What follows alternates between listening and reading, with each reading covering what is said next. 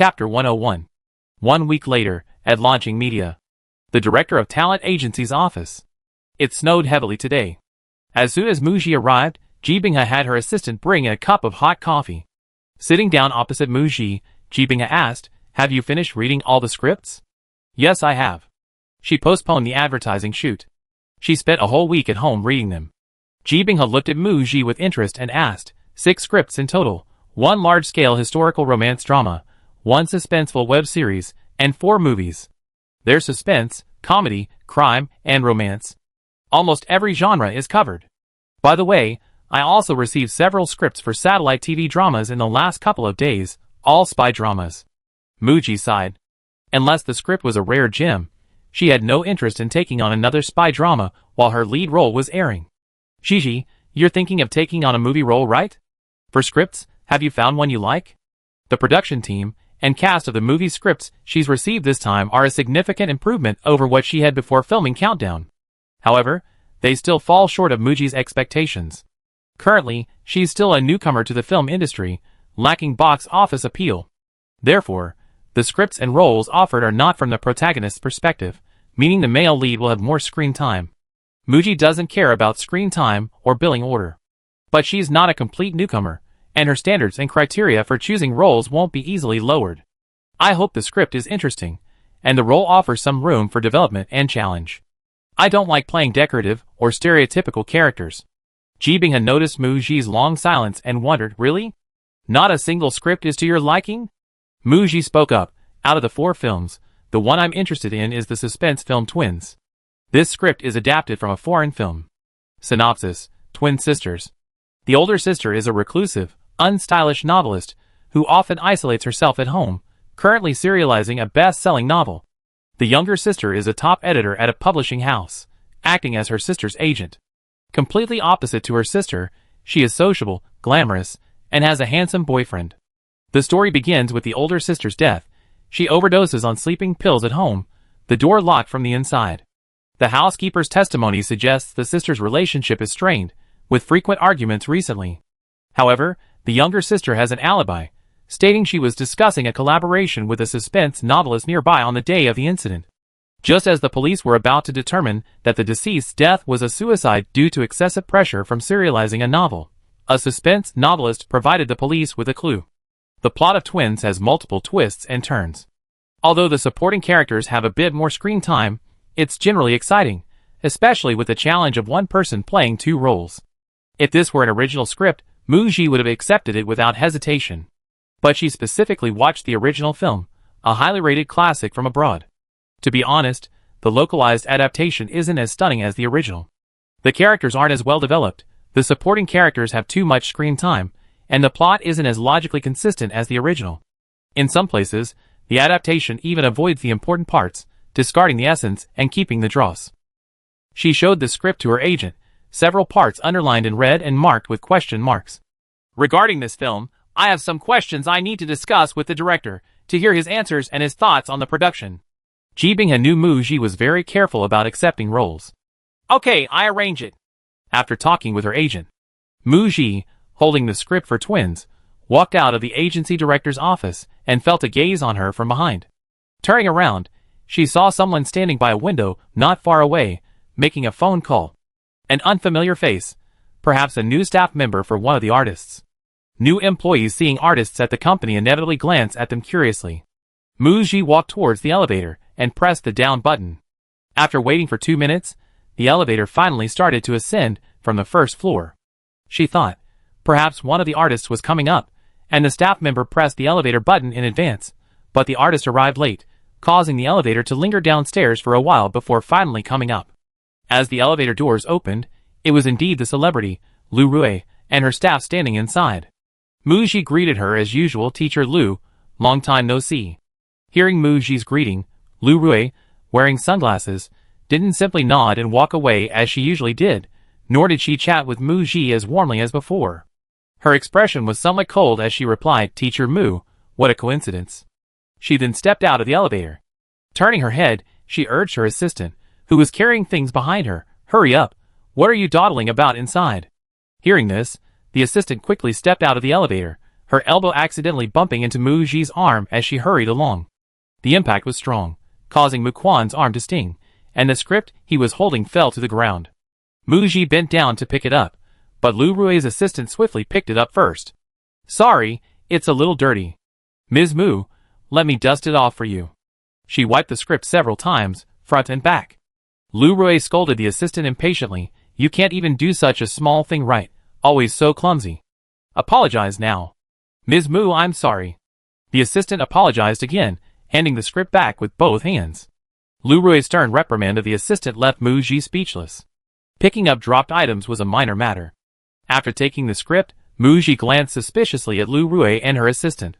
Seeing the assistant's tense expression, she assumed it was because she was worried about being scolded, and reassured her, "It's okay, just be more careful next time." She then stepped into the elevator, pressed the button for the first floor, and the elevator doors slowly closed. Still standing at the elevator entrance, Lu Rui took off her glasses and extended a hand to her assistant. The assistant quickly scribbled 2 words on the back of a document and handed it to Lu Rui. The next evening, Ji Binghe, Mu Ji, Minmin, and an assistant, a group of 4, headed to a restaurant. On the way, Ji Binghe briefly introduced Mu Ji to Director Do, whom they were going to meet. Besides what Mu Ji had researched, a well-known director who had made several films, including a wildly popular suspense film that made him famous, but whose later films had declined in quality. Ji Binghe also gave her a heads-up. "I met Director Do before. Those in the arts are a bit arrogant and conceited." Minmin. Speaking of which, teacher Lu Rui worked with Director Do before. Their movie, released last National Day, grossed over 200 million, but the reviews were SOSO. Speaking of this, Ji Binghe casually mentioned, "Actually, I met with Director Do to discuss the script. He said he initially intended to cast teacher Lu, but later felt that your temperament was more suitable for the role, Shiji." Mu Ji didn't take it to heart. It wasn't unusual. Some directors did prefer to work with actors twice, as it created better chemistry, saved time, and they might even get a discounted rate. They arrived at the restaurant and entered a private room. 2 people were sitting inside. The one in the main seat was Director Do, and the other appeared to be his assistant. According to the agent, the producer would also be there. After sitting down, Director Do explained, the producer had something come up and couldn't make it. While exchanging pleasantries, ordering food, and waiting for the food to arrive. At Mu Ji's prompting, Minmin took the script out of her bag. Mu Ji chatted with Director Do about the original film and the script she had received, sharing her thoughts and showing the director the marked sections of the script. Director Do seemed uninterested, glancing at the script briefly before closing it. He launched into a long lecture, essentially saying that he had directed many films and understood the market and audience as well, while Mu Ji was just a newcomer. Mu Ji insisted, "I still think the original film handled the plot better. The fundamental conflict between the sisters is that the younger sister wants to control the older sister, using her as a tool, while the older sister is unwilling to be deliberately hidden in the background, her presence diminished, and prevented from stepping into the spotlight.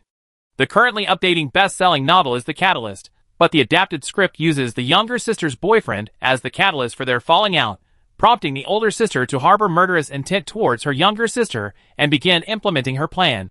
Is it reasonable to do this for a man you only met a few times?" Furthermore, in the original film, the mystery novelist who provides the sister's testimony has a significant role, assists the police in solving the case, and is the male lead. The script for Twins adds the sister's boyfriend to the male lead role. Regarding this, Director Do proudly proclaims his innovative idea. "We want to innovate on the basis of the original film, bringing a different viewing experience to the audience. Making the sister's boyfriend the male lead adds a romantic entanglement to the film, expanding the audience, and adding some passionate scenes adds hype." Mu Ji frowns as she listens. Actually, the final product of a film, its box office success, depends on whether the audience likes it. It's up to the audience to decide. Her perspective on the script differs from the director's, which doesn't necessarily mean she's right. But so far, 4 films have been made. Mu Ji enjoyed working with the 4 directors, Su Tao, Su Quan, Shen Yin, and Wan Zhou. Communication before filming went smoothly, and they were on the same page. The directors listened to the actors' suggestions, whether they were adopted or not, and they discussed and exchanged ideas. Even director Wan Zhou wasn't arrogant or dismissive of the actors' suggestions. After the dinner, Ji Binghe felt like Mu Ji had been doused with cold water. "Our conversation tonight wasn't very pleasant. Do you still have concerns about acting in this drama?" She hadn't given her consent at the dinner, indicating she still needed to consider it. Mu Ji, yes. Since the collaboration wasn't finalized, and the director seemed indifferent to her ideas and suggestions, a disagreement arose between them. Once filming begins, the director and actors need to maintain communication throughout the shoot. Given director Do's unyielding nature, the actors will likely have no choice but to obey. Furthermore, Mu Ji had a concern. Director Ji, have you also been in contact with other actors for this film project? Ji Binghe was taken aback by the question. She had actually noticed the change in director Do's attitude. The meeting was originally scheduled for last night, but the time was changed. Initially, he strongly insisted on inviting Mu Ji to act, considering her his first choice.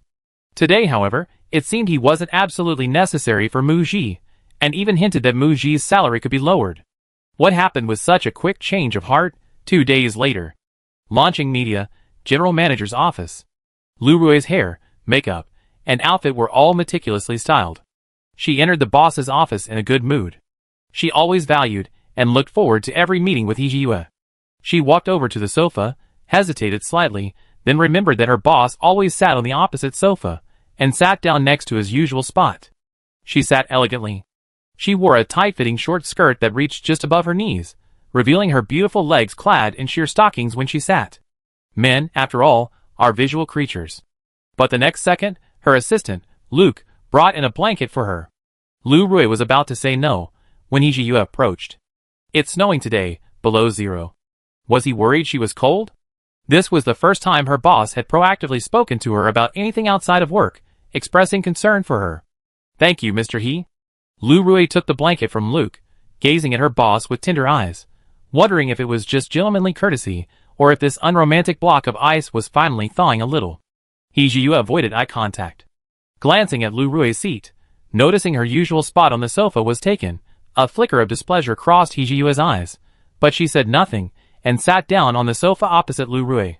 Lu Rui observed the deliberate distance Hee-ji-woo maintained, noting the cold aura emanating from her after she sat down, which seemed to indicate the upcoming discussion would be anything but pleasant. She suppressed the romantic thoughts that had been stirring within her. Since signing the contract, aside from 2 prior contacts before the contract was signed, a visit to the general manager's office on the day of the signing, and 2 meetings here, the rest of the times, Lu Rui had proactively sought out Hee-ji-woo. Actually, the boss didn't directly interfere with the artist's work arrangements. Most of the communication was handled by Ji Binghe. So today, when Lu Rui received Hee-ji-woo's call, asking her to come to the company, she had expected that even if her boss wasn't calling her to discuss personal matters, if it was work-related, it would be good news. Like the previous 2 meetings, he called her in to discuss her acting career's big picture. But today's atmosphere seemed off, and a possibility crossed her mind, causing her heart to sink. Hee-ji-woo didn't like beating around the bush, and went straight to the point. Ms. Lu, I called you here today because I received feedback that a film project was initially handed over to another actress in the company. Director Ji arranged a meeting with the director, and the collaboration was under negotiation. But yesterday, the director said that you've been cast as the female lead in the film project, and I think you need to explain this. Lu Rui's smile froze, her hands clenched tightly, and the new manicure she just done today wasn't very good, pricking her palms painfully. She knew Ji Binghe would report this to the boss, which was normal. What she hadn't expected was why the boss would personally intervene in something that should have been handled by Ji Binghe. Was it because Mu Ji was the one who had snatched the resources? Was that why he valued Mu Ji so much? Lu Rui looked at Hee-ji-woo, first feigning surprise. President He, are you referring to the drama twins? Then she calmly explained, initially, Director Do contacted me, showed me the script, and wanted to invite me to act in it. At the time, I was filming a movie, and I wasn't sure if filming would be delayed. I was supposed to join this movie after the new year, and the time was too tight, so I didn't immediately agree. I took some time these past few days to read the script, and I really liked it. Plus, Director Do repeatedly invited me, and our previous collaborations were very pleasant, so I decided to accept. She said that only after accepting the offer did she hear that Mu Ji had also been contacted for the role. She sneered, President He, if you don't believe my explanation, you can call Director Do to verify. With my status and position in the industry, I have no reason to snatch resources from a newcomer who's only been in the business for 2 or 3 years. That would be an insult to me. Hee-ji-woo listened to Lu Rui's words, his expression calm and unreadable. His tone was cold, yet carried a warning. When 2 actors compete for the same role, the director has his own considerations, and his choice of actor is perfectly acceptable. However, I don't want malicious competition among the artists under my company, where someone lowers their fee to snatch resources from another actor. Chapter 102. The words reduced her fee stung Lu Rui's face like a slap in the face. Lu Rui felt embarrassed and furious, inwardly cursing Do Wei, this paternalistic director Do, to show how popular his new film was, not because he had favored the actors, but because actors were vying for his roles, had revealed that she had reduced her fee to act in it. She couldn't admit it openly, no matter what. Lu Rui said lightly, "This is my second collaboration with director Do, so I gave him a friendly price." In the industry, this was common practice. Some actors would work with famous directors for 2 or 3 years without paying, while others would pay out of their own pockets. Giving a friendly price was nothing new. He Jiayue remained silent, knowing Lu Rui was making excuses. He was very familiar with the situation of the company's top artists. Lu Rui was originally in talks for the lead role in a crime thriller. Her previous collaboration with director Do ended with the film only grossing a little over 200 million yuan, leading her to subtly criticize him for losing his touch and have no intention of working with him again. Whether director Do initially presented the script to Lu Rui or only to Mu Ji is not the point.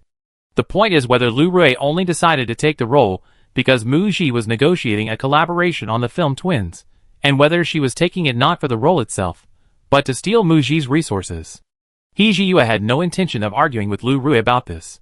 The company explicitly prohibits malicious competition between its artists. If word gets out, it will have a negative impact on the company. Looking at Lu Rui, his expression and tone lost their usual gentleness, replaced by the sternness of a superior. "Ms. Lu, since signing with the company, you enjoy the best resources of all the artists. As a senior, you should have a broad perspective and set a good example for other artists. If you can't, the company will consider replacing you with someone else." The last sentence was delivered with considerable emphasis. The implication was clear. The company could promote Lu Rui as its top star, or it could promote someone else. "Ms. Lu, are you determined to take on the role in Twins?" Lu Rui's face flushed and paled, looking extremely unpleasant. Sitting opposite her, He Jiayue, like a lion, stared down at her with a domineering gaze. 2 days ago, Lu Rui discovered that Mu Ji was interested in starring in Twins, and preemptively arranged a meeting with Do Wei, proposing to play the lead role in the film. Director Do was quite surprised, but then realized that Lu Rui was trying to steal resources from Mu Ji. The cunning director felt he had suddenly shifted from a passive to an active position, and now that he held the upper hand, he wanted to take advantage of the situation and manipulate Lu Rui. He didn't readily agree to let Lu Rui play the role, saying, "Actually, for the female lead in Twins, my preferred choice is Mu Ji." He mentioned he had arranged to meet Mu Ji the next day and needed to consider it further, implying that Lu Rui should lower her fee and take the role as a friend. This infuriated Lu Rui. After considering it for a day, she had no choice but to agree to lower her fee to get the part. One of the reasons Lu Rui snatched the role from Mu Ji was that Mu Ji was climbing too fast, her career was developing too rapidly, and she worried that her position in the company was unstable, and she would be dragged down. Therefore, snatching the resource was partly aimed at suppressing Mu Ji. But that's not the main reason. Recently, at some industry dinners, when Mu Ji was mentioned, everyone was amazed by the mystical aura surrounding her. The bell ringer was a mess, but Mu Ji starred in it and became a sensation. Back to 17 broke box office records, achieving a remarkable 1 billion yuan. The spy drama, The Blade's Edge, currently airing, has also become a minor hit. Mu Ji didn't get the best resources, but she maximized the benefits of each one. She also has a film in the works of renowned director Wan Zhou. People in the industry think Mu Ji is lucky, has a good eye, and is very good at choosing scripts. Lu Rui snatched the role from Mu Ji, wanting to steal Mu Ji's good fortune as well, hoping to become a star with Twins instead of remaining a mediocre actress. Therefore, she's definitely going to take this role. President He, I promised director Do I star in Twins, and the letter of intent has already been signed. This indicated that the matter was finalized, with no room for negotiation, and she absolutely wouldn't give it up to Mu Ji. Knowing that He Jiayue was someone who responded better to gentle persuasion than force, she played the victim, saying, "President He, you're right. For many actors in the company, I'm a senior. I've been in the industry for almost 10 years, and I'm about 10 years older than Mu Ji." She subtly mentioned the age difference between herself and Mu Ji. "The roles we take are for different age groups. I only took the role in Twins because it suited me. I wouldn't pretend to be young to compete with a younger girl for a role just to target someone." He Jiyue was momentarily speechless. He hadn't meant that. When the company signed Lu Rui, she was already over 30. Actresses of every age can shine in the field of acting, and shouldn't be limited by age. Naturally, Lu Rui's development wouldn't be hindered because of her age. At this moment, Luke walked in and announced, "Director Ji is here." He Jiyue gestured for her to come in. Ji Bing had informed the boss that Lu Rui had snatched Mu Ji's role, a routine report, and then went to talk to Mu Ji to understand her thoughts on twins before considering how to handle the situation. Just after finishing her conversation with Mu Ji, she heard that the boss had called Lu Rui to the company. Remembering the boss's extremely displeased expression during her report, she knew the boss strongly disliked artists fighting for resources, especially malicious competition. Ji Bing quickly came over. Upon entering, seeing the expressions on the two faces, she guessed the conversation hadn't been pleasant. This matter could be serious or minor. The company's current situation didn't warrant losing another key member. Ji Bing's intention was to handle it leniently. She had already said her proposed solution to the boss while standing at the door. She gave the boss a wink, signaling him to look at his phone.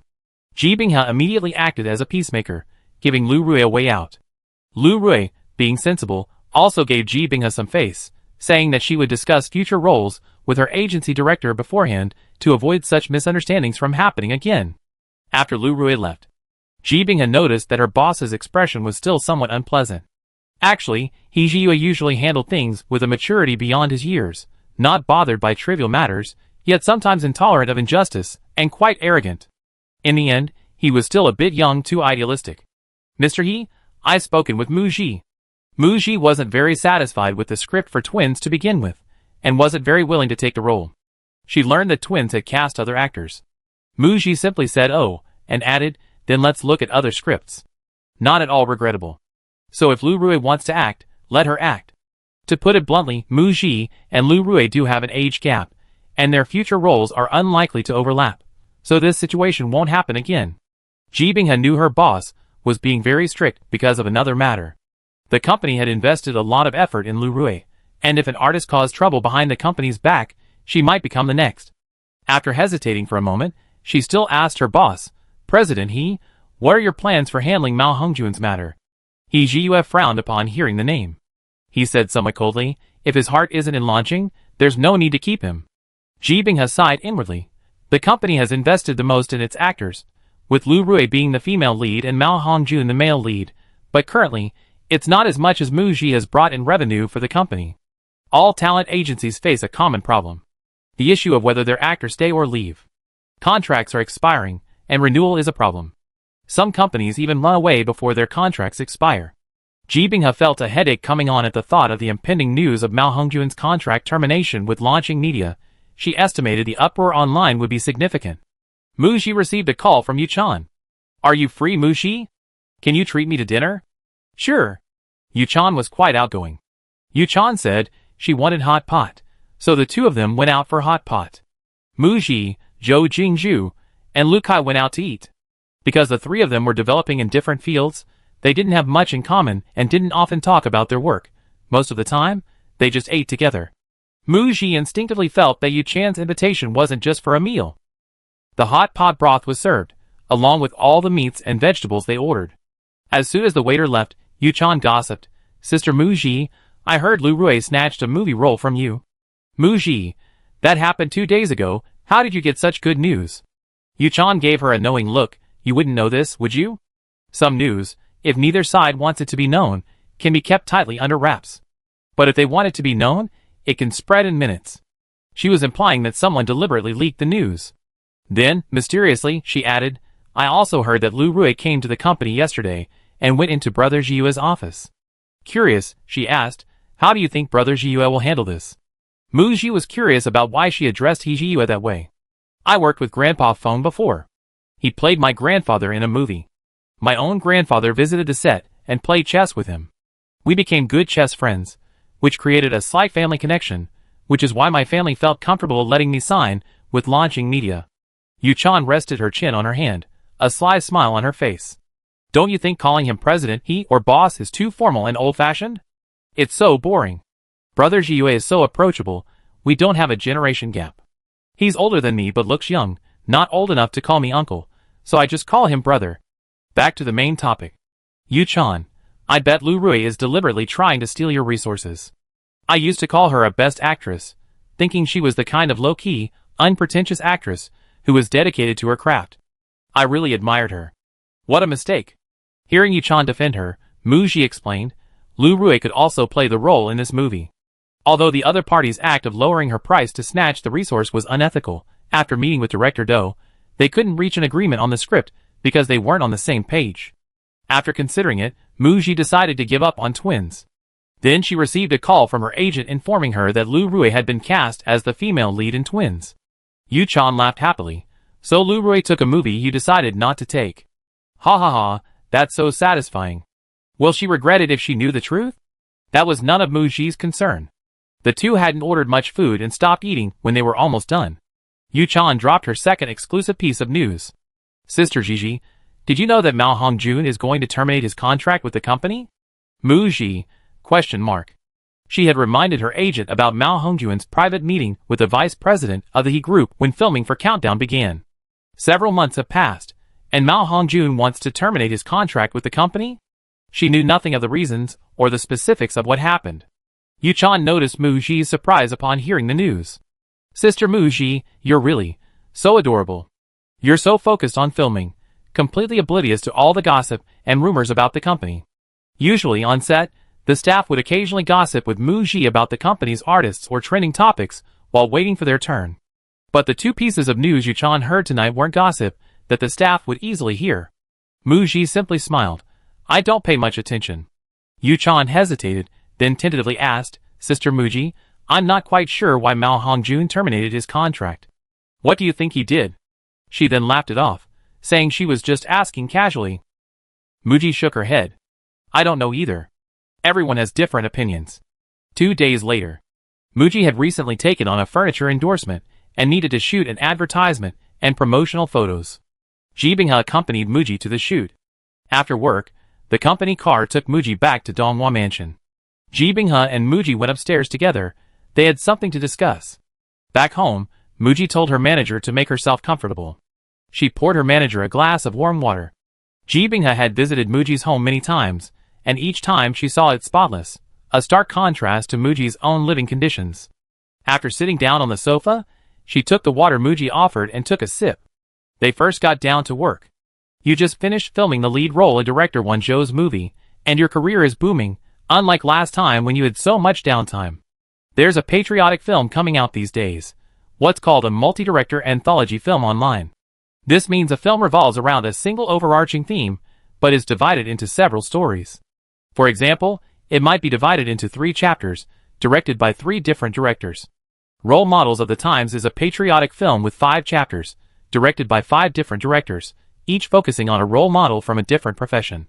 You've been invited to star in the chapter about building your hometown, playing an inspirational rural teacher who, after graduating from university, resolutely chooses to return to her hometown to contribute to its development. Muji glanced at her agent's bag. Ji Binghe immediately understood, there's no script yet, but there are character biographies. I send them to you via WeChat. She unlocked her phone and sent Muji a document containing basic information about the film and the character biographies. She continued, the director responsible for your segment is named Hong Yin. Muji, who was looking down at the document her agent had sent, looked up, her eyes lighting up.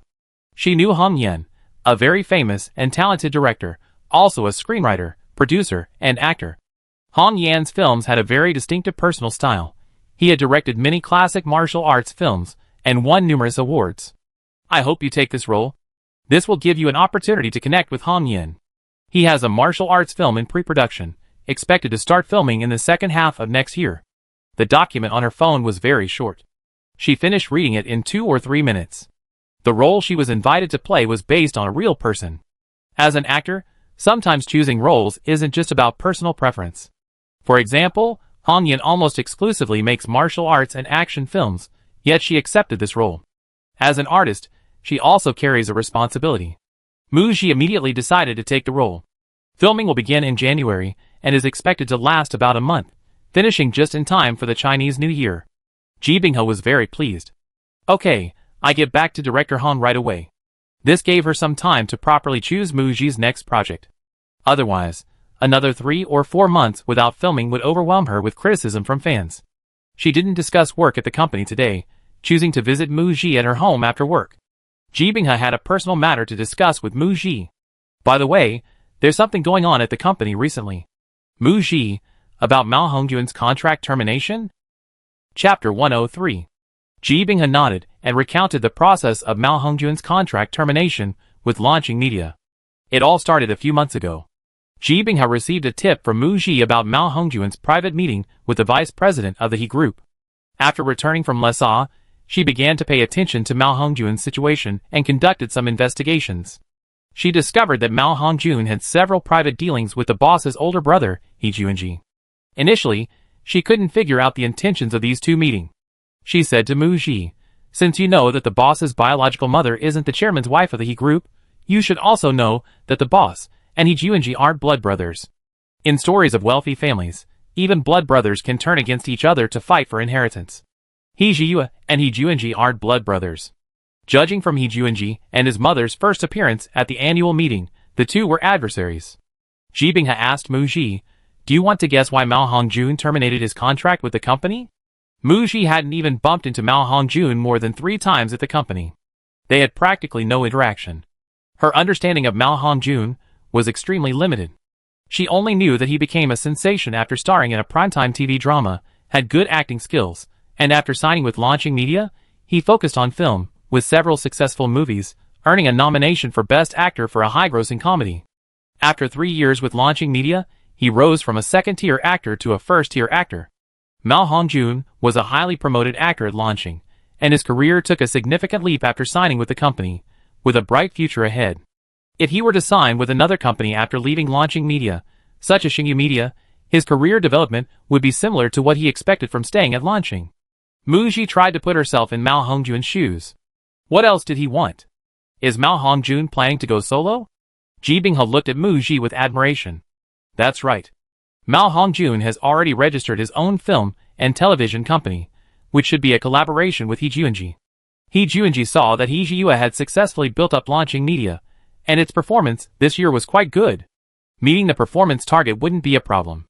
To prevent Launching Media from meeting the performance target, he pulled this tactic, poaching Mao Hongjun, the top star. In Mu Ji's view, Mao Hongjun was still developing, and He Juanji was mostly using him. Besides, Mao Hongjun was an outsider. The He Group already had Launching Media in its entertainment sector. Did they have the extra resources and money to invest in another Launching Media 2.0?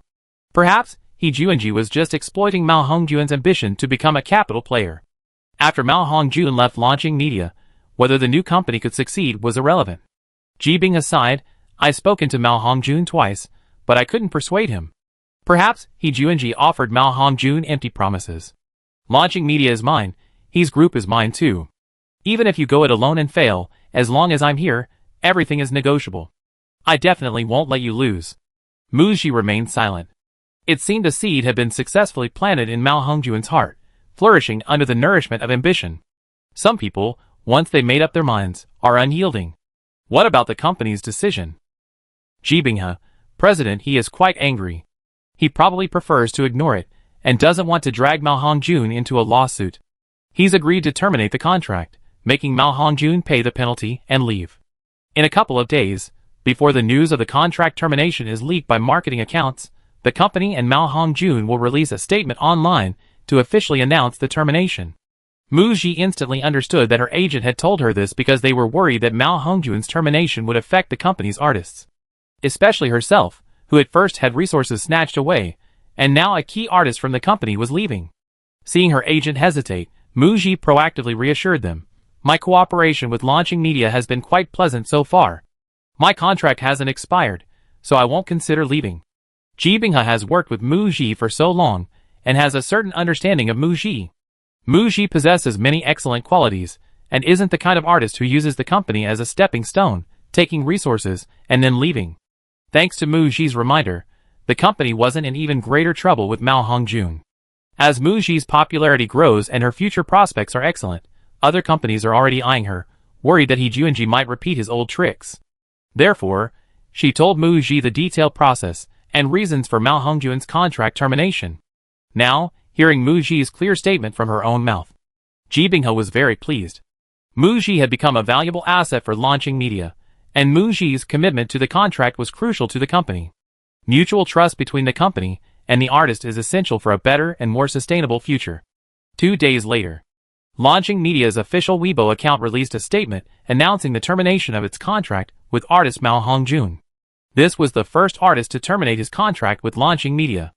Aside from the highly respected veteran artist Feng Chongxian, Mao Hongjun was practically the top star at Launching Media, and the news of his termination immediately sparked heated discussions. Following this, Mao Hongjun's personal studio also released a statement, expressing official gratitude to Launching Media and stating that the contractual relationship had been terminated through friendly negotiation. Mao Hongjun's termination of contract with Launching Media became a trending topic, quickly reaching the top spot. When Mu Ji clicked into the trending topic, the top comments under the marketing accounts were dominated by Mao Hongjun's fans, with messages essentially saying support Brother Jun's decision and will accompany Brother Jun as always, suggesting that the team had informed the fan base beforehand. Scrolling down, I saw netizens' opinions on Mao Hongjun's contract termination. Wasn't Mao Hongjun doing well at Launching Media?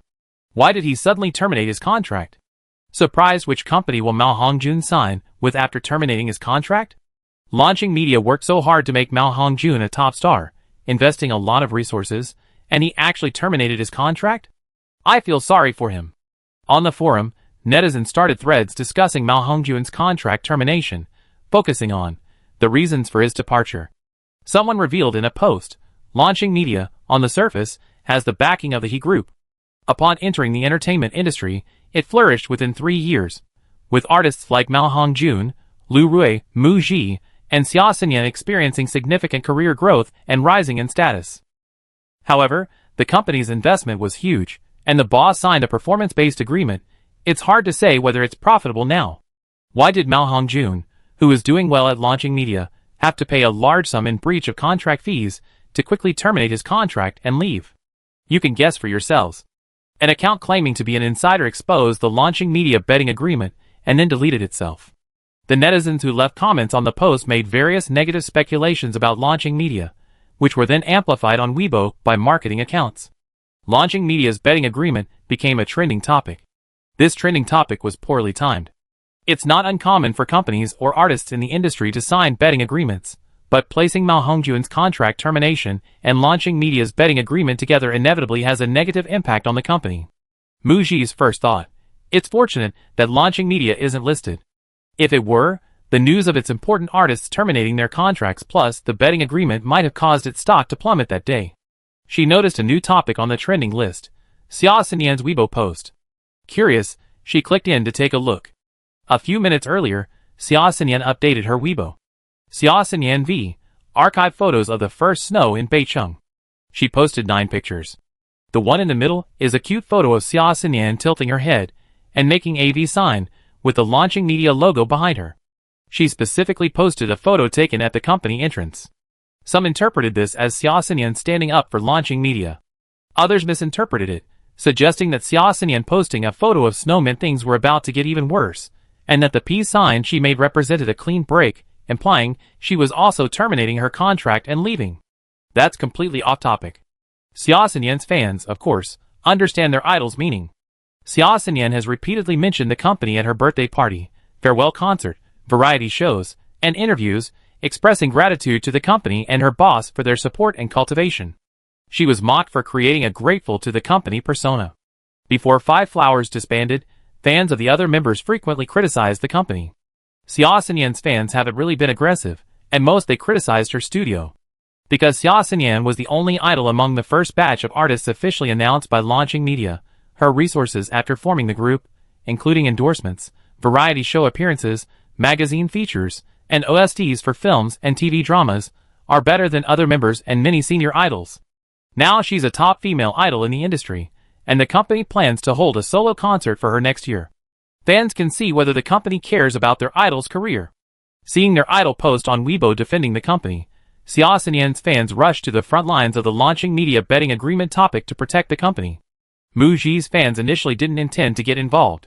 They didn't care when their idol's company's top artist terminated his contract. Mao Hongjun had been signed to Launching Media for 3 years, so early termination is normal. They didn't take the launching media betting agreement trending topic to heart either. Launching media has the powerful backing of the E Group, and both the company and its artists are doing increasingly well. It's quite common for celebrities in the industry to sign performance-based agreements with their companies. What if something goes wrong, launching media gets acquired, or the owner changes? Given her current status, leaving launching media is completely different from leaving Xinghe Culture. She'd be a hot commodity at any company, a highly promoted artist. Her talent and achievements are Muji's strength. So Muji's fans have nothing to worry about. The idol and the company have a cooperative relationship. They are just Muji's fans and don't intend to get involved. However, they saw Muji leave a comment under Xia Xinyan's latest Weibo post. Muji v. A timely snow promises a bumper harvest. These 5 characters originally meant that winter snow foreshadowed a bountiful harvest in the coming year. Now, combined with Xia Xinyan's Weibo post, it seems to express a wish for the company's future development. Xia Xinyan replied to Muji within 3 seconds, sending 3 heart emojis. Seeing their idol publicly support the company, Muji's fans joined in. Subsequently, the topic of Muji and Xia Xinyan's interaction on Weibo trended on social media. Many netizens commented on the interaction. It brought back memories of the Chasing the Light Girl talent show 3 years ago. Back then, both of them were hot contenders for the center position. 3 years later, Muji has become the most popular actress, and Xia Xinyan has become the most popular female idol. Seeing them at the top is so sweet. These two beauties are so close, looking forward to a collaboration stage. Is the atmosphere at launching media really good? The female artists seem to get along very well. Hope to see more friendly interactions between these beauties. The topic generated a lot of discussion and rose rapidly, even surpassing the topic of Mao Hongjuan's contract termination with launching media to top the trending list. After all this drama, the gossip-loving public is exhausted. The evening of the second day. Perhaps to contradict yesterday's comments that the female artists under launching media seem to have a good relationship, or perhaps because someone's trending topic was suppressed and didn't achieve its intended purpose, this is an attempt to get revenge. On Weibo, a small marketing account revealed that the female lead in the suspense film Twins, directed by Do Wei, was originally intended for Muji, but was snatched away by the company's top female star at a friendship price. The hashtag Lu Rui Muji had just reached the top of the real-time trending topics list when it was removed. Don't wash your dirty linen in public, as the saying goes, and launching media naturally couldn't let this matter trend on social media. Muji had already accepted a role in the film directed by Hong Yan, the director of Model of the Times, and filming was scheduled to begin in January. Once the news of the film start date was revealed, it would have been pointless to bring up the matter between Muji and Lu Rui again. Yesterday would have been the best time if Muji and Xia Xinyan hadn't trended. Because launching media released so many scandals yesterday, viewers were getting tired of them. They could only release the news today. The trending topic was removed before it even officially appeared, significantly reducing its discussion and buzz. It didn't generate much discussion among netizens, but mainly stirred up trouble among Muji's fan base. Muji's fans' first reaction to the revelation that Lu Rui had snatched their idol's resources was anger. Isn't this blatant suppression of their idol? If it were yesterday, they would have immediately attacked the company. Today, most fans calmed down relatively quickly, questioning the veracity of the revelation. Yesterday, my idol even interacted with Xia Xinyan and stood up to support the company. Muji's fan base is quite diverse, including idol fans, actor fans, fans of her looks, and fans of her career, etc. Most fans are quite reasonable. This year has been very important for Muji, a year of leapfrog development. The company helped her secure film resources from major directors, and the currently airing primetime drama resources were more or less recommended by her agent through Yin Xiuran's connections. Launching media has treated Muji quite well. Given the age difference between my idol and Lu Rui, it's unlikely they would compete for the same role, right? These past 2 days, negative reports about launching media have been coming one after another, which seems a bit suspicious. After calming down, Muji's fans commented on the marketing account's Weibo posts about the resource hijacking, pleading with Muji to stop spreading rumors. They didn't get easily provoked and started attacking the company. Lu Rui doesn't have many fans. A few trolls are just trying to provoke her, but they're too lazy to deal with them. It's a one-sided crushing victory. There's nothing to argue about. To avoid being accused of bullying the best actress and ruining her public image. But it's still necessary to give her a heads up at the studio and through her agent. Muji received the script for her new role and was busy at home studying the character. She spent her evening browsing the internet as usual, but didn't see any related trending topics, so she was unaware of the situation. It was only on WeChat that she received a thumbs-up emoji from her agent, thanking Muji for her brilliant comment under Xia Xinyan's Weibo post yesterday. Muji, she hadn't thought much of it at the time, it was purely accidental. Chapter 104. Late November saw the start of the year-end galas and events. Muji had a movie airing this year, won a newcomer award, starred as the female lead in a renowned director's film, and had a spy drama currently airing on satellite TV. She received invitations to all sorts of galas and events, big and small, with very attractive offers. The new year was just a week away. She was about to start filming a new drama in January. Her confirmed January schedule included advertising shoots and magazine covers, makeup tests, costume photo shoots, and attending script readings for her new drama. She also needed to find time to prepare for her new role, making her schedule extremely full. She only selected 2 galas to attend. One was the Star Awards hosted by the OWL platform. Back to 17 was released on the OWL platform a few months after its theatrical run, and The Blade's Edge was also broadcast on the OWL platform. So this year, she skipped Green Apple and came to the OWL platform. This effectively dispelled rumors that she had withdrawn from the Chasing the Light competition and subsequently been blacklisted by the OWL platform. The Star Awards and Green Apple's Boiling Night event had similar formats: a red carpet and an award ceremony. The lineup of invited celebrities was stronger than that of Boiling Night. Tonight, the new 4 little flowers were all present, namely Liao Yanning, Shi Qianwen, Qi Yu, and Mu Ji. On the red carpet, the battle raged over dresses and who looked better, with fans pulling at each other's hair, none willing to concede. Then the battleground shifted to the seating arrangements inside the venue. The organizer seating arrangements and the treatment given to an artist, to a certain extent, represent the industry's assessment of that artist's status. This year's Tencent Video All-Star Awards ceremony brought together the new 4 little actresses for the first time. In the previous 2 years, Liao Yanning, Shi Qianwen, and Qi Yu received the same treatment at the award ceremony. How Mu Ji would be treated became the most discussed topic among netizens. Mu Ji and Liao Yanning both have dramas airing, and they're being compared side by side for the top spot among the 4 little actresses. But does her status actually warrant sitting with the other 3? It feels like she's still missing something. Maybe she have to wait for Countdown to be released.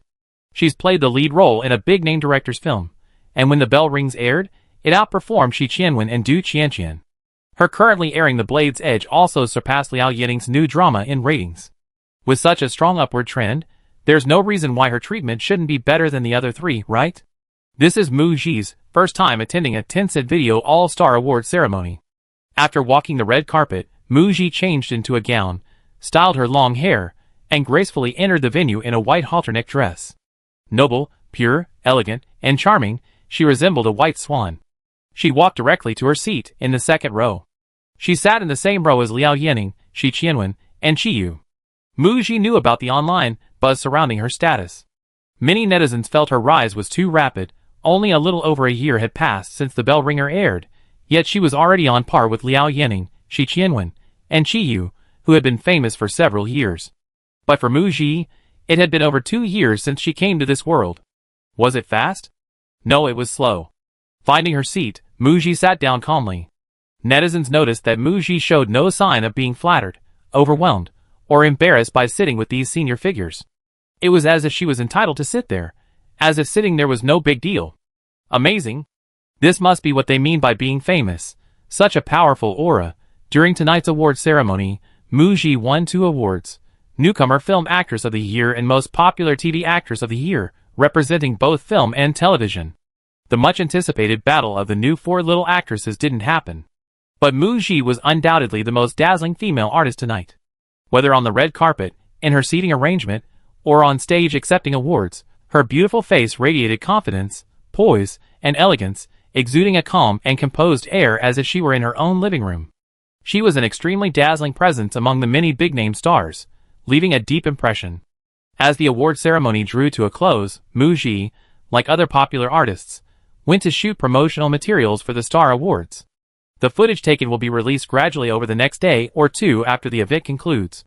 It's likely that this is a major undertaking to gather so many big-name celebrities, and the aim is to generate sustained buzz and attention. After Mu Ji finished taking the footage, the award ceremony was almost over. She no longer needed to return to her seat inside. She headed to the dressing room arranged by the organizers, intending to change her dress and then leave. At the dressing room entrance, she encountered a middle-aged man wearing glasses. Upon seeing Muji, he approached but maintained a safe distance. He introduced himself. "Hello, Ms. Mu, my name is Ji Peng. It's a pleasure to meet you. Could I have 2 minutes of your time?" Ji Binghe hadn't accompanied her to the event tonight.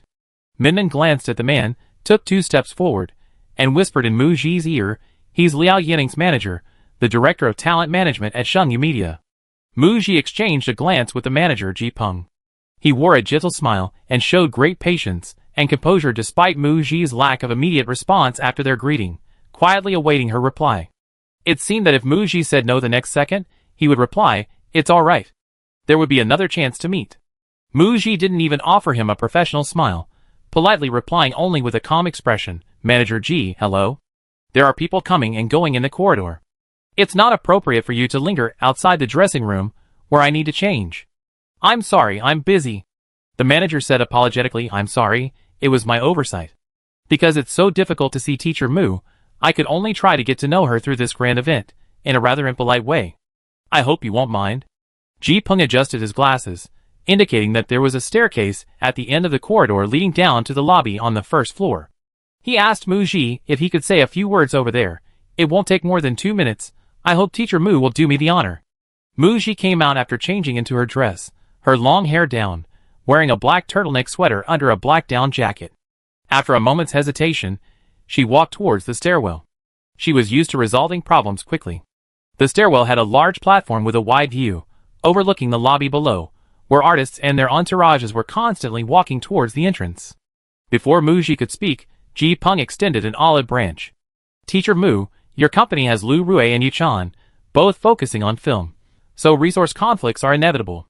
There's no guarantee that resource hijacking won't happen again in the future." He paused, then subtly criticized Hijiyue. "A young company, a young boss, is fraught with unknown risks. Shengyu Media, on the other hand, has been a fixture in the industry for almost a decade. As one of Shengyu's partners, I've been a talent agent for over 10 years. Ji Peng stood with his hands in his pockets, exuding an air of everything is under my control. Looking at Muji, he continued, "Ms. Mu, you are excellent in every way. I regret not recognizing your talent sooner, but I believe our current acquaintance isn't too late. Yan Ning will focus on developing her career in television dramas.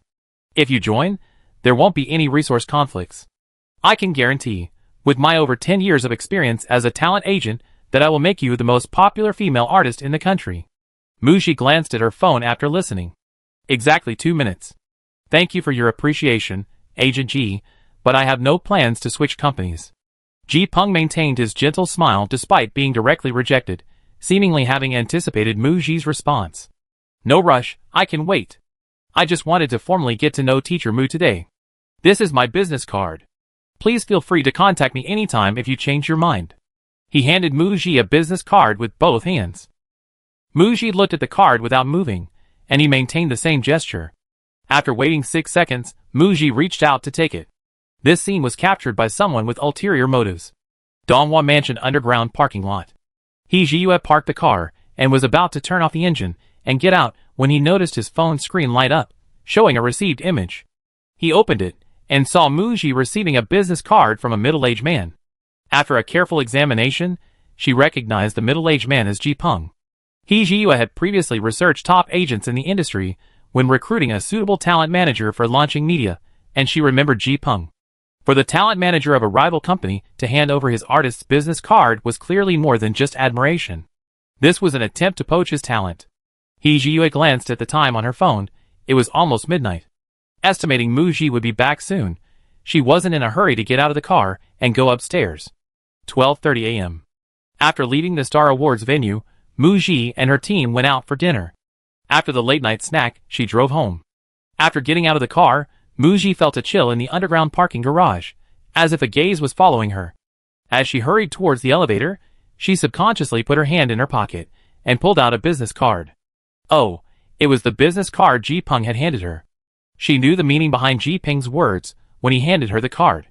The gist was, "Let's get to know each other first, and that Xingyu Media would be given priority consideration when she intended to terminate her contract with Launching Media or when her contract expired. Ji Peng was outwardly polite, but inwardly arrogant. Mu Ji was certain she wouldn't be searching for a business card 2 or 3 years from now. Just as she tore the business card in half, she heard a voice behind her call out, "Teacher Mu." Startled, Mu Ji turned around, following the familiar voice, and saw her boss He Jiyue striding towards her with his long legs. As He Jiyue approached, he saw what Mu Ji was tearing in her hand. His lips, which had been constantly pursed during the half-hour wait, involuntarily curled into a smile. Mu Ji, somewhat embarrassed, quickly threw the business card into the nearby trash can. Recalling the last time she heard the agent talk about Mao Hongjuan's contract termination, mentioning that the boss was quite affected by it. "You're back so late?" Mu Ji casually asked with concern, working overtime at the company until this late? He Jiyue initially wanted to deny it, but then, thinking about it, nodded listlessly like a wilted eggplant. With such a hard-working boss, leaving early and returning late for the company's business, it seems that Launching Media really will become the biggest entertainment agency in the industry, just like in the novel the boss spends money to spoil her debut. Seeing the tired look on the boss's face, Mu Ji knew that the company was inevitably affected by Mao Hongjuan's departure, even severely weakened, and might even affect the completion of the performance-based agreement. However, she believed that everything would be resolved. She was still happier to see the boss in high spirits, and hoped to see him develop and expand the company soon. The boss was comforted with an official remark. "Mao Hongjuan's departure is a timely loss-cutting measure for the company. We believe the departure of one artist won't affect the company's progress." He Jiyue replied, "Thank you. If Mao Hongjun had gone to another company, I wouldn't be so." Never mind, he regretted his foolish decision. The company had poured a lot of resources into promoting Mao Hongjun to A-list status, but all that effort had been wasted. He couldn't help but feel frustrated that all those resources had been given to an ungrateful wretch. This topic had been on Ijiyu's mind for the past few days, prompting him to ponder a particular question. In his impression of Mu Ji, she was very knowledgeable about the entertainment industry. As an artist, her actions and opinions were always remarkably clear-headed. Perhaps the answer could be found with Mu Ji? He Jiyue asked, "Teacher Mu, what should I do to prevent other artists from experiencing a situation similar to Mao Hongjuan's?" Mu Ji, "It's unavoidable." Seeing the boss's somewhat somber expression upon hearing this, he thought, the boss is probably worried that the nominal elder brother, He Juanji, will try to poach him again. From his own subjective perspective, he elaborated a bit more. Every artist has different pursuits, different ideas, and different perspectives. Sometimes, artists make wrong choices based on their own judgment or information gaps. For example, an artist feels that staying with their current company only provides them with self-produced dramas, or is being suppressed by the company's top female stars, limiting their development and preventing them from becoming famous. Just then, another company extends an olive branch, offering a good role and numerous benefits. They imagine that after leaving their current company, they can choose roles according to their own preferences, become the top female star in the new company, and usher in a broad career development. Upon arriving at the new company, aside from the initial project she secured, she discovered that all the promised opportunities were empty promises. No decent resources were provided. After the first project flopped, no follow-up projects came in. She vanished without a trace, disappearing from the industry entirely. The company's future prospects and its plans for its artists can also be reasons for artists leaving. Interests bind artists and companies together. If they can't grow together, one will eventually abandon the other. He Jiyue suddenly felt a pang of pain. Hearing this, the first person that came to mind was Mu Ji.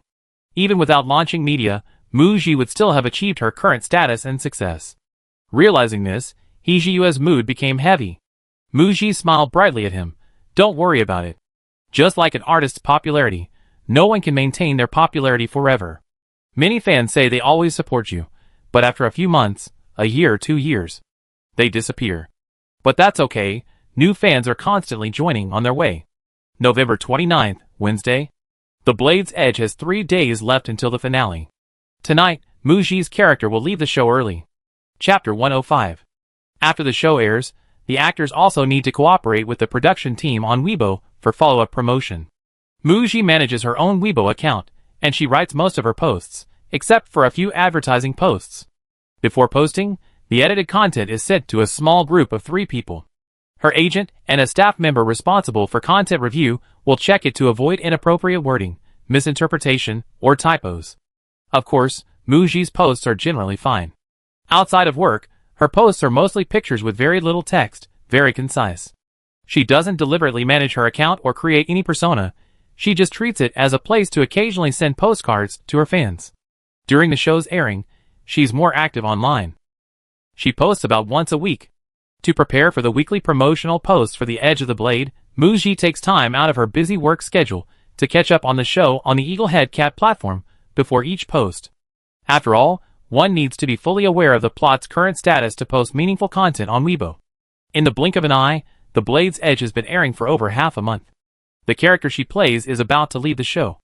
That day, Muji drove home after finishing her work schedule. It was already 7 p.m. when she arrived home.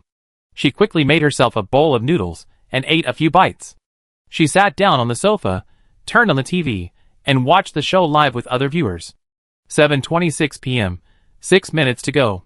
Muji picked up her phone, logged into Weibo, and went to her personal super topic. Seeing fans' Weibo posts. Even though I knew Ji Bao's character was going to be written out of the show, seeing the official Weibo's preview today still really broke my heart. I have a feeling watching the show tonight will be incredibly heart-wrenching. I already prepared a whole pack of tissues. Because this is Ji Bao's first time watching a spy drama, I've been completely captivated by the plot, and have been following it ever since. A salute to the heroes who bravely faced the hardships of that era, and a sigh of gratitude for how happy and wonderful our lives are now. Heart emoji. At Muji, you acted so well. I've been watching it every day for the past 2 weeks without missing a single episode, and many of my friends are watching too. Knife emoji. It's really hot. Tonight's episode is high energy. I hope the ratings will soar even higher. Go for it. Upon checking the OWL platform, I saw it had already aired a few minutes early. Clicking on the first episode, which aired tonight, I saw many netizens already checking in the opening comments. For actors, it's quite an honor to have so many viewers eagerly anticipating and watching their work.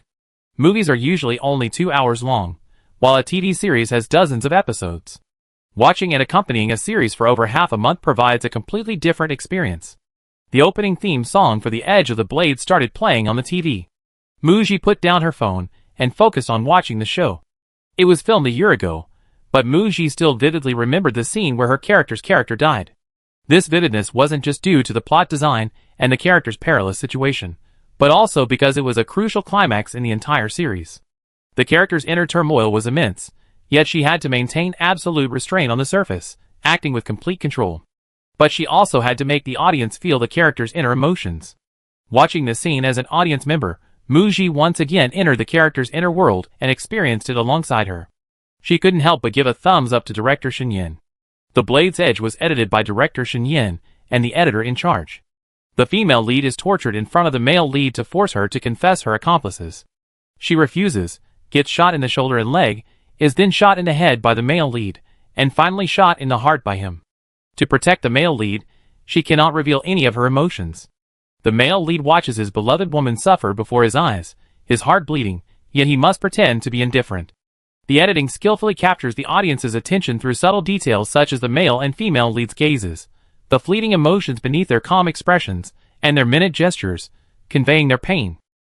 2 close-ups particularly struck Muji. When the female lead lies in a pool of blood, a single tear slides from her eye as she closes her eyes, dripping into the blood on the floor. After her death, as the male lead bends down to pick her up, a tear falls onto her clothes, staining the blood. Accompanied by wordless, melancholic music, the editing heightens the audience's grief. Muji's eyes welled up with tears. After watching both episodes, Muji posted a Weibo message bidding farewell to her character, attaching 2 pictures. The first picture was taken after filming this scene, when staff members tried to get her out of character quickly by telling her jokes to force a smile, capturing a fleeting moment of her smile. The second picture is a photo of Muji posing with a television screen. The screen displays subtitles, and Muji isn't smiling, her eyes look swollen, as if she's just been crying. As soon as the Weibo post was published, fans flooded the comments section, tearfully bidding farewell to the character. Muji checked the trending topics, and found that the production team had a huge promotional campaign for the night, with multiple topics related to the Blade's Edge ranking high on the overall list. The second trending topic was Muji's acting, which led to a video clip of the female lead being tortured and ultimately shot dead by the male lead. The comments section was full of praise for Muji's explosive acting, calling it divine. Of course, Yin Xiaoran was also praised, with many commending the two talented actors for their outstanding performances. Since Yin Xiaoran's marriage was revealed, the pretend couple CP of the male and female leads in The Blade's Edge has lost some popularity. After tonight's episode, there are signs of a resurgence in popularity, with the topic of the bad ending aesthetics of the disguised couple trending high on the hot search list. "Ah, my disguised couple has a bad ending. He killed the woman he loved most, and couldn't even hug her before he died. It's heartbreaking. The two of them never said I love you to each other, but he loved her, and she loved him. Their eyes were full of love. It's so painful." Mu Ji and Yin Xiaoran's acting was amazing. They acted so well. I cried through a whole pack of tissues tonight. The death of Mu Ji's character has become one of the most memorable scenes in The Blade's Edge.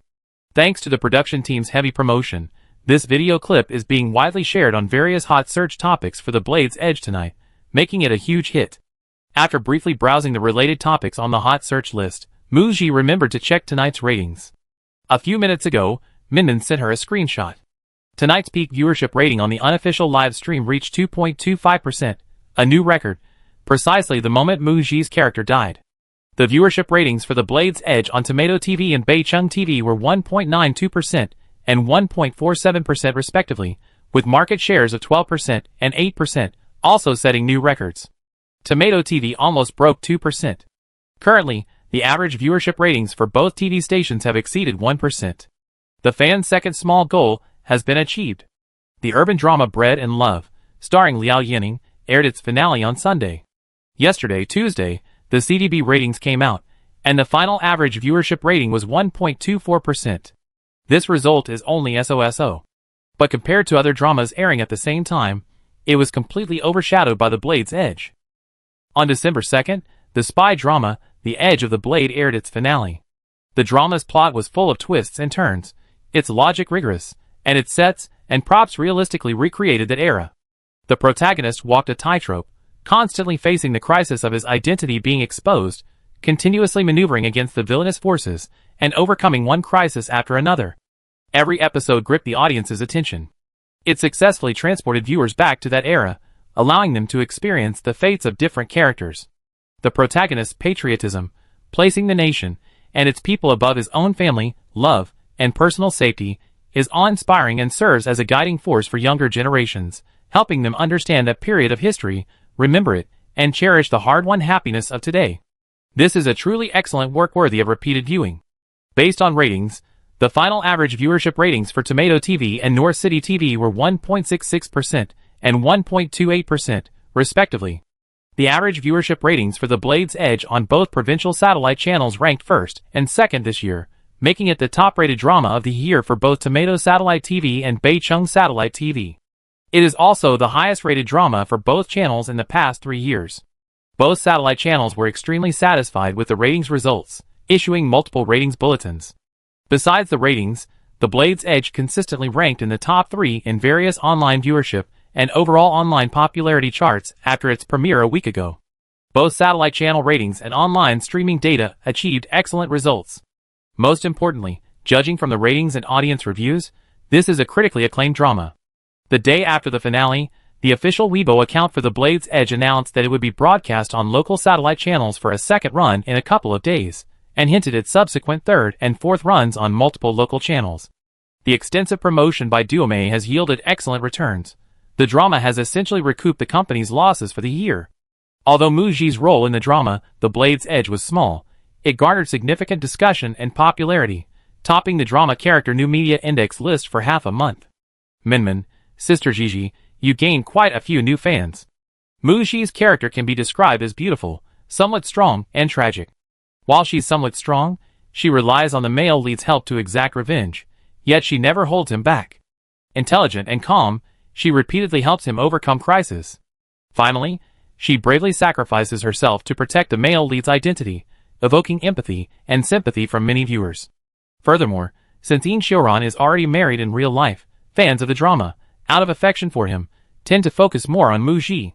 Recently, Minmin has frequently sent Mu Ji comments she's seen on social media, such as my mom my dad my relative watched The Blade's Edge and learned about Mu Ji, praising her acting skills. Mu Ji came to shoot a magazine cover today. Whether it was just polite small talk or not, The photographer and several staff members mentioned, "We've been watching The Blade's Edge recently, and we like your character," and a relative in my family group chat watched it and posted on their WeChat moments praising it. This primetime drama has undoubtedly brought Mu Ji some national recognition, giving her representative work on a major network. As the male lead of The Blade's Edge, Yin Xiaoran's personal popularity doesn't match Mu Ji's. His personal data across various aspects has increased dozens of times compared to his previous works, making this his most popular starring role. However, the revelation of his marriage has somewhat affected Yin Xiaoran's ability to take on subsequent dramas, and his on-screen chemistry with female actresses. This is partly why he didn't gain a large following with his role in The Blade's Edge. Last week, Mu Ji and Yin Xiaoran bumped into each other at the company. Since there was absolutely no ambiguity between them, and the rumors circulating online were malicious fabrications, they didn't feel embarrassed and remained as before. Yin Xiaoran hinted to Mu Ji that they might hold a wedding ceremony next year. He invited Mu Ji to attend. Mu Ji agreed, if she had the time. The success of The Blade's Edge was of great significance to director Shen Yin.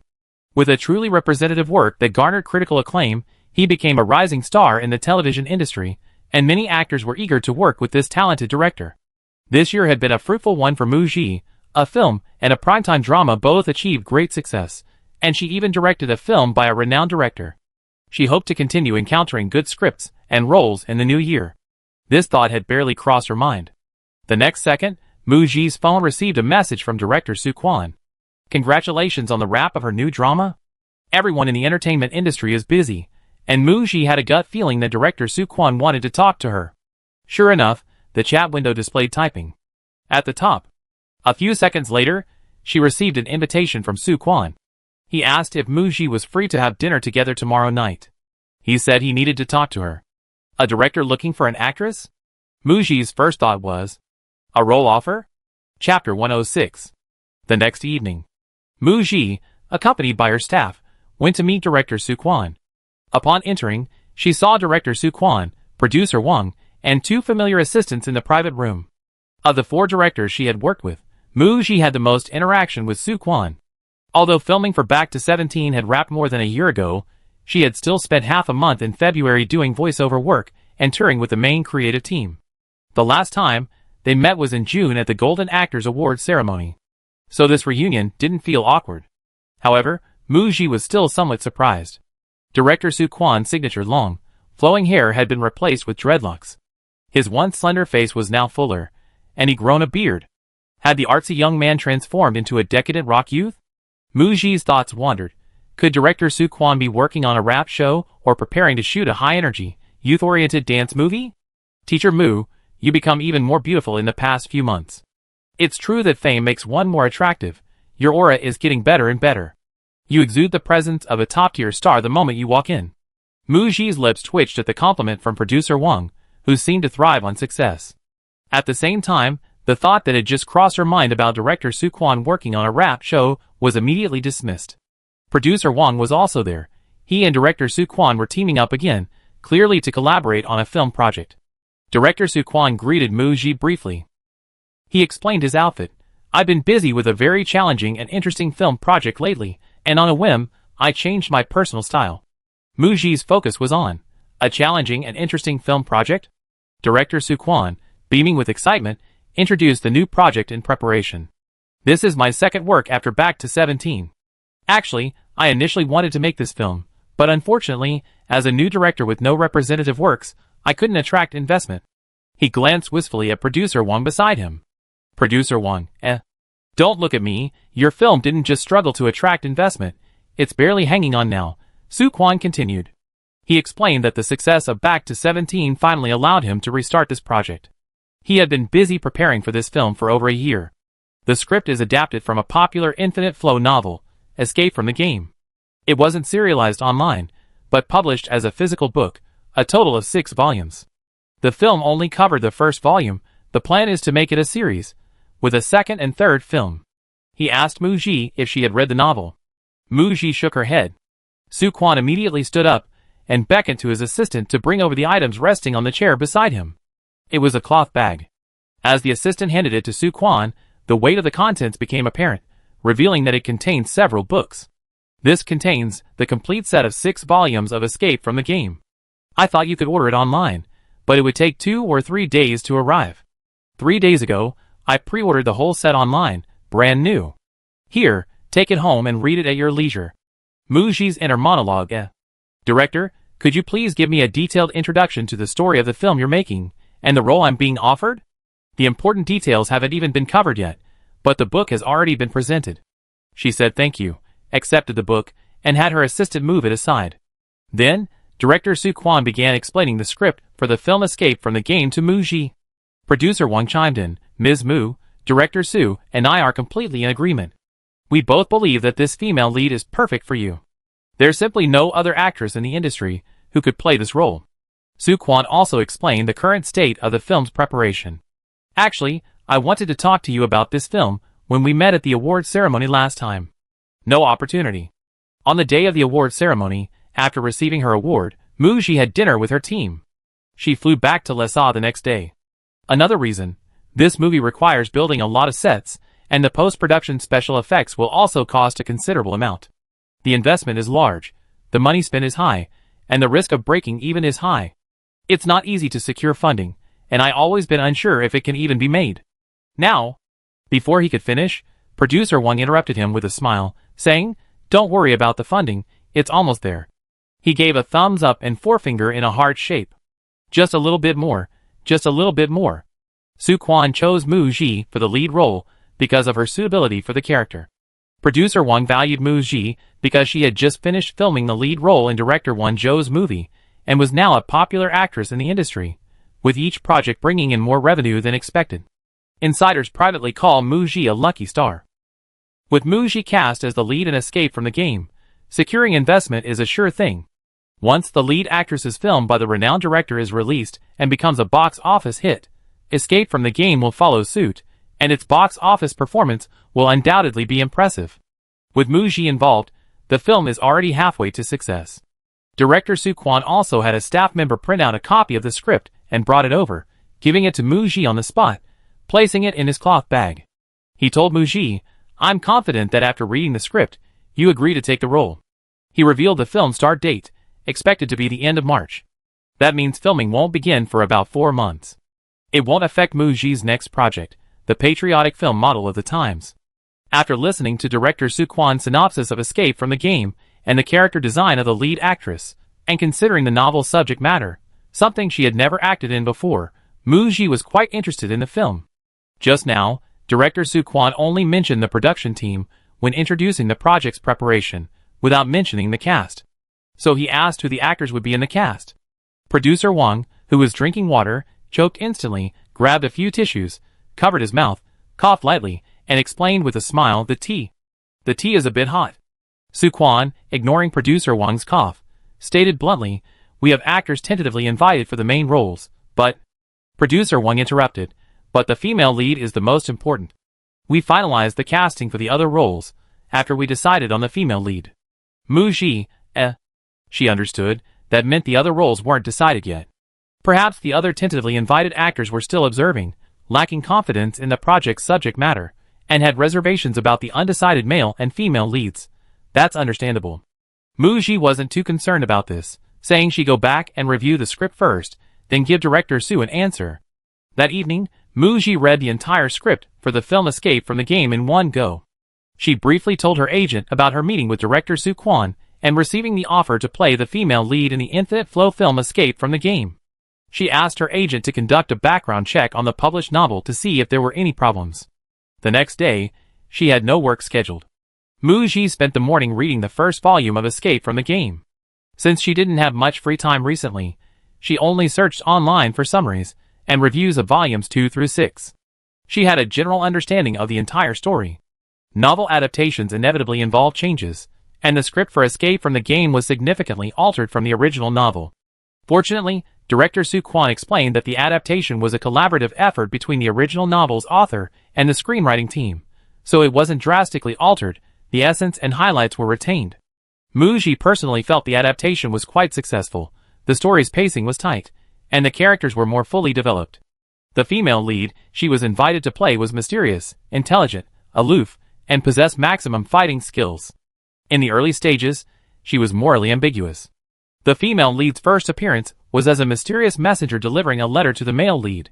Then she appeared with him in a game. Pretending not to know him, her identity was shrouded in mystery. After reading the script and the novel, her agent also reported the background check results. No problems. Muji decided to accept the role. In the afternoon, Muji arrived at the company and told her agent about her decision, bringing the script and the first volume of the novel so that her agent and team could review them and give their feedback. Ji Bingha wasn't surprised by Muji's efficient decision to accept the role so quickly, having met with the director the night before. This was typical of Muji. However, she was still quite curious.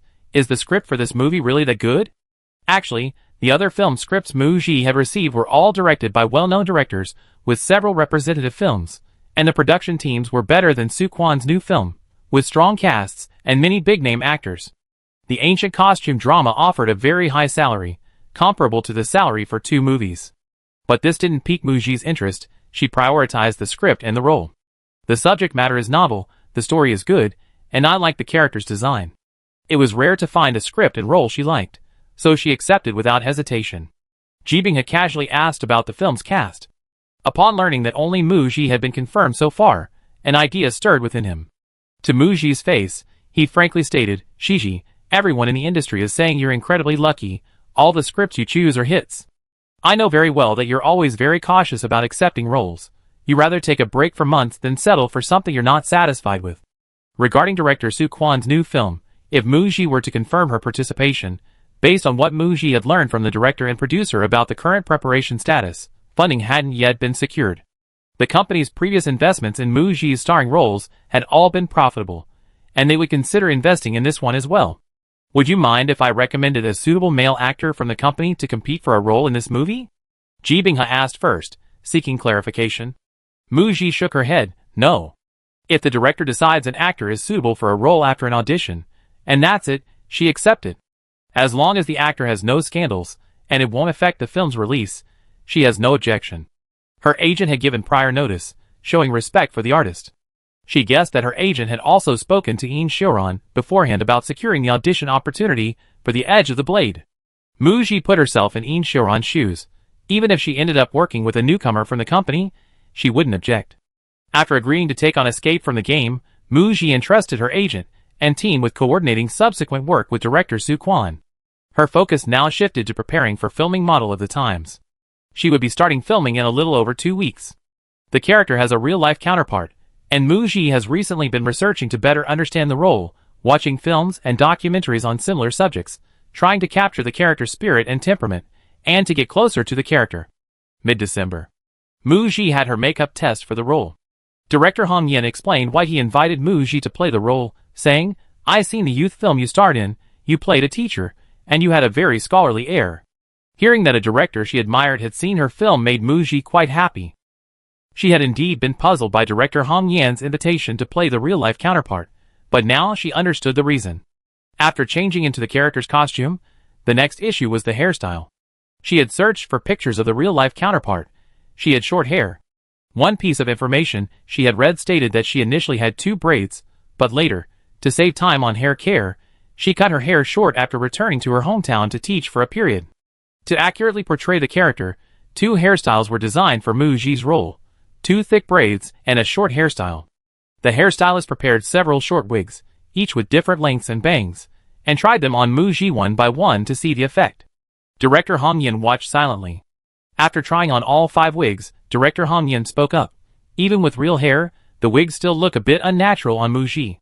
There's an important scene in the film where Zhou Rong jumps into the river to save someone, getting completely soaked, and we need to film a close-up of her face." He turned to Muji and discussed with her whether her long hair could be cut short. Chapter 107. Minmin, listening from the side, felt that director Hong Yen was being a bit unreasonable. Many commemorative films, like Model of the Times, have been made in recent years, each boasting a stellar cast, practically all-star productions. Whether it's the leads or a minor role with only a minute's screen time, they're all played by popular or well-known artists. Several actresses have portrayed the historical figures who required short hair, almost all wearing wigs. While wigs certainly don't look as natural as real hair, and can sometimes appear slightly unnatural, the roles are usually small, and it's not worth cutting long hair for a single role. Minmin felt this wasn't a matter of professionalism, Not wanting to cut hair could be considered another form of professionalism, especially considering the styling for future roles. Director Hong Yan's intervention made it clear that this wasn't a matter of discussion. If the actress said no, wouldn't she appear unprofessional and arrogant in the eyes of the director and the crew? Minmin put herself in Muji's shoes and realized this wasn't just a difficult situation, it was a situation with no other choice. Just then, she saw Muji nod decisively and reply to the director, "For the role, I can cut it." After the makeup test, on the way back in the car, Minmin sat next to Muji in the back seat. She looked at Muji's long, black, shiny hair, its excellent quality and enviable volume. She said with heartache, "Sister Gigi, this hair is so beautiful. It's such a pity to cut it."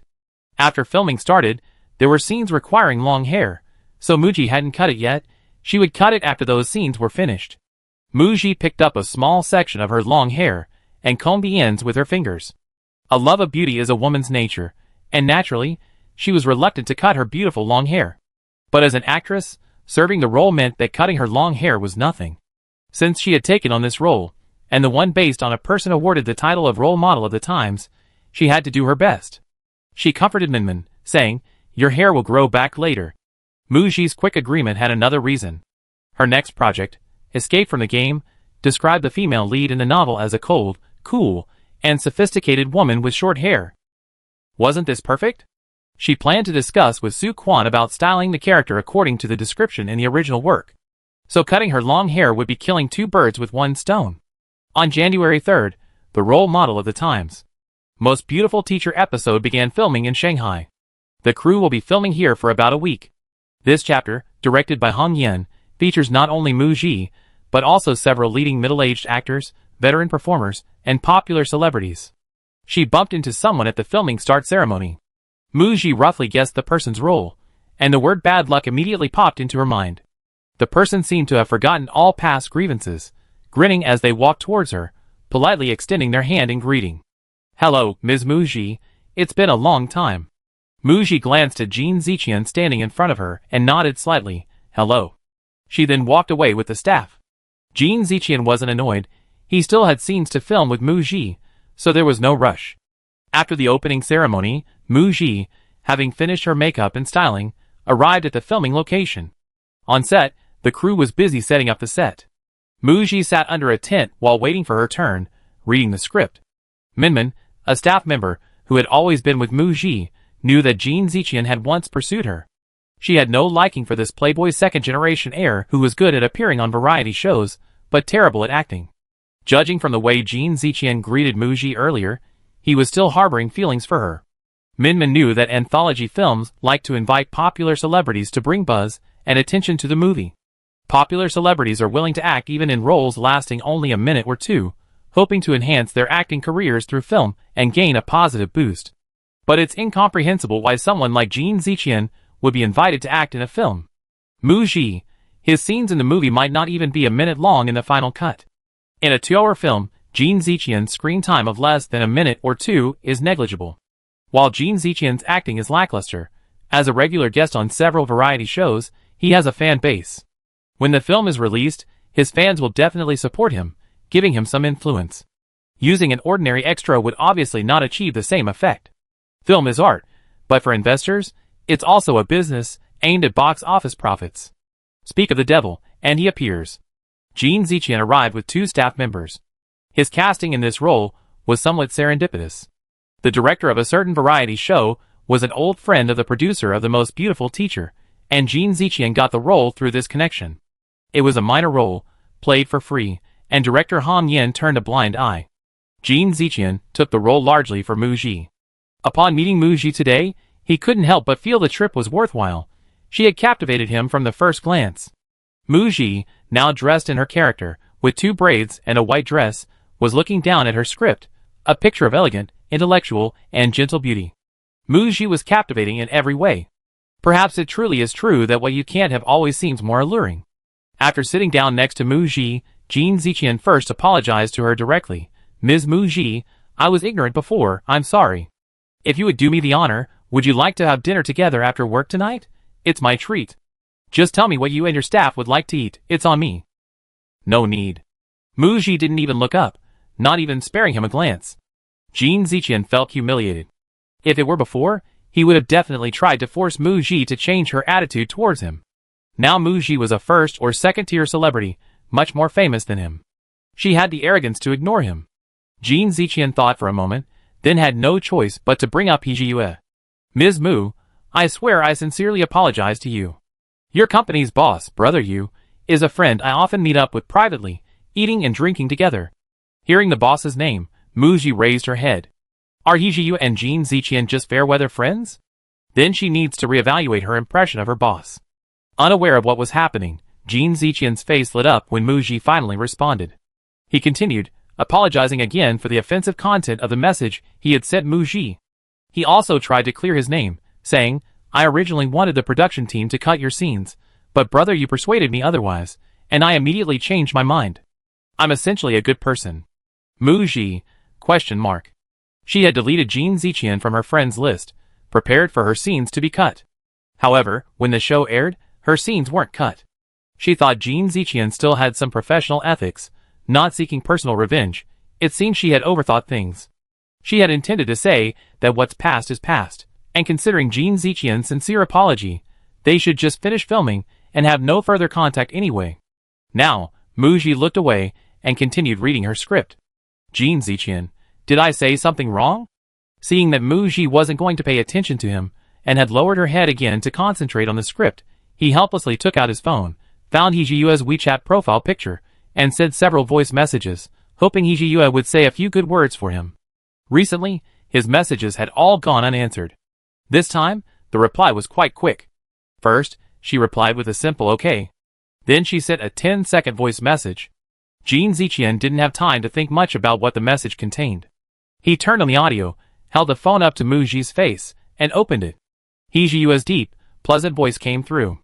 Jin Ziqian, don't disturb teacher Mu's filming. After a 2-second pause, there was another sentence. I'm not familiar with him. The last sentence was clearly addressed to Mu Ji. Jin Ziqian's face darkened. Don't be so sabotaging me. But then he saw Mu Ji smile gently, a smile so beautiful it made him instantly mesmerized. At that moment, director Han Yin walked over. Seeing Jin Ziqian hovering around Mu Ji, he could easily see through the actor's scheming nature.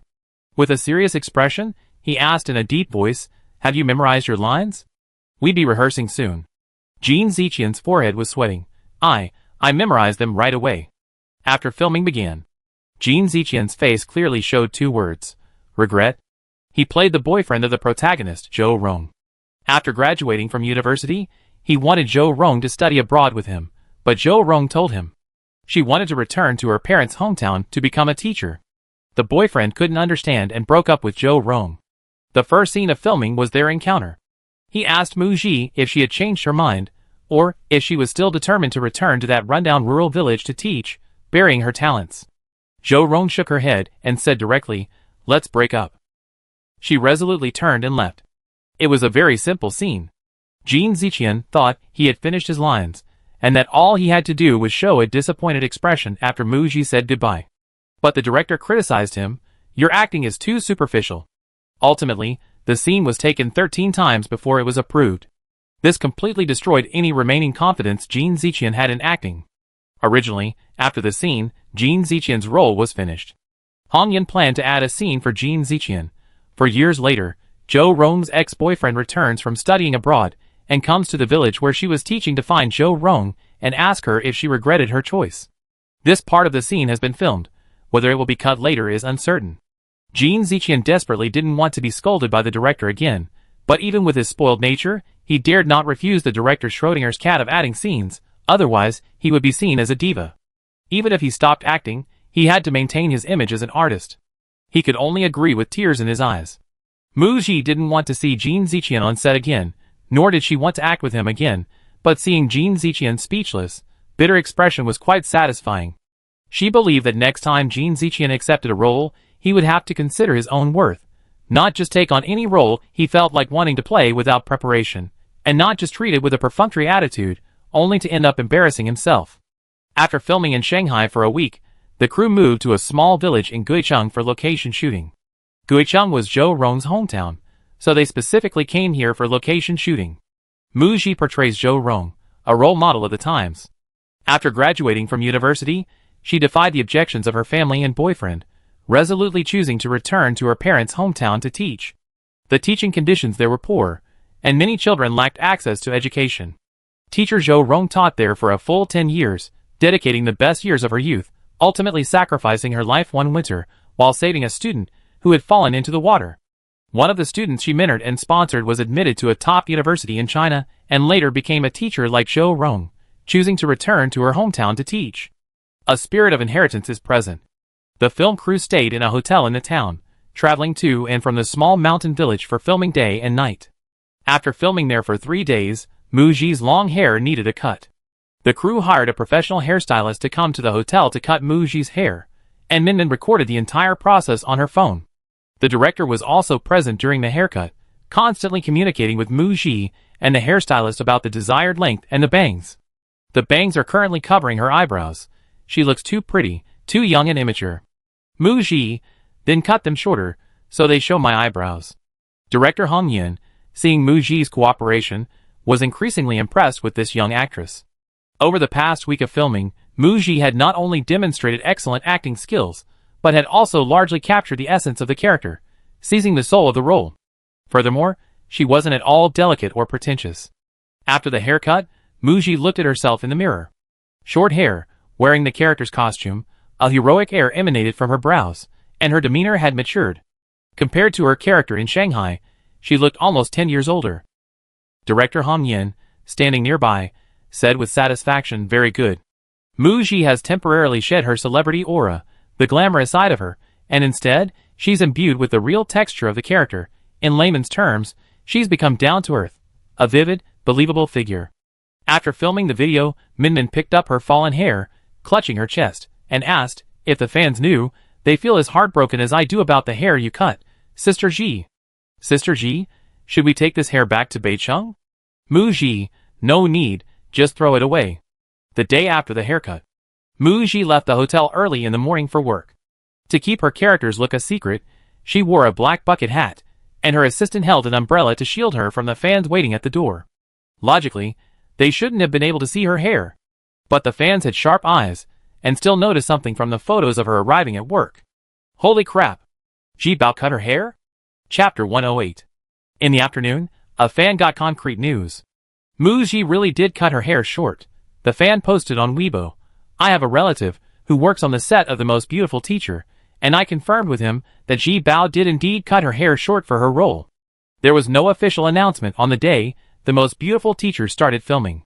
Actually, as early as half a month ago, some netizens leaked the cast of Model of the Times, and Muji's name was on the long list circulating online. Fans were quite happy to see the leaked news. Although many popular artists are involved in this anthology film, their idol's role is probably small, maybe just a cameo for 2 or 3 days, and who knows if she even have 5 minutes of screen time when the film is released. But having participated means another project, and fans naturally look forward to seeing their idol act more. Who would have thought their idol would cut her hair short for an anthology film? So honest.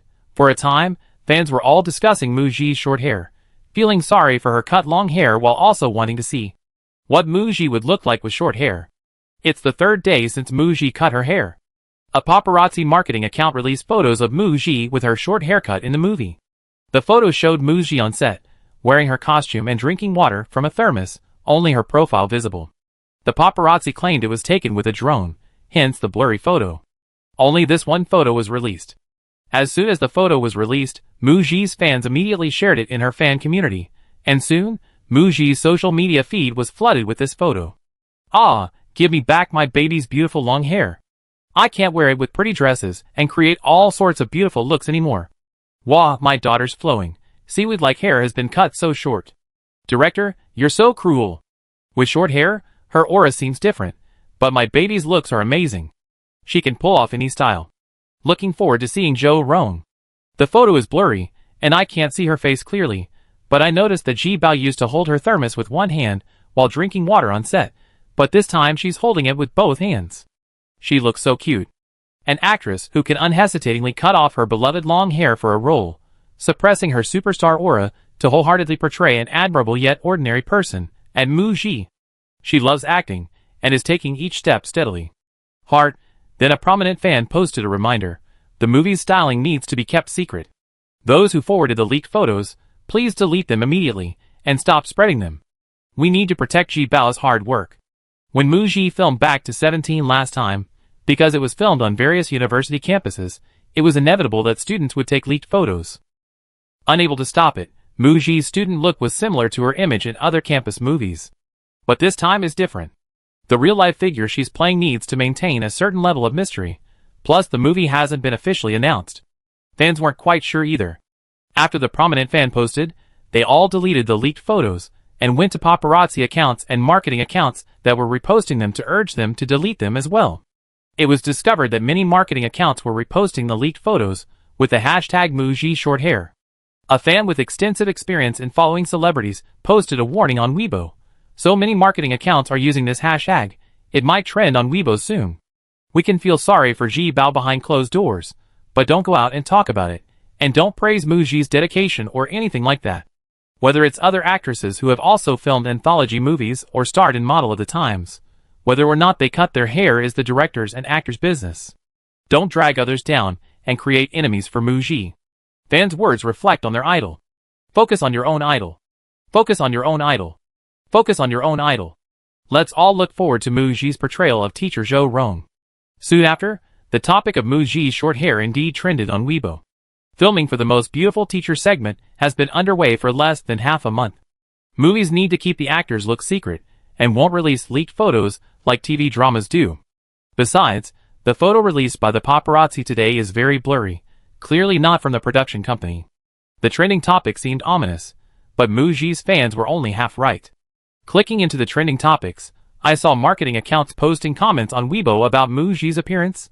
Someone on a forum shared photos of Muji with short hair, criticizing her, and these comments were screenshotted and posted on Weibo by these marketing accounts. These netizens claimed to have seen leaked photos and felt that Muji looked uglier, older, and more unsophisticated with her short hair, significantly diminishing her beauty. They said the student-style haircut was too short, and questioned whether she'd been misled or cheated by the director for a short film.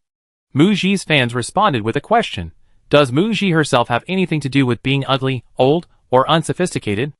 Isn't it natural for her to try to match her appearance to the character for a role? She's playing a volunteer teacher from 20 years ago.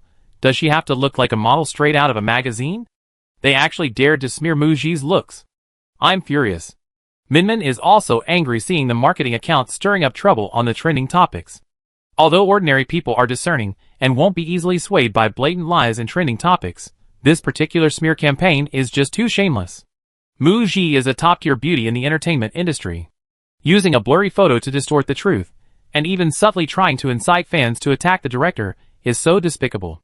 Minmin has witnessed this kind of smear campaign before. Some celebrities are actually very thin in private, but appear a bit chubby on camera. Sometimes, due to their constitution, they might look a little swollen from lack of rest, or their clothes might not show off their figure. Every time they're not in good shape, they get smeared on the trending topics, and the marketing accounts, by stirring up trouble, actually brainwash a group of netizens into thinking that the actor has gained weight and should lose some. And some celebrities have good acting skills, but their rivals always use a couple of screenshots from their new dramas to criticize their acting. Many netizens don't pay much attention to celebrities, only seeing information from marketing accounts. Over time, those who initially thought she's not fat, or her acting in this drama is actually quite good, began to doubt themselves. Was their aesthetic sense and judgment different from the general public's? Minmin felt that those who were attacking Muji's appearance were probably aiming for this very purpose. Muji's acting in every project has been highly praised, and she even won a newcomer award, so it's difficult to criticize her acting. She has many fans who admire her looks, and they took advantage of the filming period to manipulate their mentality. After filming wrapped, during a break, Muji heard from Minmin about what was happening online and also received a message from her agent, Ji Binghe, regarding her response. "We will promote your beauty more in the future. We've been too low-key." Muji also didn't understand. The entertainment industry is so big, with so many job opportunities. Wouldn't it be better for everyone to rely on their own abilities and do their best? Does pulling someone down really allow you to rise to the top?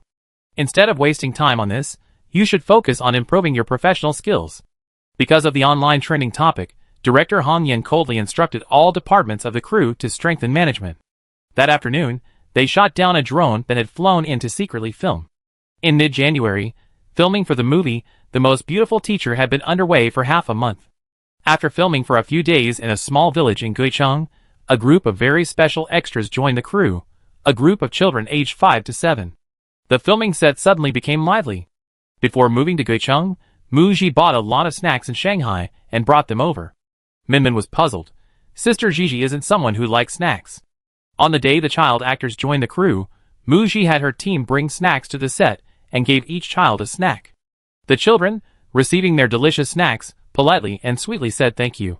Thank you, pretty sister. Thank you, Teacher Mu. Thank you for the snacks, Sister Mu. Minmin suddenly realized that this was a way to make friends. This trick really worked. Mu Ji quickly bonded with the young actors. Thank you, Teacher Zhou, for the snacks.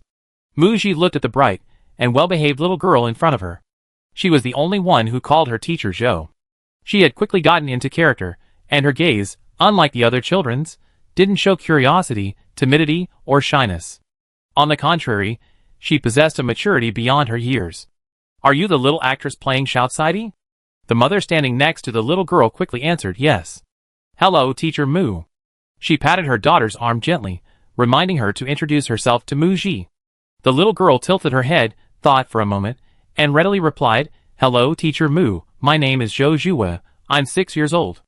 This is my third time filming, and my third small role. I'm very happy to be acting with Teacher Mu, and I will do my best.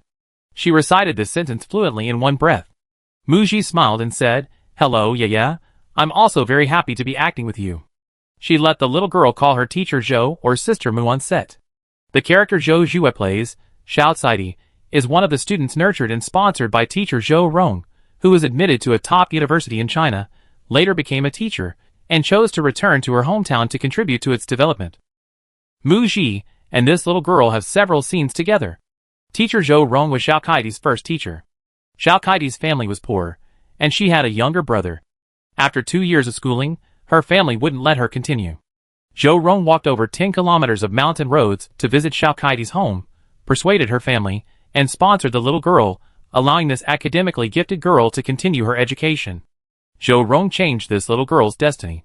Throughout Zhou Rong's teaching career, she has changed the destinies of many people. Today's filming location is in the classroom, where Teacher Zhou Rong is teaching her students. After filming for some time, Mu Ji gradually gained a more direct understanding of director Hong Yin, moving beyond simply finding him talented. On set, director Hong Yin was quite strict. Compared to other directors Mu Ji had worked with, he was very assertive, straightforward, and even somewhat fiery. For example, he would say whatever came to mind, without any embellishment or subtlety, and he wouldn't tolerate anyone. This might be related to his previous work on martial arts films. Director Hong Yin felt that filming in the past was much harder, with both actors and crew working far more arduously than they do now. So, if any actor or crew member didn't perform well, he would sometimes yell at them. This made the entire crew somewhat apprehensive, afraid of being scolded. Privately, the crew called director Hong Yin a director who's very difficult to deal with. However, today, director Hong Yin seemed to have a split personality, becoming exceptionally patient, and his voice was much gentler. Kids, you did a great job just now. Let's do one more take.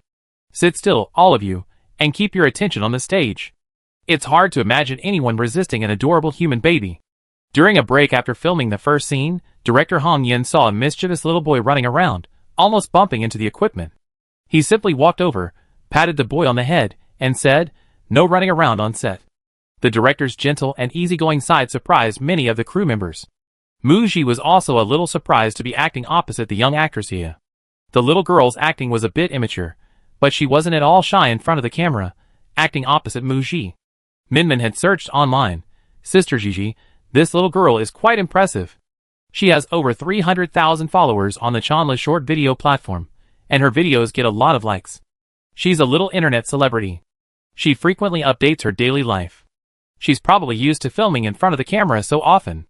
2 days later, the crew began location shooting. The scene being filmed, Xiaocaidi takes Teacher Zhou Rong over a series of mountains to visit her home. Zhou Zhuwe is a city girl, and her short videos are mostly filmed at home or in her neighborhood. She's never had to walk such a long distance before, and the mountain roads at the filming location are rugged and difficult to traverse. After walking back and forth several times, she was exhausted and cried. Her mother had to apologize to the director, pull her daughter aside, and patiently comfort her, helping her to calm down and continue filming. Mu Ji thought to herself, "Little Yaya is adorable, but perhaps a local child or someone closer to the character would be more suitable for this role." A week later, the little girl's scenes wrapped up. Before leaving, Zhou Zhiyue's mother asked Mu Ji for her autograph, took a photo of them together, and even asked to add Mu Ji on WeChat. Looking at the little girl's bright, dark eyes staring at her, Mu Ji swallowed the words of refusal that were on the tip of her tongue, and took out her phone to add her. She subtly suggested, "Yaya is so young, yet she's interested in acting, and has a talent for performing in front of the camera." Discovering a child's talent is a good thing. However, when she's a little older, it's appropriate to let her stop and go back to being a simple elementary school student, going to school and growing up. She can have a happy childhood, and won't have any regrets when she grows up. Zhou Zhiyue's mother nodded, said thank you, and left with her daughter. That was all she had to say. Whether the other person took it to heart was beyond Mu Ji's control. Mu Ji's scenes were due to wrap up in a week. That day, they were filming the scene where teacher Zhou Rong reunites with her ex-boyfriend, who had gone abroad. Jin Ziqian rejoined the crew and saw Mu Ji on set again, almost not recognizing her at first glance. He had seen Mu Ji's short hair trending online a while ago, but couldn't see her face clearly. He saw some comments saying that Mu Ji looked uglier and older after cutting her hair. He wondered, a haircut? Surely not. He asked He Zhiyue for pictures of Mu Ji's short hairstyle, but the other party only replied with a "get lost." Now that he had seen Mu Ji in person with short hair, she was anything but ugly. A true beauty remains beautiful even when made to look unkempt. Mu Ji had short hair, and her delicate features were covered in rough makeup, making her skin look less than perfect. She wore a thick, heavy coat, making her appear bulky, and there was no adornment whatsoever. She seemed to have truly become an unsung heroine, a volunteer teacher in a rural village, with no time for grooming, no glamorous appearance, just a natural, unadorned beauty. She had completely transformed into a different person. Jin Ziqian's attraction to Mu Ji. This woman was incredibly beautiful, completely unlike any other woman he had ever met. She was independent and strong, establishing herself in the entertainment industry through her own hard work and ability, carving out a niche for herself. He followed her every event. She shone like a dazzling star, or a precious snow lotus blooming on a cliff edge. He was both infatuated and yearned for her. He knew Mu Ji looked down on him, completely ignoring him on set. But during filming and rehearsals, as expected of a professional actress, Mu Ji didn't let personal feelings interfere.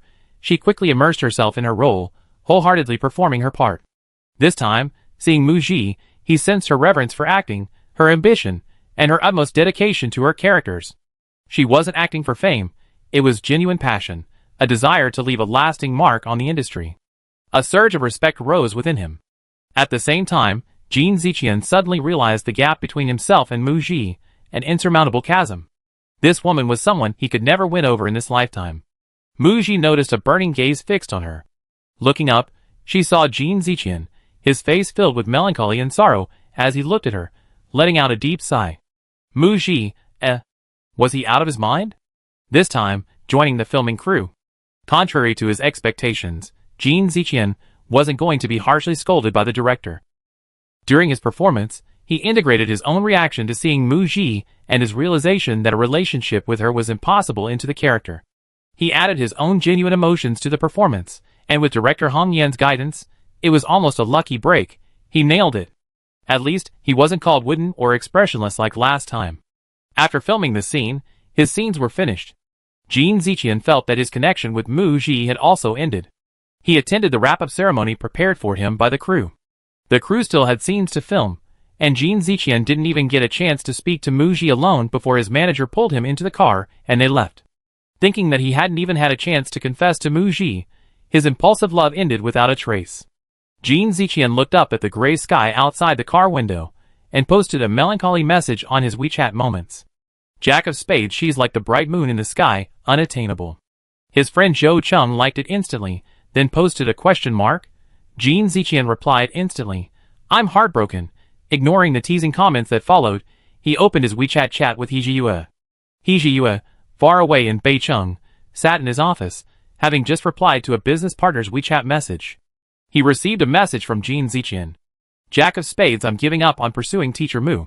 He Zhiyue's lips curled slightly, thinking, Jin Ziqian has finally given up. Too lazy to reply, he was about to put down his phone.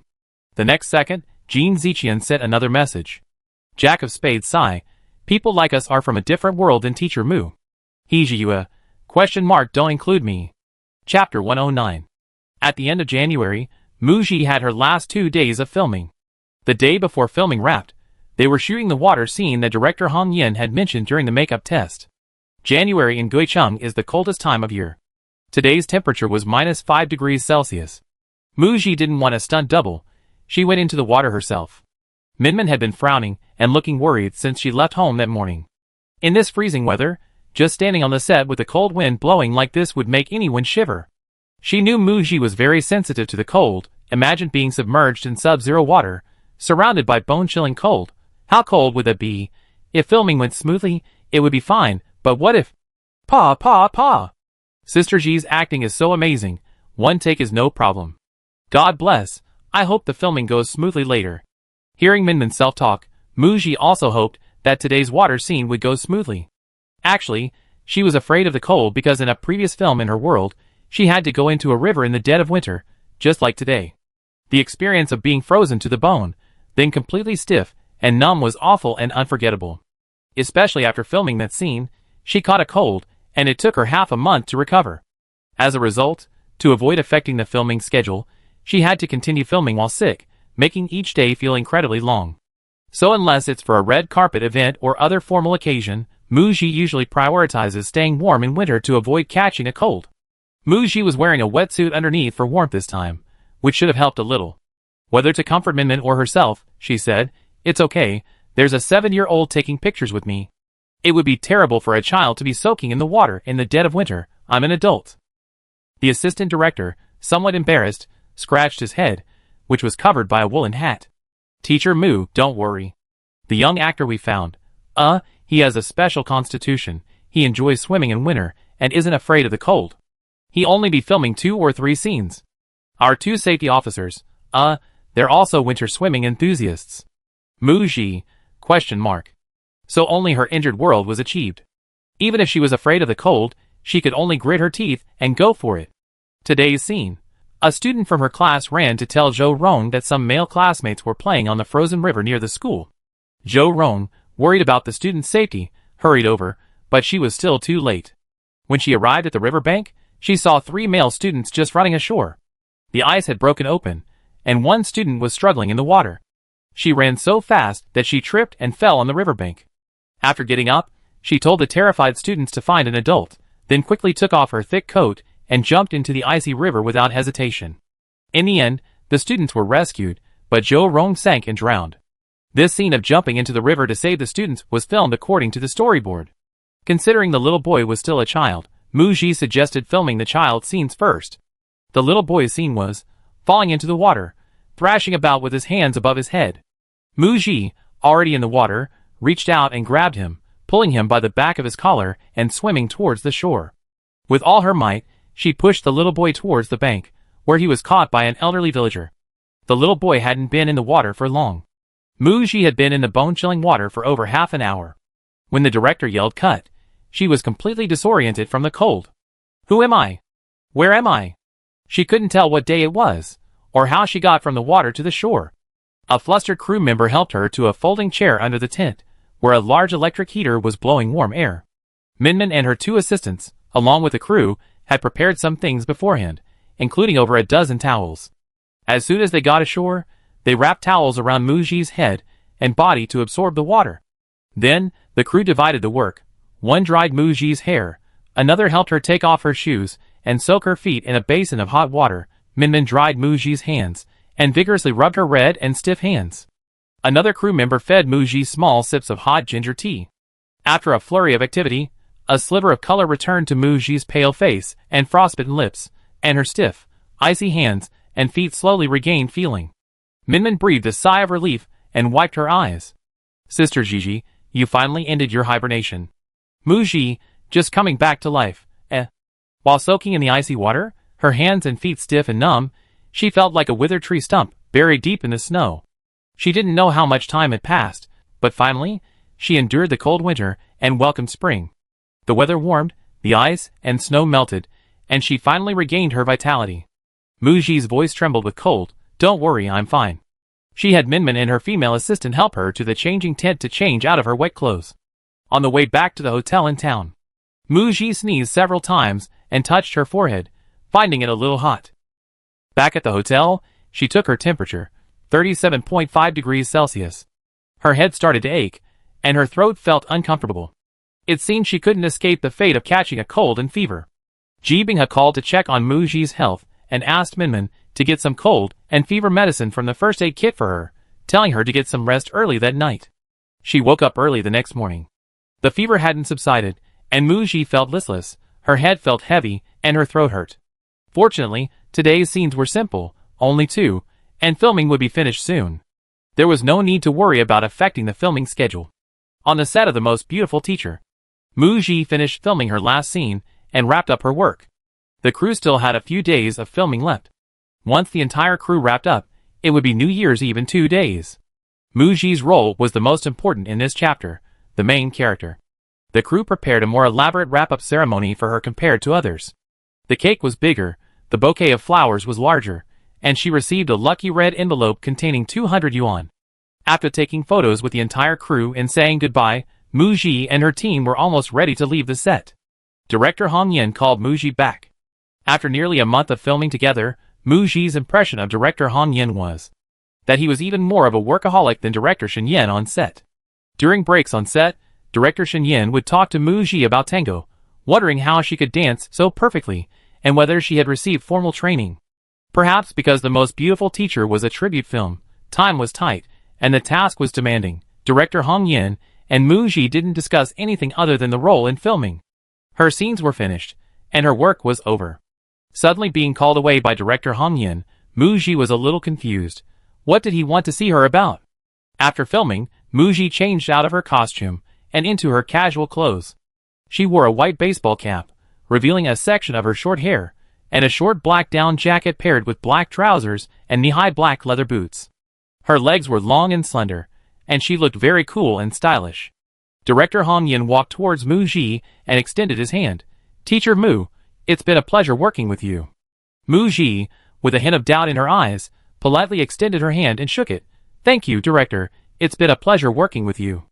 Hong Yin had been observing Muji's reaction when he called her. She was very calm, showing no surprise or excitement, only a hint of doubt in her eyes. Hong Yin, usually so composed, now revealed admiration for Muji in his eyes. "You're the most dedicated young actor I worked with in recent years." He knew many actors agreed to act in his productions regardless of the size of the role, with future collaborations in mind. He had initially assumed Muji shared this intention. However, from the start of filming to the wrap, Muji hadn't approached him about or hinted at future collaborations. She focused solely on playing her role well, taking each scene seriously. Muji was unaware of Hong Yin's thoughts.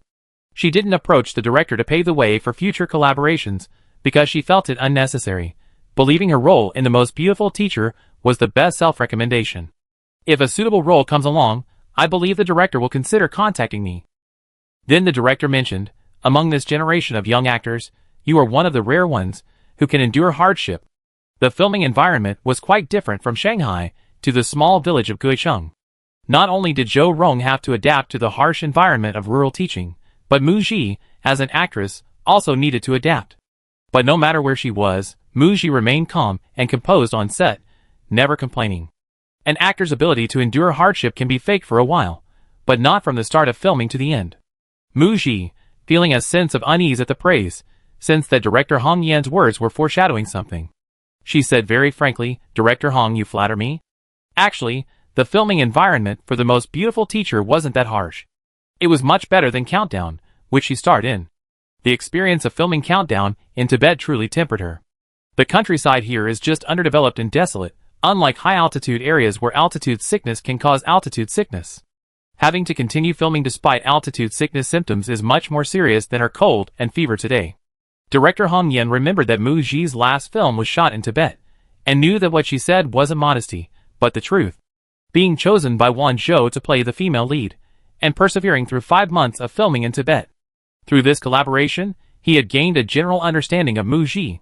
Muji's appearance, temperament, personality, and some of her core qualities were quite similar to the female lead in Hong Yin's next project, and of course, Muji's professional abilities were fully capable of handling the role. Director Hong Yin suddenly spoke up. I'm making a martial arts film next year in the second half. This role is difficult to play. It's challenging for the actor both on and off screen. He then asked Mu Ji if she had any availability in the second half of the year. Was this an invitation to act? Mu Ji immediately replied, Director Hong, yes. I'm joining the crew for my next film, which is expected to film until August. Okay, I understand. I have my staff contact you then. Okay, thank you, Director Hong. After leaving the set, Mu Ji touched her still feverish forehead, belatedly realizing that her next film was confirmed, and the one after that was almost certainly in the works. Minmin happily exclaimed, I didn't expect Director Hong Yin to be so talkative. Following the renowned director Wan Zhou, Mu Ji was about to collaborate again with another well-known and talented director in the film industry. Her career in the film industry was getting smoother and smoother. How wonderful! This year's Lunar New Year's Eve was February 9th. The day after Mu Ji finished filming and returned home was February 1st. The Lunar New Year is just a week away. 2 planned activities were postponed by Ji Binghe after the New Year due to Mu Ji's cold. She wanted Mu Ji to rest at home. It's been 3 days, and your cold and fever haven't gotten better. I just heard you coughing. Shiji, I have Minmin accompany you to the hospital to get an appointment. Mu Ji's voice came from the other end of the phone. No need, I have medicine at home, I'd be fine in a couple of days. After ending the call with Mu Ji, Ji Binghe was a little worried. She called Minmin into the office. Donghua Mansion underground parking lot. Minmin practically fled, pushing open the car door and getting out, carrying a basket of fruit. She stood upright to the side, waiting for her boss, a private doctor wearing glasses and a white coat, carrying a medicine box, also got out of the car. Initially, Director Ji instructed her to visit Mu Ji. Remembering that Mu Ji had a fever of 38 degrees Celsius on the day filming wrapped, Minmin was also concerned about whether Mu Ji's condition had worsened. Just then, the boss came to Director Ji's office and overheard their conversation. He casually mentioned knowing a private doctor. Since Teacher Mu doesn't want to go to the hospital, could the private doctor come to check on her? Don't avoid seeking medical help. Perfect timing, I need to go back later. Then the boss drove her there, then drove to a private hospital to pick up a private doctor, and drove here. Minmin was still completely bewildered. How did she end up in the boss's car? And in the back seat, while the private doctor sat in the passenger seat. The boss was driving her. The whole ride was incredibly uncomfortable. Minmin followed closely behind the boss, and the private doctor, entering the elevator. She stared intently at the numbers on the elevator screen. Suddenly, she heard the boss speak. What does Teacher Mu like to eat? Should she eat something light since she's sick? Minmin, huh? Oh, by the way, this bouquet is for Teacher Mu, wishing her a speedy recovery. Minmin, huh? The elevator doors opened the next second. Minmin, as if waking from a dream, took the large bouquet of lilies handed to her by the shopkeeper, hugging it to her arms. Okay. Chapter 110. Mu Ji was sitting on the sofa watching a movie when her phone vibrated. Picking it up, she saw it was her agent calling from over an hour ago. The agent briefly explained the reason for the call. Minmin was coming to visit, and a private doctor would be coming to check on Mu Ji, just letting her know in advance. The next second, the doorbell rang. Mu Ji coughed twice, startled by her agent's concern. She glanced down at her casual attire. The apartment was temperature controlled, so she could usually wear short sleeves at home. Having caught a cold a couple of days ago, she was wearing a beige loungewear outfit, which seemed fine. She went to the door and looked through the peephole, confirming that it was Minmin and a strange man carrying a medicine box standing outside, presumably the private doctor her agent had mentioned. Only then did she open the door.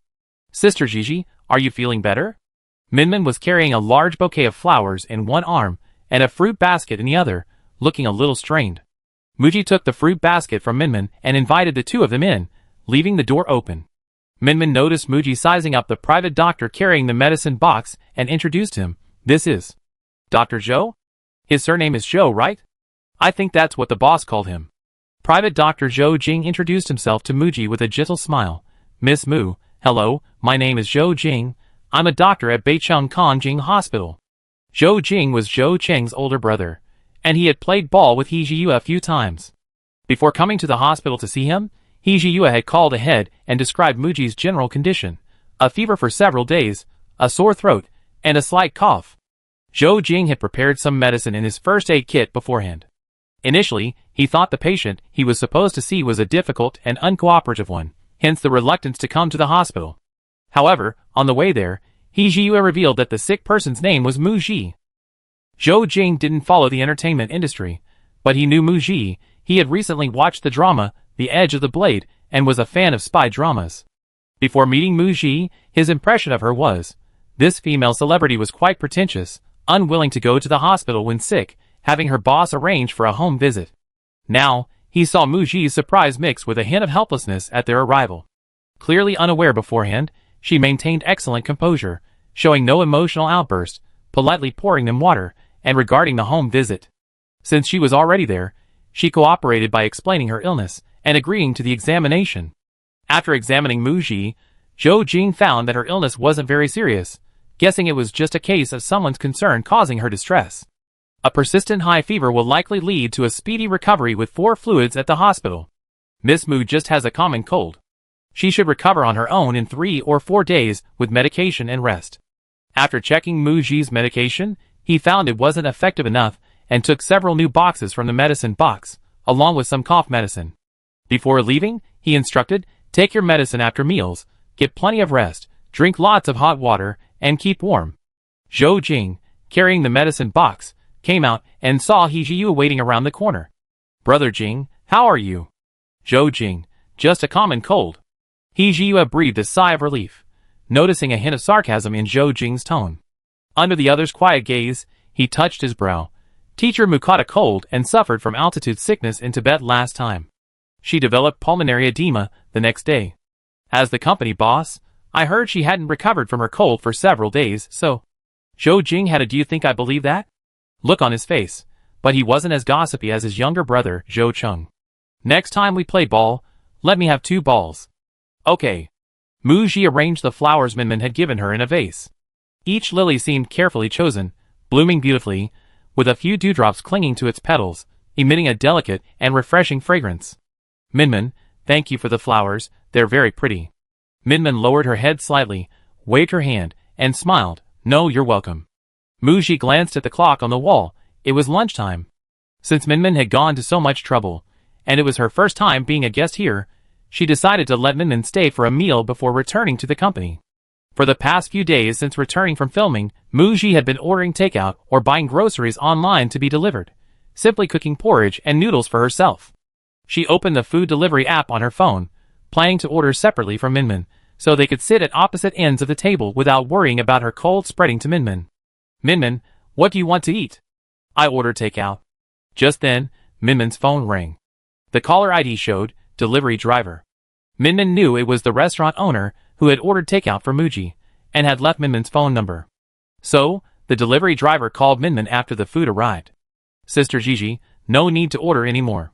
I already ordered takeout half an hour ago. I just got a call, and it's already downstairs.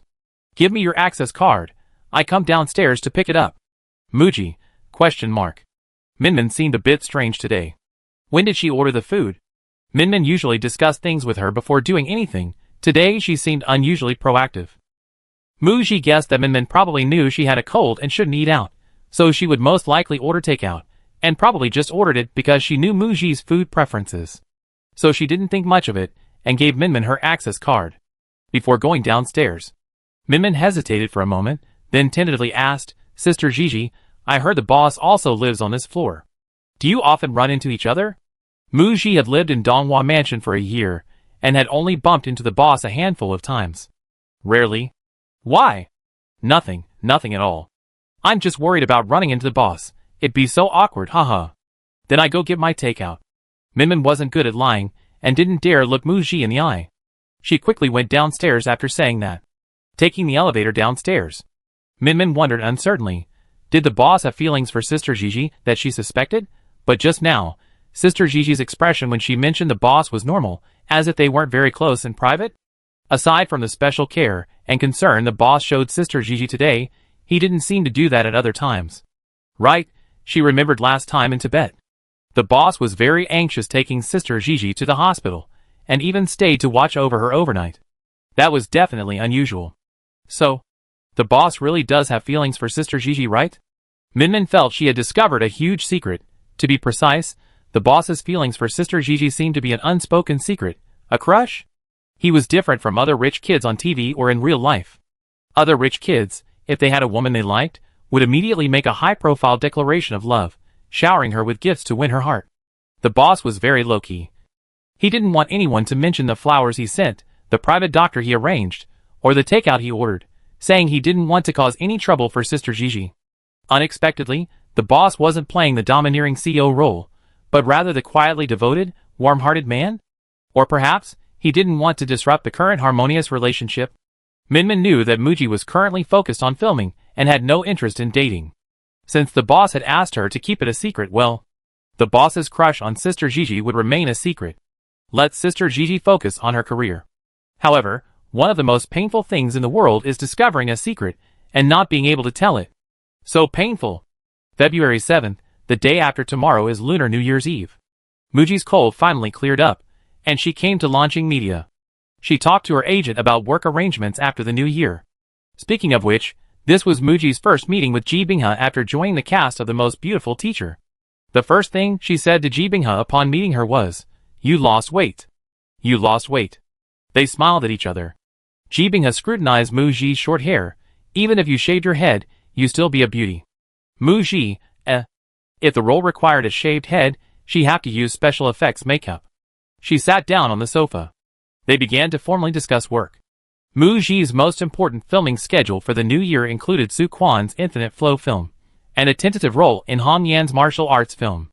Her other schedule mainly consisted of commercials, magazine shoots, brand events, and large-scale industry galas. Oh, and there was also the voice acting and promotional tour for Countdown and The Most Beautiful Teacher. After reviewing the entire schedule, Ji Binghe silently and accurately pulled out a green-covered folder from the pile of documents and handed it to Muji. "These are the lyrics to 10 songs. See if you like any?" It's been almost a year since Muji proposed the idea of releasing songs.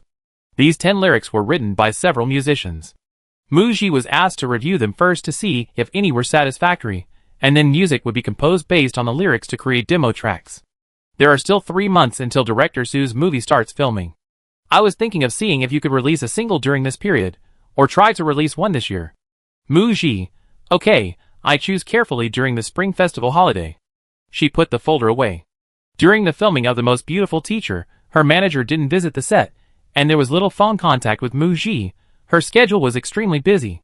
One of the things she was busy with was auditions for Escape from the Game. Muji had heard Ji Binghe mention that director Su Kwan had held an open audition for the male lead in the movie Escape from the Game. "Have you finalized the cast for Escape from the Game?" asked the agent. Ji Binghe replied, "I was just about to tell you. They finally finalized it a couple of days ago. The male lead has been cast. It's a professionally trained newcomer we signed last year named Bien Wu." Muji wasn't too surprised. "Congratulations." Seeing Muji's positive attitude, Ji Binghe was relieved. She had only briefly mentioned it on the phone before, but now she explained in detail to Muji why the Escape from the Game production team chose to hold open auditions for the lead role. Director Su initially planned to look among young actors. The first tier of young actors they targeted were those with formal training and good acting reputations, and then they would select those whose image, height, and temperament matched the film's characters. The second tier consisted of popular artists recommended by various talent agencies. These included child stars with years of experience, idols transitioning to acting, those who rose to fame through web dramas, and those who had played supporting roles in films. Finally, after comprehensive screening based on various criteria, a popular male actor who had become famous for his period dramas and had also acted in films, and whose acting skills were quite good, stood out. However, during the negotiation stage, he and director Su broke down. "Muji, why?" The popular male actors team demanded a fixed fee and insisted on a top-tier contract. I inquired a bit, and the male actors team was also in talks for another film project. They probably felt that director Su only had one representative film, and many online opinions attributed the success of Back to 17 to Guangying Media's promotion, good timing, and a good script. Muji's acting also carried the film, and the cameo appearances of Feng Zhongxian, Pu Jiamu, and the lead actor from his first film added considerable appeal to this youth film. Director Su's presence wasn't very strong. I think his contribution to the film's box office was minimal.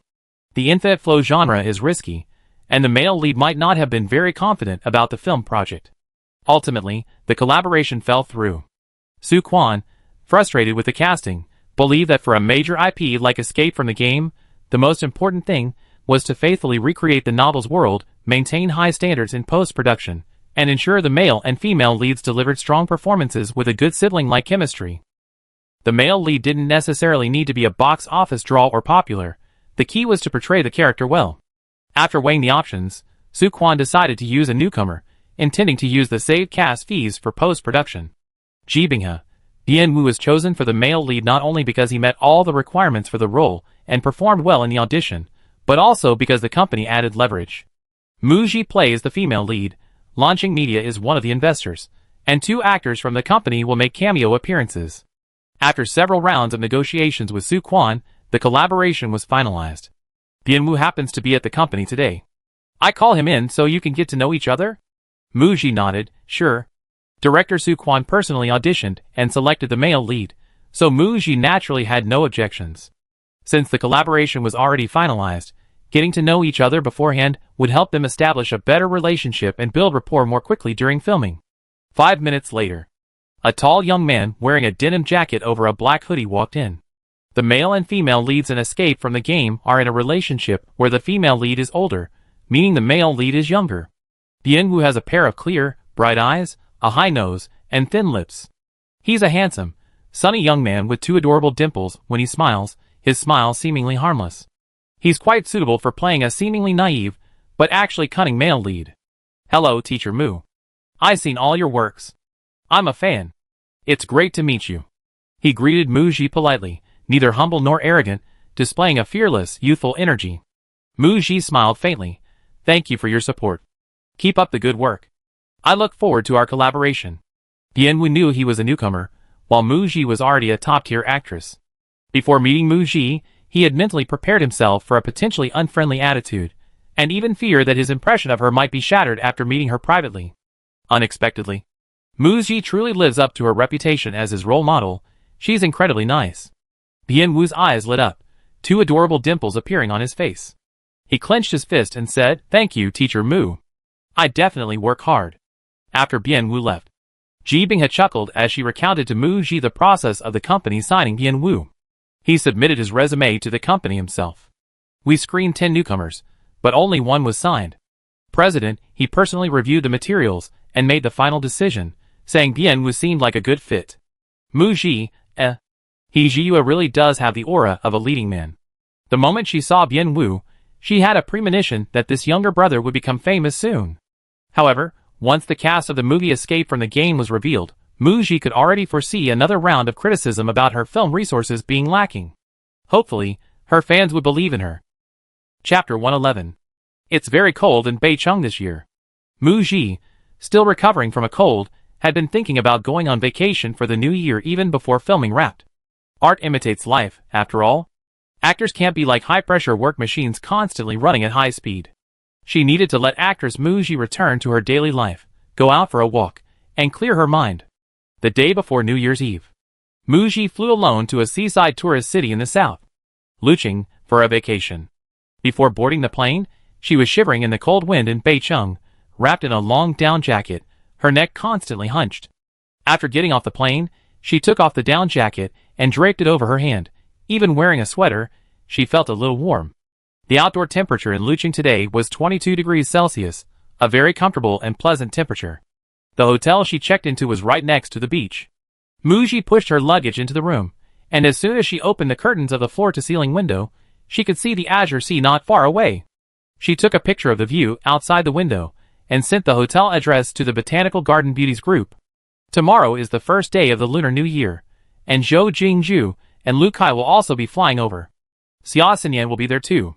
The 4 of them are traveling to Lucheng together for the new year, which is somewhat related to a variety show. A little over a month ago, Moo Ji received an invitation from the OWL platform for a variety show called Their Starry Sea.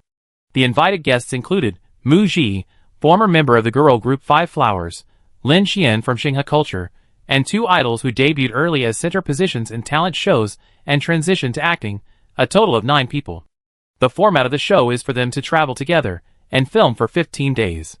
The show's director ostensibly called it an observation program for talent show contestants, showing viewers whether they debuted as part of a group or not, and their different life situations after debuting, whether they chose to become idols or transition into acting, to discuss their future development. Muji directly refused.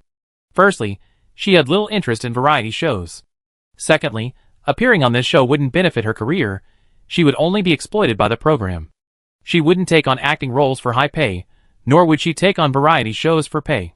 Thirdly, she was only close to Zhou Jingzhu and Lu Kai in private, and not at all with the others.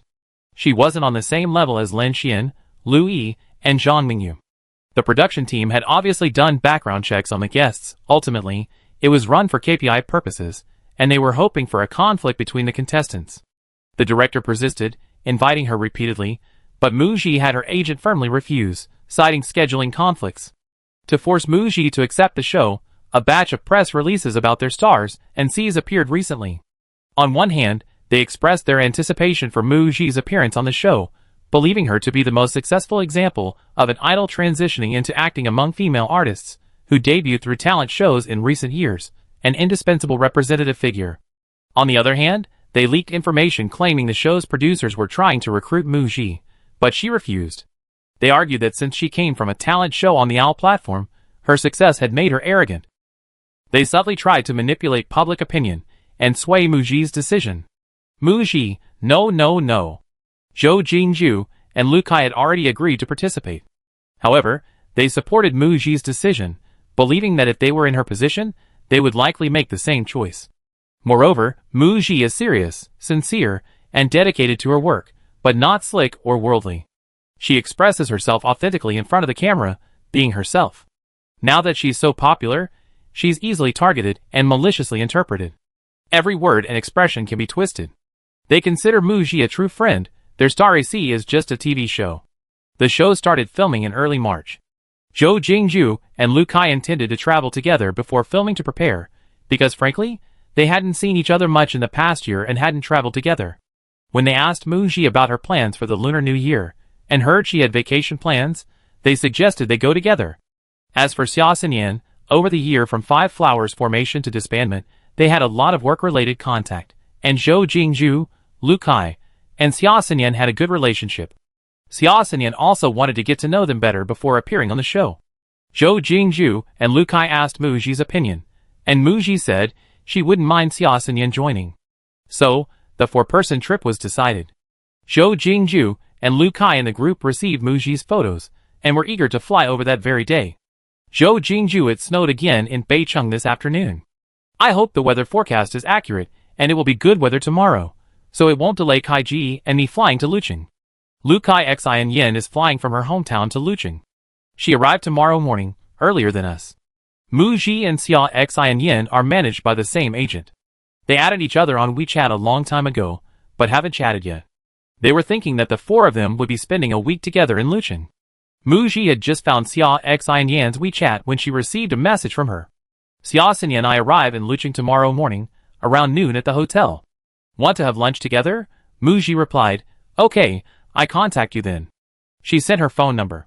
The next day at noon, Xia Xinyan took a taxi straight to the hotel after getting off the plane, checked in at the front desk, and went upstairs.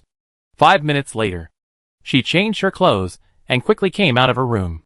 She and Muji had arranged to have lunch around noon, but because her flight was delayed, it was already past 1 p.m. She took the elevator down to the hotel restaurant. She glanced around the lobby. It was past lunchtime, and there weren't many people. Led by a waiter, she entered the private room Muji had booked. Muji was sitting quietly at the round table in the private room, scrolling through her phone.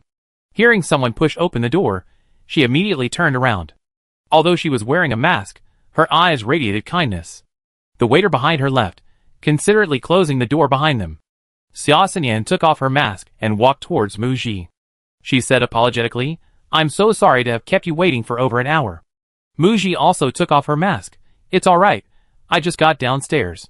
She poured a cup of tea and placed it in front of Xia Xinyan. Thank you. Xia Xinyan was indeed thirsty. She picked up the tea and took a sip. It was lukewarm. Tea served at the table is usually freshly brewed and very hot, so she guessed Muji must have been waiting for her for a while. The two had bumped into each other several times at the company, exchanging only brief greetings. They weren't close. Now, sitting in a private room, the atmosphere was somewhat awkward. Xia Xinyan couldn't help but glance at Mu Ji out of the corner of her eye. She had short glasses perched on her hair, which wasn't styled, the ends curled naturally, and one side was tucked behind her ear, revealing her elegant profile. Mu Ji wore a stylish white shirt, tied in a knot at the waist, paired with black trousers and pearl-embellished flats. This business-style outfit was worn by Mu Ji with fashionable elegance, very much like a socialite. The Mu Ji of the early days of the talent show is quite different from the Mu Ji of today. It's not the makeup and styling that enhance her looks, but her temperament and aura are completely different. Is it really true that fame brings good fortune? Mu Ji is now radiating confidence and unparalleled popularity. You can order by scanning the QR code on the table. You texted me saying you arrived at the hotel, so I ordered 2 dishes and a vegetable salad. What else would you like to eat? Let me think about it again. Mu Ji pushed her phone, displaying the order interface, towards her. Xia Xinyan snapped out of her reverie and shook her head slightly. No need, I'm on a diet lately, so I'm eating less. Mu Ji nodded understandingly. Okay, then I won't order anything. To avoid waste. As soon as she finished speaking, the waiter knocked on the door, and the 3 dishes she had ordered were brought in together. Except for times when she was too busy with work to eat, Mu Ji usually ate 3 meals a day on time. After the dishes were served, she noticed Xia Xinyan holding her chopsticks without moving, seemingly preparing to speak. Mu Ji said, "You haven't had lunch either, are you hungry? Let's eat first." Xia Xinyan realized her thoughts had been seen through, nodded somewhat awkwardly, and started eating. Mu Ji had somewhat guessed that Xia Xinyan's invitation to dinner wasn't just for a simple meal. She probably wanted to talk to her privately, which was why she had reserved a private room for their conversation. Xia Xinyan ate most of the vegetable salad, only a few bites of the other 2 dishes. Most of the food was eaten by Mu Ji. She was going to start working out after the new year to prepare for filming her new drama, so eating more during her vacation wouldn't be a problem. After putting down her chopsticks, Mu Ji took a tissue and wiped her mouth. Xia Xinyan, standing beside her, had already prepared herself. Although she had discussed this topic too intimately with Mu Ji, besides her manager, there was no one else she could talk to or who could offer effective advice.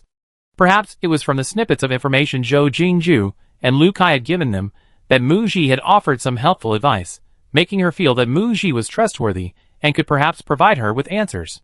Xia Xinyan looked at Mu Ji and said, "Gigi, besides you, all the guests tentatively invited to the program their star AC have agreed, including me." She gave a bitter smile, a hint of bewilderment in her eyes. "Actually, before this year, my idea was very firm, to pursue my idol path and strive to transition into a professional singer. But music really isn't that easy.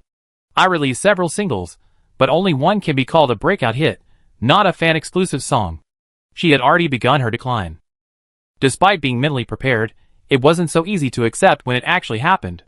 She wanted to struggle, to flail, but she was lost, unsure of where to direct her efforts. Looking at the now successful Mu Ji, Xia Xinyan compared herself to her. The 2 of them were truly the contrast between idols who debuted and then chose to become idols or actresses. She, Xia Xinyan, debuted with a landslide victory in the center position, immediately garnering a large fan base and receiving abundant resources from the company and platforms. Her first and second years were the peak of her career. She leaped to become a top female idol, enjoying immense fame and fortune. She appeared on all the most popular variety shows, collaborated with top domestic music production teams, released multiple singles, and even held a solo concert. Now, however, she hasn't been able to consistently produce good music/stage work to solidify her image. Her popularity is fading, and she's no longer a darling of variety shows.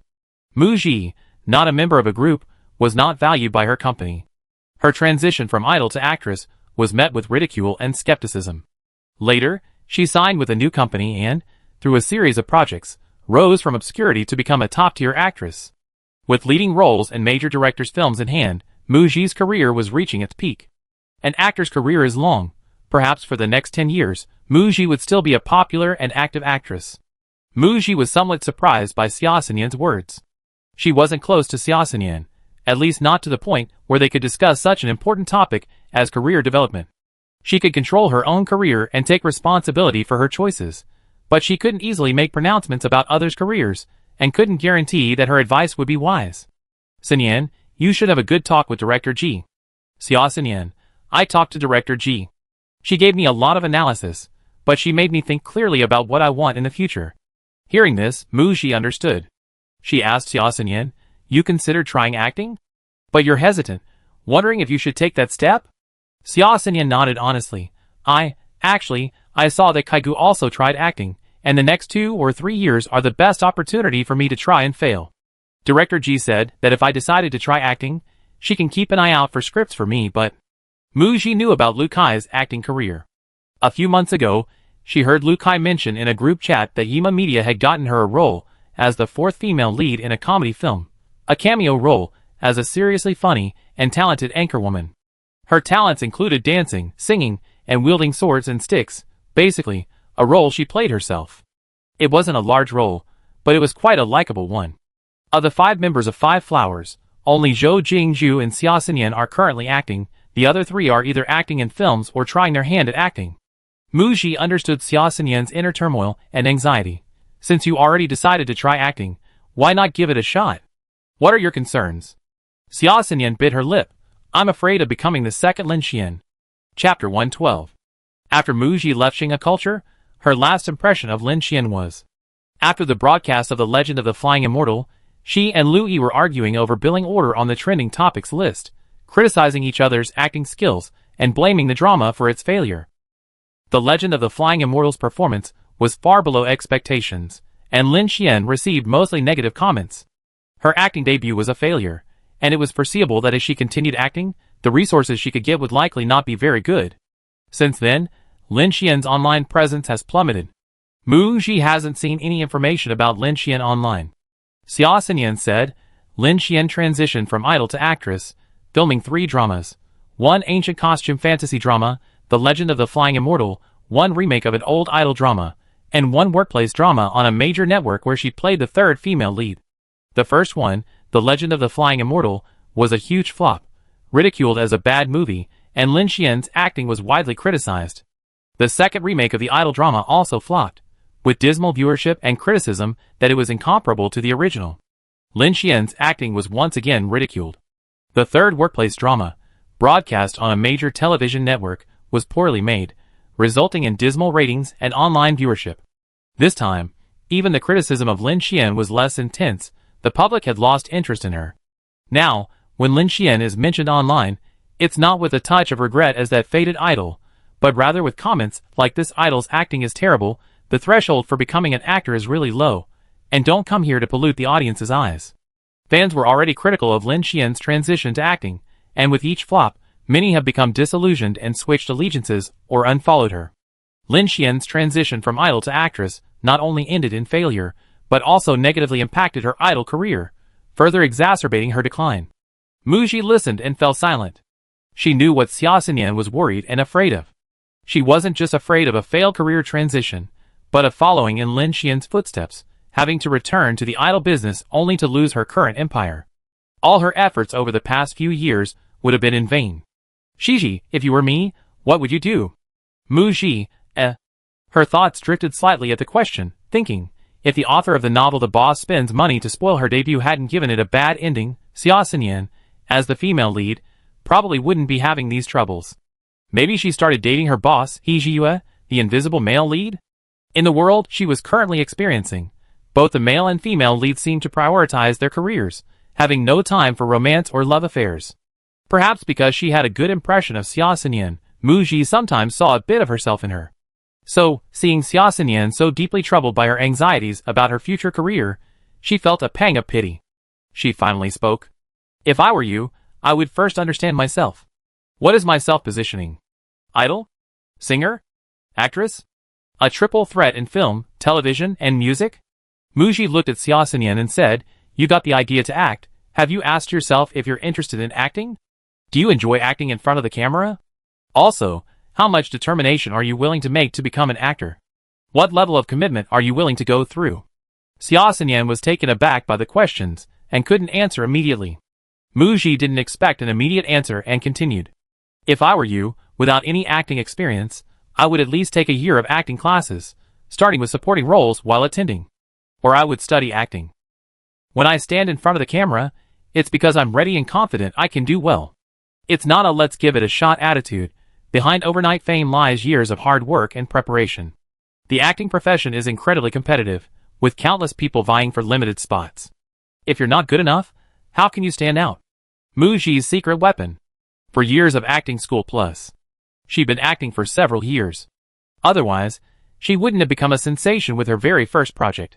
Xiaoxinyan was speechless because she underestimated the challenges of trying acting. She knew Muji wasn't trying to scare her away. Recalling her meteoric rise to fame through the show Chasing the Light, she remembered the 4 years she spent as a trainee overseas, countless days and nights of dance and singing practice, and the sweat and toil that had paid off. Xiaoxinyan also realized the difference between her approach to singing and dancing and her attempt at acting. She was willing to be a trainee for 4 years for the former. But to give up her singing, dancing, and music dreams to attend film school and study acting for 4 years. She was unwilling. She also felt somewhat guilty towards her fans' support. Trying acting was simply to have more options for the future. Seeing that Xiaoxinyan no longer seemed so lost, Muji guessed she had come to a clearer understanding of her own heart. You've gotten to where you are today through your own abilities. In my eyes, you're actually quite excellent. Although her career is inevitably declining, Xiaoxinyan, as a top female idol in the past 2 years, has given the public a positive impression. Her public image is that of the ace of the Five Flowers girl group. She has good singing and dancing skills, has a hit song that has become a hit, and has even held a solo concert. Xiaoxinyan's status and achievements are already beyond the reach of many. Everyone has their own path to walk. No one can stay at the top forever. But since you have the ability to have reached this point, can't you come back up again after you've fallen? These words pulled Xiaoxinyan out of her fog. The clouds parted to reveal the bright moon, and her mind cleared. The fire in her heart ignited again, rekindling her initial passion for her dreams. A smile spread across Xiaoxinyan's face as she gratefully thanked Muji. Shiji, thank you. I think I made up my mind. Through today's conversation and time together, Xiaoxinyan's opinion of Muji had changed significantly. Previously, she thought Muji seemed aloof and distant, and the untrue comments she heard from Lu Yi and Zhang Mingyu made Xiaoxinyan believe Muji was unapproachable and unworthy of friendship. In reality, she is a very kind and sincere person, willing to help other girls. She is a very wonderful person. So, Muji's popularity isn't solely due to her acting skills and the charm of her roles, but also to her personal charm. After their conversation, Muji returned to her room, where Zhou Jingju and Lu Kai had also arrived at the hotel. Xiaoxinyan, having taken an early morning flight, was tired and had already gone to bed. Zhou Jingju and Lu Kai entered Muji's room. Muji noticed that after Zhou Jingju removed her sunglasses and mask, her eyes were a little red, and she seemed downcast, as if something was on her mind. Lu Kai silently mouthed, "They had a fight." Muji? ? The next second, she understood, Lu Kai was referring to Zhou Jingju arguing with her rapper boyfriend. Zhou Jingju, with her outspoken and carefree nature, disliked keeping things bottled up. Bottling things up only made her feel worse. She blurted out, "Every time we argue, I'm the one who gives in, I'm the one who tries to appease him. Time after time, why? At home, my whole family spoils me. Why should I suffer like this with him, being completely controlled by him?" The more she thought about it, the angrier she became.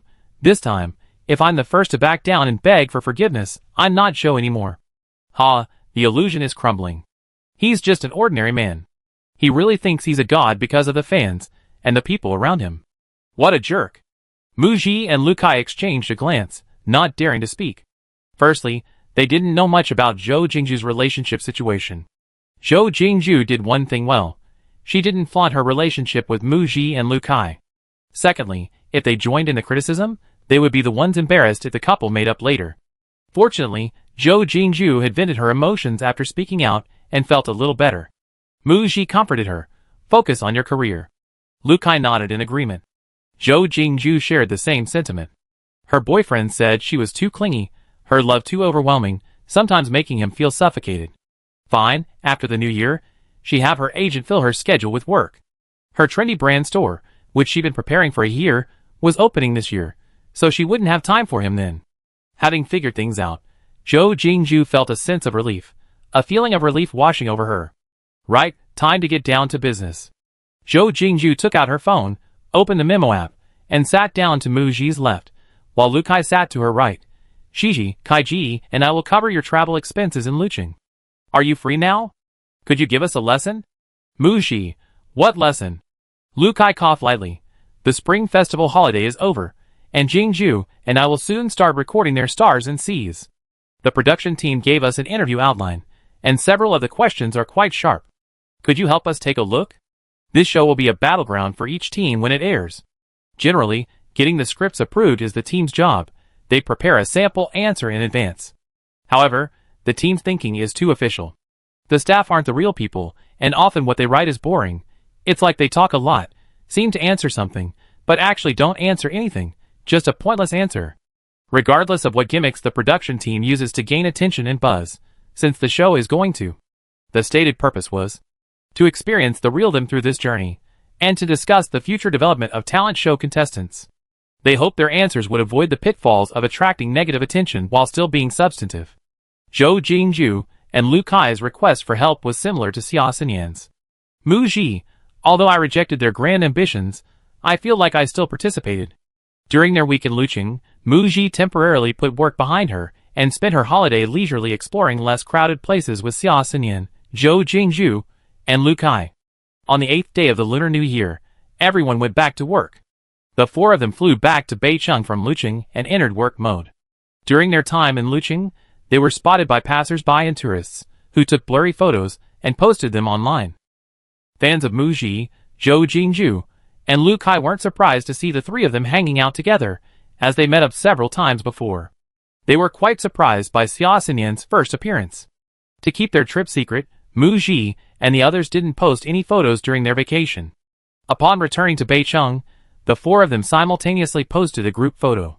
Soon Mu Ji, Xia Xinyan, Zhou Jingju, and Lu Kai's trip together became a trending topic. The production team of the show Their Starry Sea was cunning, using this topic to promote their own show and even trying to drag Mu Ji into it. Mu Ji's fans quickly defended their idol, leaving comments like, "Please decline." While fans really wanted to see their idol on a variety show, Mu Ji's previous performances on variety shows had been quite good and popular. They weren't stupid. Seeing the guest list for Their Starry Sea posted by marketing accounts, they noticed several shrewd individuals. They didn't want their idol to be relentlessly exploited on the show. As fans, they were tired of being passively attacked. They preferred to look forward to her work. There was no reaction to Xia Xinyan traveling with her idol. It's respectful of an idol's friendships. It's normal for idols managed by the same agent to hang out together. After all, the idol is an actress, and Xia Xinyan is an idol. Their resources don't conflict, so their fanbases can naturally coexist peacefully. After Mu Ji posted her travel photos, she saw many comments from fans. "Finished your vacation, had a good time, now it's time to get back to work." Looking forward to at least 2 dramas this year. At Mu Ji less than half a month after filming Wrapped, fans are already eager for her to join a new project. After the new year, Mu Ji's first tasks were advertising and magazine shoots. After 2 weeks of busy work, Mu Ji went to launching media to discuss the lyrics for her single with her agent. The lyrics for 10 songs are all about love or friendship. While vacationing in Luqing, Xia Xinyan, Zhou Jingju, and Lu Kai all asked Mu Ji for help. To thank her, they kept asking if there was anything they could do to assist. Mu Ji revealed her idea of releasing a single. Xia Xinyan and the others suggested, "For your first single, you could try writing the lyrics yourself.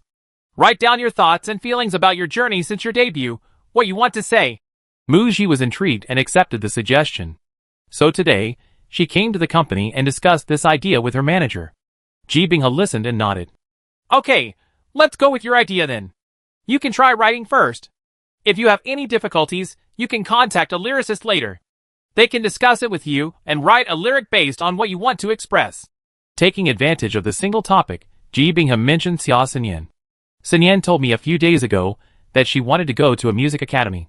Before the Lunar New Year, Xia Xinyan mentioned having thoughts of acting, but also had many concerns, hesitant to try, and anxious and confused about her future plans.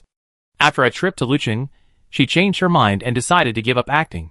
Ji Binghe felt that Mu Ji was likely involved. "Shiji, thank you. I was originally planning to persuade Xinyan as well. I wanted her to persevere." Mu Ji, it's quite rare for an agent to support Xia Xinyan's decision to go to music academy. Ji Binghe stated frankly that Xia Xinyan, in just over 2 years since her debut, has earned the company a considerable amount of money, and she has a 10-year contract. Launching media won't rush to exploit the value of its artists. We hope to grow together with them. Letting Xia Xinyan pause temporarily to absorb knowledge and experience is for better growth and long-term career development. Currently, Xia Xinyan's career is entering a period of fatigue. She can no longer consistently produce outstanding works, and without fresh topics, she's gradually losing public interest. A break is necessary. Mu Ji asked curiously, have you considered letting Xia Xinyan act? Ji Binghe shook her head. The company's career plan for Xinyan didn't consider her acting career.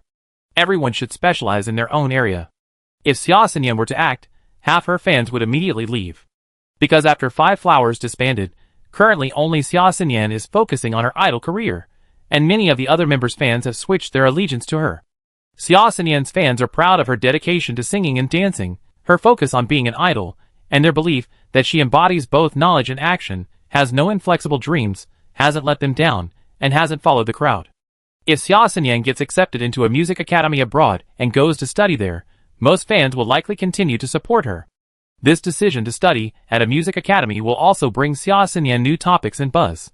Ji Binghe naturally supports Xia Xinyan's decision. After listening, Mu Ji thinks Xia Xinyan has strong willpower, and it makes sense. Someone so young who decided to become a trainee overseas and stayed for 4 years shows remarkable resilience. Xia Xinyan won't easily fade away in the entertainment industry. Bless Xia Xinyan, I believe the female lead's future will be bright. Leaving the company, Mu Ji arrived at the surface parking lot and saw 2 men standing next to her car. The man in the lead was someone she had met once before, He Juanji, the boss's older brother. The other man appeared to be He Juanji's assistant, holding an umbrella for him. Seeing that the person they were waiting for had finally appeared, He Juanji smiled and walked towards Mu Ji. Miss Mu, would you do me the honor of having dinner together? I made a reservation at Beicheng Xiangting. Chapter 113. Mu Ji refused without hesitation. Sorry, I'm busy. I have an appointment and work to do. It wasn't an excuse, she really did have an appointment. Mu Ji had arranged to discuss the role of Escape from the game with director Su Quan. Because she was delayed by talking to her agent, she had asked Minmin and the others to go ahead. She was about to drive over. When Mu Ji refused, the smile on He Juanji's face froze instantly. He looked at Mu Ji in disbelief. How dare she refuse him? Miss Mu, it's very difficult to get a table at Beicheng Xiangting. Beicheng Xiangting is a very famous restaurant in Beicheng, frequented by many celebrities. Mu Ji hadn't been, but she had heard that it was very difficult to get a table. She also understood the implication in He Juanji's words. He wanted her to put other things aside. Mu Ji glanced at her phone, a hint of anxiety showing on her calm face. I'm sorry, I really have something to do. Excuse me, please make way. He Juanji, with the aura of the eldest son of the He group, was always the one being fawned over. No one dared refuse his invitation a second time. Although Mu Ji politely declined, He Juanji instinctively felt that the woman before him didn't take him seriously at all. He Juanji put his hands in his pockets, his face showing impatience, and his tone turned cold. Then, Miss Mu, when are you available? Let's reschedule. A slight surprise flashed in Mu Ji's eyes. She had thought he would turn around and leave in anger, but this woman was determined to sit down and talk. Actually, she didn't need to guess what He Juanji wanted to talk to her about. It was probably similar to what Ji Peng's manager wanted to discuss at the Star Awards. Since there were no plans to terminate the contract early, she and He Juanji had little to talk about. Being pestered by someone like that was quite annoying. Mu Ji gave a time frame that would cool his enthusiasm without being too aggressive. 1 week later. He Juanji's eyes held a hint of anger as he stared at Mu Ji, but he suppressed it. He pressed his tongue against his left cheek and forced a smile through gritted teeth. Fine, 1 week later. Ms. Mu, I admire how you, a woman, have made a name for yourself in the entertainment industry in such a short time. I'd like to be friends with you. I believe you find the topics we discuss interesting. Looking forward to it. See you then. With that, He Juanji and his assistant strode away. 1 week later. A Western restaurant. Mu Ji arrived alone for the appointment. Perhaps still annoyed by Mu Ji's previous rebuttal, He Juanji wanted to give her a hard time. So he changed the restaurant from Beicheng Xiangting to a well-known Western restaurant that wasn't difficult to book. However, considering the convenience of the conversation and also to demonstrate his wealth, he booked the entire restaurant. After Mu Ji sat down, He Juanji wasn't in a hurry to get down to business. Let's order first, Miss Mu. What would you like to eat? He handed Mu Ji the menu. Upon opening it, she saw that it was written in English and French. If He Juanji had investigated the original owner of this body, he should know that Mu Ji's English was very poor, and naturally, she didn't understand any French either. Mu Ji didn't understand if He Junji was doing this to make fun of her. She calmly flipped through the menu page by page. Seeing that Mu Ji didn't order immediately, He Junji pretended to be calm as he flipped through the menu, considerately introducing several dishes of the restaurant to Mu Ji, and then suggesting that Mu Ji try the restaurant's signature dishes. He asked Mu Ji if she needed any help. Mu Ji closed the menu and smiled slightly at He Junji. "No, thank you." Turning to the waiter standing nearby, she rattled off several dishes in fluent English. He Junji was taken aback. "I didn't expect Miss Mu to speak such good English." Mu Ji smiled, a hint of shyness in her eyes. "I did my homework beforehand, memorizing several dish names on the way to the restaurant. We actors are best at memorizing lines." He Junji, He wasn't sure if Mu Ji was telling the truth. Then he asked Mu Ji what kind of wine she wanted to drink. Mu Ji said she rarely drank and was fine with anything. Seemingly to demonstrate his knowledge of wine, He Junji launched into a long lecture on wine classifications, origins, vintages, and other facts, speaking fluently and confidently. Mu Ji's polite smile gradually became perfunctory. When the dishes were served, He Junji stared at Mu Ji's hands, trying to see if she knew how to use a knife and fork correctly. The result was disappointing. He belatedly realized that Mu Ji must have taken a formal Western dining etiquette class. From her attire, posture, ordering, drinking, and dining etiquette tonight, Mu Ji had done everything very well, and was extremely proper. She was even more like a socialite than the other socialites he had dined with. "Miss Mu, I'm very happy to have dinner with you tonight. I didn't expect Miss Mu to be even more beautiful and charming off camera." Hearing the ambiguous and flirtatious undertones in his words, Mu Ji, sitting opposite him, twitched slightly, feeling a chill. She probably guessed what He Junji's eagerness and flirting at the dinner table meant tonight. He Junji didn't see Mu Ji as a talent his company/his faction needed to cultivate. Instead, he treated her as a woman to be won over. His behavior at the dinner table, his elaborate and pretentious pronouncements, like a peacock displaying its plumage to attract the opposite sex, were an attempt to showcase his extensive knowledge and the superiority of his upper class. He wanted to instill admiration in Mu Ji. In He Junji's view, as the eldest son and heir of the He group, he was still a minor, yet countless women were already showing interest in him. These women were all after his vast and powerful family fortune, each wanting to marry into the wealthy family. No woman could resist his and his family's allure. He used a bit of his charm on Mu Ji, said some ambiguous things, and made her fantasize about their relationship. Then, what he wanted to discuss next would be much easier to achieve. Now, it was time to get down to business. He Junji deviated from the expected approach, asking first, "Miss Mu, would you be interested in hearing a story?" Mu Ji patiently gestured for He Junji to speak freely. If she said she wasn't interested, He Junji would likely come back and invite her to listen to another story. Let him tell his story tonight, no matter what. Don't waste her time. She wanted to hear what kind of grand promises He Junji could make. This story begins 33 years ago. 33 years ago, the He Group was just an ordinary company. He Hongshuo, the chairman of the group, ranked among the top 3 on the rich list, was just a boss with a net worth of hundreds of millions. He Hongshuo had a fiancée, but at a dinner party, he fell in love at first sight with a popular actress at the time. He immediately launched a relentless pursuit, and the two soon began a secret relationship. 2 years later, they secretly registered their marriage. A year after their marriage, He Hongshuo's marriage to the actress was exposed, and rumors also surfaced about the actress having an affair with a director she had worked with. The couple already spent little time together, and He Hongshuo objected to the actress's reluctance to publicly announce their marriage and her inevitable contact with other men during filming. He wanted her to take this opportunity to retire from the entertainment industry, but the actress refused. The rumors further fueled the fire, leading to a breakdown in their relationship and their divorce. After the divorce, He Hongshuo quickly married his fiancée. The entertainment industry back then wasn't as open-minded as it is now. That female star cultivated a pure and innocent image, but then secretly got married. It was a huge blow to her fans and followers. Some fans even jumped off buildings because they couldn't accept it. Her career plummeted. She went back to her ex-husband, got pregnant, and tried to force her way back into the spotlight, but failed. Too ashamed to stay in Beicheng, she retired from acting. Throughout the story, He Junji made no attempt to hide his disdain when mentioning female star. The story ended. He Junji looked at Mu Ji and said sarcastically that shameless female star in the story is He Jiyue's mother, and He Jiyue is my father's illegitimate son, a bastard. His eyes flashed with malice, a fierce intensity mixed with barely suppressed excitement, I am the rightful heir to the He Group. Launching Media is just a subsidiary of the He Group. He Jiu is just someone who works for me. Once I take over the He Group, everything will be mine. Miss Mu, you're a smart woman. You should be planning for yourself sooner rather than later.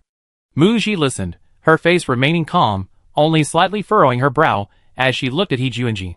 She said indifferently, I have absolutely no interest in the secrets of the wealthy families you're telling me. The story He Jiunji was telling wasn't even his own from 33 years ago.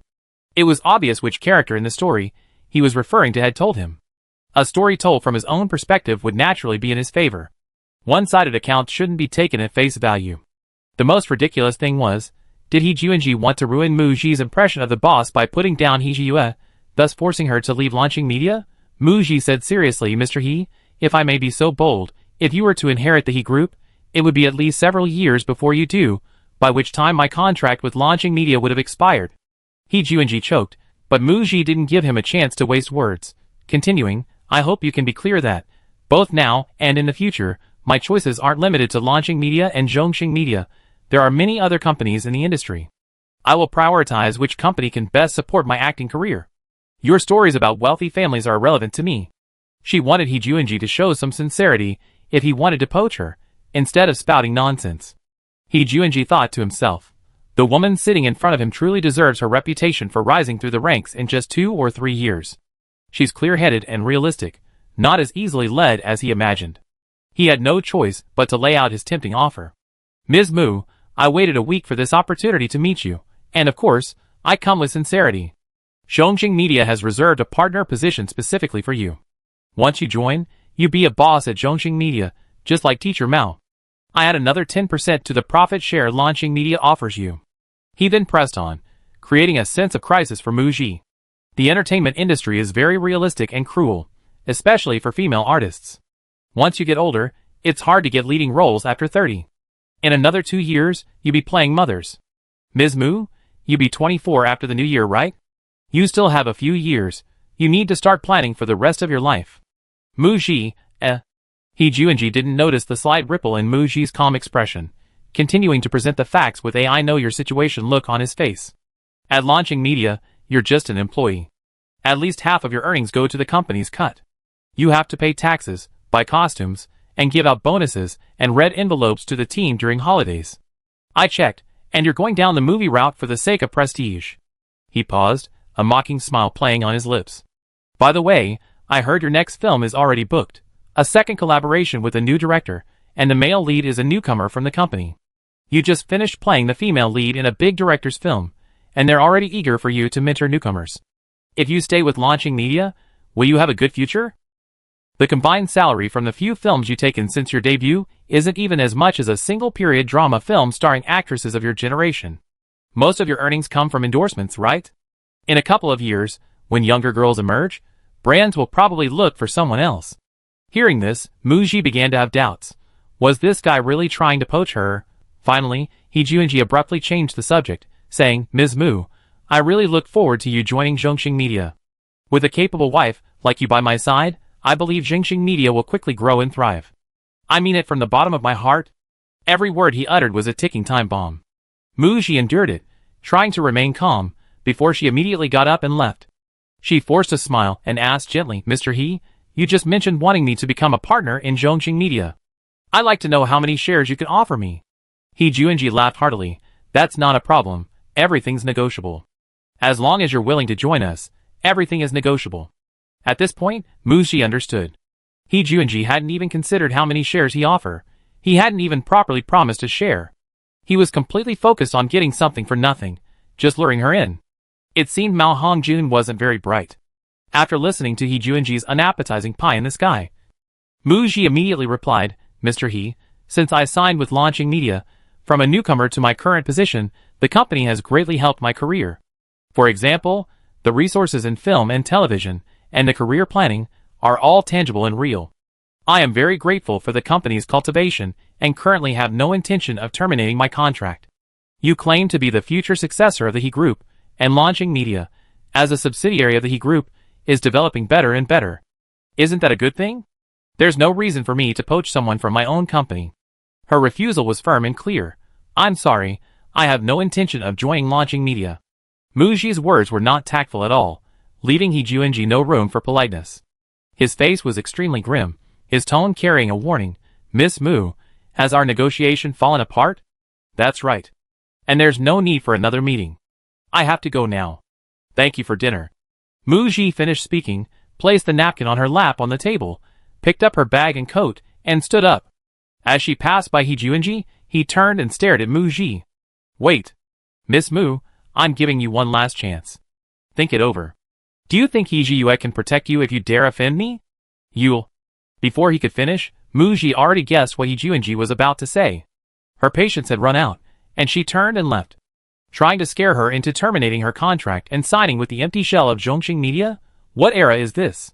He Junji would have to consider his own strength before trying to play the blacklist game. No matter how powerful the He Group is, it's in the business world, its reach doesn't extend to the entertainment industry for now. Besides, He Junji currently only holds a third of the CEO position in the group, wielding little real power. Otherwise, he wouldn't be so furious seeing Launching Media thriving. She doesn't need her boss's protection. If He Junji loses the power struggle with He Junji's wealthy family, she can easily sign with another company. Muji is annoyed by He Junji and hopes her boss, with the protagonist's aura, will have the last laugh. Stepping out of the restaurant, a gust of cold wind hit her. Muji shivered, remembering she had a couple of sips of red wine and couldn't drive. She took out her phone from her bag, intending to hail a taxi home. A car parked not far away flashed its lights, and a person got out. Muji's first thought was a paparazzi, and she was about to turn away. Out of the corner of her eye, she noticed the person had long legs and strode towards her, quickly reaching her. It was He Junji. Chapter 114. Muji was quite surprised by He Junji's sudden appearance. What are you doing here? He Junji noticed Muji was wearing a long dress with a coat over it. The temperature was 7 or 8 degrees Celsius that night, and it was very windy. This outfit was too thin. It's cold outside. Let's get in the car first. Muji hesitated for a moment, considering that He Junji would come out soon and would definitely come over and give them a piece of his mind if he saw them standing there. She had been signed with Launching for 2 years and trusted her boss. She followed He Junji to the car. He Junji gentlemanly opened the passenger door for Muji. Thank you. As soon as Muji got in, she found the car was warm with the air conditioning on. He Junji closed the door for her, walked around the front of the car to the driver's side, opened the door, and a gust of cool air blew in, accompanied by a faint, fresh fruity scent. It smelled like the scent of a mountain orchard, with a hint of fruit tea, and the base notes evoked the aroma of afternoon forest grasses, a fresh, clean, yet calm and understated fragrance. Muji smelled the perfume emanating from He Junji. This was the first time she had been so close to a man outside of work, especially in the confined space of a car.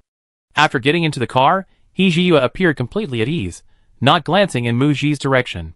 To avoid eye contact, afraid of inadvertently revealing his innermost feelings.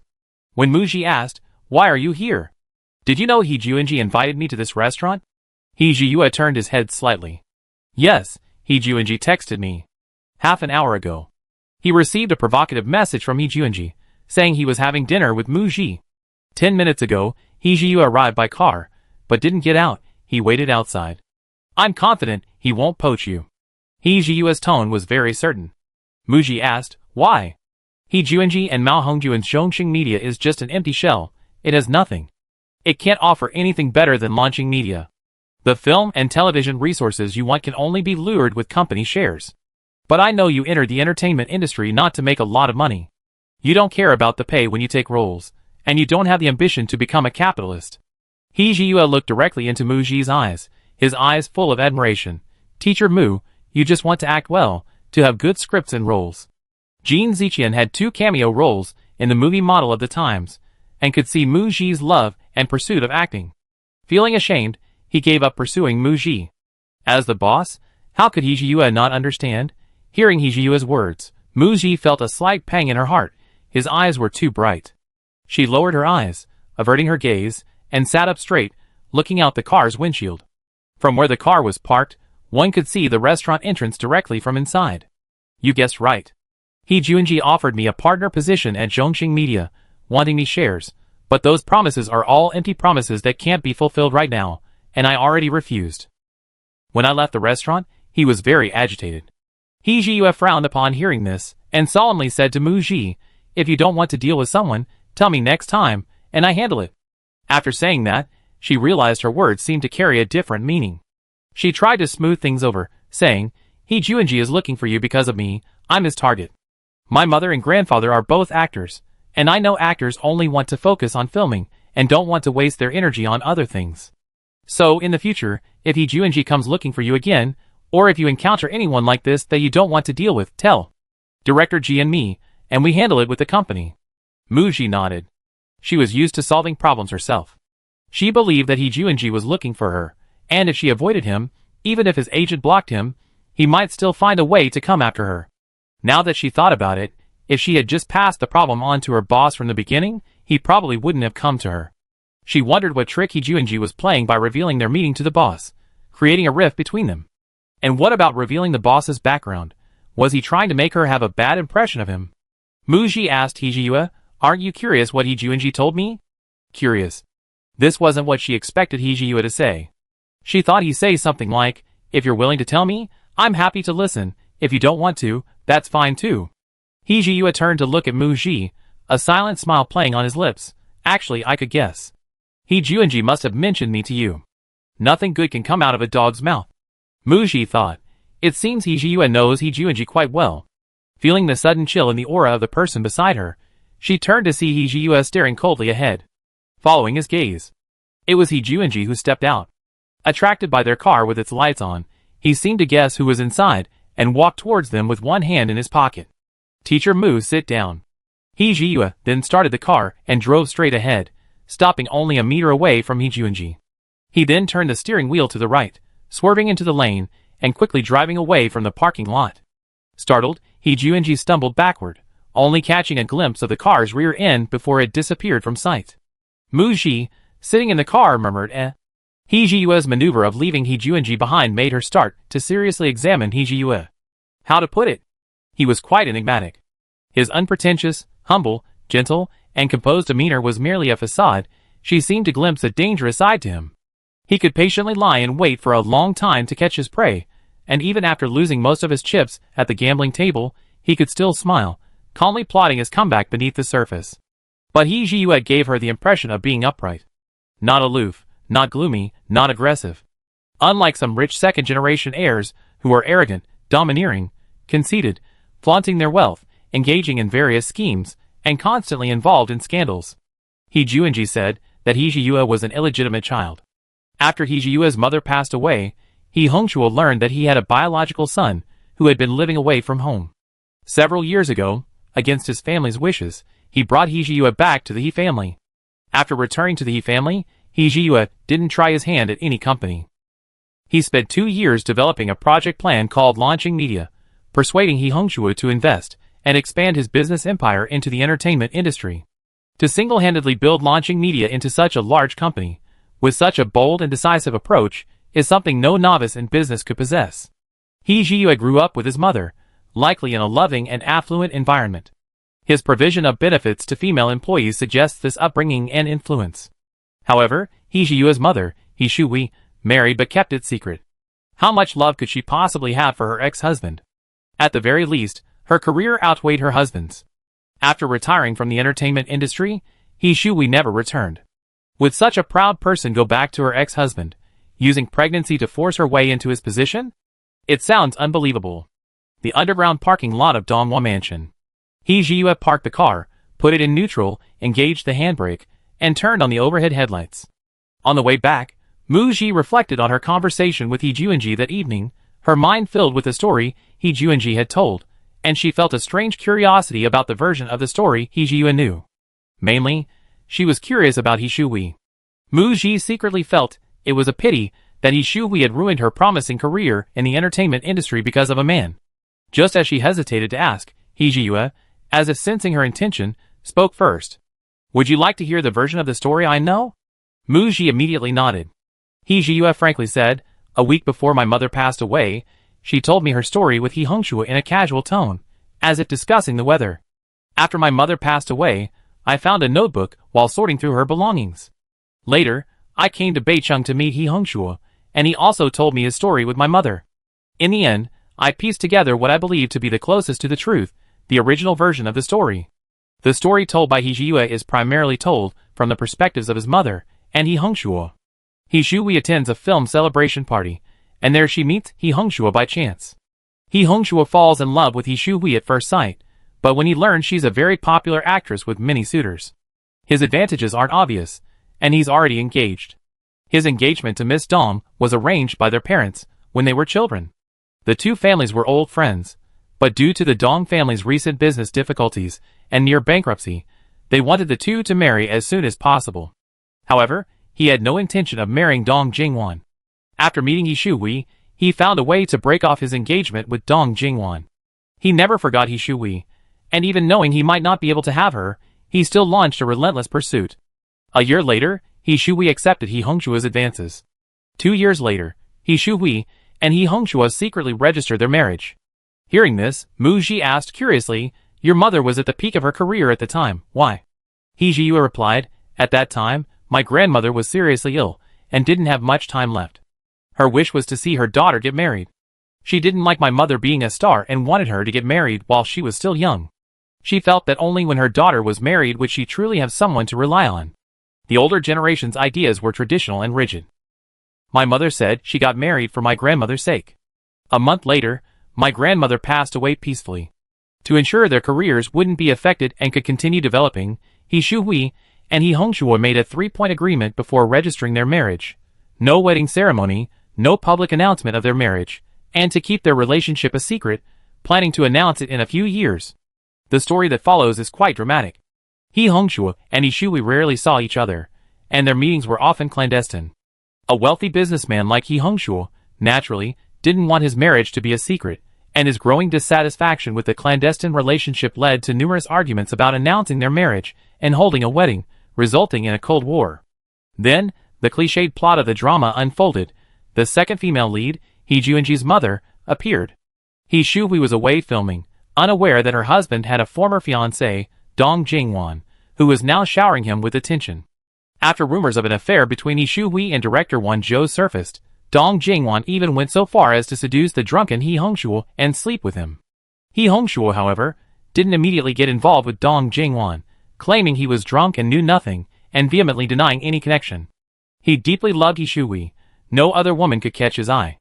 Perhaps out of guilt for his infidelity, he immediately bought a plane ticket to visit He Shui on set, proactively apologizing and promising never to pressure her again, saying he could wait. The two reconciled, and He Hongshuo put aside his work to accompany He Shui on set for over a month. When He Shui returned from filming, Dong Jingwan came to her door saying she was over a month pregnant. Mu Ji roughly guessed what would happen next. Proud as He Shui was, she couldn't tolerate any infidelity, and naturally filed for divorce from He Hongshuo. No matter how much He Hongshuo apologized or begged, he was determined to divorce her. Under pressure from both sets of parents, and perhaps out of a sense of responsibility towards Dong Jingwan, and perhaps also out of a desire to provoke He Shui, He Hongshuo agreed to marry Dong Jingwan. Later, He Shui's secret marriage was exposed. Because He Hongshuo had remarried, rumors of him interfering in someone else's marriage circulated, severely impacting her career, and she announced her retirement from the entertainment industry. He Jiyue, one of the reasons my mother retired from the entertainment industry was that she found out she was pregnant. She didn't tell He Hongshuo about the pregnancy. He had no idea about the child. After retiring from the industry, He Shui flew from the north to the far south, starting a new life in a strange city. Hearing this, Mu Ji wondered, is this the end of the story? She couldn't help but wonder. Logically, He Jiyue's mother hadn't told her ex-husband about the child's existence, leaving Beicheng and escaping everything from the past. Having raised the child to adulthood, would she have revealed the existence of the biological father to He Jiyue in her final moments of illness? More than 20 years had passed, and He Hongshuo still couldn't let go of He Shui. Upon learning that He Jiyue was his son, he immediately brought him back to the He family. Could Dong Jingwan and her son swallow this insult? Especially judging from He Juanji's reaction, he was constantly worried that He Jiyue would fight him for the inheritance. This mother and son didn't make a scene. They simply let He Jiyue return to the He family. Mu Ji felt somewhat confused. He Jiyue laughed, a cold glint in her eyes, and stated a fact. I'm a few months older than He Juanji. He Juanji's mother faked her pregnancy, deceiving He Hongshuo. She only conceived the child 6 months after marrying He Hongshuo. After my mother was hospitalized, Dong Jingwon somehow found out about it, came to the hospital to see my mother, and told her that the news of her marriage and her involvement in someone else's marriage was all spread by someone she hired. Muji was stunned. Dong Jingwon must have felt that she had surpassed the once popular superstar He Shui, forever trampling her underfoot. She could even imagine Dong Jingwon's smug, condescending attitude as she belittled He Shui, saying, "You're almost dead, what can you do against me?" So she boasted about what she had done. But what Dong Jingwon never expected was that He Shui was pregnant before divorcing He Hongshuo and had given birth to a son. After hearing the story of He Jiyue's parents' generation, Muji understood He Jiyue's decision to acknowledge He Hongshuo as his biological father and return to the He family. It was for his mother's sake. After finishing his story, He Jiyue said to Muji, "If He Juanji said anything threatening to you, don't take it to heart. The reason I was able to establish launching media wasn't because of He Hongshuo's belated, blind fatherly love, touching father-son relationship, or his appreciation of me. My mother transferred her 5% stake in the He Group to me.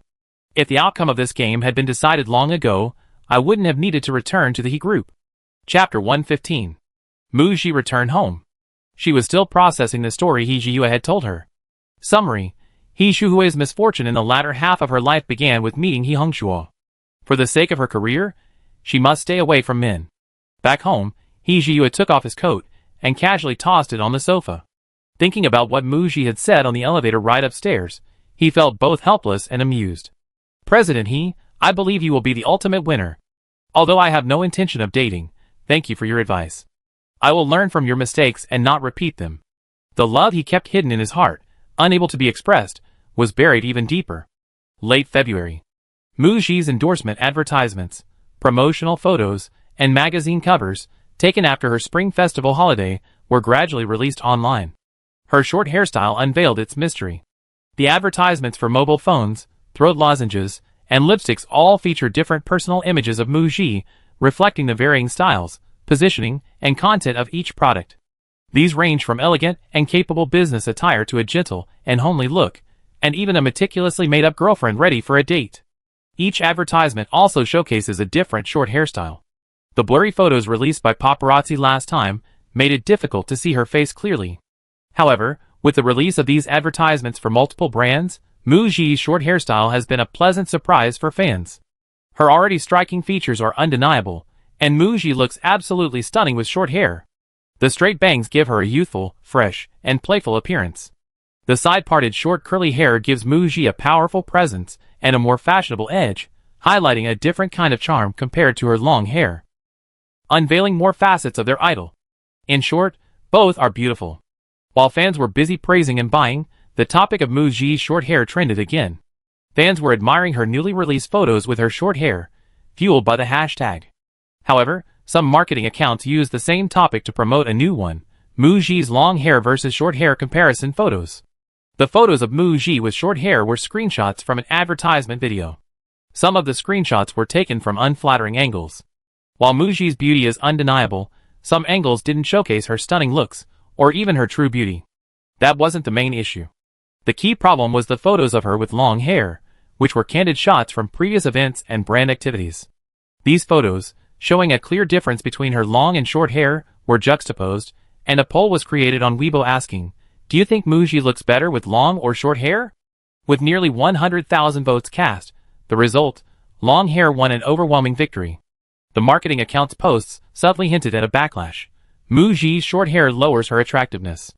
Compared to her long hair, some styles make her look older and uglier. Her long hair is stunning.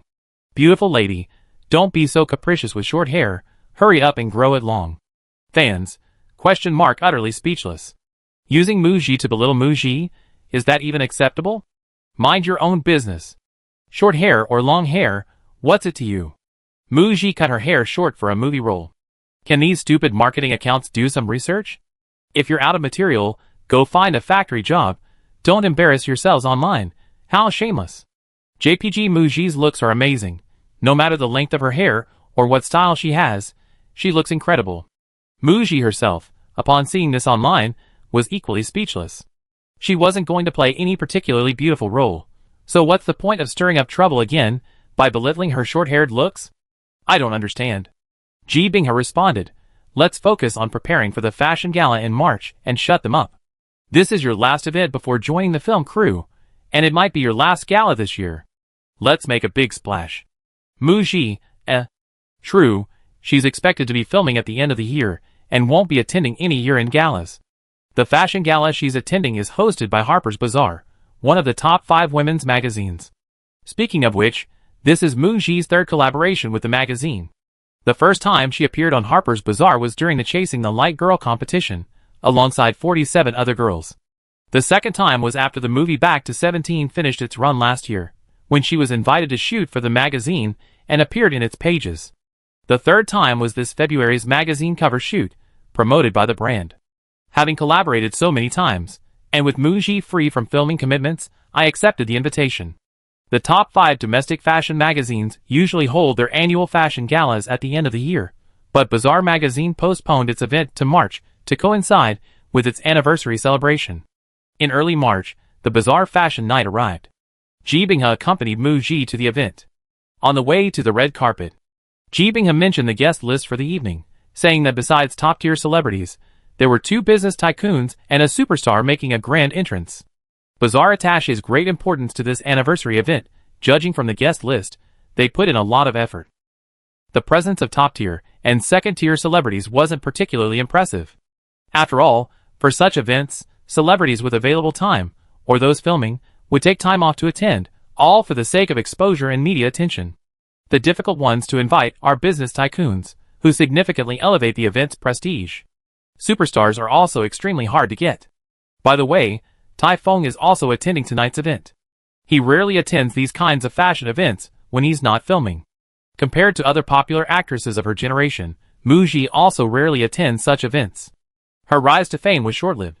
Once she starts filming, she goes into seclusion and doesn't participate in events. Even during the busiest month of last year's awards ceremony in January, she was busy filming. Perhaps because of Muji's difficulty in being invited, given her high popularity and her involvement in the film industry, the organizers arranged for her to appear quite late in the lineup. She was the 6th to last to appear, 1 person ahead of Tai Feng. After her were directors, business tycoons, and finally, the headliner, a superstar. Muji's treatment was quite good. Upon arriving at the red carpet, the artist was immediately filmed getting out of the car before gracefully walking to the backdrop for a posed photo. On the forum, the thread for tonight's Bazaar fashion event live discussion was incredibly popular due to the star-studded guest lineup, with the thread already scrolling through over 10 pages. According to the rumored red carpet order, Muji was the last female artist to appear. Previously, popular female artists such as Shi Qianwen, Liao Yanning, and Du Qianqian had already appeared, and their fans were busy arguing. When it came time for Muji to appear, everyone temporarily stopped. Perhaps the long hair versus short hair trend spun by marketing accounts had taken effect, and coupled with the fact that Muji's studio hadn't released any promotional photos tonight, it led to curious discussions among netizens and critics. Was Muji's look tonight too disappointing to release? Tree branches. If you just went to check out Muji's super topic, you see fans filmed her leaving the hotel. The screams in the video were deafening.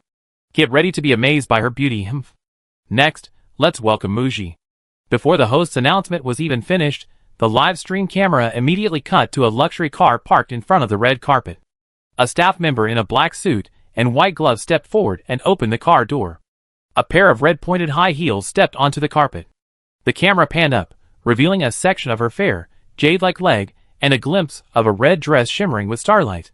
Then, Muji gracefully stepped out of the car, lifting her skirt, and in the next second, precisely positioned herself to face the camera, giving it a charming smile. The live stream chat was filled with, "Ah, my heart is sniped. Her beauty is killing me." Tonight, Muji's short hair was parted in a 3/7 style, styled in elegant waves. Compared to her previous natural, princess-like makeup looks at various events, today she opted for a glamorous and sophisticated Hong Kong-style makeup, complete with red lips, and a side of her hair pulled back behind her ear, revealing diamond earrings. She wore a flowing red halter-neck dress with a thin silver strap. The fitted dress accentuated her beautiful figure, and the sequins adorning it shimmered like a starry sky. A side slit revealed glimpses of her long, white legs as she moved. The wind was quite strong on the red carpet tonight. Many celebrities walking ahead of her had their hair disheveled or their dresses billowing in the wind, risking wardrobe malfunctions and looking somewhat disheveled. However, Mu Ji's short hairstyle, and the fabric of her dress remained unaffected by the wind. Her skin was as white as snow, and she wore a fiery red dress. She looked noble and elegant, radiant and unparalleled, with an extraordinary charm and grace. Standing before the backdrop, her smile was captivating, her beauty mesmerizing. Netizens commented that when Mu Ji took the stage, even the wind seemed to soften, drawn to her beauty. She struck poses with remarkable composure, resulting in several stunning photos. As soon as she finished walking the red carpet, Mu Ji's breathtaking beauty immediately topped the trending searches, her beauty once again going viral. Many netizens exclaimed, "Mu Ji in her red dress is a Hong Kong-style beauty. She's absolutely stunning tonight. And Mu Ji suits red so well, her aura is overwhelming. She's so incredibly beautiful." The Bazaar Fashion Awards dominated the trending topics tonight, with many A-list male and female celebrities from the event trending. Mu Ji's topic rose the fastest upon entering the trending list, maintaining high levels of discussion. The weather in Beicheng in early March was gradually fading, with a chill in the air. After walking the red carpet, Mu Ji draped a white shawl over her shoulders. Staff members helped support her dress from behind. Listening to her manager explain the real-time trending topics online, the group headed towards the inner venue. For tonight's magazine fashion event, Mu Ji's team had only prepared one dress, and she would continue wearing this red gown inside. It wasn't that they couldn't borrow a suitable dress from the inner venue. There were two main considerations. First, the dress was quite suitable for sitting down, as the skirt wasn't too wide.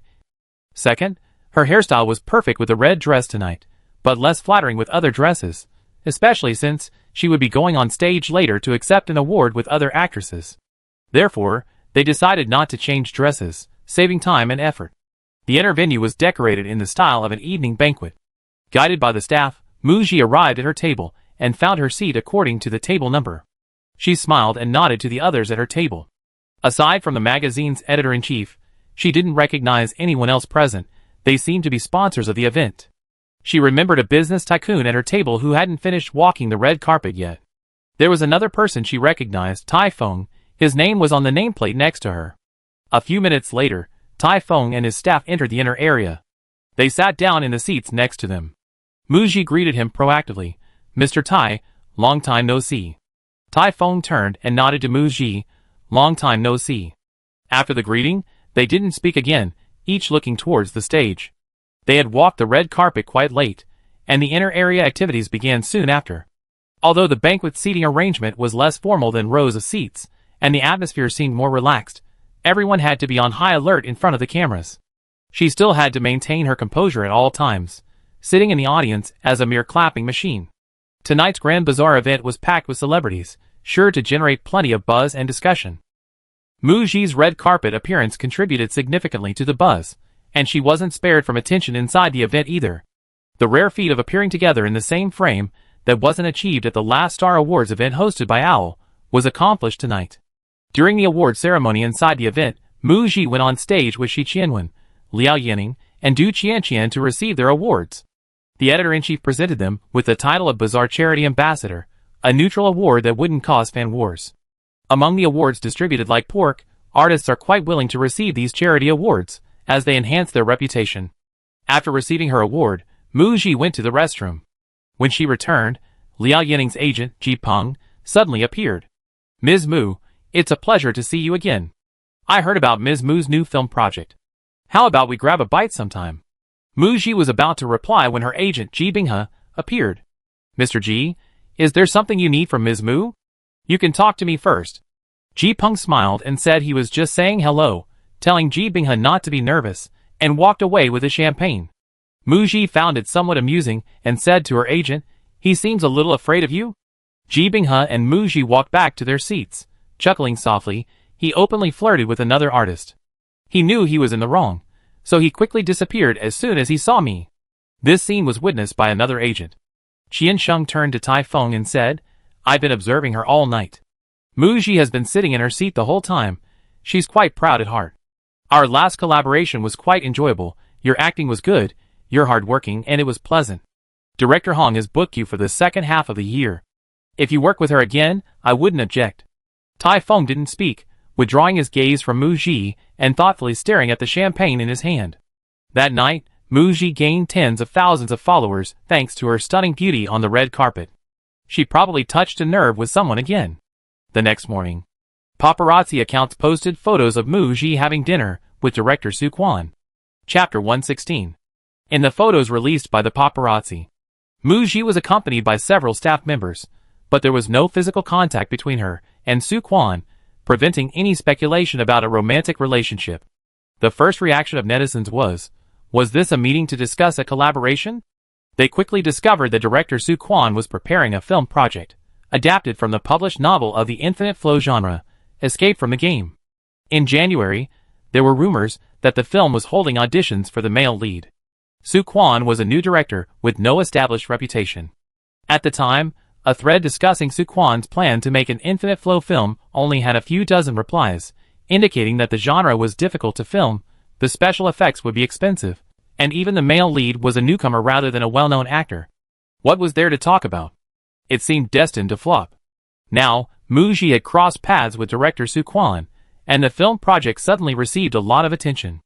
Netizens began digging into Mu Ji's next project. I discovered an interview with Mu Ji in a magazine last week where she was asked, "Your film Back to 17 and the TV series The Edge of the Blade, which aired last year, both achieved great success. Personally, do you prefer filming TV series or movies?" Mu Ji replied, "I prefer the creative atmosphere of films, but I mainly choose roles based on the script and the character. Could you reveal whether your next project is a TV series or a movie?" Mu Ji answered that it's a movie. So, Mu Ji's next project is a movie directed by Soo Kwon. Furthermore, casting information for Escape from the Game has surfaced, with filming scheduled to begin on April 1st. With less than a month until filming starts, it seems the cast was finalized some time ago. If Mu Ji plays the female lead in this movie, who will be her male co-star? This is what netizens are most concerned about and curious about. Just as people were about to start digging into who the male lead would be, an insider came out and revealed, the male lead of Escape from the Game is a newcomer signed with Launching Media, named Bien Woo. The informant claimed that two other actors from Launching Media would also have cameo roles, and that the newcomer landing the male lead role was through company maneuvering. This Bien Woo is Launching Media's next big talent, and Mu Ji has already started mentoring newcomers. This revelation immediately sparked a wave of ridicule against Mu Ji and the film's resources. The box office success of Back to 17 was due to Launching Media's effective marketing and distribution, benefiting from the success of the Youth Quartet series. With a decent script and solid acting, but director Soo Kwon being only SOSO, I don't think he has the ability to make this Infinite Flow novel IP a success. I originally thought Mu Ji's career would skyrocket after starring in a big-name director's film, but she's working with a new director again, and the male lead is another newcomer? Her resources are so bad. This newcomer named Bien, who has only had cameo roles, this is his first time as a lead, and he's not even as good as Song Yuan Yang. The male leads Mu Ji is working with are getting worse and worse. Mu Ji starred in a big-name director's film, and she's the second lead for Tai Fong. Logically, her film resources shouldn't be this bad. I seriously suspect she has a problem with billing order. She wants to be in the top billing but no one can. The other male actors were unwilling to play supporting roles for her, so they could only put a newcomer in the background. Did the 1 billion yuan box office of Back to 17 make the new director Soo Kwon so arrogant that he lost his way? His new film project actually cast Mu Ji and a newcomer as the male and female leads. These two have no market recognition and no box office ability. Is this film just a hobby? Don't ruin the IP. I've been waiting for ages, and no one's digging into the film's production team. Could it be a low-budget, no-name production team making a web movie? Thinking about it that way, it suddenly makes sense. From a big director's leading lady to a low-budget, no-name production team casting a nobody, maybe even a newcomer in a supporting role. If I were a Mu Ji fan, I'd be devastated and unfollow her. A fan of Mu Ji, who was mentioned, unfollowing her is impossible. Compared to other actresses of her generation, Mu Ji at least has a bright future in the film industry. Her 3 currently airing/released works are considered triple hits, which is incredibly exciting for a career-oriented fan. Plus, the film starring Mu Ji, directed by a renowned director, hasn't been released yet. The release of Countdown will definitely boost her career. However, some fans are finding it hard to accept the new film opportunities Mu Ji has been rumored to have. She worked with renowned director Won Zhou in her previous film, and then with the famous director Hong Yin in her last film. How did her resources suddenly plummet? Working with director Soo Kwon again is somewhat acceptable, but playing the male lead in a newcomer from the same company is just too cruel. Is it because the idol can't get better film opportunities?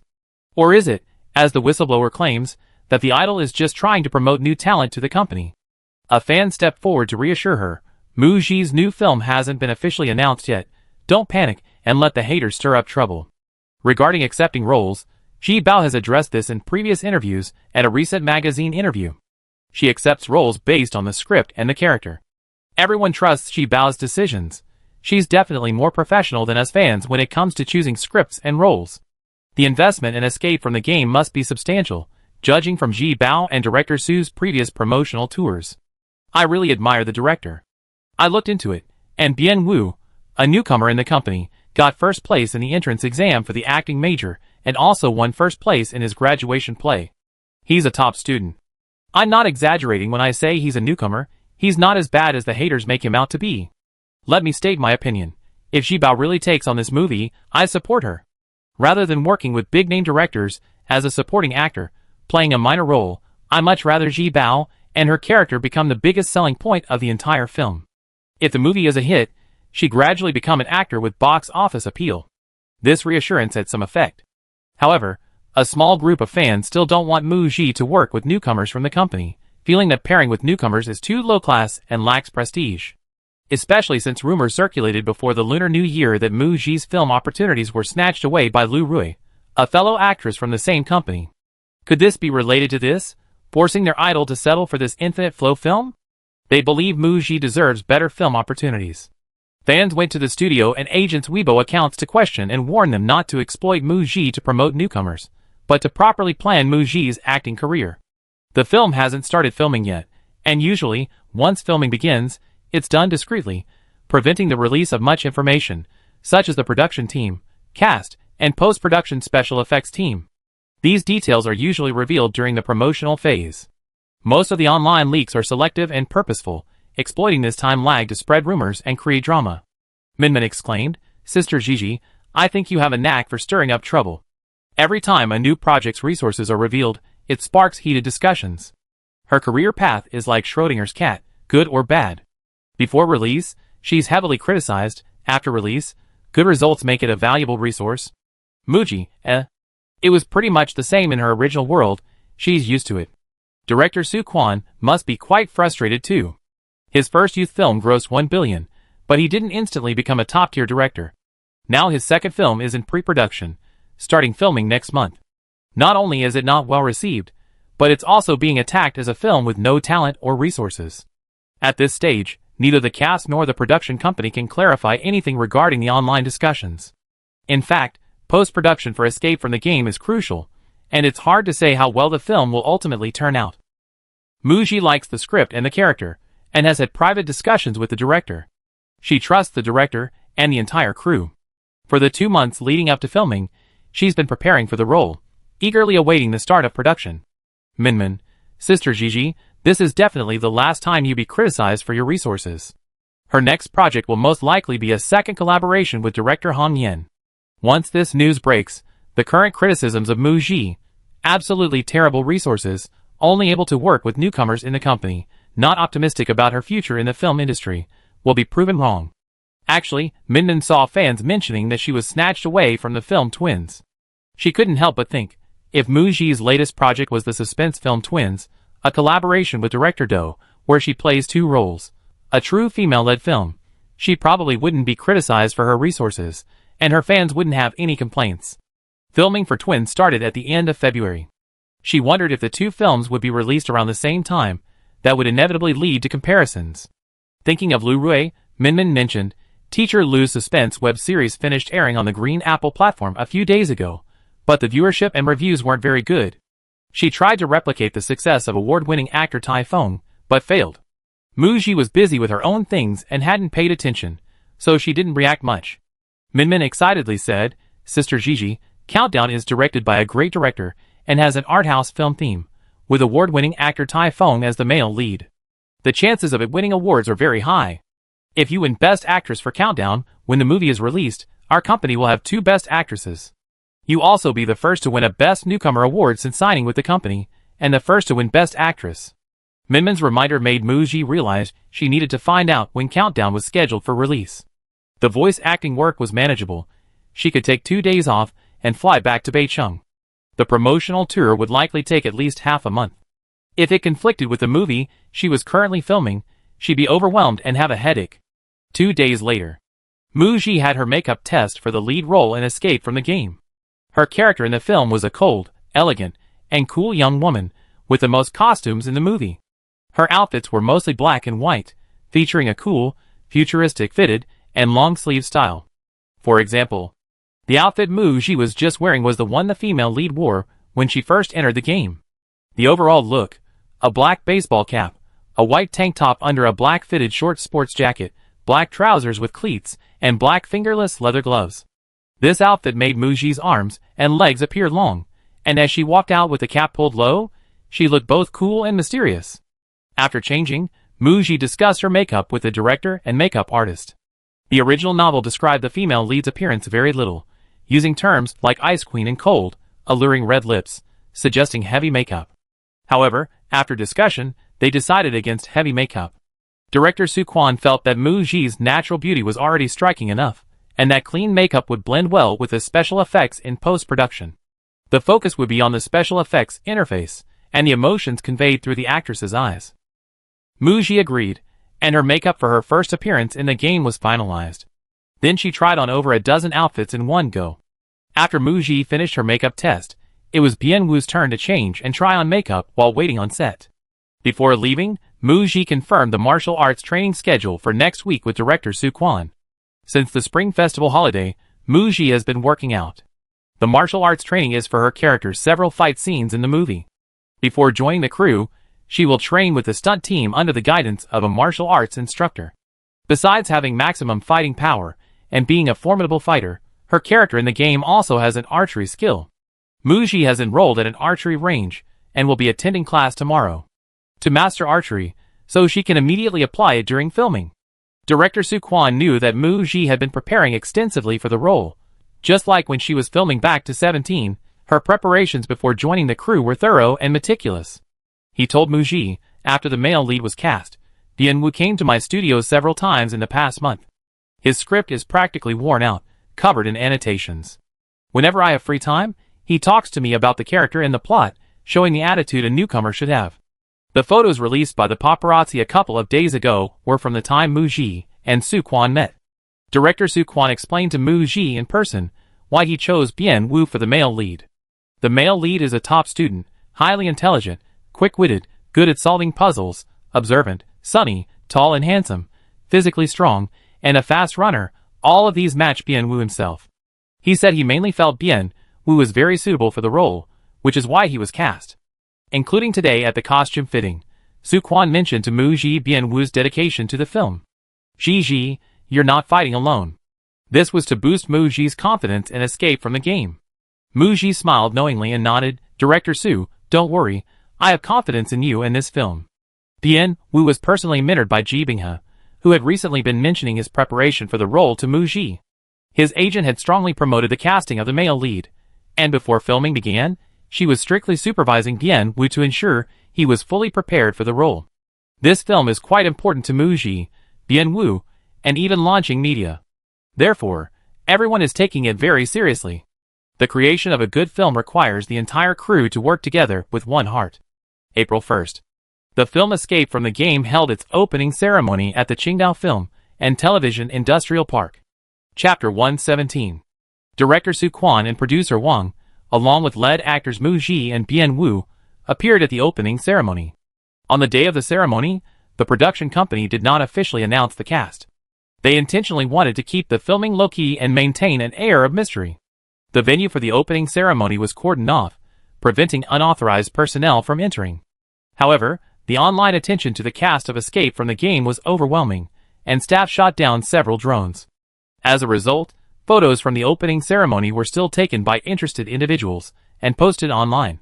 The main actors present at the opening ceremony, the female lead Mu Ji and the male lead Bien Wu, had already been identified, and their appearances in the photos definitively confirmed their roles. Besides them, there were 6 other actors standing next to director Su Quan, Mu Ji, and Bien Wu. Netizens commented, "The one with the question mark looks familiar, he should have appeared in other movies/TV series, but I can't recall his name." These 6 actors share a common trait: ordinary looks. They're the kind of people who blend into a crowd and go unnoticed, like any ordinary person you bump into on the street. If the earlier criticisms of this film, calling it a low-budget, no-name production, and a typical online movie, were just empty words, many netizens now think, generally, the main actors in a film attend the opening ceremony. This cast, is this really an online movie? Muji's fans were excited because rumors circulated that their idol would be starring in the film. A week ago, the official Weibo account of the Qingdao Film and Television Industrial Park also revealed that a film crew starring a certain top-tier actress would be arriving in a few days to film, liked a comment nominating Muji, and even released her flight itinerary from Beicheng to Qingdao ahead of schedule. The studio hasn't denied the rumors. This is tantamount to indirectly acknowledging Muji's casting. So, in the past few days, fans have been showing off their books in Muji's fan forum, buying copies of the novel Escape from the Game to get a sneak peek at its content and hopefully find answers to why their idol took on this role. Now, netizens are mocking the cast as terrible. Actually, anyone who's read the novel can guess that these 6 actors are likely playing players who team up with the male and female leads in a game, or NPCs in a particular level. If familiar faces were cast, it would be jarring.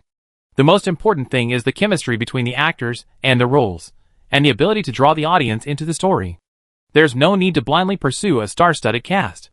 In other words, this film was quite frugal in casting. One Muji fan, regarding rumors circulating online that Muji would be appearing on the reality show Their Stars and Seas, posted in the fan forum denying the rumors, saying, "I asked a friend, and Muji hasn't agreed to participate." The show started filming in March, and Muji was indeed not there. This fan gained the trust of other fans, and can be considered a semi-industry insider. Today, this fan was asked about the movie's cast and posted on Weibo, "I checked with my connections. Escape from the Game has a big budget, with big-name actors. The production company is very serious about this project. Everyone should trust Gigi's judgment, and we fans should just support her." That's true. Wasn't there a rumor that besides the male and female leads, launching media would have 2 other actors making cameo appearances? Neither of them showed up at the opening ceremony today. There will definitely be more important actors joining later. Ji Bao has joined a new film crew. We should celebrate properly. Even if we take a step back, she's already acted in it, and fans shouldn't join the online trolls and haters in criticizing the new film and mocking the cast. Don't be foolish and get caught up in the hype again. The fans stopped worrying about the cast. Although there's no official announcement, it hasn't stopped some media outlets and marketing accounts from posting related Weibo posts about Muji joining the new film crew, busy reposting, liking, and commenting. In fact, Escape from the Game does have big names joining the cast. Feng Chongxian and Pu Jiamu were both present at the script reading before filming began.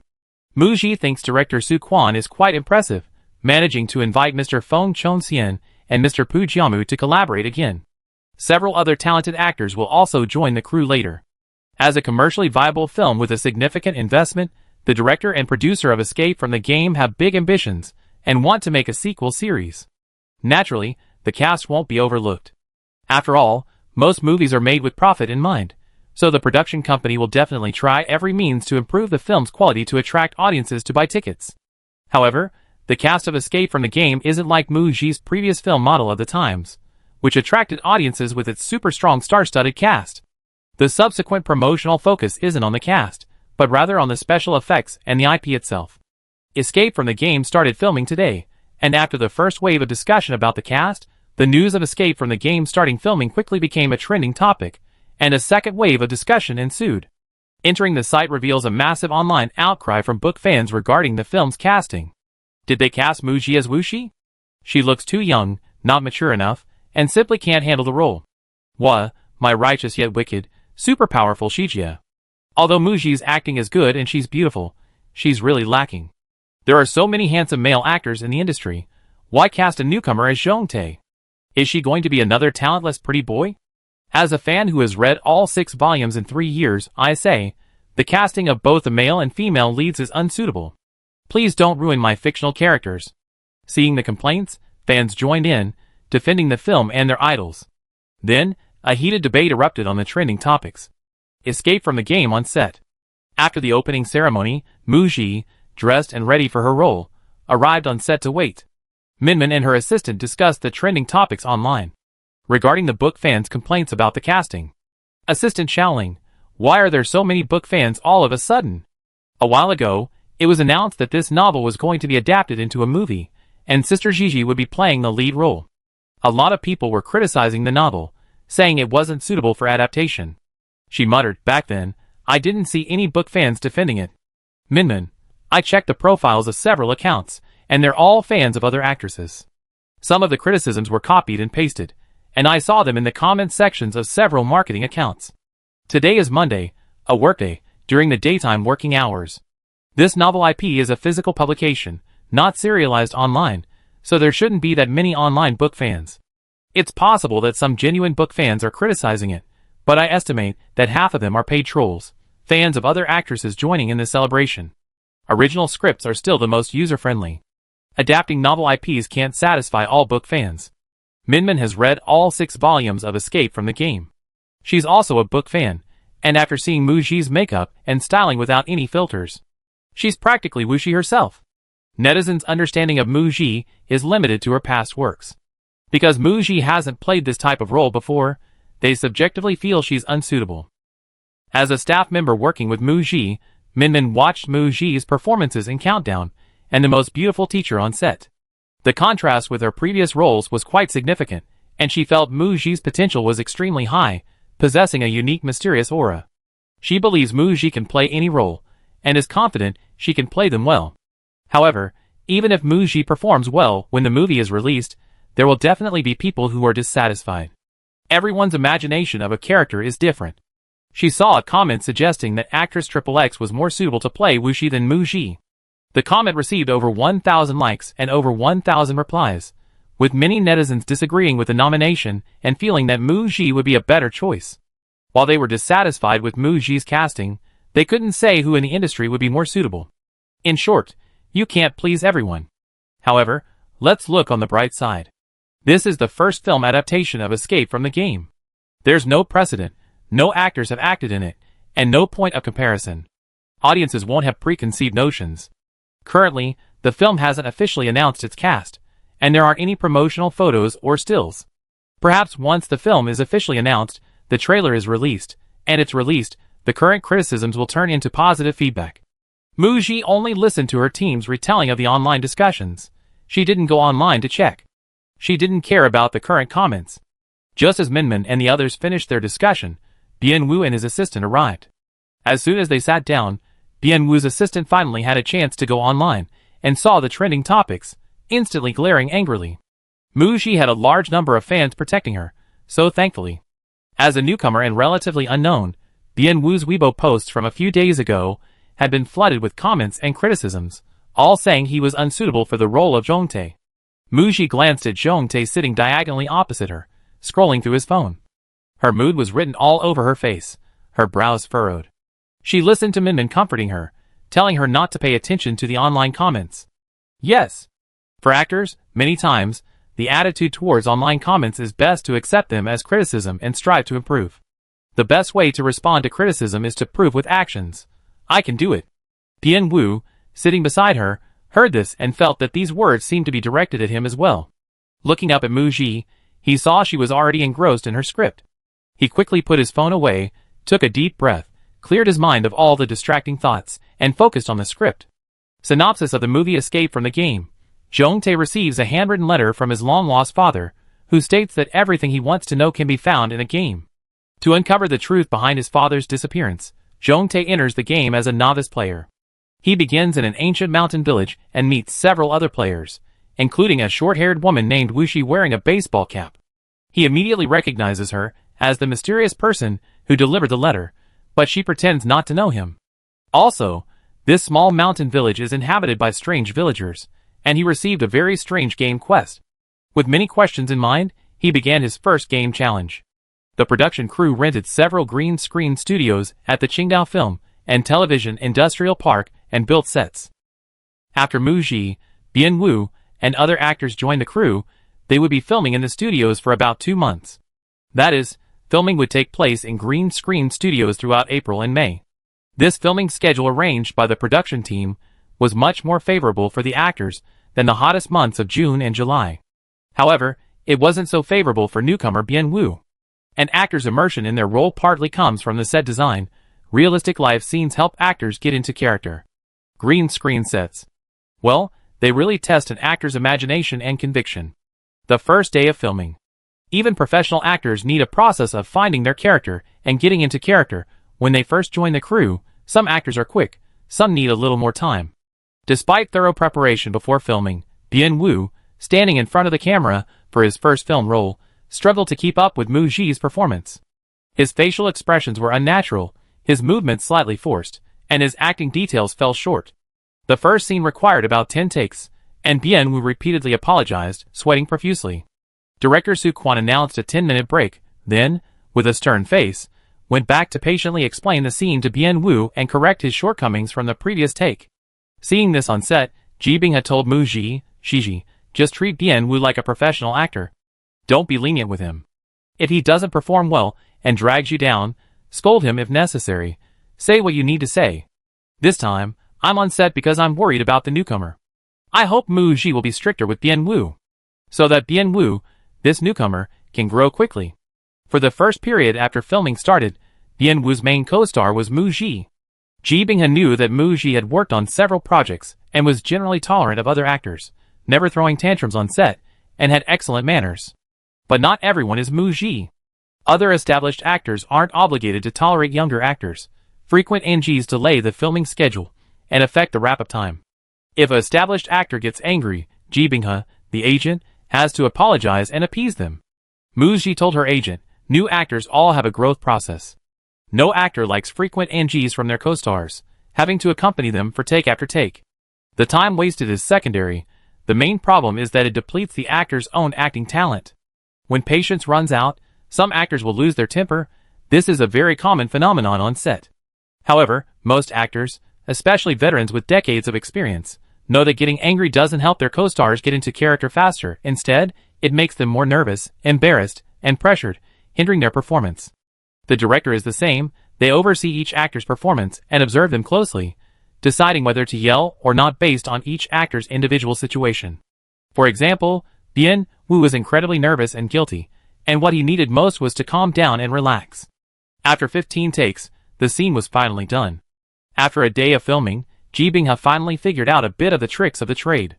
Director Soo-kwon, who had been quite harsh with Song Yuan-lyong during Back to 17, hadn't yelled at Bien-woo much today, but his stern face was enough to create pressure. Moo-ji, on the other hand, played the good cop role, reassuring her co-stars to take it easy. This director and actress's second collaboration was surprisingly smooth.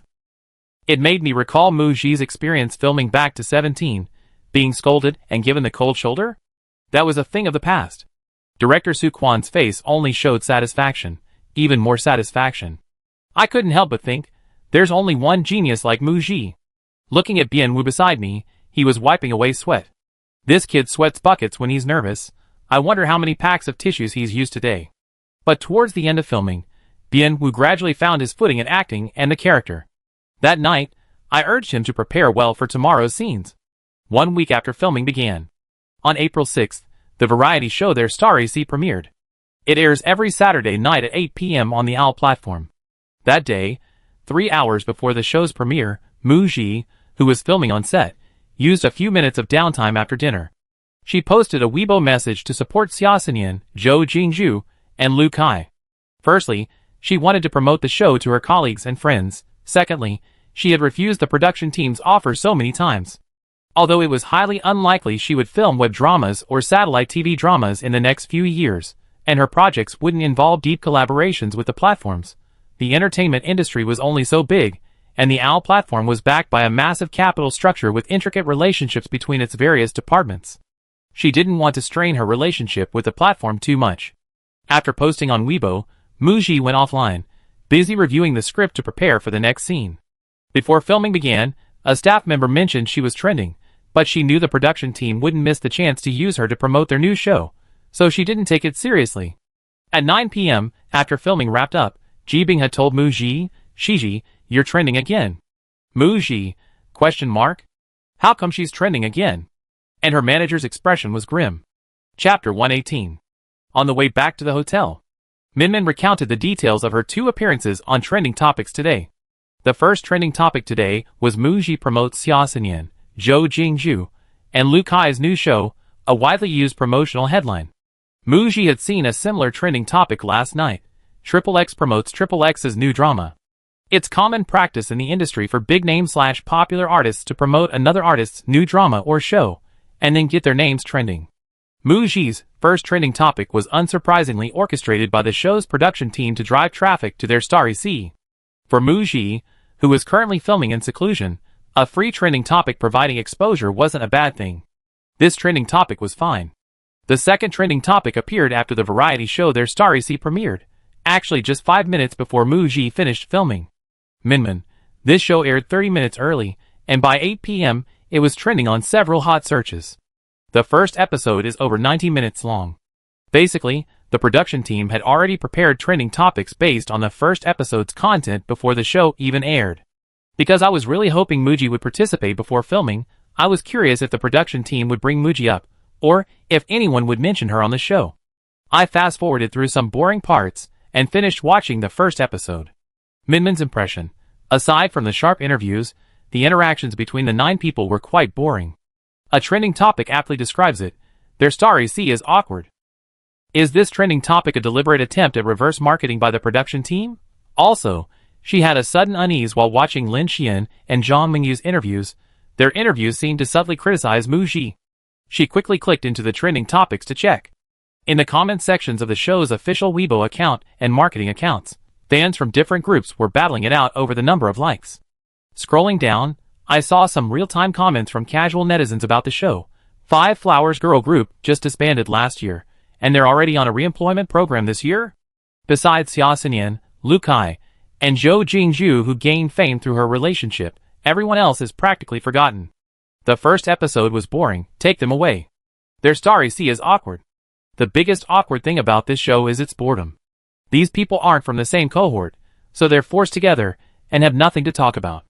They were all so formal when they first met in the first episode. I remember 2 or 3 of them are quite a handful. If this show wants to be popular, they need to have them fight. Wasn't there hype that Muji would be on this show? I checked and she's not there. I'm not interested. Lin Xian and Louis had such a messy falling out during the filming of The Legend of the Flying Immortal, and they're still on the same show like nothing happened.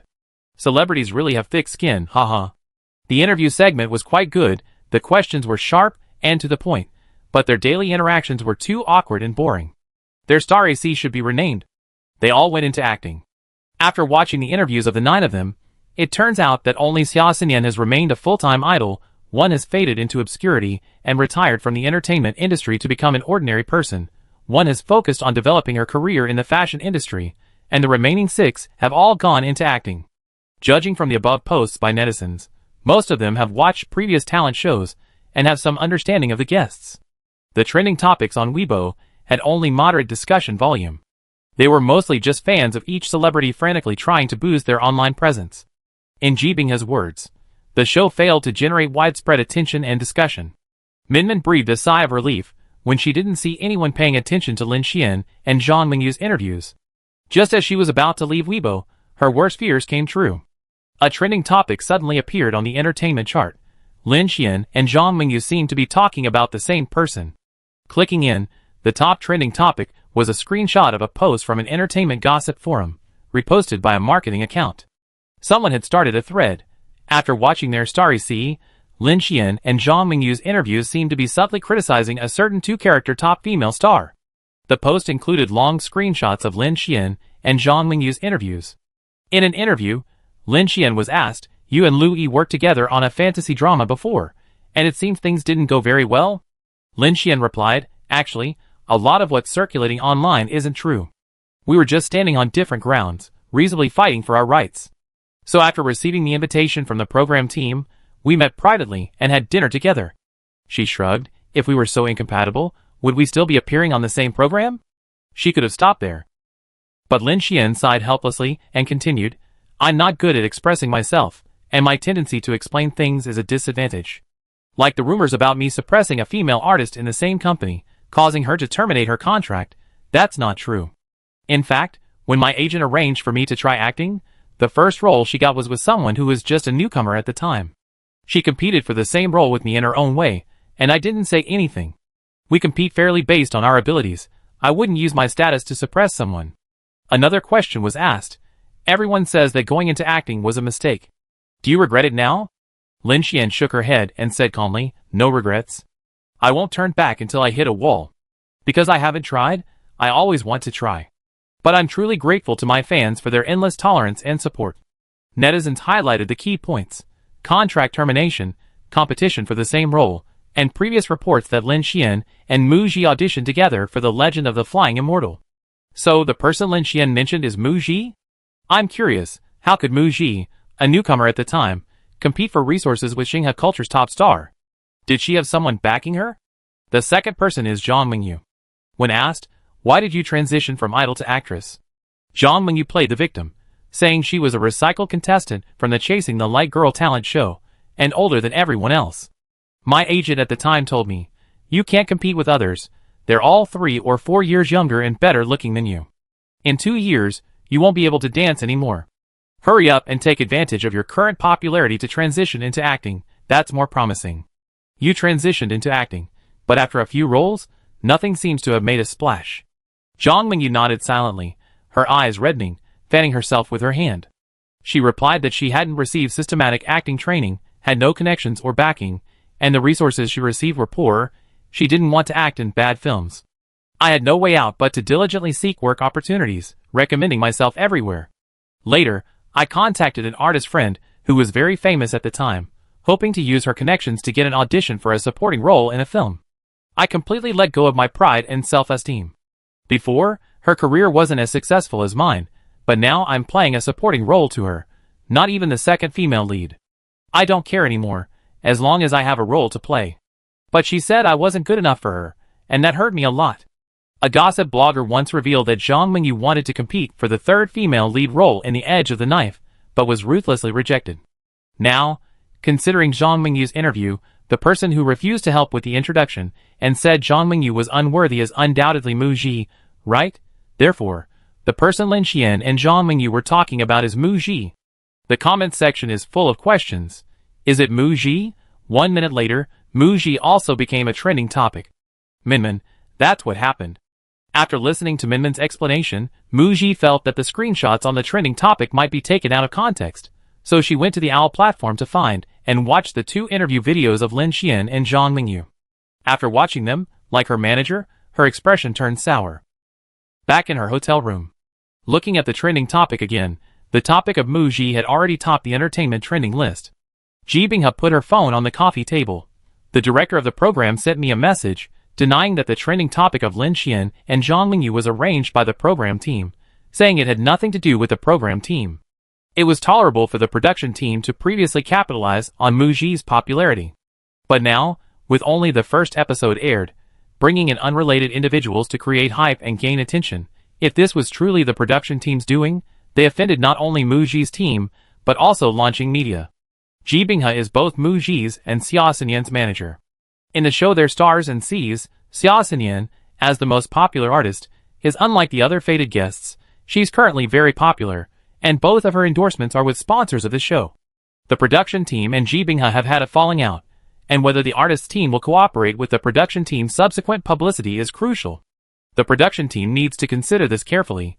They probably won't dare to exploit Mu Ji in such a provocative way. However, now is not the time to pursue the matter. The priority is to resolve the issue. Ji Binghe and Mu Ji discussed how to deal with the situation.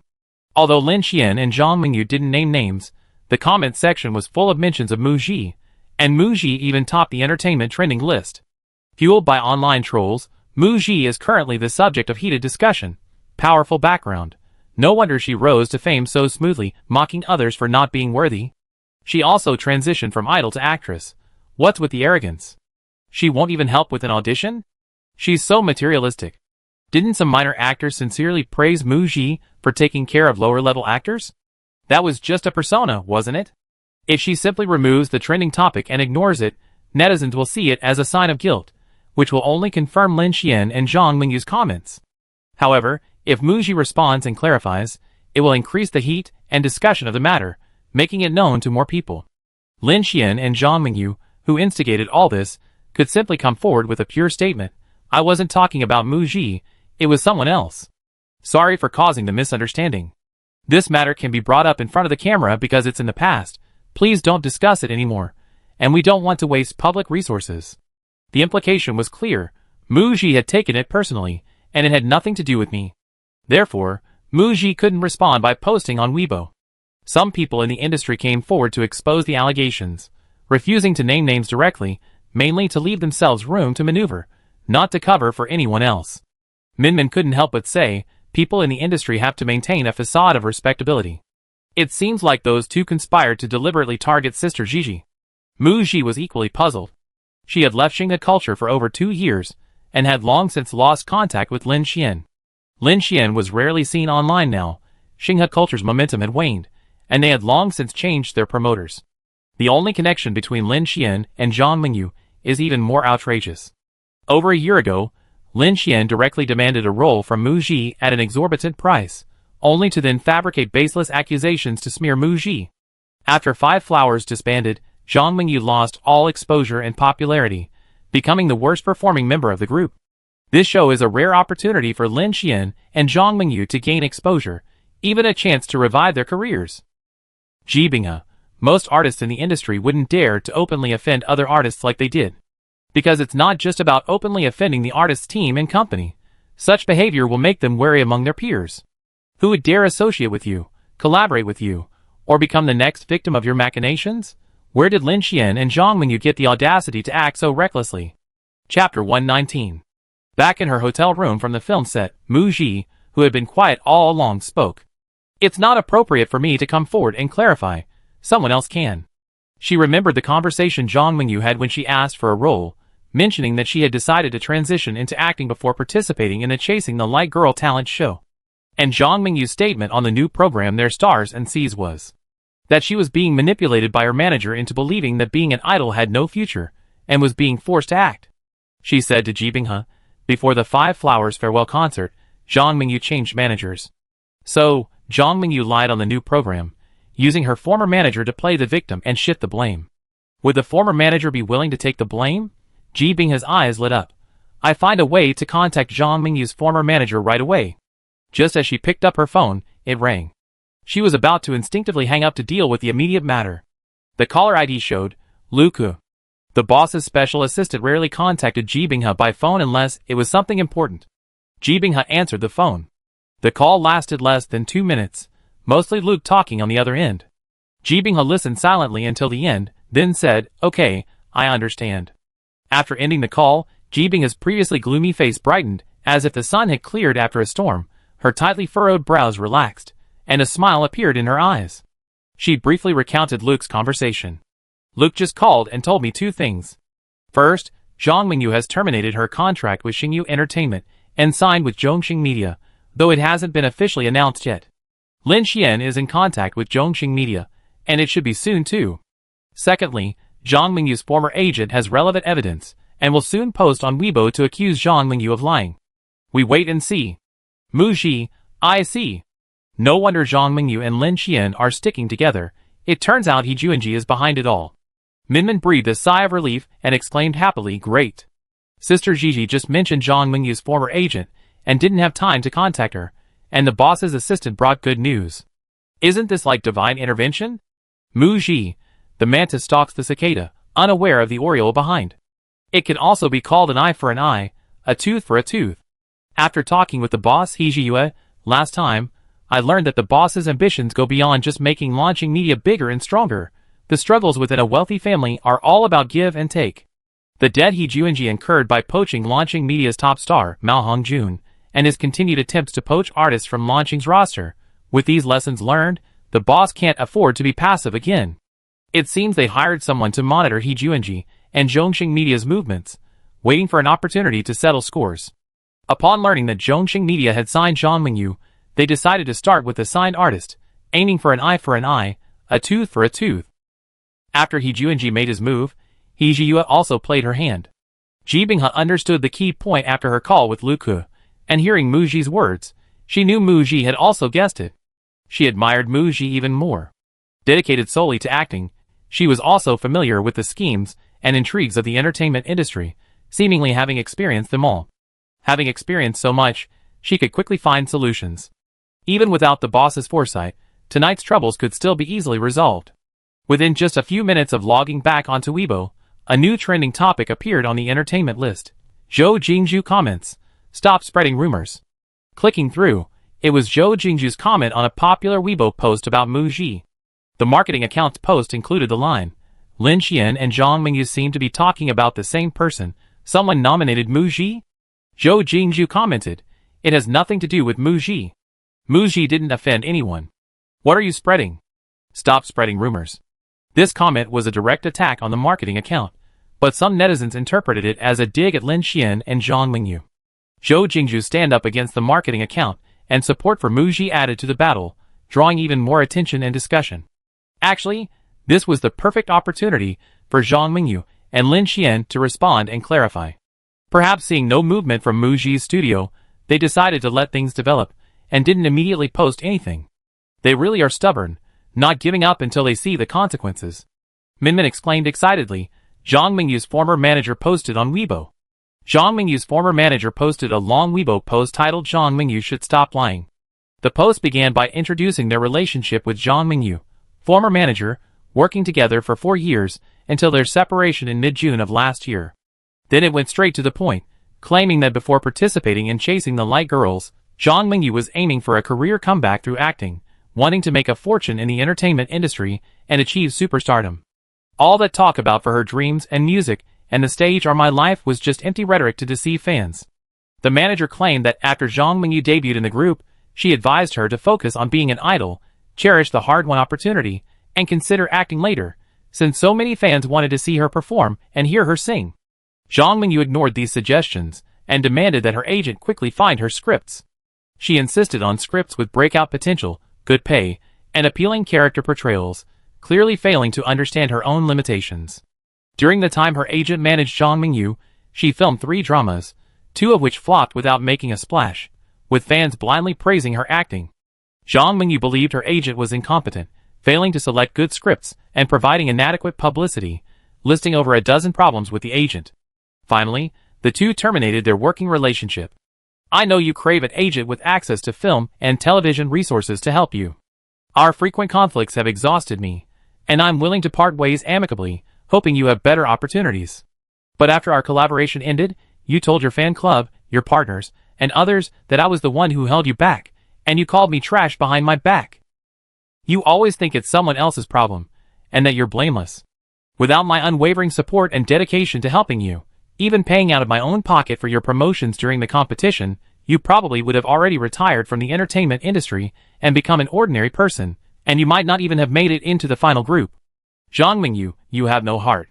The agent concluded by saying that she had promised Zhang Mingyu that she wouldn't speak ill of her after the collaboration ended, but Zhang Mingyu had taken advantage of this, wantonly smearing her in a new program. But Zhang Mingyu has already gone to such lengths to destroy her. She has been subjected to various insults and curses from Zhang Mingyu's fans, who are unaware of the truth for nearly a year. Why should she continue to play the saint? She decided to stand up and expose Zhang Mingyu's despicable true colors. The last sentence. In my next Weibo post, I will release audio evidence to prove that Zhang Mingyu is lying. Immediately following, a second Weibo post was released, with the caption, Zhang Mingyu is a habitual liar. The post consisted of 2 3-minute audio recordings, each with a specific date and location. The first recording was before she participated in Chasing the Light Girls, in which Zhang Mingyu told her manager that if she debuted in the group and became famous, she would act. The second recording was after she joined the group, in which she again told her manager that she wanted to act and asked her manager to quickly find her a script. This completely contradicted Zhang Mingyu's lie in her interview on the show Their Stars and Seas, and the claim that her manager had manipulated her.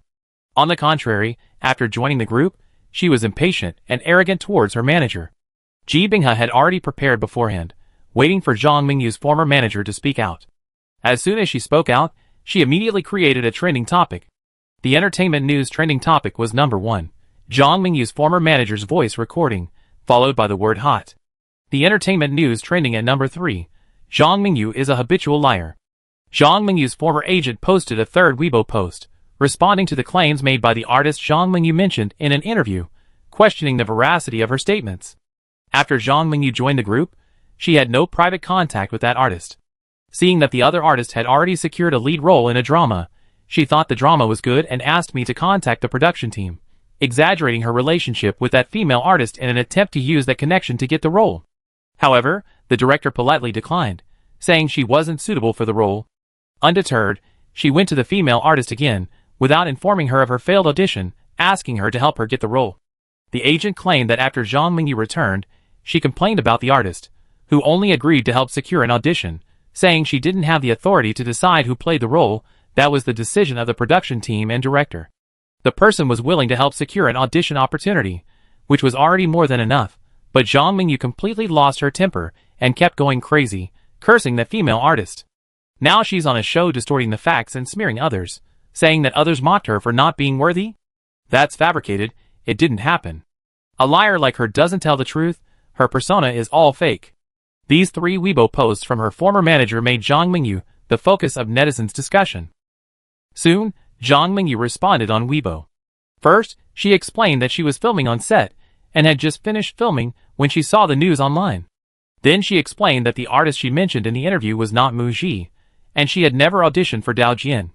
She was unaware that the misinterpretation would cause trouble for others, and apologized to Mu Ji. Finally, she claimed that the recording released by her former manager was edited and fabricated, fake, and that all the accusations against her were untrue, and that she had not deceived her fans. Zhang Mingyu's studio issued a statement saying they would sue her former manager, and Zhang Mingyu reposted the studio's statement. This is a vehement denial. Zhang Mingyu's shamelessness is astonishing. The audio evidence is right there in front of us. It's not like netizens will blindly believe her just because she says it was edited and composited. Public opinion online has already reversed. The statement released by Zhang Mingyu's studio didn't even have an official seal. How perfunctory. Who are they trying to scare? The audio recording is really solid evidence. Even now, Zhang Mingyu is still lying. She's truly a habitual liar. It's a favor if someone helps you. It's their right not to. If that female artist really is Mu Ji, that's so tragic. She just became famous after The Bell Rings aired. Where does Zhang Mingyu have the authority to play the third female lead? Zhang Mingyu is shameless. The actress playing the third female lead in The Edge of the Blade has played the second female lead in a high-rated spy drama. She has a bright appearance and good acting skills. Zhang Mingyu is an idol who hasn't acted much. Where does she get the confidence to take this role? I laughed. Although her former manager recorded the conversation years ago, and it's still there, which is scary, Zhang Mingyu is even scarier. She spreads rumors about others, distorts the truth, and doesn't say a word of truth. These comments are considered relatively friendly. Zhang Mingyu's Weibo comment section is basically full of Mu Ji's fans cursing her. Seeing the tide turning against her, Lin Xian posted a Weibo clarification a few minutes earlier than Zhang Mingyu. She stated that the person she was referring to was not Mu Ji, that the two hadn't interacted for a long time, and even posted a photo of herself watching Mu Ji's drama, The Edge of the Blade, saying she had watched Mu Ji's drama at the end of last year. After all, they had worked at the same company, and appeared on the same program, and she admired Mu Ji. She claimed that the person who linked her interview with Mu Ji was a hater, deliberately trying to smear both of them, questioning their motives. She urged the haters to have more sunshine in their world. Mu Ji's fans commented, "Ha," completely shifting the blame, this statement. It's obvious these two weaklings are ganging up to smear their idol. However, comparing the two, Zhang Mingyu was indeed more hateful, attracting more attention. After this wave of gossip, netizens sympathized with Mu Ji.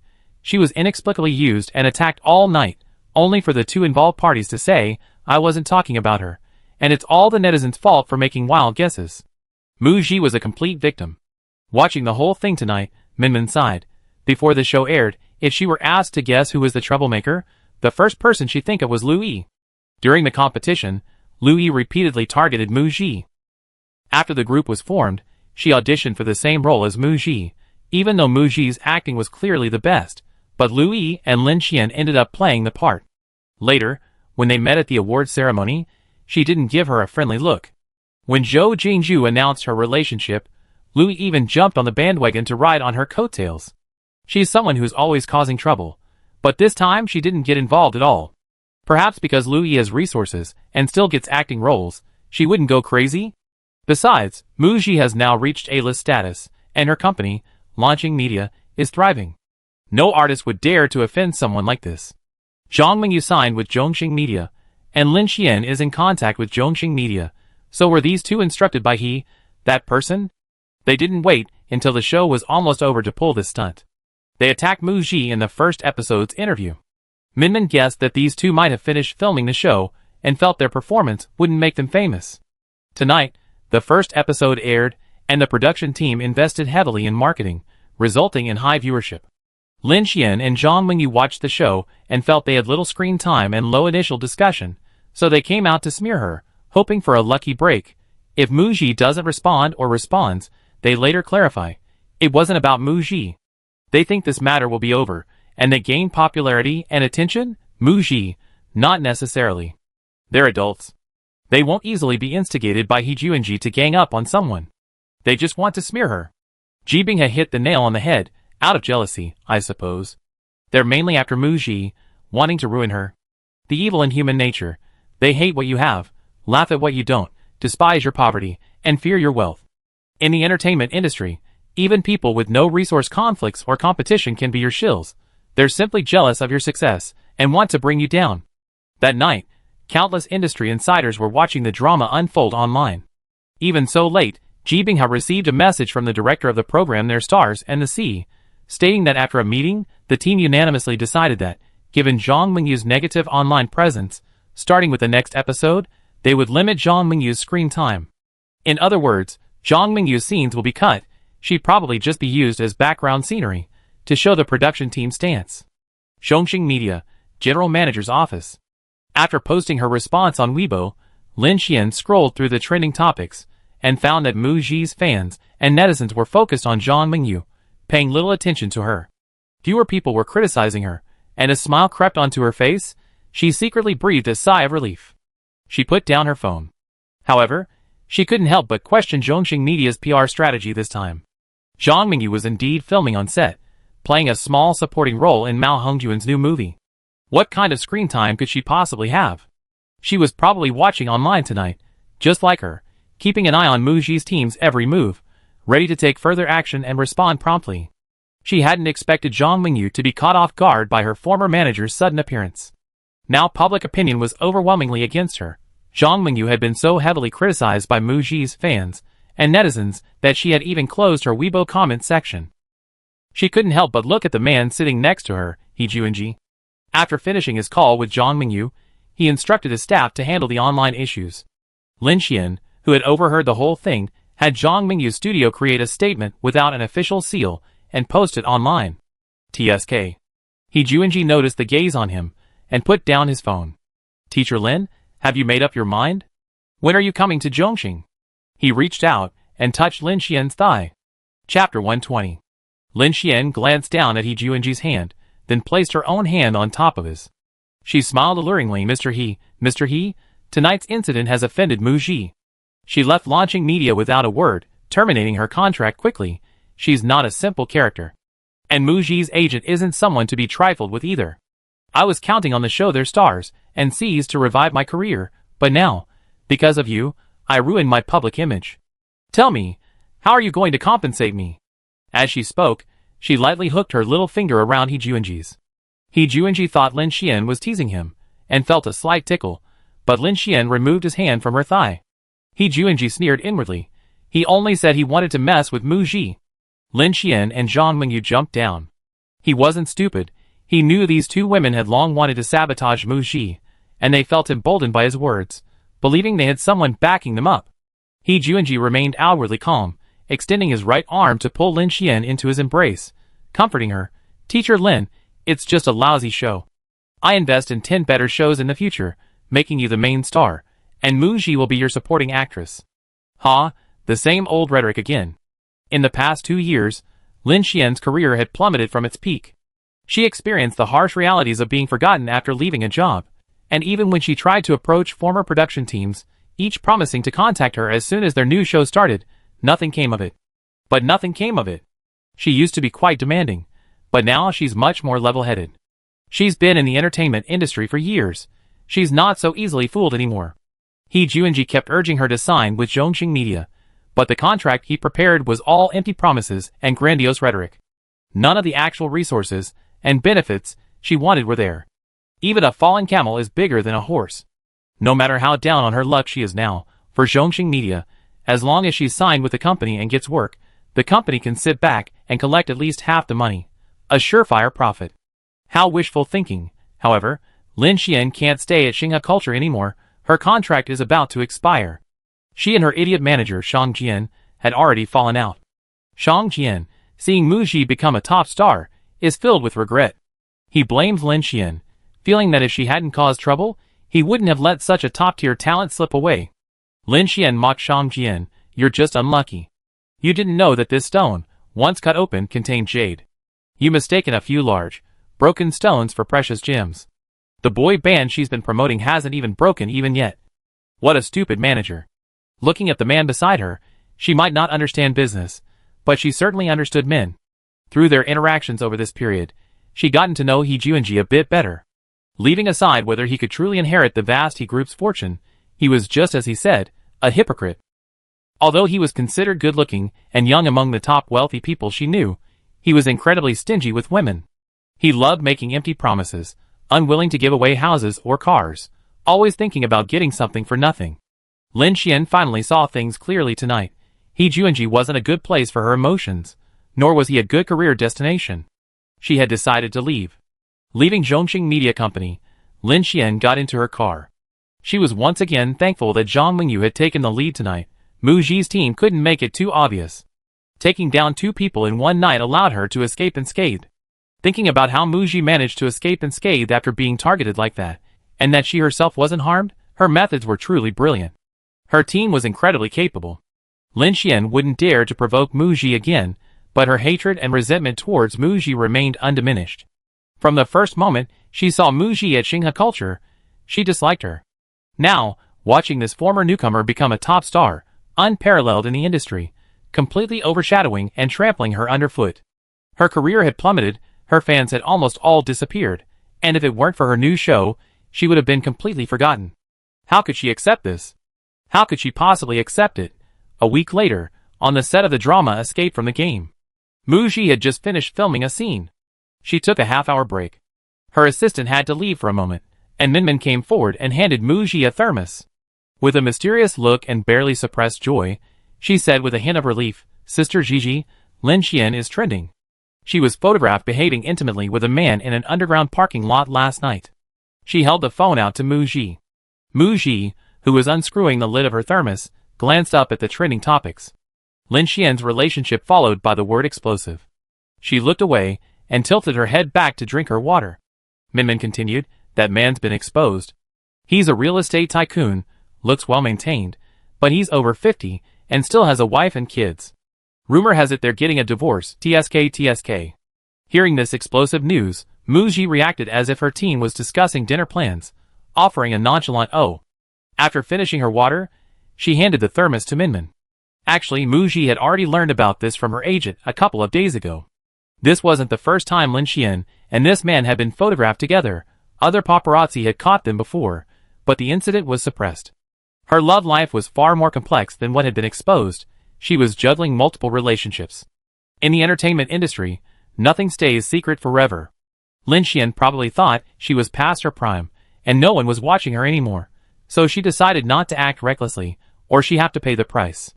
The next scene was a fight scene for the female lead, Wu Xi. After taking a sip of water, Mu Ji did a set of stretching exercises to warm up before going to practice her moves with a martial arts instructor. She had practiced before filming began, laying a solid foundation. Mu Ji's memory was always excellent. After reviewing the moves twice with the instructor, she remembered them all. The instructor chuckled and praised, "Teacher Mu has a good memory. You practiced each move quite well. You're a natural martial arts student." Mu Ji wiped the sweat from her forehead, offering a polite, mutually flattering reply, "It's all thanks to your excellent teaching, Master Huang." She had practiced at the training center before, and now she was on the film set. Next, she needed to practice her moves with her co-stars and stuntmen more, building chemistry to find the right distance and timing for attacks. Not far away, Bian Wu, who was about to lie down and take a nap in a recliner, glanced at Mu Ji's diligent figure, quickly sat up straight, and picked up his script to memorize his lines. He frequently searched for Mu Ji on set. Well, it was out of a desire to emulate her academic genius. He had played minor roles and extras in other productions, and on set, he noticed that most of the lead actors would relax during breaks after the director yelled cut, playing games, watching short videos, taking photos, chatting, etc. They would only get into work mode when the crew came to tell them it was time for a rehearsal. Mu Ji, however, only rested in her trailer during longer waiting periods. The rest of the time she was on set studying the script, preparing for the next scene. She was incredibly diligent and hard-working. This put immense pressure on Bien-woo, the newcomer, making him afraid to slack off. Once Mu Ji had practiced her moves sufficiently, Bien-woo went up to rehearse with her.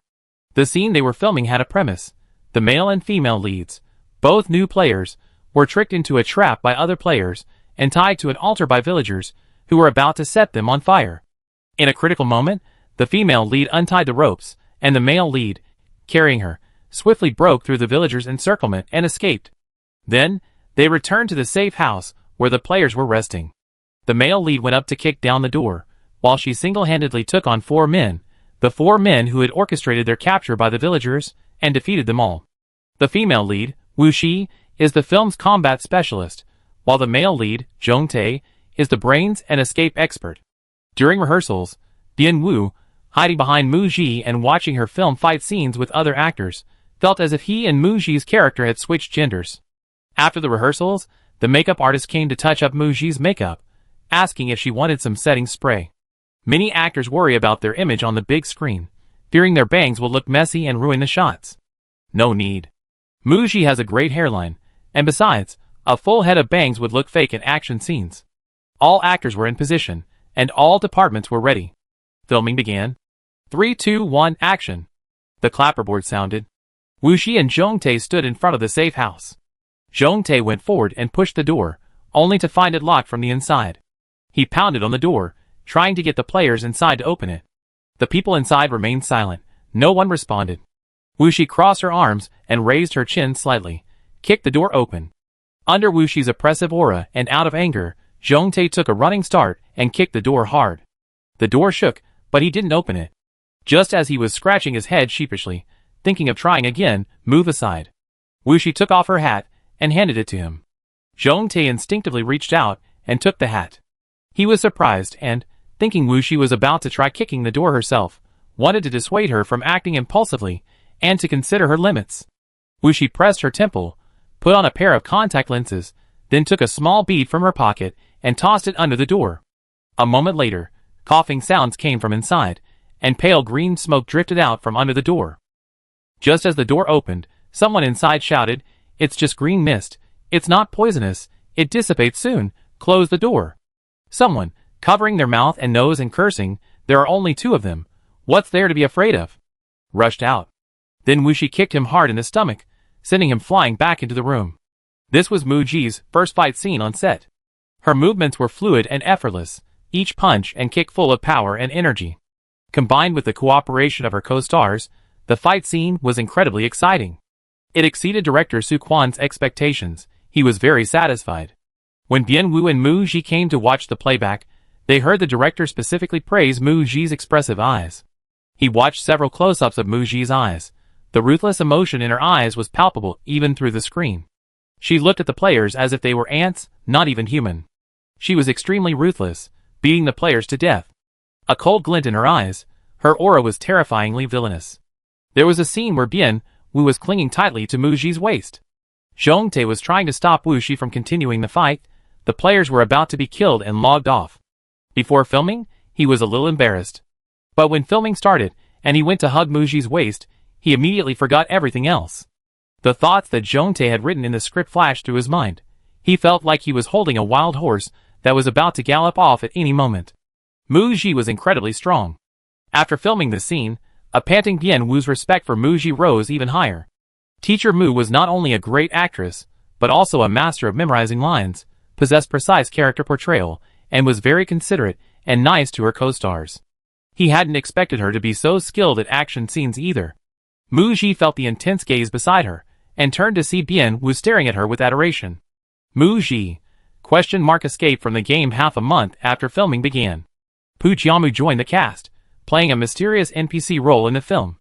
Upon seeing Mu Ji, he half-jokingly said that he had been forced to take the role again.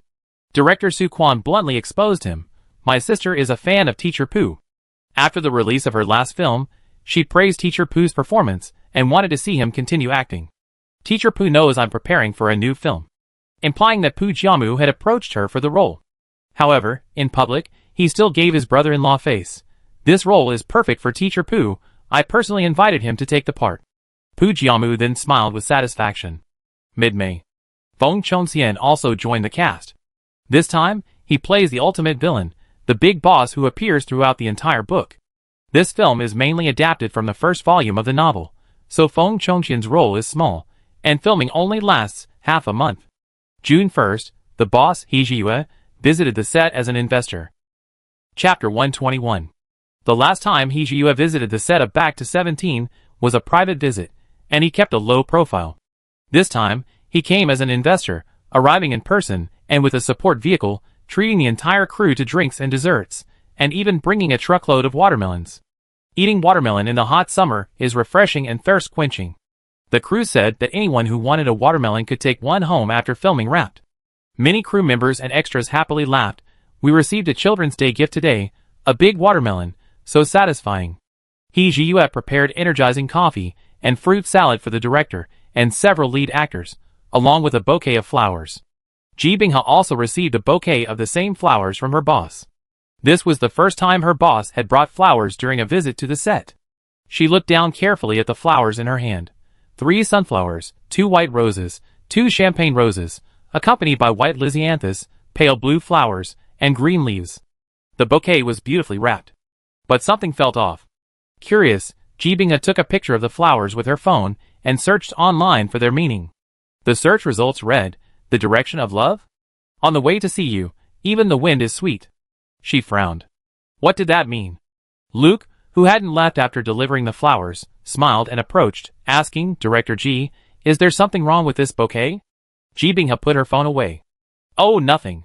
She casually mentioned, "I was just a little curious. What's the meaning of the flowers President He sent?" Luke smiled and explained, "This bouquet was prepared by President He. The florist helped wrap it, saying it represents good wishes for everything to go smoothly. It's for the director and the lead actors, hoping the filming goes well." Ji Binghe looked at Luke's honest face. He didn't seem to be lying. Indeed, the flower meanings she searched for were unfamiliar. They were quite niche. Unlike red roses, which immediately evoke images of love, some florists simply combine different flowers in their bouquets, thinking it looks nice. Sending flowers generally represents sending good wishes. The boss is usually busy at the company, dealing with the power struggles within the wealthy family. Searching for flower meanings online, and then specifically buying a bouquet from a florist didn't seem like something the boss would do. Ji Binghe breathed a sigh of relief, realizing she had been overly sensitive. Seeing Ji Binghe's relief, Luke secretly breathed a sigh of relief too. That was close.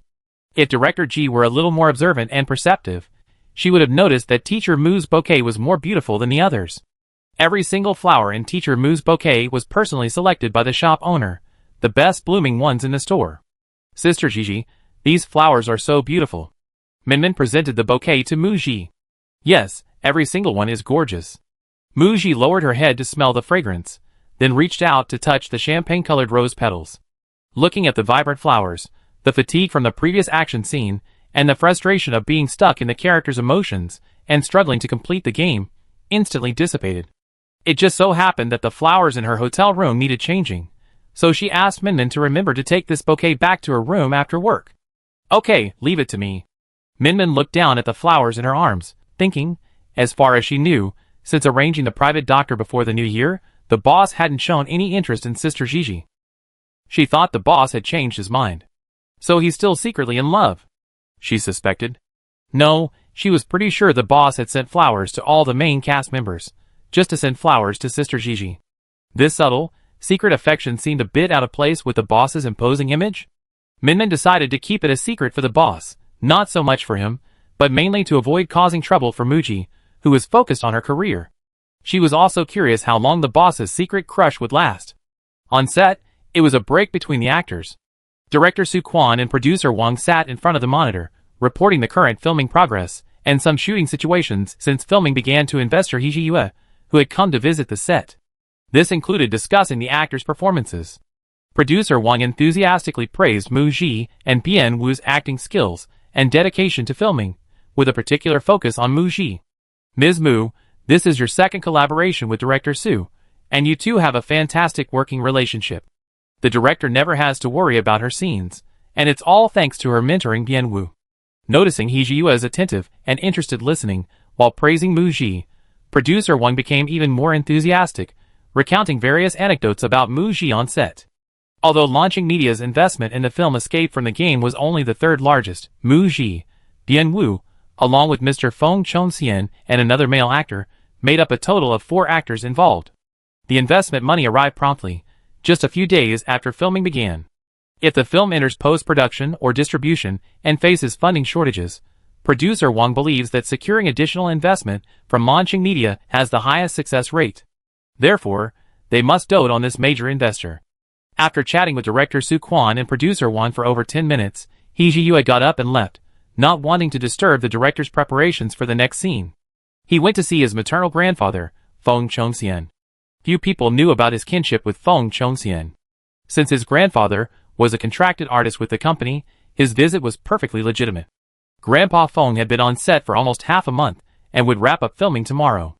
He Jiyue came to visit the set today, Children's Day, and would stay in Qingdao for one night, waiting for his grandfather to finish his scenes tomorrow before returning to Beicheng together. His grandson arrived at the set, brought him food, chatted for a few minutes, and then went to find the director and producer. Now that he's back, the old man can finally have a proper talk with his grandson. He Jiyue listened patiently, as his grandfather recounted some amusing anecdotes from filming. He knew his grandfather, like his mother, loved acting.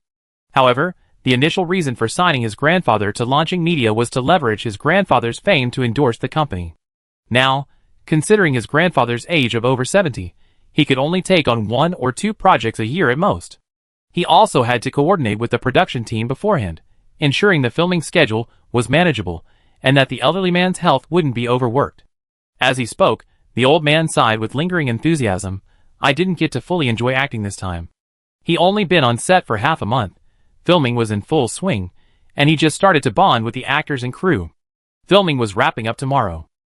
He Jiyue coaxed his grandfather, when we make the second movie, we ask you to act in it again. The old man happily nodded. He had finished reading the novel Escape from the Game before joining the production, even wearing his reading glasses. His role would be much larger in the second movie. Speaking of acting, Grandpa Feng curiously asked He Jiyue, Xiaoji, you really didn't study acting professionally? I think her acting style is quite orthodox, but when it comes to empathizing with characters, she uses a method acting approach. He Jiyue had visited the set of The Bell Ringer, starring Mu Ji, for the first time and was amazed by her performance in her first scene. After returning, he had his assistant, Luke, check again to see if Mu Ji had received any formal acting training. The answer was no. Mu Ji was mysterious, but he didn't want to delve too deeply into it. Grandpa Feng didn't dwell on the answer, only praising Mu Ji for staying true to her original aspirations and continuing to act diligently. He believed she would become a memorable actress.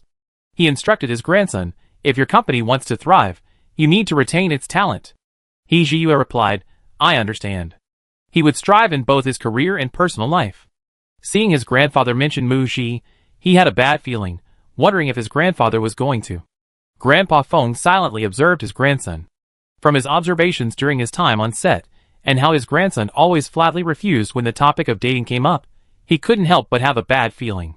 He tentatively asked, I remember when Xiaoxi filmed Back to 17, it was her first movie, right? I heard that Bian Wu, who plays the male lead this time, is also making his debut. Grandpa was completely confused. He Jiyue nodded. Bian Wu is a newly signed actor. He just graduated last year, and Escape from the Game can be considered his first official role, and also his first film. Lil Ji's acting in her first movie is quite good, but Bian Wu is a bit lacking, a little slow. He Jiyue smiled. There's only one Mu Ji. Give Bian Wu some time, let him act in more movies to hone his acting skills, and I believe he grow quickly. Grandpa Feng thought about how, when his grandson arrived on set, his first glance wasn't at him, but in the direction of the filming. Now he's even protecting him. His heart sank. Grandpa Feng said anxiously, that kid Bian Wu calls me Grandpa Feng every day on set, and when others mention you, he smiles like a fool, saying, Boss is my mentor, thank you for signing me. Besides, Grandpa's made so many films, and you never brought me flowers when you visited the set, nor have I ever seen you give flowers to any girl. Tell me, what's the deal with the flowers you brought today? He even used his cane, tapping the floor as he spoke. Hearing his grandfather mention flowers, Hee-ji-yue coughed lightly, feeling a little guilty. Wait, something's not right. Grandpa Feng, seeing Hee-ji-yue's strange reaction, became agitated and bluntly questioned him. Hee-ji-yue, you're 30 this year. I told you to find a woman to date and marry, and you never said a word. Tell Grandpa, do you like men? You like that Bien Wu? Hee-ji-yue looked utterly stunned, speechless for a long moment, then rubbed his forehead. Who can save him? The next second, he was thankful they were in his grandfather's RV. The soundproofing was good. Hee-ji-yue explained helplessly, Grandpa, I don't like men. Why would you think that? Grandpa Feng listened with skepticism, then said with exasperation, You don't like Bien Wu, so you like Xiaoji? The men chasing Xiaoji could line up from Qingdao all the way back to Beicheng. She's been signed to the company for years. If you're interested in her, why haven't you made a move? Just secretly sending a flower, what kind of result can that achieve? Hee-ji-yue, That evening, after the film crew finished work, boss Hee-ji-yue proposed treating the 3 team members filming in Qingdao to dinner. The filming in Qingdao would wrap up in a few days. For the past 2 months, the team has been stuck in the green screen studio, and this week they even pulled 3 all-nighters. They all been working incredibly hard.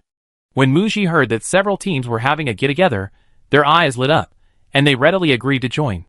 The restaurant they chose was famous for its shrimp feast, and reservations were hard to come by.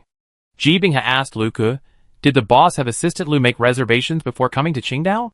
Lu Ke, yes. He added, Old Master Feng mentioned a while ago that he wanted to try the shrimp at this restaurant. Ji Binghe nodded thoughtfully, not pressing further. Old Master Feng rarely eats seafood. Did he suddenly crave shrimp after coming to Qingdao for filming? She remembered that Muji liked shrimp. Is it really such a coincidence that the restaurant the boss had Lu Ke book in advance was a shrimp feast? Once a seed of doubt is planted in the mind, many subtle clues from the past gradually disappear under the microscope. Hee-ji-yue, Grandpa Feng Chongxian, Ji Binghe, Muji, Bien Wu, and 4 team members including Lu Ke and Minmin sat together at a table in a private room. During the meal, Hee-ji-yue felt Ji Binghe's gaze subtly glancing in his direction. He had heard Lu Ke report that Ji Binghe had inquired about the meaning of flowers. He guessed that Director Ji might have some suspicions. Throughout the meal, he didn't dare to look at Muji even out of the corner of his eye. After the meal, the group returned to the hotel. Hee-ji-yue escorted his grandfather to his room. After his grandfather finished washing up, it was getting late, and he was ready to rest. He urged him to leave before leaving and returning to his own room.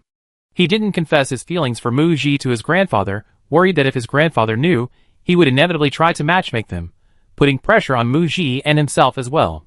Regarding the flowers, Hee-ji-yue explained that a friend in Qingdao had opened a flower shop, and he had ordered a few bouquets to support his friend's business. Perhaps because his grandson had explained that he didn't like men, and it was a misunderstanding, Grandpa Feng breathed a sigh of relief and tentatively believed Hee-ji-yue's explanation. Back in his room, Hee-ji-yue sat on the sofa and had just taken off his watch and put it away. His phone on the coffee table vibrated. The caller ID showed Ji Binghe. What important matter could it be so late? Hee-ji-yue, looking puzzled, reached for the answer button. He heard Ji Binghe's anxious voice on the other end of the line, saying that Muji had been feeling unwell since returning home, suffering from severe stomach pain, and needed to be taken to the hospital immediately. I'm coming right away. Hee-ji-yue quickly hung up the phone and rushed out the door. As soon as he opened the door, he found Ji Binghe standing in his room, holding her phone and looking at him with her arms crossed, showing no sign of anxiety or worry. He had been deceived. Chapter 122. Ji Binghe, President He, at tonight's dinner party, the employees came into the private room in groups to toast. I remember you couldn't refuse their hospitality and drank a few sips of red wine, so you couldn't drive. I called and said that Teacher Mu wasn't feeling well, and you were out of the room in less than 30 seconds. Her gaze shifted downwards, stopping at the hotel slippers Hee-ji-yue was wearing. You even forgot to change your shoes. It was the first time she'd seen her boss like this. His styled hair was down, the strands at his forehead were a little messy, he'd taken off his coat, and was only wearing a white shirt with the sleeves rolled up to his elbows. He wasn't wearing a watch, and he'd come out in slippers. Compared to his usual perfect image in public, he looked somewhat comical. He Jiyue knew that Ji Binghe had already figured out his feelings for Mu Ji, and chuckled lightly, self-deprecatingly saying, "Concern makes me confused." He opened the door and said to Ji Binghe, "Director Ji, please come in. Let's talk inside." The corridor wasn't a good place for a conversation. Ji Binghe was slightly surprised by her boss's frank attitude. She had assumed that since her boss had asked Luke to cover for him, he wouldn't admit it so easily. She wasn't sure what He Jiyue was thinking. But regardless of her boss's thoughts, her principles wouldn't change. Ji Binghe walked into her boss's room with an icy expression. Before the conversation, He Jiyue politely asked, "Director Ji, would you like some water?"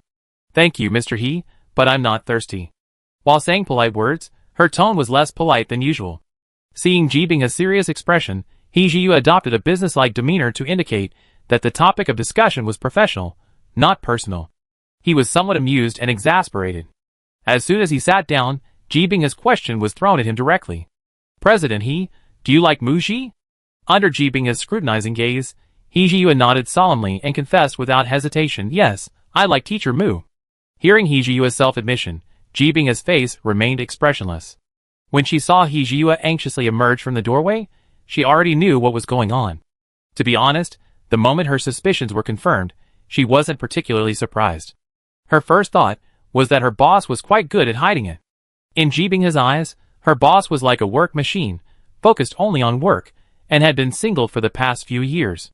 She overlooked the fact that her boss was a person, a man, with emotions and desires. She found it quite normal that her boss liked Mu Ji. Mu Ji's looks, figure, and temperament were among the best in the star-studded entertainment industry, captivating many men. A deeper understanding of Mu Ji reveals her excellence, mystery, and aloofness, which might deter some men but attract even more to flock to her. Among the suitors Ji Binghe knew of were male artists she had worked with, such as Xie Chaoyun, Ning Yao, and Jin Ziqian, as well as countless others who had never even met Mu Ji herself, all trying to curry favor with her. It wasn't surprising that He Jiyue liked Mu Ji. However, Ji Binghe still asked curiously, "When did it start?" He Jiyue was a little embarrassed by the question, touching his broken eyebrow. He hadn't thought about this carefully, and when suddenly asked, his eyes showed a hint of confusion. He said uncertainly, "I'm not quite sure. Maybe it was when I visited the set of Back to 17, or maybe it was the day Teacher Mu came to Launching Media to discuss signing a contract with me. Going back further, there's another possibility. His first meeting with Mu Ji during a visit to the set of The Bell Rings." He dared not mention this in front of Ji Binghe. It was too far back. Ji Binghe, The boss had kept it so well hidden. If it was the time the boss visited the set of Back to 17, the catalyst for their budding romance was when he was forced to act as a prop for Mu Ji's dance, and the two had physical contact. So, it was all her fault. Even if it started from that visit, Ji Binghe recalled the opportunities the boss and Mu Ji had met at work, the Green Apple dinner, watching a movie with director Wan Zhou, the boss visiting the set of Countdown in Tibet, and now this visit. That's it. She had also inquired with Mu Ji. They lived on the same floor of Donghua Mansion, and rarely saw each other. So she hadn't noticed anything. Today, after becoming suspicious due to the flowers and restaurant reservation, Ji Binghe summarized He Jiyue's main acts of kindness towards Mu Ji over the past 2 or 3 years, moving house, visiting her on set in Tibet, and taking her to the hospital, and helping her get a private doctor when she was sick last time. Actually, these actions could be interpreted as the boss's appreciation and care for his artists. He Jiyue's interactions with Mu Ji have been quite restrained. His feelings are hidden deep inside. Even sending flowers is done carefully, without causing Mu Ji any trouble. The boss's affection for Mu Ji is a private matter, but it's also a business matter. From an agent's perspective, Ji Binghe felt she had to be clear. "Mr. He, as I said before regarding the Sinyan incident, I don't want my artists to be in relationships during their rising careers, especially with the company's boss." Among the requirements Mu Ji made when negotiating the contract with Launching Media was that she only wanted to focus on her career, and hoped the relationship between the boss and the artist would be a simple collaboration. "President He, you promised that." This was a reminder to He Jiyue of his promise. Ji Binghe also held shares in Launching Media. Her relationship with He Jiyue was not only that of superior and subordinate, but also that of partners. She didn't want her boss to affect Mu Ji's career development or the company's growth. Hearing Ji Binghe's advice, He Jiyue reluctantly stated, "Director Ji, please don't misunderstand. I currently have no intention of pursuing Teacher Mu." "Ji Binghe, what do you mean?" Hee-ji rubbed his temples. I know teacher Mu prioritizes her career and has no plans for romance. She's also at the peak of her career, and I won't cause her any trouble.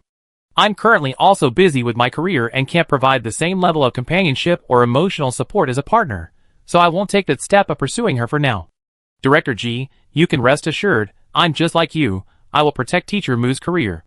Ji Bingha fell silent, looking surprised. To be honest, she was touched by her boss's words. He was so empathetic, putting himself in Mu Ji's shoes and prioritizing her feelings. It seemed her boss wasn't just a love-struck fool.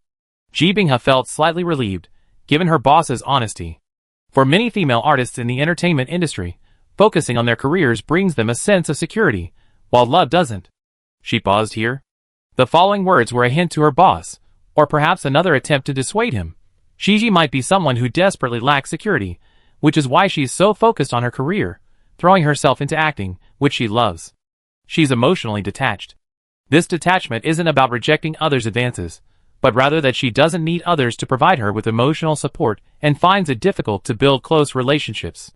Hee-ji listened and simply said calmly, I had a guess. Before participating in the talent show, Mu Ji had severed ties with her family, relying on herself for everything and unable to depend on anyone. She grew up alone and survived. Once she's strong enough, she no longer needs to ask anything from others. It's alright, I wait for her patiently. Director Ji, I can assure you I won't let my personal feelings affect Ms. Mu's career. Please keep my unrequited love for Ms. Mu a secret. After leaving Hee-ji's room, Ji Bingha thought to herself, is the boss a heartbreaker? She immediately dismissed the thought. The boss's feelings for Mu Ji were probably genuine. However, based on her understanding of Hee-ji, he wasn't some naive and devoted second male lead from a TV drama. He was most likely a cunning and extremely patient hunter. Ji Bingha had worked with Hee-ji for several years, and aside from their professional relationship, she considered him almost like a younger brother.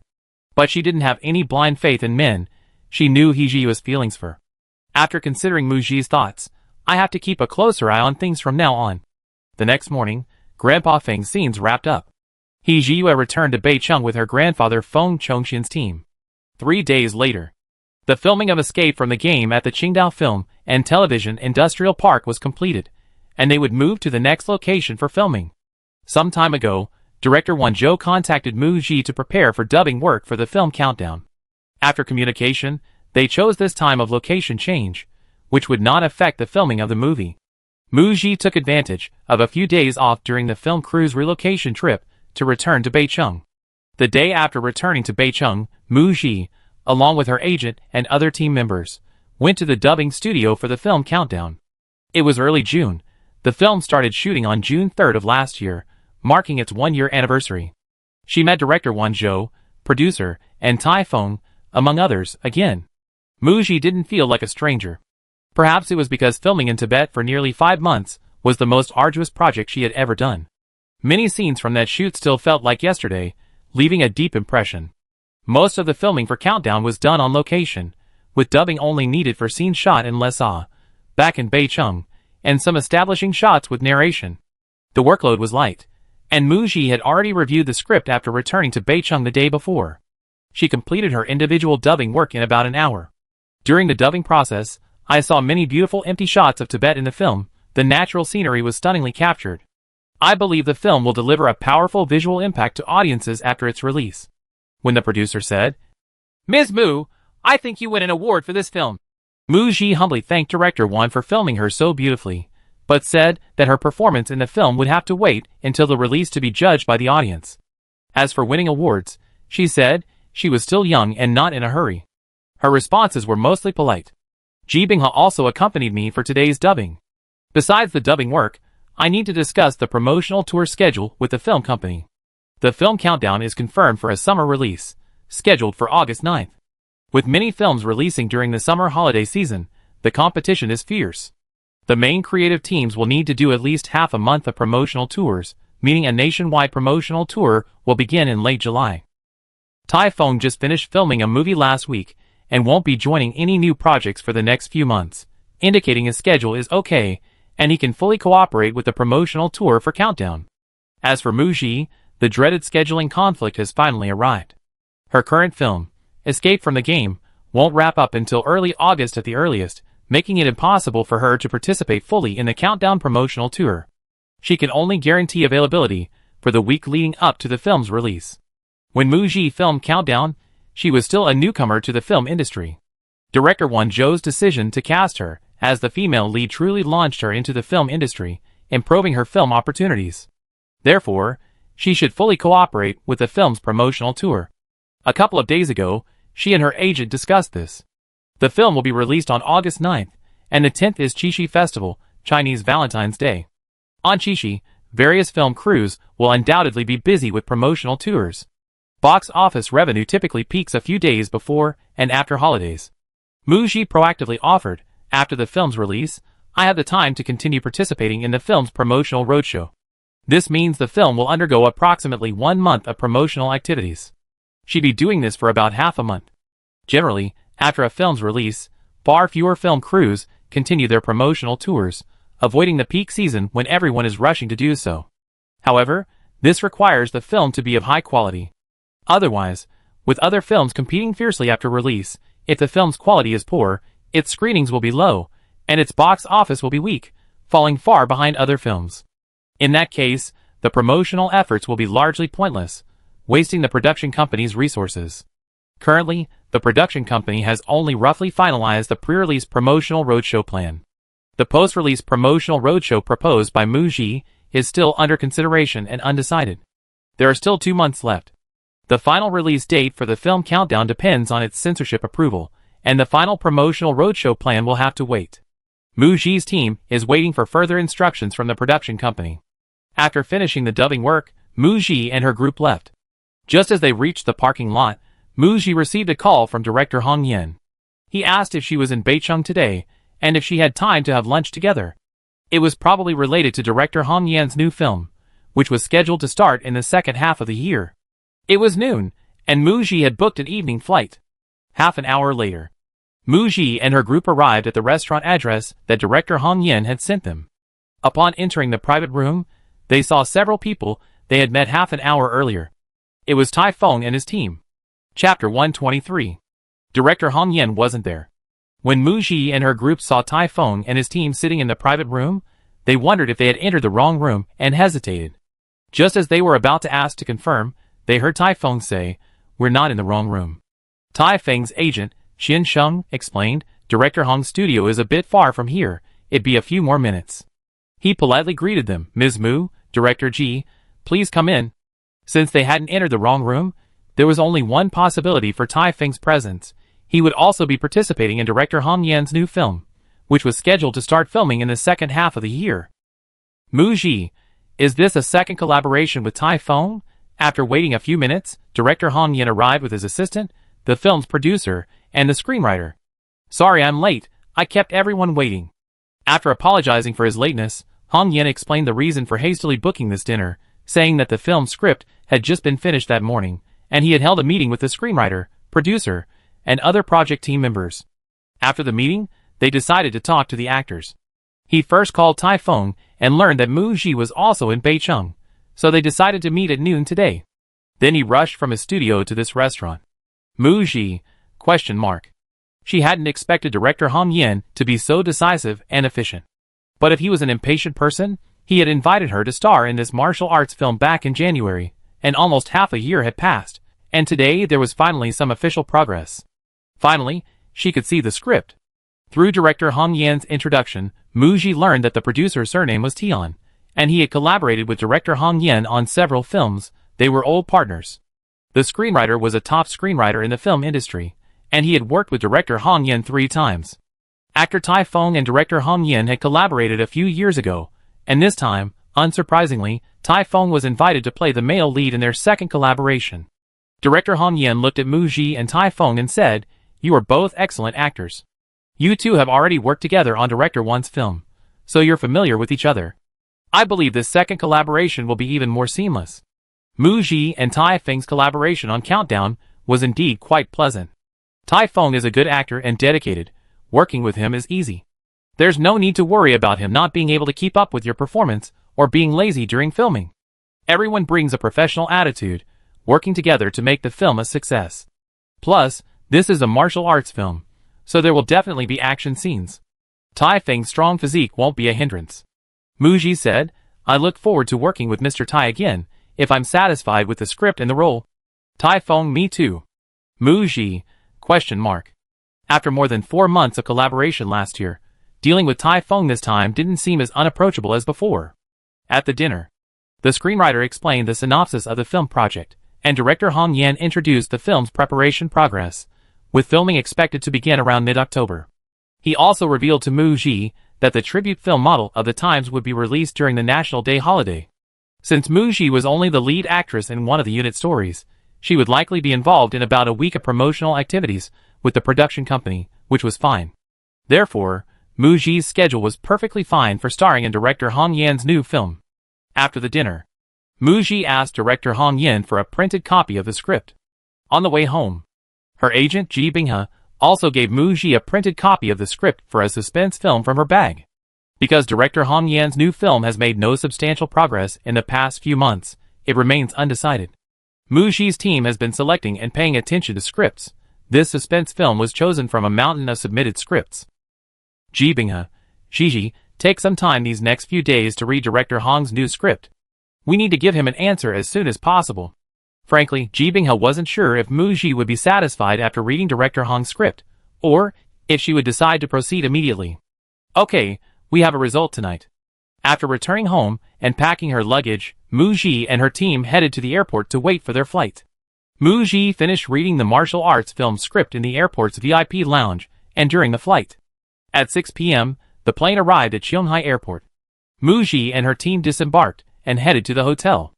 After checking in and putting their luggage in their rooms, without even taking a break, Mu Ji and her team went out for dinner. It was already 8:30 p.m. when Mu Ji returned to her hotel room. Mu Ji's scenes for tomorrow were scheduled for the afternoon at the film set, so she could rehearse the scenes in the morning. She used the evening to finish reading the script for the suspense film. Her agent had been with Bien Wu on set for 2 months, and seeing that Bien Wu was doing well, he and Mu Ji returned to Beicheng instead of coming back to Qionghai, staying in Beicheng to handle his heavy workload. So, after finishing the script, Mu Ji called Ji Binghe. Hearing her agent ask on the phone, "How's it going? Have you taken any of those 2 film scripts?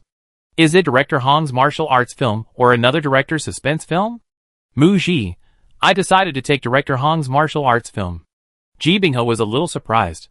Although she hadn't seen director Hong Yan's script, she had heard the screenwriter's synopsis at the dinner party, and with the participation of award-winning actor Tai Feng, his role was sure to be substantial. Suspense films are typically female-centric, with significant screen time and well-developed characters. I thought you'd choose a suspense script. Mu Ji, The suspenseful crime script she received this time was indeed quite good, offering a lot of room for the female lead to shine. However, the character was very similar to one she had acted in her original world. She had also looked into the director's work. His acting style was somewhat inconsistent. As for director Hong Yan's martial arts film, Mu Ji had actually anticipated it. It's rare for a big-budget film to focus on a female perspective, and Tai Feng's role was even more compelling. Her character is a cold-blooded assassin trained from childhood. Initially disguised as a man, she transforms back into a woman to carry out an assassination plot against the male lead, scheming to get close to him. The character's premise isn't novel, but Mu Ji hadn't acted in anything like it before, and the film's script was generally good. Martial arts is a genre that director Hong Yan excels at. Mu Ji had seen Hong Yan's martial arts films, and hoped to collaborate with this talented director on one herself. Therefore, after careful consideration, she decided to accept the role. Okay, I contact director Hong Yan right away, and finalize the collaboration. Ji Binghe, on the other end of the phone, felt relieved after ending the call with Mu Ji that Mu Ji had chosen to take on the martial arts film.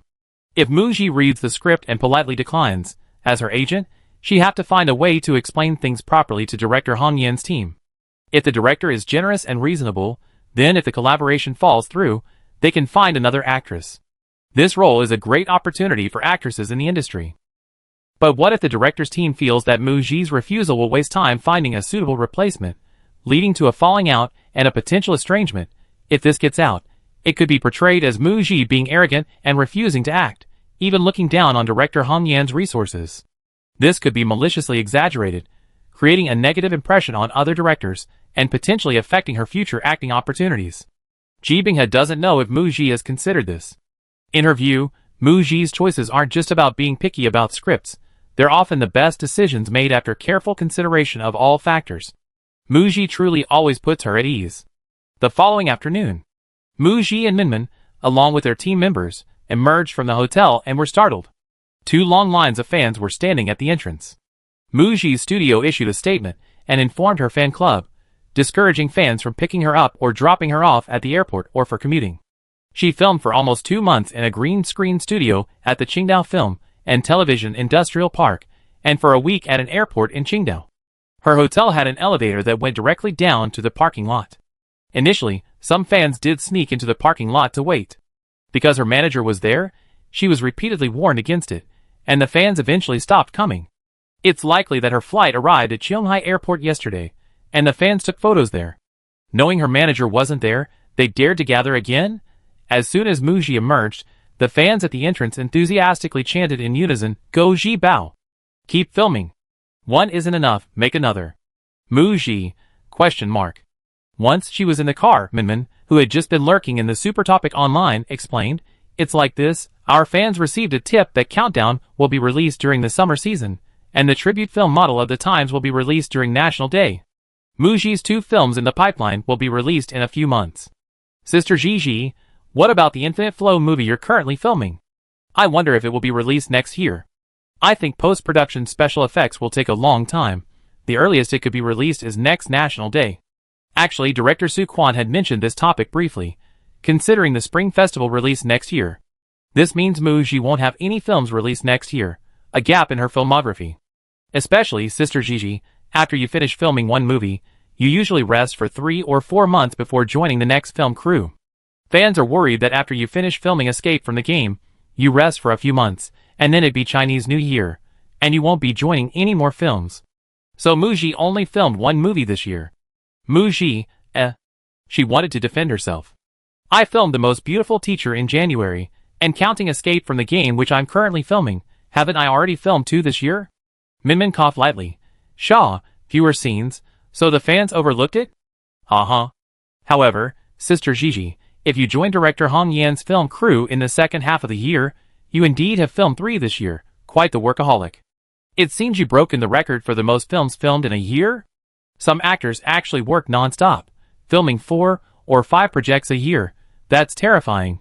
Minmin thinks that filming so many projects a year makes it hard to guarantee the quality of the work, and it's difficult for actors with such busy schedules to maintain a good condition.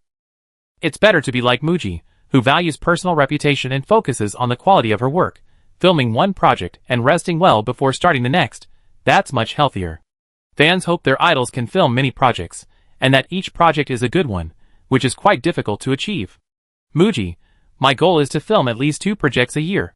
I've been filming in a green screen studio for almost 2 months.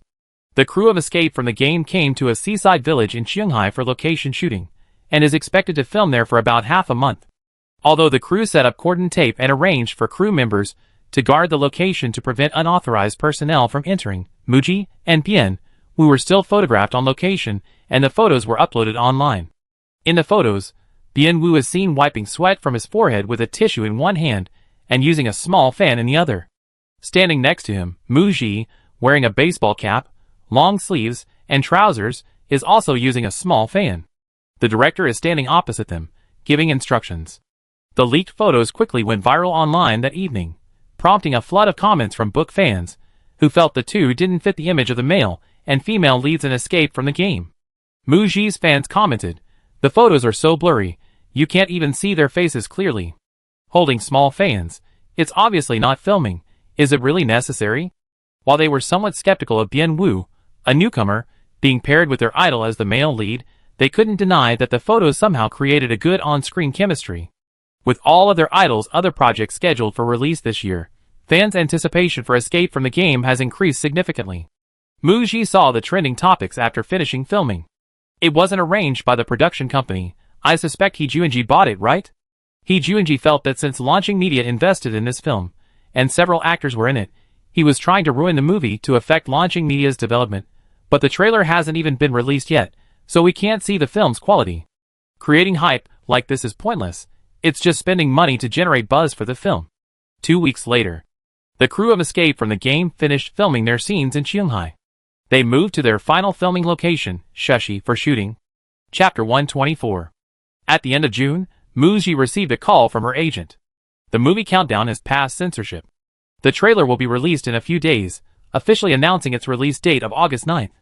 The film's release date announcement press conference will be held on July 6th. Muji needed to ask director Su Quan for leave in advance. She needed to go back to Beicheng to attend the film's release date announcement press conference. The agent then said on the phone, the film's promotional roadshow plan has also been finalized. The main creative team will start a nationwide roadshow on July 22nd until August 16th, a total of 26 days. This summer, there's a movie scheduled for release in mid-July, and the main creative team started their roadshow in early June, a month and a half of promotion. Generally, lead actors don't do such long promotional tours. The agreed-upon promotional schedule is usually half a month or a week. Tai Feng's promotional tour for Countdown will run from July 22nd to August 10th, the Qixi Festival, Chinese Valentine's Day, a total of 20 days. Meanwhile, Muji, after finishing filming for her movie Escape from the Game, will immediately join the main cast's promotional tour, expected from August 2nd to August 16th, a 2-week period. Compared to Tai Feng, Muji's promotional tour is almost a week shorter. Actually, if her schedule allowed, she should have participated in the entire tour. The scheduling conflict with her current film is unavoidable. Muji asked director Su Quan for 2 days off to return to Beicheng and discuss her subsequent filming arrangements. She hopes the production team will compile a schedule that concentrates her scenes and appropriately increases her daily filming time to ensure she can finish filming her scenes before the 2 early morning of July 5th. Muji and her team took a morning flight from Shushi back to Beicheng. They arrived at Beicheng International Airport at noon and immediately drove to their company, Launching Media. Ji Binghe, keeping to the beat, had her assistant order lunch for Muji's team. After arriving at the company, the group had a quick lunch. Without time to rest, they began working. Tomorrow was the film's press conference. Muji needed to choose her outfit, familiarize herself with the conference's flow, the questions reporters would ask, and the interviews with over a dozen media outlets after the conference. This is a list of most of the questions the media will ask tomorrow. Ji Binghe handed her a document. After the press conference and the media interviews, Muji would need to head to the airport to catch her flight back to the film set. Therefore, she had the media submit their questions this time, and she needed to manage the interview time for each media outlet in advance to avoid missing her flight. Muji quickly browsed through the documents. They were mostly questions frequently asked during film promotions, some of which concerned director Wan Zhou and award-winning actor Tai Feng. Ji Binghe. By the way, after the release date trailer came out, I checked the reactions on various platforms, and they were all pretty good. Expectations are high. 3 days ago, Countdown released its release date trailer online. In the 1-minute 30-second trailer, the film begins with Muji's voiceover. Let's take a spontaneous trip. Accompanied by a distant and mysterious soundtrack, the view unfolds. Blue skies and white clouds, an endless asphalt road, green grasslands on both sides, a lake like a blue ribbon, and snow-capped peaks in the distance. Then, various picturesque natural landscapes flash by. The scene pauses on a vast blue lake, bathed in golden sunlight that illuminates the snow-capped peaks nestled beside it, a scene of sacred beauty.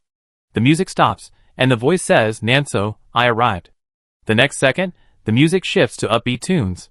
The female lead, Aseng, pulls a suitcase with a broken wheel as she walks out of the airport and encounters the male lead, Yotsu. However, their journey isn't smooth sailing. They're stood up by their sick tour guide, booked the wrong hotel, and their car breaks down. Through a series of unexpected events, they end up driving to Nanso together, and other characters appear one after another. The first minute of the edit sets the tone for the story, depicting a journey filled with food, drinks, encounters with all sorts of people, and various mishaps, a rather light and enjoyable experience. The last 30 seconds shift to a sentimental, bad-ending style, as the protagonists get closer to their destination. Their relationship intensifies, revealing a glimpse of their secrets, and prompting viewers to speculate and wonder about the destination of their journey and the future of the story. The trailer abruptly ends with the male protagonist's voiceover, "I hope this journey has no end." The next second, however, the expanse of Lake Nanso appears before them. Trailers typically leave viewers in suspense, requiring them to see the film to discover the specific story. Viewers watching trailers are likely more focused on the actors' character designs, the cast, their acting skills, the chemistry between them, and whether the overall story is engaging. Major online reviews of Countdown include: a road movie directed by Won-jo, the trailer looks good, I see it when it's released. The natural scenery of Tibet in the trailer is beautifully shot, it's worth watching for the scenery alone. Directed by Won-jo, starring Tai Fung and Mu Ji, with a host of big-name celebrities making cameo appearances, it's rare to see a road movie these days. I'm buying tickets to see it on August 7th. I was completely captivated by Mu Ji's Tibetan attire at the Potala Palace. Her smile is mesmerizing, her beauty is off the charts. Tai Fung is so handsome, Mu Ji is so beautiful and charming. They look so good together in the trailer, and their acting is superb. I can't wait for the movie to be released. Netizens and fans comment on Mu Ji in the trailer. Mu Ji's looks in the trailer are stunning, especially the Tibetan outfit. She's so radiant. It's a contrast to her previous roles. This character is lively and cheerful, showing great versatility. She and Tai Fung have great chemistry as a couple. Both their looks and acting are on point. It's so sweet. After watching the trailer, everyone expressed their anticipation for Mu Ji's performance in the film. Countdown, a romantic road movie, saw its entire crew filming in Tibet for nearly 5 months, expending considerable manpower, resources, and money. The 20-plus days of promotional roadshow clearly indicate the production company's box office ambitions. Countdown is Mu Ji's second representative film after Back to 17. This film is quite important to Mu Ji. It's also her first film released this year. In today's world, even the best wine needs advertising. Therefore, Mu Ji's team is placing great emphasis on the film's promotion. Ji Binghe then discussed the film's promotional plan with Mu Ji. At the end of the conversation, Ji Binghe said to Mu Ji, "Shiji, after Countdown is released, I believe more directors, teams, and investors will see your talent. TV dramas can have big-budget productions with strong female leads across various genres, and I believe the film industry will follow suit in the future." Hearing her agent say this, Mu Ji smiled knowingly. I believe so too. Actually, she wasn't discouraged by the martial arts film role offered by director Hong Yin. After all, the films she acted in under such a renowned director hadn't yet achieved great success. Even if they did, with good box office and critical reception, a large part of that was due to the influence of director Won-jo. It was impossible for her to immediately land a leading role in a big-budget film. She'd probably have to do a few more projects. Ji Binghe recalled the preparation plans He Ji-yue had discussed with her a couple of days ago. She revealed to Mu Ji, "Shiji, the company has a film production plan and has already started searching for excellent scripts. You're currently the most successful actress at launching media, and you have a lot of room for career advancement. The company and you have grown together. I believe that what you want to achieve, you can achieve at launching media in time." Mu Ji, The agent's words implied that the company had plans to produce its own film, and Mu Ji was the company's most valued artist. If a suitable script came along, there was a high probability they would give her a film role. It sounded a bit like empty promises. Ji Binghe's inner thoughts on this matter were, the boss had discussed this with her a couple of days ago.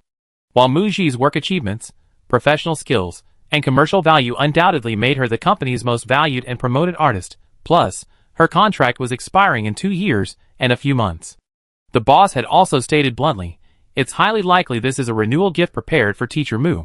But ever since learning of her boss's feelings for Mu Ji, Ji Binghe couldn't help but feel that her boss's film production plan was specifically designed for Mu Ji, and that it wasn't just about keeping Mu Ji for the company's sake, but also had a personal motive. "Ji, what do you think?" she started to say, then suddenly stopped. "Mu Ji? Ji Binghe changed the subject. "Oh, nothing, I just wanted to ask what you think of this newcomer, Bien Wu." "Never mind, Mu Ji currently only sees He Ji-yue as her boss." He Ji-yue told her about the plan, asking her to subtly hint it at to Mu Ji, without directly telling her to win her favor. Ji Binghe had decided not to disrupt the current balance. The next day, in the morning, after getting her hair and makeup done at the hotel, Mu Ji and her team arrived backstage at the event venue for the film Countdown release date announcement. They met up with director Won-jo, Tai Fung, and the rest of the creative team. At today's press conference announcing the release date, many celebrities, who made guest appearances came to show their support, including Lu Qi and Zhang Xinlei. Mu Ji wore a fresh and energetic makeup look, her short hair styled in small braids and tucked behind her ears. She wore a hoop earring, with a single diamond, and a white feather halter-neck dress. This dress wasn't too formal, making Mu Ji look gentle, elegant, radiant, and a little playful and cute. She was an eye-catching sight in the crowd the moment she appeared. The event was about to begin. After the host finished the opening remarks and announced the program, the main production team would enter the venue. Xiao Ji, you have quite a few fans here today. When director Wan Zhou and the producer arrived by car, many of Mu Ji's fans were standing at the entrance of the venue. They had also heard from staff that a large group of Mu Ji's fans had arrived early at the press conference venue and started setting up. A beautiful flower wall was set up in the corridor, along with a long row of flower stands. A long table was laden with support drinks and snacks, and even the media seating area inside the press conference venue had a gift of mineral water, tissues, and some food. Tai Feng also has fans, mostly movie buffs. Given Tai Feng's low-key nature and lack of involvement in such activities, his fans only book screenings after the film's release. Director Wan Zhou was seeing this kind of fan support for the first time. Mu Ji jokingly added, "I've been filming in seclusion for several months, they must have missed me." In reality, Mu Ji, having debuted as an idol through a talent show, already had a group of highly enthusiastic and dedicated fans. Her first drama, a historical romance, attracted many young fans, propelling her to become a popular young actress. Therefore, her fan support style was similar to that of other popular idols. When the host announced the entrance of the main creative team, director Wan Zhou and the producer walked in first, followed by Mu Ji and Tai Feng. As soon as Mu Ji appeared, countless fans arrived at the press conference. "Ah, Mu Ji!" The entire audience chanted Mu Ji's name, giving their idol a grand welcome. Mu Ji turned and waved to the fans, then put a finger to her lips in a sh gesture, and the fans immediately fell silent. To her right was the director, and to her left was Tai Feng.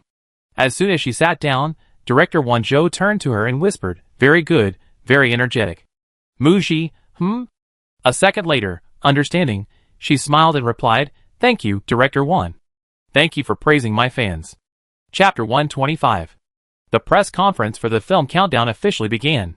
The host first invited director Wan Zhou to the stage to share his initial motivation for directing the film and some behind-the-scenes stories from the filming process. Next, the male and female leads were invited to the stage. Mu Ji calmly rose and walked towards the stage with Tai Feng. As she stepped onto the stairs, to avoid tripping over her floor-length dress, Mu Ji slightly bent down and lifted the hem of her skirt. When she straightened up, she saw Tai Feng gentlemanly extend his arm, silently indicating that he could help her. "Thank you, I can manage myself." Mu Ji smiled slightly at him.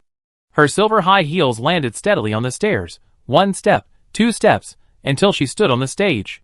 She lowered her skirt and walked gracefully towards the director. Tai Feng paused for a second, then strode onto the stage as well. Mu Ji stepped aside, leaving a space between her and director Wan Zhou. The task was left to Tai Feng. Tai Feng, who had walked over, gestured for Mu Ji to move to the center, and director Wan Zhou also beckoned for Mu Ji to come over. Mu Ji, without any hesitation, gracefully stood between the director and Tai Feng. "Welcome, Mr. Tai, Ms. Mu. Please say hello to everyone." Tai Feng and Mu Ji took the microphones from the host and readily greeted the media reporters, movie fans, and other attendees. After the greetings, the host asked Tai Feng and Mu Ji to introduce their roles in the film. Tai Feng would introduce Mu Ji's role, and Mu Ji would in turn introduce Tai Feng's. Tai Feng glanced at Mu Ji and replied, "A Sang is a lively, cheerful, kind, lovely, sunny, and strong girl." The host pressed, "So, Mr. Tai, do you think you resemble Mr. Mu in person?" Tai Feng shook his head without hesitation. "Mr. Mu is very quiet on set." Mu Ji then answered, "Mr. Tai's character, Yu Chu, is a mysterious man who appears depressed and melancholic, reserved and silent, harboring secrets and a story." The host posed the same question, asking if Yu Chu resembled Tai Feng. Mu Ji, knowing very little about Tai Feng, smiled slightly and said tactfully, "Mr. Tai and I didn't have much interaction on set, except for things related to filming. My impression of him is that he's quite mysterious, just like Tai Feng." This question wasn't difficult for either of them. Judging from their answers, although the filming was a year ago, they were quite familiar with the drama and their respective characters, but not so much with the actors themselves. Well, they didn't seem very familiar. Next, the host asked director Wan Zhou a question that many people in the audience and online were very curious about. "Director Wan, what led you to cast Ms. Mu as A Sang?" Director Wan Zhou pondered for a moment, then answered frankly, "I had seen Mu Ji's films. Her acting is very natural and easy for the audience to empathize with." The fans in the audience were quite surprised to hear this answer. They hadn't expected the renowned director to have seen their idol's films. Director Won Jo continued, "Initially, I was actually a little worried that Muji couldn't portray such a lively and cheerful character as A-sang. After the audition, I discovered that she has a wide range as an actress, and she possesses a strong resilience that is very similar to A-sang." After filming began, Muji's performance in the film exceeded my expectations. She completed the role very well. When asked about her experience working with director Won Jo and actor Taifeng, Muji, a renowned director and a film emperor respectively, replied with genuine praise, "What was it like working with director Won Jo? He's an incredibly capable leader." Filming in Tibet presented the entire crew with numerous challenges, but with director Won there, he handled everything perfectly, allowing the actors to focus on their roles. She also briefly mentioned how director Won Jo, despite suffering from altitude sickness at an altitude of over 4,000 meters, continued filming while using supplemental oxygen, demonstrating his dedication and admiration. Speaking of her experience working with Taifeng, her eyes also showed admiration. Teacher Tai seems to be the only one among all the actors who didn't experience altitude sickness throughout the entire shoot, a truly remarkable individual. Taifeng, Muji's praise wasn't cliched or overly flattering, it sounded quite sincere. Following this, several big-name celebrities who made special appearances at the press conference were invited onto the stage. Next, the Q&A session with the media began. A reporter asked Taifeng if he knew Muji before filming started. The reporter noted that Taifeng had worked with many well-known actresses, mentioning 3 names, including Muji, and asked what the different feelings were about working with these 4 actresses. "I shared an award with Ms. Mu at an event." Muji, standing nearby, was slightly surprised by this answer. Taifeng probably didn't know her before the audition. Taifeng gave her the impression of being cold, someone who had the right to be herself, not caring about others' opinions or maintaining a facade of calm. Was his statement a gesture of respect for her? Regarding the second question, Taifeng replied, "Every female artist is unique, they are all excellent, and there's no comparison." Muji had seen online gossip about Taifeng, claiming that after a rumored romance with a new actress he had worked with, who later became his sister-in-law, he deliberately distanced himself from actresses he worked with, becoming misogynistic. Judging from the questions, Taifeng wasn't swayed by the media's questions or compared the female artists he worked with. He seemed quite respectful of women. A reporter asked Muji, "Last year, during the filming of Countdown, you were hospitalized due to altitude sickness. Could you elaborate on what happened?" Muji explained, "The day before filming, it suddenly rained. After getting caught in the rain, I developed altitude sickness and a fever. I took some medicine and went to bed early to rest. The next day, I felt fine and could continue filming, but unexpectedly, it rained again later. Back at the hotel, I found my condition had worsened. The staff took me to the hospital, where they found I had some pulmonary edema. I stayed for 2 days and was discharged. Living in the plains, a minor cold might get better in 2 or 3 days, but getting sick at high altitudes requires careful treatment. If it leads to pulmonary edema, it's quite serious." She attributed her hospitalization to not taking her cold seriously. She made no mention of forcing herself to film to avoid affecting the production schedule, lest someone use this incident to create a stir or make fans feel sorry for her, thinking the production team was being inconsiderate. He added, "If you catch a cold while traveling in high-altitude areas, it's best to go to the hospital as soon as possible and wait until you're better before continuing your journey." The production team didn't focus on portraying the hardships and difficulties of filming in Tibet at this press conference. Instead, they emphasized the core message of the road movie, the meaning of the journey, and the natural scenery and customs of Tibet. A local Tibetan, who made a cameo appearance in the film, was invited to share his experiences on set, some local customs and culture, and a welcome to travel there. The event concluded with an interactive segment with fans. Generally, this involves fans of the director or lead actors. The competition for film promotion is fierce now, and online promotion plays a crucial role, especially on short video platforms with the highest daily active users, which are highly valued by film producers. Therefore, 2 short video platform influencers were invited, one with over 10 million followers and the other with several million, to interact with the lead actors on stage, take photos, and later release videos to help promote the film. At the end of the release date announcement, the main cast and crew each offered a short congratulatory message wishing the film a box office success upon its August 9th release. After the event, Muji bid farewell to director Won Jo, Taifeng, and others. She and her team went to the lounge, where she took a sip of water while the makeup artist touched up her makeup. After a few minutes of rest, she began her first interview with a reporter from the media. At 2 p.m., having finished her work schedule, Mu Ji and her group rushed to the airport. They had filming scheduled for that evening. At 6 p.m., the plane arrived at Shushi Airport. Mu Ji and her group disembarked and walked out of the jet bridge, following the signs to the domestic arrivals exit. While passing through a waiting hall, Mu Ji's gaze inadvertently fell upon a man pushing a suitcase and standing on the phone through the glass door. He looked vaguely familiar. Noticing Mu Ji slowed her pace, Minmin asked, "Sister Gigi, what's wrong?" "That person looks like an actor who joined the crew a few days ago, surnamed Jia." Minmin followed Mu Ji's gaze, only to see the man had just finished his call and was leaving with his suitcase. She hadn't seen what he looked like. She might recognize him by his face, but she only saw his back. Naturally, she couldn't tell if he was an actor from the crew. If he really is someone from the crew, he probably flew away after filming, right? Is there a problem? Mu Ji, I remember this person has 2 scenes. Filming isn't until the day after tomorrow. She had been away from the crew for 2 days, but had been checking the daily call sheets in the group chat, and there had been no changes. So it's a bit strange that this actor left with his suitcase tonight. Perhaps she mistook him for someone else. Mu Ji was filming a night scene tonight. After dropping off her luggage at the hotel, she arrived at the film set at 8 p.m. Seeing producer Wang, there was a bit of a surprise. He's rarely present when shooting night scenes. When greeting director Su Quan and producer Wang, she sensed their low spirits, and the atmosphere on set seemed a little off. Mu Ji arrived at the set half an hour early. The filming scenes were still being set up. She asked Bien Wu, "Did anything happen on set while I was on leave?" Bien Wu replied, "Teacher Mu, an actor named Jia Sheng, kept making mistakes during filming. Today, he didn't finish his scene and just quit on the spot." Jia Sheng was the actor Mu Ji had seen at the airport. They had appeared together in a scene before she took leave, so she remembered him. Mu Ji was puzzled. Even junior actors cherish every opportunity to act.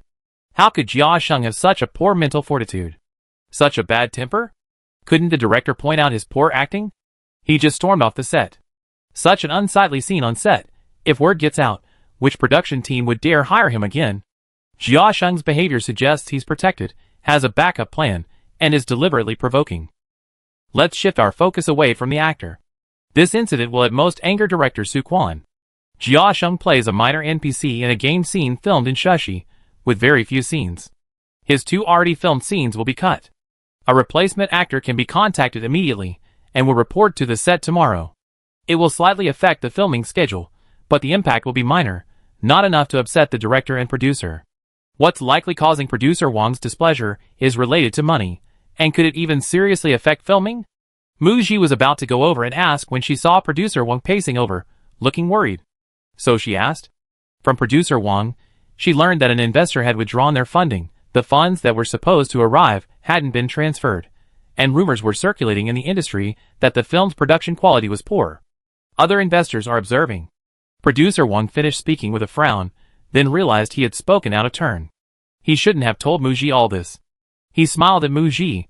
"I contacted President He, and he said he'd find a way. It won't affect the filming, so don't worry, Ms. Mu." He quickly slipped away.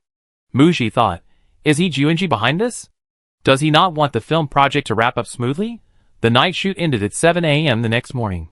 Mu Ji slept until the afternoon, then remembered the investors withdrawing their funding and called her agent. It's He Juanji behind this. First, one shareholder withdrew from the company. He Juanji leaked this information to the investor, claiming that while launching media appeared to be doing well, its current scale was actually the result of enormous financial investment, a bottomless pit that couldn't be filled, hence the major shareholder's departure. He instigated the investors of Escape from the game to run away, believing that if launching media, as the film's 3rd largest investor, experienced a cash flow crisis, it would also affect the film. The investment was highly likely to be wasted, so they had to withdraw quickly. Launching Media has also invested in a film Countdown, which is set to release in a month.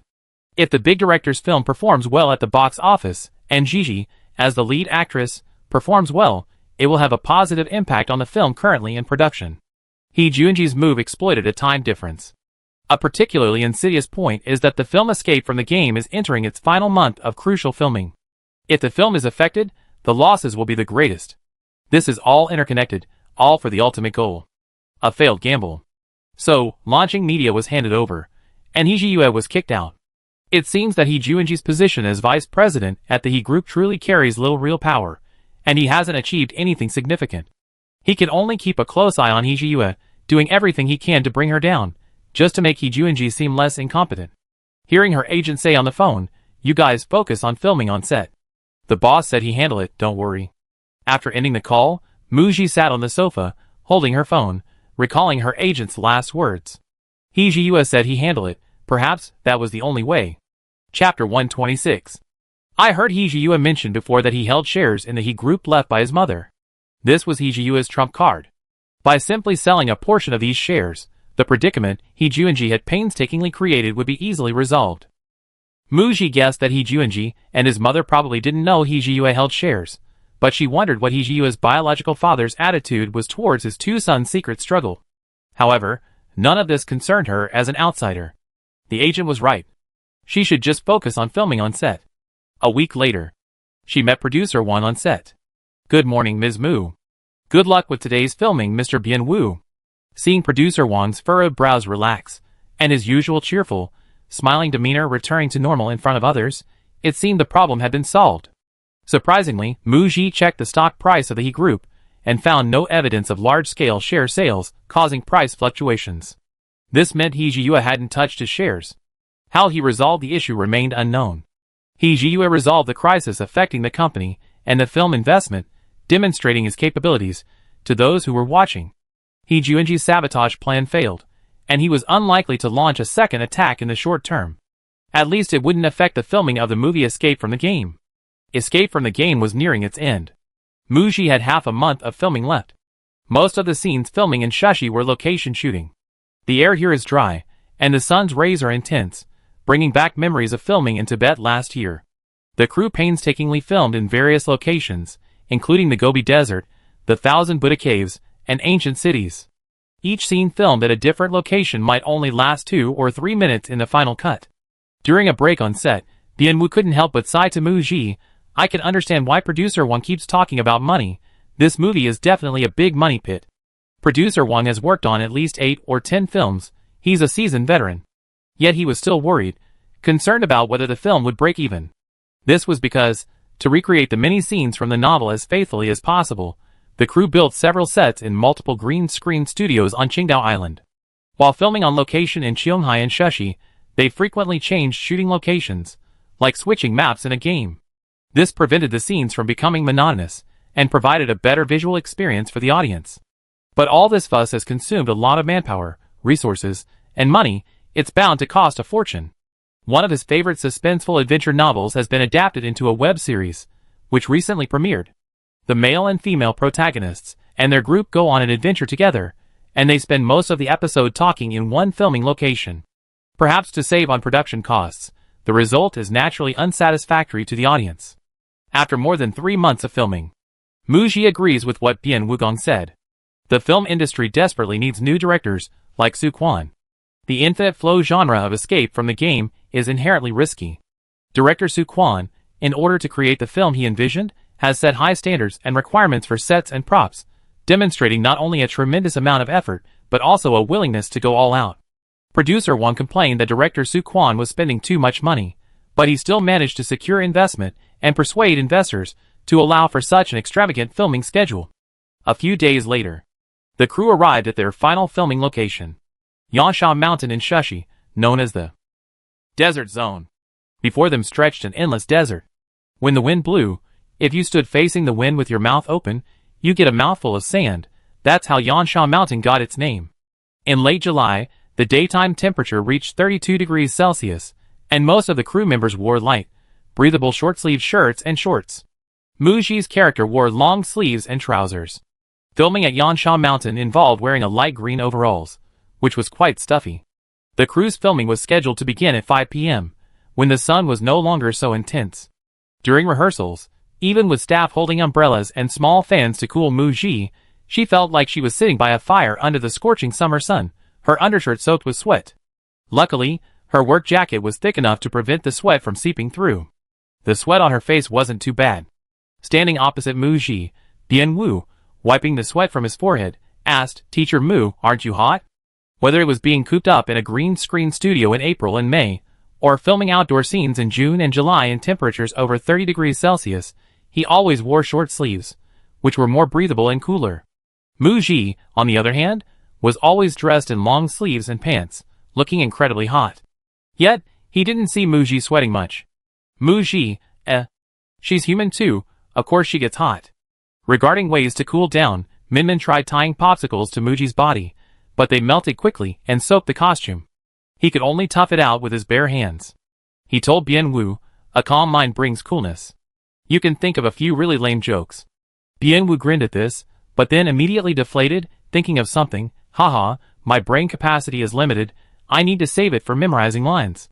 Thinking of lame jokes would cool him down, but forgetting his lines and getting yelled at by the director would make him anxious and sweat profusely.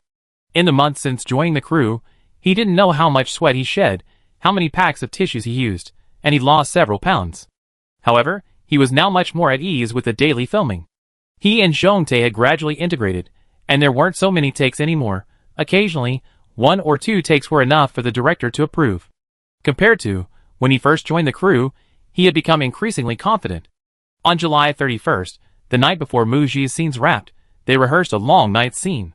Filming started at 9 p.m. and ended at 5 a.m. the next morning. To finish filming on time, scenes from the 31st and 1st were shot back to back.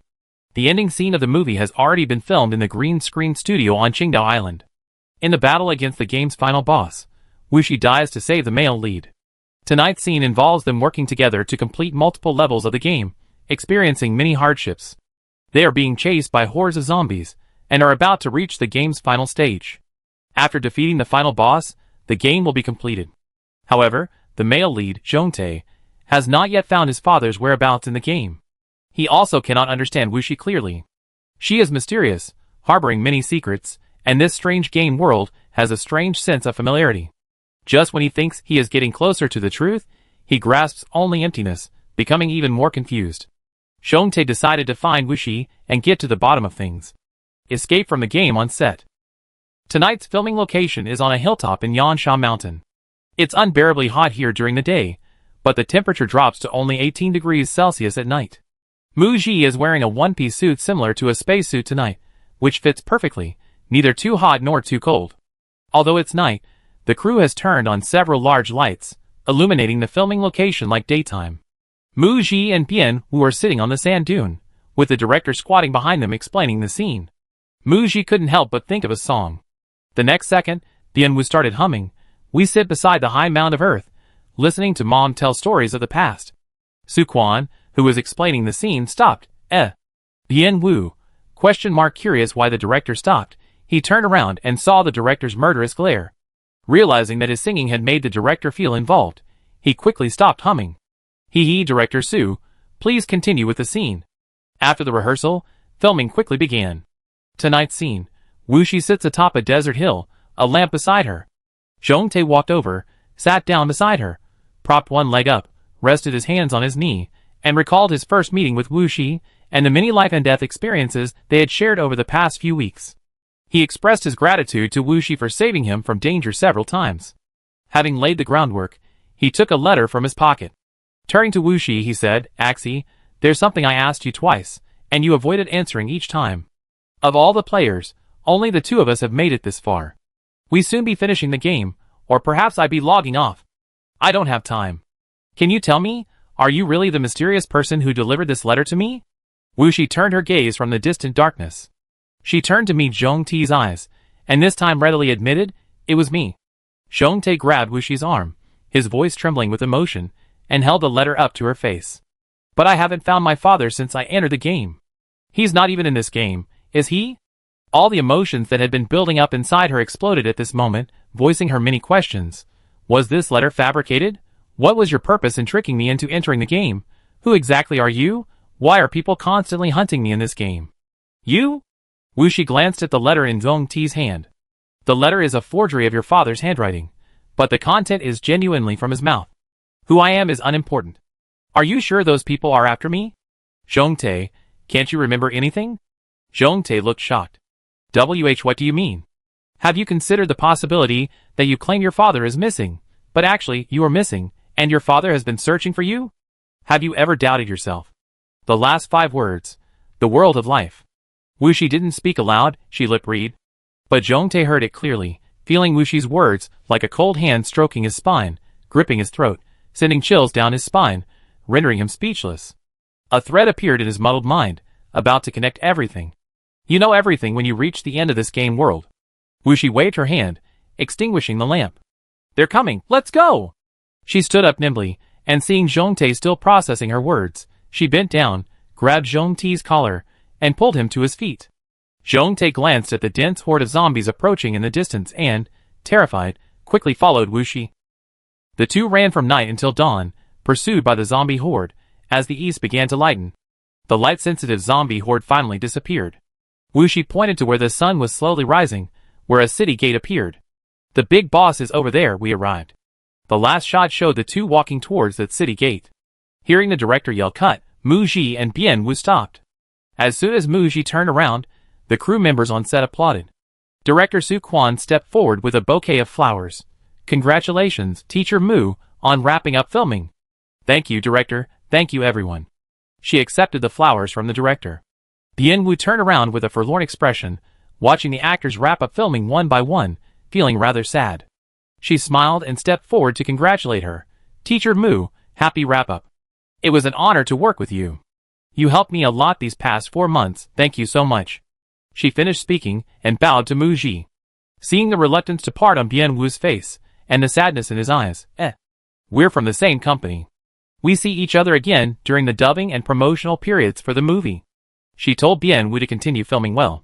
She had asked the crew to finish filming her scenes first, so she could rush to the promotional tour for Countdown. Bian Wu still had a week of filming left before the entire crew officially wrapped. Speaking of which, this was the first time Mu Ji, after many years of acting, had attended a wrap-up ceremony at dawn. The crew had even prepared flowers and a cake in advance. After taking a group photo with the crew, Director Su Quan came to say goodbye to Mu Ji, somewhat embarrassed, and handed her the first volume of Escape from the Game. Xiao Ji, if it's convenient, could you ask Director Wan for an autograph? Sign it in this book on this page. So Su Quan was a big fan of Director Wan Zhou? Mu Ji thought Director Wan Zhou was quite easy to talk to, so she agreed. Okay, no problem. She took the book from Director Su Quan. Next to the blank space for the director's autograph was already the signature of the novel's author, who was also the screenwriter of the film. She immediately understood why Director Su Quan wanted the director to sign the book. It was for some kind of spiritual encouragement. The film was almost finished, but post-production would be a huge project. The challenges were yet to come. Director Su Quan shook hands with Mu Ji. Ms. Mu, I wish you and Director Wan Zhou's film great box office success. I believe your career will reach even greater heights when we meet again. Thank you, Director Su. I appreciate your kind words. After leaving the film set, Mu Ji and her group returned to their hotel to rest, sleeping until the afternoon before heading to the airport. They flew to Jincheng a day early, waiting for the Countdown production team to join them the next day. Chapter 127. The next day, Jincheng. Stepping out of the hotel, a wave of heat hit them. After getting into their car, Mu Ji and her group headed to a local arts center. The first stop of today's promotional tour was a small meet and greet with local media and nearly 900 fans to promote the film. The makeup artist glanced at her phone. The temperature in Jincheng today is 39 degrees Celsius. She couldn't help but smile wryly. Have we gone from one furnace to another? Minmin. Luckily, our promotional events are in shopping malls and cinemas, all indoors with air conditioning. Mu Ji, who had just finished filming her new movie the day before, felt it was better than filming in Shushi. She didn't have to wear a hat and long sleeves and pants anymore. She could dress more comfortably and breathably. Her agent had sent a large suitcase full of summer clothes. Mu Ji's outfit today consisted of a black and white patterned tank top, loose-fitting light-colored jeans, and a black square pendant necklace. It was a cool and slightly sexy look. Upon arriving at the event venue, Mu Ji got out of the car and was surprised to find fans waiting outside despite the sweltering heat. Upon seeing their idol, the fans rushed out from the shade to greet her. Mu Ji couldn't help but say, "It's so hot outside, you're going to get heat stroke. You should all go back or find an air-conditioned place to rest. Don't wait outside, okay?" The fans obediently nodded, okay. Mu Ji and her group walked for 2 minutes under umbrellas before entering the first floor of the venue. Those 2 short minutes had left them looking like wilted vegetable leaves in a field, Stepping into the air-conditioned environment felt like a breath of fresh air. Muji touched her arm. It was wet. She couldn't tell if it was from Minmin's constant complaining of "it's so hot. It's so hot." She quickly pulled out sunscreen spray and sprayed it vigorously on her exposed chest, back, and arms. Was it the unevaporated spray vapor or sweat from the heat? Most likely the latter. Muji suddenly felt the shushy sun was much kinder. Thinking back to before leaving home that morning, she checked her fan community online. Many fans had arrived at the event early, and she saw many complaining about the weather. "It's so hot, it's killing me. This weather is melting all my love for Jibao. Sisters, I must have lost weight. My face, my body is raining." Most fans had managed to get tickets and enter the event area, thankfully. She wondered if the fans waiting outside when she got off the bus had left. Minmin was walking when she saw Muji stop. "Sister Gigi, what's wrong?" Muji took out her phone and tapped a few times. Minmin's phone received a WeChat message. Upon opening it, she saw that Muji had just transferred a 5-figure sum. "Minmin, do me a favor." "Huh?" The meet and greet event began. As Muji, director Wan Zhou, Typhoon, and other key members of the production team appeared on stage, the packed audience chanted Muji's name in unison, even more enthusiastically than at the release date announcement. Of the nearly 900 moviegoers, at least 2/3 were Muji's fans. Director Wan Zhou and Typhoon, after more than a week of promotional tours, clearly felt the incredibly enthusiastic atmosphere of today's meet and greet. The audience's emotions were running high. With Muji joining the team, they were able to share a lot of the workload, especially during the interactive sessions with fans. Many of Muji's fans were present, and the host randomly selected fans to ask questions, primarily focused on their idol. Jibao, the crew filmed in Tibet for over 4 months, shooting at many locations. Which location left the deepest impression on you? Muji, many places in Tibet, including the natural scenery along the way, were beautiful. Because of Asang, I have a particularly strong impression of Namso Lake. I believe that once everyone sees Countdown in the cinema, they will love Tibet just like Asang and I did. Jibao, between Shushi and Jincheng, which do you think is hotter? Muji answered without hesitation. Jincheng, of course. The weather here and your enthusiasm are melting me. Director Wan Zhou and Typhoon, They hadn't expected Muji to have such a humorous side. The next person selected to stand up and ask a question was a young girl wearing glasses. Taking the microphone from the staff, she adjusted her glasses and excitedly said, "Sister Gigi, I watched all your works. I watched your last movie, Back to 17, countless times. I loved your portrayal of Zhou Kun so much. I'm taking the college entrance exam next year. Can you say a few words of blessing to me?" Perhaps she was too excited, because the girl's words were somewhat hesitant. Muji listened patiently the whole time. After the girl finished, she asked her name and then said, "Lele, I hope you can focus on your studies for the rest of your time and get into your ideal university next year. Good luck." "Sister Muji, what was your first thought after watching the trailer?" Muji honestly replied, "I kind of miss my long hair." This made the fans laugh. Inspired by Muji's enthusiastic and relaxed demeanor, the other cast and crew members were frequently amused by her interactions with the fans, shaking off the fatigue of over a week of non-stop work. The event venue was filled with laughter and joy. Outside, in the shade, the 20-odd fans, some using handheld fans or waving them, stubbornly waited for Muji to leave so they could see her one last time, their faces flushed from the heat. "Hey, isn't that Sister Minmin?" a fan suddenly exclaimed. The others followed her gaze, and saw it appeared to be Minmin, the executive manager beside their idol, and her male assistant. "Holy crap! Are they coming towards us? What are they doing coming over? Maybe we should get out of here." Minmin and her assistant, seeing the fans, were startled and tried to run away. "Wait a minute, I have something for you." Minmin, holding an umbrella in one hand and carrying drinks in the other, jogged a few steps forward. The fans who had been stopped noticed what Minmin and her male assistant were carrying. It looked like milk tea. Could it be for them? "These are drinks that Sister Gigi bought for you, 1 cup each. Sister Gigi told me to buy 1 or 2 cups at room temperature, but I thought it was too hot, so I added ice. If it's inconvenient, just wait until it's warm before drinking it."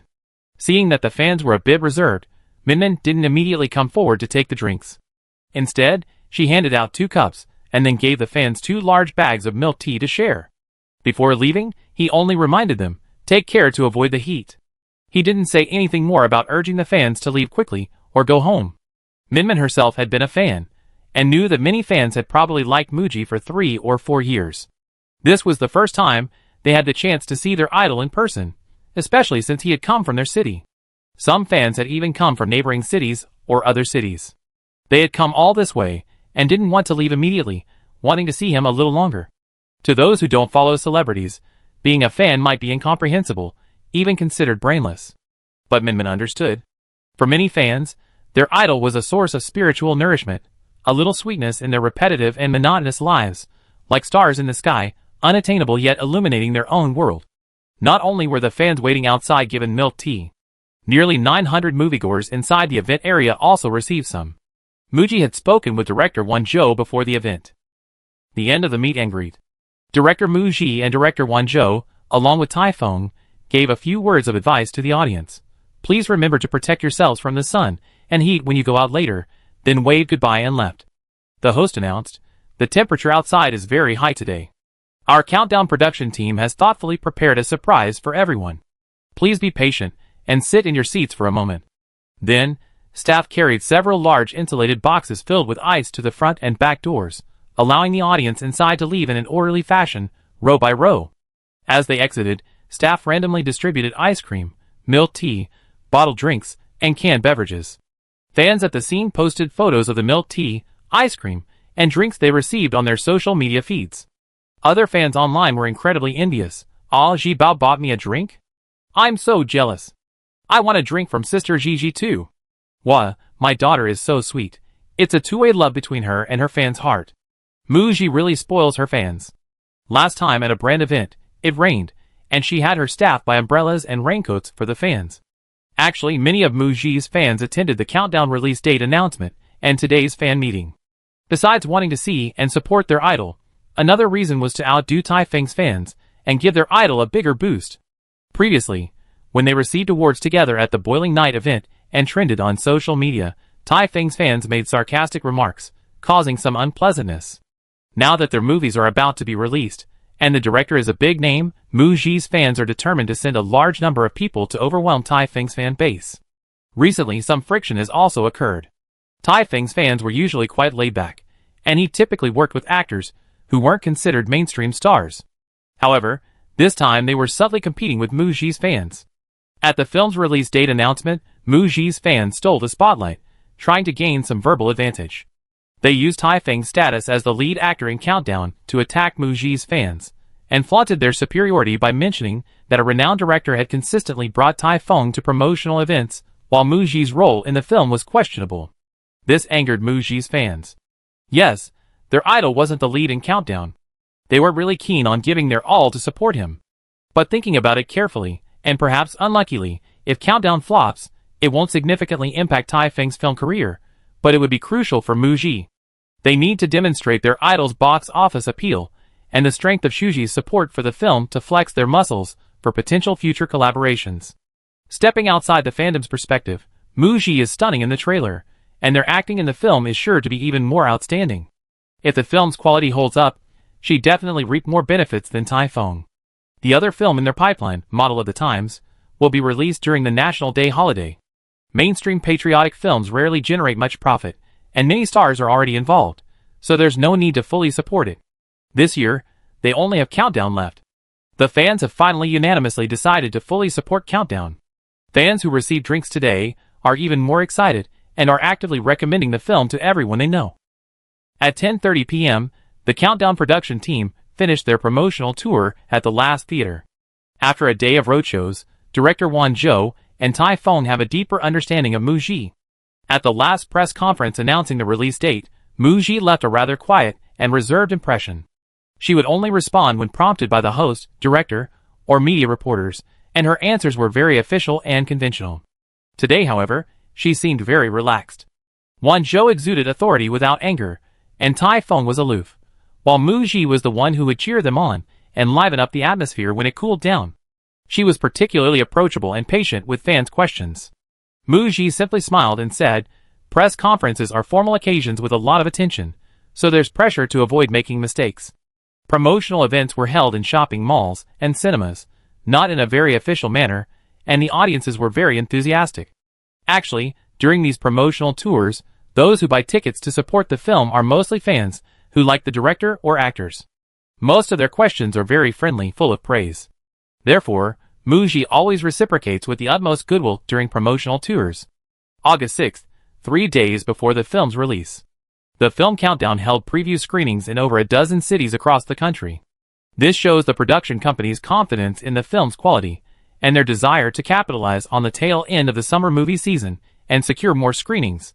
On the first and second days of the preview screenings, director Won Zhou, Typhoon, and Muji, along with other members of the creative team, flew to 2 cities, visiting 5 or 6 cinemas a day. During the post-screening Q&A sessions, the audience's feedback on the film was quite positive. August 8th, the day before the film's official release, Countdown was shown in the Jiada Cinema held a preview screening, inviting not only the main creative team, but also many well-known directors and celebrity friends. This leveraged the influence of other directors and stars to expand the film's reach. The preview screening ended. Muji returned home at 10:30 p.m., finishing work relatively early tonight. The creative team had originally planned a dinner gathering, but considering they had to fly to another city early the next morning for promotional tours, they cancelled it. The film's release is in a few hours. Muji took some time to check online for competing films. Today's box office rankings. In first place is a patriotic film, The Horn of Victory, which has been in theaters for half a month and has grossed nearly 2 billion yuan. Today's box office is still over 10 million yuan, a still formidable competitor. Second on the list is an animated film, with a total box office of over 700 million yuan, and today's box office of over 4 million yuan. Tomorrow, August 9th, a total of 6 films will be released. Box office pre-sale rankings. First is the sci-fi film Earth Diary, 60 million yuan. Second is the road movie Countdown, 50 million yuan. Third is the romance film Woodpecker's Love, 20 million yuan. Fourth is the romance film Life Swap, 8 million yuan. 4 of these are romance films. The day after tomorrow is Qixi Festival, Chinese Valentine's Day, and romance films are being released in droves. Countdown is a road movie romance, and its pre-sale performance, besides benefiting from the director and actor's appeal, also owes some credit to the Valentine's Day promotion. Based on pre-sale figures and positive reviews from preview screenings, its box office performance in the first 3 days of release is expected to be good. However, online forum posts and marketing accounts predictions for the final box office of Countdown, and even predictions from movie ticketing apps, are around 700 million yuan. This is on the premise that the overall box office isn't drained by the sci-fi film Earth Diary, and that its subsequent box office performance isn't suppressed by Victory Horn. How Countdown performs at the box office after its release, how it receives reviews from audiences, and what its final box office result will be, we have to wait and see. Chapter 128. August 9th, the movie Countdown officially premiered. At 9 a.m., Muji's team, along with director Won Zhou, Typhoon, and other key members of the production team, boarded the same flight to today's promotional city, Pengcheng. After boarding, Muji's seat was in the second row of first class. To coincide with the festive occasion of the movie's release, she wore a red strapless short-sleeve top with arm warmers, and a long red skirt with an asymmetrical hem that revealed her long legs. The red dress exuded a fiery, festive vibe. After sitting down, she asked a flight attendant for a light blanket to drape over herself. Looking at the passengers boarding with their boarding passes and luggage, she recognized many familiar faces, all members of the promotional team. Before boarding, she had overheard the director's assistant mention that some members had taken an earlier flight to arrive at the first promotional venue in advance to prepare. Otherwise, this large group would have practically chartered the plane. Before her flight took off, while she still had internet access, Muji first opened her WeChat work group. Her new movie was releasing today, and artists from her company, directors she worked with, and celebrity friends would be helping with promotion. Every time she logged onto Weibo, she received so many mentions that it was easy to miss those from her celebrity friends. Therefore, a dedicated staff member was responsible for monitoring online information related to Muji and sending Weibo posts from other artists helping with promotion to the group, tagging Muji as a reminder. Muji would then reply to each of them on Weibo to express her gratitude when she had time. Seeing that Zhou Jingju, Lu Kai, Yin Xiaoran, Xia Xinyan, and Ning Yao had all posted on Weibo to promote her new movie and even booked screenings for fans, she forwarded and thanked them all. Returning to WeChat, Muji saw that her boss He Jiyue had just posted a message in the launching media employee group, saying he was treating the entire company to a movie screening of Countdown after get off work. Everyone was excitedly cheering and celebrating. After replying to some WeChat friends' congratulations, Muji was about to exit WeChat. The next second, a new message appeared. It was a message from her boss, Hijiyue. She opened it. Hijiyue teacher Mu, wishing Countdown a huge box office success. Muji was about to politely reply with thank you. She typed the message, but before she could click send, she received another long message from Hijiyue. Is this a movie review? Muji quickly skimmed through the content. It was Hijiyue's review after watching the movie, praising Muji's acting skills, especially her crying scene in the No Man's Land, which was different from her previous crying scenes, demonstrating a strong ability to empathize with the character and making the crying scene very moving. Then, she saw the sentence, "I really like teacher Mu's portrayal of a sang." A large paragraph of text suddenly disappeared, indicating that the sender had retracted the message. Muji was completely confused when Hijiyue sent the movie review. But this time, the sentence she had just seen, "I really like teacher Mu's portrayal of a sang," was deleted. Muji, something seems off with the boss? When she saw that sentence, she didn't think much of it, but after the boss retracted it, she felt that this action. Was it to prevent her from overthinking? Or was the boss subtly covering something up? Hearing the flight attendant announce that the plane was about to take off, reminding everyone to fasten their seatbelts and put their phones on airplane mode, Muji heard a message. Sister Gigi? Minmin, sitting next to her, handed her an eye mask. Thank you, Minmin. Muji took the eye mask, didn't reply to Hijiyue, put her phone on airplane mode, and put on the eye mask. After getting off the plane, she rushed straight to the event venue, prioritizing getting some rest. Everything else was temporarily put aside. Launching media, general manager's office. Hijiyue held his phone, staring at his conversation with Muji, lost in thought. Feeling guilty, he retracted the message, deleting the sentence that might have made Muji feel ambiguous, and sent it again. He immediately saw typing at the top of the chat box. He froze on the spot. After waiting a few minutes, Muji didn't reply. He glanced at the time. Muji's flight should be taking off right now. He guessed that Muji had most likely seen his first film review, and even more likely witnessed his antics of retracting and reposting it, deleting that one sentence. She was probably already suspicious. He cursed himself for being stupid, wondering how to salvage the situation. After exiting the chat with Muji, he saw Director Wanzhou's profile picture below hers. His eyes lit up, an idea instantly formed. After getting off the plane, Director Wanzhou, who was walking in front, deliberately slowed his pace. He waited for Muji. He struck up a conversation with her. Ms. Mu, on the plane, the staff told me that the reviews for the midnight screening are out, and they're similar to the preview screenings. Lots of positive feedback. This was indeed true. Muji was busy replying to messages before takeoff. Later, she heard from Minmin that the ratings on the two main ticketing platforms were currently 98 and 97 points.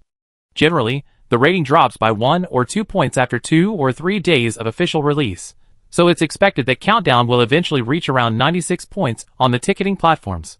That's a very high score. Then she heard Director Wanzhou excitedly mention that he had received a film review from Hijiyue. Xiaoyu said he really liked my road movie, praising the beautiful visuals of Countdown, and how the simple story deeply moved and benefited him greatly. He proudly showed Muji his chat with Hijiyue. Muji was too embarrassed to look closely, only glancing at the chat interface quickly. Wow, a long film review almost filled the entire screen. This was even longer than the one Hijiyue sent her. It was practically a mini essay. Muji suddenly realized Hijiyue hadn't just sent her a rave review, she sent one to Director Wan too. Looks like Hijiyue really liked this movie. Pengcheng, first stop of today's promotional tour. At the Mixi Shopping Mall. Countdown. The main creative team hasn't arrived. Fans and moviegoers arrived early to secure their spots, and along with shoppers and onlookers, the first floor event area was completely surrounded on 3 sides. The railings on the second, third, and fourth floors were also packed with people. Because there were so many people, the mall promotion almost had to be cancelled. An extra batch of security personnel was temporarily added. Only Muji and Tai Feng attended the mall promotion. Considering security concerns, the promotion ended hastily in less than half an hour. When the group left, the area outside was already packed with people. Originally, there was a promotional roadshow at a shopping mall for tomorrow's Qixi Festival, Chinese Valentine's Day, but the film's producers, seeing the crowd today, were worried about potential problems and had to cancel it early. The main focus was still on promotional activities at major cinemas in the area. They visited 3 or 4 screens at each cinema. Today, the film officially premiered, and at each cinema the production team visited, it was basically a post-screening Q&A session, meaning the audience members sitting in the theaters had just finished watching the film or were halfway through. Through face-to-face interaction with the audience, the production team gained a lot of real-time feedback on the film. The promotional roadshow ended for the day. Back at the hotel, it was almost 11 p.m., and 2 related trending topics were still hanging on the hot search list. Won Zhou's new film starring Typhoon and Mu Ji was ranked 12th. The movie Countdown is Good was ranked 29th. Mu Ji clicked on the topic and looked at the netizens' comments. Similar to the audience reviews heard during the screenings, after watching this movie, I felt an urge to travel to Tibet.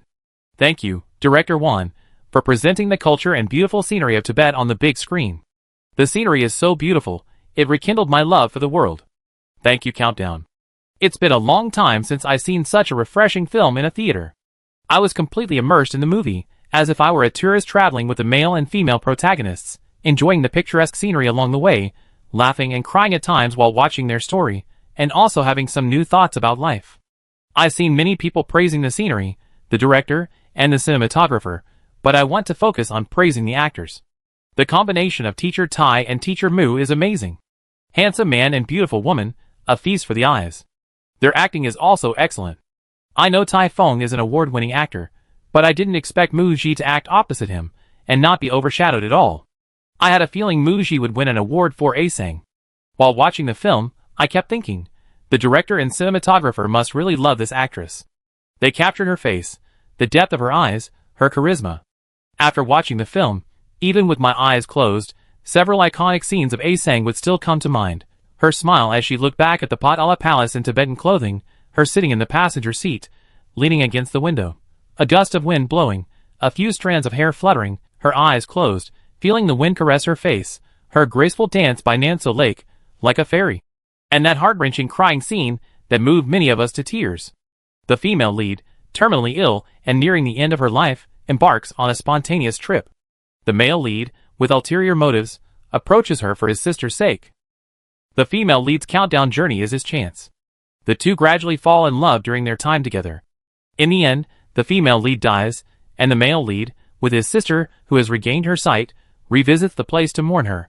It's actually a very simple story, but the director and actors are brilliant, moving the audience through excellent filming and superb performances.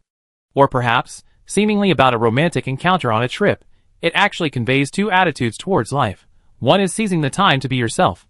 The other is being bound by others and living for others. Perhaps the film Countdown is a romantic road movie, or perhaps it can be considered a commercial art film. I noticed that netizens' reviews are quite long and very expressive, offering various interpretations, and delving into the film's spiritual core. Mu Ji also browsed her own fan page to see what fans were saying about her. Compared to casual netizens, the comments from fans were, well, as always, words fail me. Ah, Ji Bao is so beautiful in the movie, and Asang's acting is so good. I cried so much at the end of the movie, I felt so sorry for Asang. After the blade's edge she was cut by Countdown. Hee. I was pleasantly surprised by my daughter's performance. More than the best actor Typhoon. I'm so grateful to Director Won. I definitely watch it again tomorrow. It's 11 p.m., and the box office results for Countdown first day of release are out. Mu Ji exited Weibo, and opened the movie ticketing app to check the day's box office figures. Chapter 129. Today's box office rankings. First, sci-fi film Earth Diary, 96 million. Second, road movie Countdown, 92 million. Third, romance film Woodpecker's Love, 56 million. Fourth, romance film Life Swap, 23 million. Fifth, war film Victory Horn, 9 million. Countdown's opening day box office of 92 million is quite good, and it's also ranked first in pre-sales for tomorrow's Qixi Festival, Chinese Valentine's Day. It's expected to easily surpass 100 million, strongly overtaking the sci-fi film Earth Diary. With the holiday bonus, several romance films have increased their screenings tomorrow. Countdown has an investment of over 100 million, so it seems there's no pressure to break even. The next day, August 10th. The 7th day of the 7th lunar month, Qixi Festival, Chinese Valentine's Day. The Countdown production team is in Guangzhou, the neighboring city of Shenzhen, for a promotional tour. In the atmosphere of the program, during today's promotional tour, the The press conferences with media reporters, and the interactive sessions with moviegoers in various theaters, the questions from fans inevitably turned into some appropriate gossip. First, Director Won Jo was asked a question by a media reporter. Director Won, after the release of Countdown, many viewers felt that Teacher Tai and Teacher Moo were a great match. Good looking, good acting, and with great tension in their scenes together, they're a match made in heaven. How did you choose these two actors to play the male and female leads? Did you consider whether the actors had any chemistry? Seeing the director's puzzled look, the host explained what chemistry meant. After understanding, Director Won Jo turned to Tai Fong and Mu Ji and said, "Both are very excellent young actors. The main reason they were chosen is because of their good acting skills and their ability to endure hardship." Turning to the audience, she said, "The reason they're so well received as a couple is mainly because of their good acting. They drew the audience in and made them believe in the love story between Asang and Yeotu. I think that's the charm of an actor's performance, their ability to evoke empathy." Next was Mu Ji. "Ms. Mu Ji, you posted a Weibo this morning, a 9-grid photo collage of beautiful Tibetan scenery. It seems to be from when you were filming in Tibet last year. Are you reminiscing about filming last year? Is there any special meaning behind posting it on Valentine's Day?" Mu Ji had indeed posted a Weibo before leaving the hotel that morning. She hadn't expected this reporter to pay so much attention to her Weibo. This question was a bit ambiguous, leading people to wonder if Mu Ji was reminiscing about filming last year or missing someone she spent time with. And who else could it be but Tai Fong? Today is Valentine's Day. Could it be that she's showing off her love or trying to impress someone? Mu Ji gave a simple explanation. The incident stemmed from an interview Zhou Jingju gave last year while filming in Tibet. The host asked, "Which celebrities' posts on WeChat moments have been interesting lately?" "A friend of mine is filming in Tibet. She's been posting lots of casual snapshots of beautiful scenery. Yesterday I saw a picture of the starry sky she posted. It was gorgeous." Without naming names, Mu Ji's fans immediately guessed that the friend Zhou Jingju was referring to was their idol. They remembered this incident ever since. Because Mu Ji posts on Weibo every year on Qixi Festival, Chinese Valentine's Day, to declare she's single, she does this to prevent insiders, paparazzi, and marketing accounts from fabricating romantic relationships for her. Yesterday, Minmin mentioned that fans, busy with movie promotions, remembered this and wanted Mu Ji to share the beautiful scenery she had previously posted on her WeChat moments. So this morning, Mu Ji posted this Weibo to fulfill her fans' requests. "I posted it because my fans wanted to see it, nothing else." If the reporter had simply gone to Mu Ji's square, she wouldn't have asked such a blunder. She thought she might have uncovered Mu Ji's secret relationship, and even if Mu Ji wouldn't admit it, many netizens would surely share her suspicions. She never expected this reason. Upon hearing this answer, the reporter gave an awkward wry smile. The second reporter asked, "Ms. Mu, Asang's life is nearing its end. To avoid regrets, she traveled to Tibet alone, where she met the male lead, Yeotu, and had a deeply moving romance. Suppose your life is short, what would your regrets be? Would they be like Asang's? A spontaneous trip? A romance with a man?" Mu Ji shook her head. "Asang and I might be different. I hope that before I die, I can leave behind a classic work, a character that will still be remembered by some viewers many years later." As she spoke, a faint smile graced Mu Ji's face, her tone light and airy yet resolute. Tai Fong, standing beside her, turned slightly and gave Mu Ji a deep look. "Ms. Mu, is a tall, handsome, cold-faced but warm-hearted, taciturn and mysterious man like Yeotu your type?" Mu Ji cleverly replied, "He's Asang's type." Neither the director nor Mu Ji's answers were easily swayed. The focus returned to the film. Tai Fong is notoriously difficult to interview in the industry, quiet and uncooperative. For example, if a reporter asks a question unrelated to the film, expressing curiosity about the artist's private life, Tai Fong won't answer, simply replying, "Please ask questions related to the film." Sometimes, when faced with reporters maliciously probing questions, he even bluntly confront them. As a result, reporters later became hesitant to ask Tai Fong any questions. Not today either. However, one of Tai Feng's fans was quite brave. "Brother Fong, we fans know you love to travel, and you go traveling as soon as filming wraps up. You're 33 this year, not young anymore. Do you hope to meet your own Asang on your travels, like Yeotu did? What kind of girl do you like?" Mu Ji, ? This is a true fan, showing no respect for their single idol. Other people's fans don't want their idols to be in relationships. Perhaps because Tai Fong is primarily an actor working in the film industry, having won a Best Actor award, he has no shortage of good resources, and has been in the industry for many years. It's Qixi Festival, Chinese Valentine's Day, again, and fans are urging him to get married. Typhoon, as always, is a man of few words, but after a moment's thought, he seriously answered the fans' questions. It depends on fate. Regarding the second question, if I meet her, I like whatever she's like. This drew envious wows from the audience. They thought Typhoon was a rock, cold and hard, but unexpectedly, when he mentioned his future lover, his tone was quite doting. Quite capable, isn't he? The day's promotional activities ended. Muji returned to her hotel room, feeling as if all her strength had been released. After putting on the hotel's disposable slippers, she walked unsteadily to the sofa and collapsed. After a long day of running around, her body began to feel sore and uncomfortable. She closed her eyes and rested for 60 seconds. Muji opened her eyes, sat back on the sofa, and grabbed her phone. She opened the movie ticketing app to check today's box office figures. First, the road movie countdown, 112 million. Second, the sci-fi film Earth Diary, 83 million. Third, the romance film Woodpecker's Love, 76 million. Fourth, the romance film Life Swap, 46 million. As she predicted, Countdown had surpassed 100 million. Romance films all benefited from the holiday, with their box office figures rising significantly. Just as she was about to check Weibo, the doorbell rang. Muji, Minmin?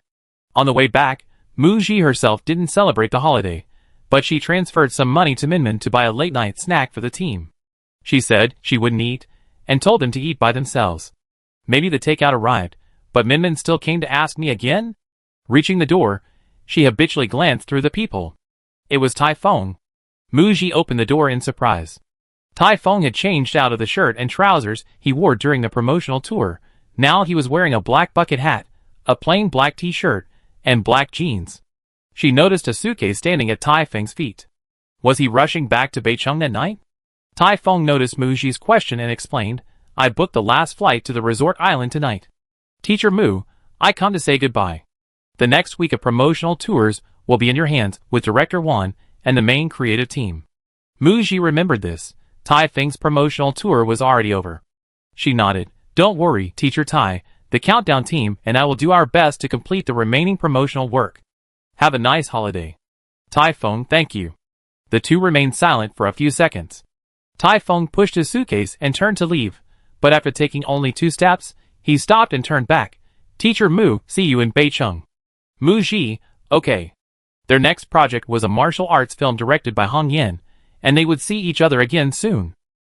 As Typhoon was leaving with his luggage, he was bumped into by Minmin, who was carrying takeout to find Muji. Muji had just closed the door when the doorbell rang again. This time it was indeed Minmin. Sister Gigi, the takeout is here. I brought you some food. Minmin followed Muji into the room and placed the food on the coffee table. We ordered barbecue. I know you can't eat it, Sister Gigi. Celebrities have to be careful about their diet. Eating oily and spicy food like barbecue can easily cause breakouts and acne, affecting their on-screen appearance. There's also the worry about gaining weight from high-calorie late-night snacks. I ordered you a small vegetable salad with shrimp, which you like. Have some? Muji noticed that the salad Minmin brought out was indeed a small portion. She was a little hungry now. Thank you, Minmin, I eat it in a bit. Minmin couldn't help but ask curiously, Sister Gigi, I ran into Teacher Typhoon when I came over. What's he doing here? Teacher Ty's promotional tour is over. His flight leaves Guangzhou tonight, so he came over to say hello. Minmin, huh? The aloof movie star actually came over to say hello to Sister Gigi? Although they had worked together on the promotional tour for 9 days, Muji and Typhoon were just colleagues. They exchanged information during the promotional events, but had little to no interaction outside of work, as everyone was busy moving between venues. Over this time, their relationship had probably only become slightly closer. He came specifically to say hello? A hint of something was off. However, seeing Muji's normal expression, she didn't seem to care. Minmin didn't want to jump to conclusions. Anyway, whether it was the boss or the movie star, as Muji's staff member and a fan, she hoped all these admirers would stay away and not disturb Sister Ji's solo career. On August 11th, the film's production team, without Typhoon but with director Wan Zhou and the popular Muji, was unaffected. Every theater they visited was packed, their popularity and enthusiasm undiminished. The promotional tour continued in full swing. The holiday bonus had passed. Encouragingly, Countdown box office performance didn't drop much compared to the previous day, still holding the top spot with 93 million yuan in box office revenue. It even surpassed the second-ranked sci-fi film. The agent stated over the phone, based on big data analysis of film reviews for both movies, Earth Diary had good special effects, but the story wasn't well told, resulting in polarized reviews.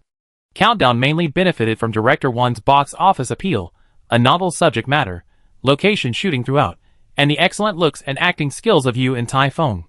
The word of mouth was solid, attracting many viewers to the cinema. As of now, the film has grossed 297 million yuan in its first 3 days. The ticketing app has revised its box office prediction for Countdown from 700 million to 1.1 billion.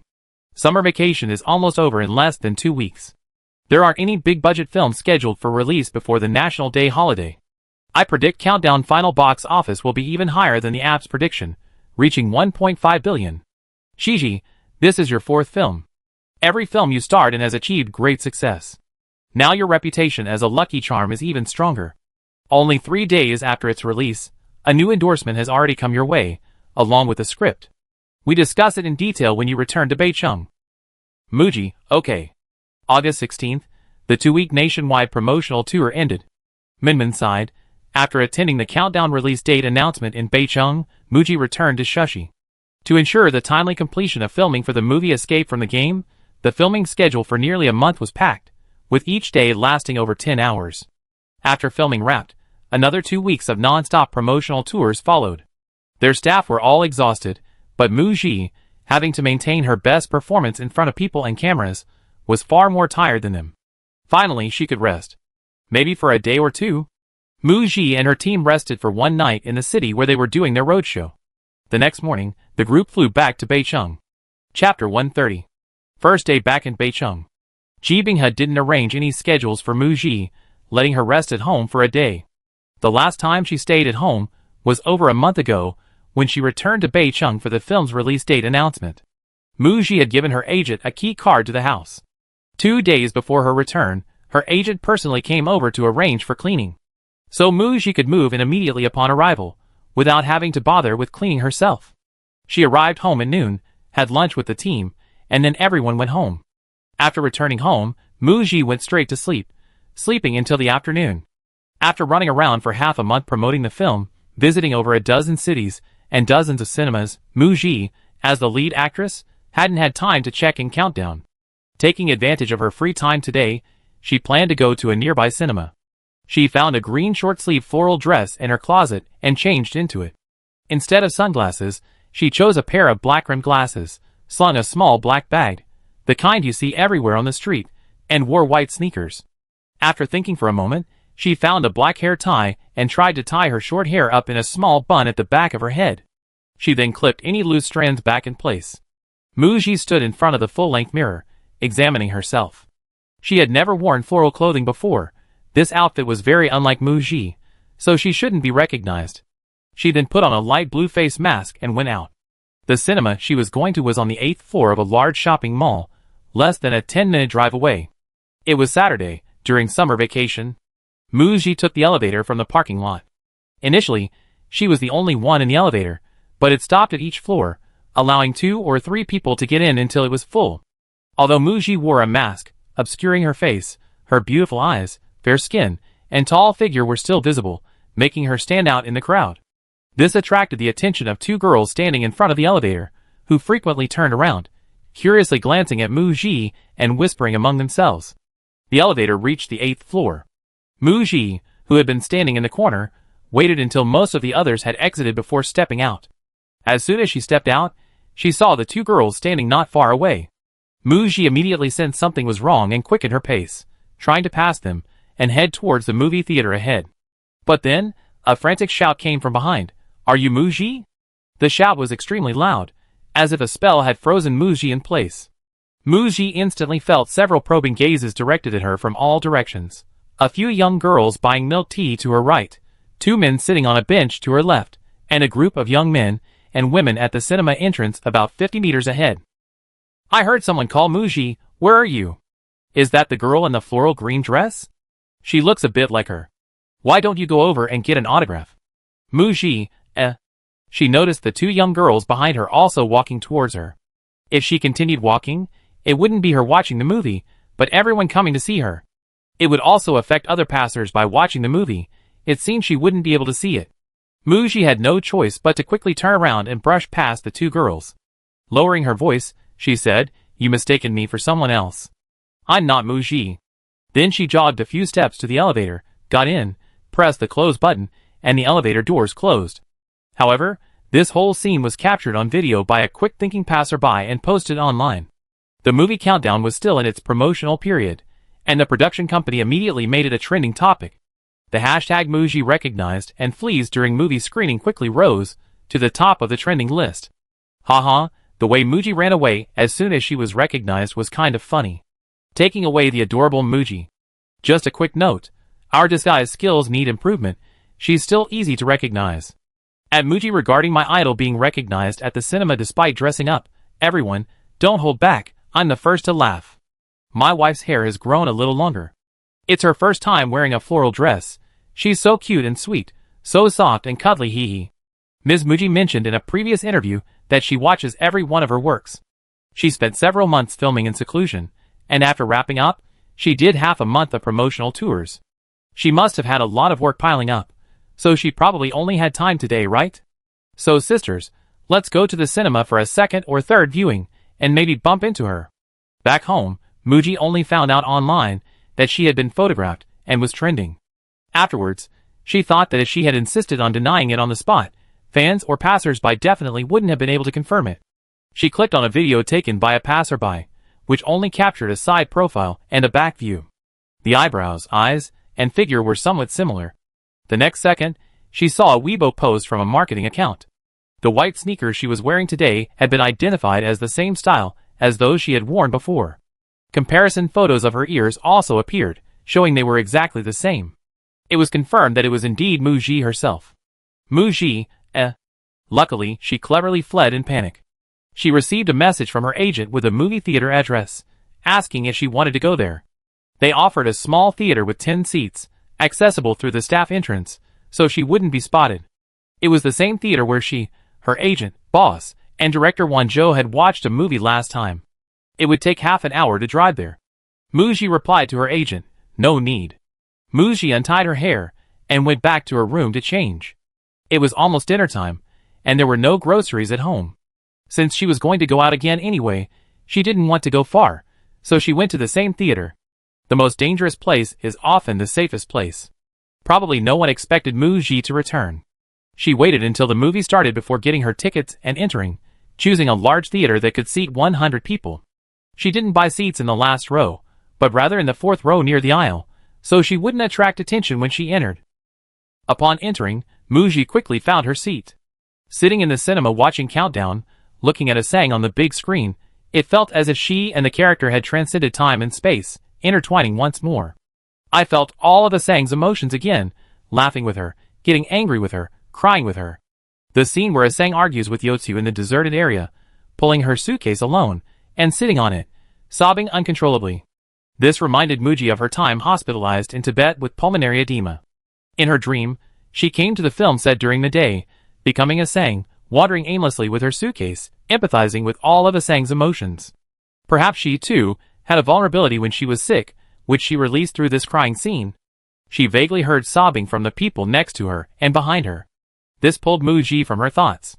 The specially chosen large theater was meant to be a part of the viewing experience, allowing her to hear audience feedback. An actor's performance is crucial in evoking empathy in the audience. The viewing process is also a form of self-examination of one's own acting. The film's ending. After Asang's death, she donated her corneas to Yotsu's sister. A year later, Yotsu brought his sister, whose sight had been restored, to Nanso Lake. Looking into her eyes, he seemed to see Asang again. They smiled at each other. The camera zoomed out, showing devout believers circumambulating Nanso Lake, prayer wheels in hand, prostrating themselves with each step, the chanting echoing in the distance, the lake shimmering under the sun.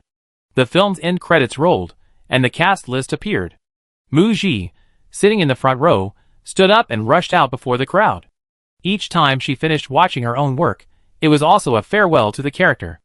Goodbye, Asang. So far, the box office performance of the movie Countdown has been quite good. The production company, director, and actors are all satisfied with the box office results and trends. Muji has also completed her promotional work. Next, she'd be throwing herself into the work of paying off her debts. The fans are right, she does indeed have a lot of work piling up. The next day, at launching media, in the director's office, Ji Binghe handed Muji the prepared documents. On the 4th day after Countdown release, we already received offers for endorsement deals. Muji took the documents, flipping through them, while listening to her agent's brief introduction. The first one is from a national brand of home appliances. Their air conditioners are practically household names. At least 3 out of 10 households have this brand installed. They invited you to be their global brand ambassador. The second is the spokesperson for a milk tea brand, and she has high public recognition. Although Muji's national popularity is average, she has a high public image, praised for her acting skills, strong professional abilities, high popularity yet low-key approach to her career, and her dedication and professional ethics. Furthermore, she's considered a lucky charm, not only for her successful works, but also for the increased sales figures of the products she endorses. Therefore, she's highly favored by brands. Muji currently holds over 20 high-quality endorsements, placing her among the top female celebrities in terms of endorsement count. This number of endorsements is achieved while strictly controlling the quality and reputation of the brands she collaborates with. Otherwise, she would have already surpassed 40+. Ji Binghe, several endorsement contracts haven't expired yet, and they already requested renewals. By the way, Yan Naya brand is going to upgrade your title. You be the full-line spokesperson for the Asia-Pacific region. Oh! Muji nodded, indicating she understood. She was particularly concerned about, how many offline events for brands will I need to attend next? Is it booked until the beginning of next month? 2 or 3 a week, until mid-September. There are also magazine cover shoots, new endorsement ad shoots. It will be a crazy month of work.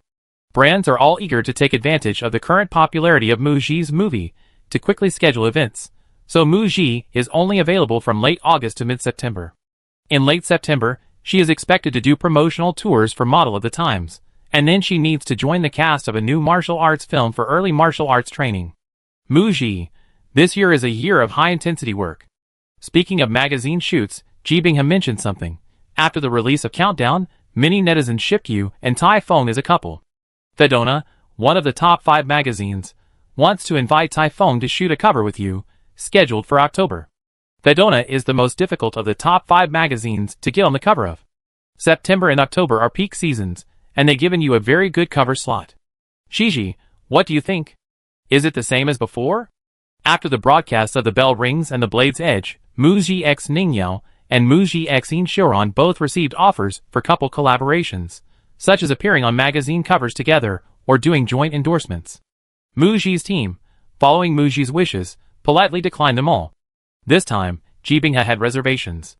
Tai Fong is a film emperor and mainly focuses on the film industry. There's no loss for Muji appearing on the cover with him. After appearing on the cover of Fedona, Muji will have a grand slam of the top 5 magazines. Muji wasn't in a hurry to achieve a grand slam of fashion magazine covers. Saying here, politely decline. She'd get on it eventually. She was confident she'd grace the cover of Fedora Solo someday. She also had a film project with Tai Fong, and she didn't want to be associated with him too early. They didn't need to rely on a romantic pairing to gain popularity or attention. She should focus on herself. As the work meeting was about to end, Ji Binghe's assistant called to report, "Director Ji, the boss is here. He's at the door, he needs to see you." Ji Binghe? Wasn't the boss out? When did he return? Hearing that the boss needed her, she had her assistant invite him in. Then, He Jiyue, dressed in a high-end champagne-colored bespoke suit, walked in. It was rare to see her boss in a suit of this color. Ji Binghe watched He Jiyue walk in like a male model, and the phrase peacock spreading its tail flashed through her mind. She got up and walked over, about to ask if her boss had something urgent that made him come to her office. But she noticed that her boss didn't look at her. His gaze first fell on Muji, who was sitting on the sofa. His expression was slightly exaggerated, revealing a hint of surprise, and his tone was light. "Ms. Mu, you're here too?" Muji turned to look at He Jiyue, responding with a polite smile. "Mr. He? I'm discussing the upcoming work arrangements with Director Ji." He Jiyue nodded, looking at Muji, a smile unconsciously playing on his lips. "Then you two continue with your work. I just came to give Director Ji a document." Only then did he turn to look at Ji Binghe. She handed over a package containing documents, saying, "Director G, please continue with your work." She lowered her voice and said 3 words, "You're welcome." Then she turned and left. Jibing had glanced at the package. It was a contract from a brand. Delivering documents was the receptionist's job, so why was the boss personally delivering it? His intentions were obvious. Muji, the boss seems to be in a good mood? Jibingha, the company invested in Countdown, and the film's box office performance is promising. The investment is profitable, and you, as the lead actress, have also reaped considerable profits. Double happiness. The boss must be in high spirits.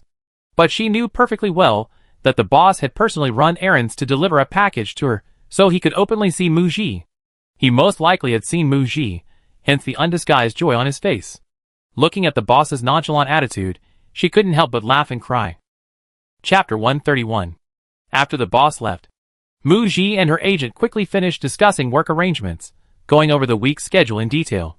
Jibing had closed the file and added, "A couple of days ago, Director Hong contacted me to finalize the schedule. We set it for dubbing the most beautiful teacher a week from now." "Okay." Muji acknowledged. She noted the time on her phone, and would prepare for the dubbing the day before. She also planned to spend the next 2 days reviewing the martial arts script, noting down any questions to discuss with Director Hong Yin later. She also wanted to check on the latest progress of the martial arts film's preparation to better schedule the later stages. "I go with you to the dubbing session." Muji wanted to say no. The Most Beautiful Teacher was only one of 5 story chapters, requiring very little dubbing. She had worked with Director Hong Yin before, and had interacted with him several times. With her agent gone, she could handle it herself. Minmin and the other staff could accompany her. "Jibingha, Director Huang Shulan will be there too, I go with you." Muji knew Huang Shulan, a well-known domestic comedy director, and the director of the patriotic film Model of the Times. The following week, Muji's schedule was packed every day. Day 1, attended a new product launch event for a mobile phone brand in Beicheng. Day 2, magazine cover shoot and written interview in the morning, followed by an advertisement shoot that lasted until evening. Day 3, flew to Beicheng to attend the opening ceremony of a new jewelry store she was endorsing, and flew back to Beicheng that same day. Day 4, morning ad shoot, afternoon meeting with the brand she was negotiating an appliance endorsement with, and signing a contract on the spot. Day 5, attended a charity gala hosted by the magazine in Beicheng and donated money. Day 6, fly to Shanghai to attend an offline fan meeting for the skincare brand she endorses. Day 7, fly back to Beicheng from Shanghai for ad shoot for the new appliance endorsement. Over the course of the week, she attended events for 3 brands she endorses. Minmin made a new discovery. Sister Gigi, the movie Countdown has been in theaters for 17 days, and its total box office has now exceeded 1.1 billion yuan. Your Weibo followers have increased by more than 5 million. Muji's personal Weibo data, including likes, comments, super topic views, posts, and followers, has all increased significantly.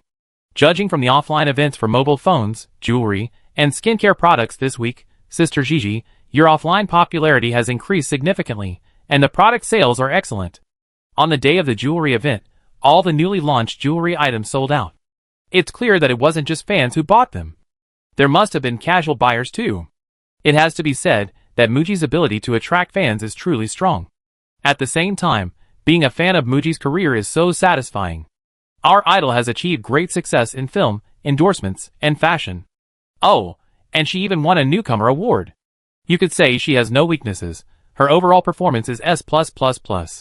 Recently, entertainment gossip forums have been full of discussions about Muji and the factors contributing to the box office success of Countdown. Some comments are still quite sour. Those who went to see Countdown in theaters were mainly there for director Wan Zhou and best actor Tai Feng. It had nothing to do with Muji, who was only second lead. If Countdown hadn't been directed by Wan Zhou, and the male lead hadn't been Tai Feng, would it have achieved this success? Definitely not. Fans, stop hyping Muji up as a box office miracle. Be careful, her next film with some unknown actress from her company will expose her true colors, turning her into box office poison, haha. Muji's box office carrying ability hasn't been proven yet. She can only play supporting roles alongside big names. That's how realistic the film industry is. I guess her next film will still be a supporting role or a low-budget movie. They keep praising her acting, but she's only won one Best Newcomer award. Wait until she wins Best Actress before they start praising her acting. Of course, many viewers of Countdown expect Mu Ji to be nominated for awards for this film. Minmin is optimistic about Mu Ji winning an award. She's only missing a major Best Actress award. Then she'd be the top actress in the industry, possessing both talent and popularity. Mu Ji, whether she can be nominated for or win an award for Countdown is hard to say. As for endorsements and fashion achievements, no one can endorse a product forever. The cover stars of fashion magazines change every issue. The grand slam of second and third tier magazine covers is just a passing fad these past 2 years. Actors still need to let their work speak for itself. Hopefully, after the Countdown, there will be more film scripts coming in with different themes to choose from. A week passed quickly in a flurry of activity.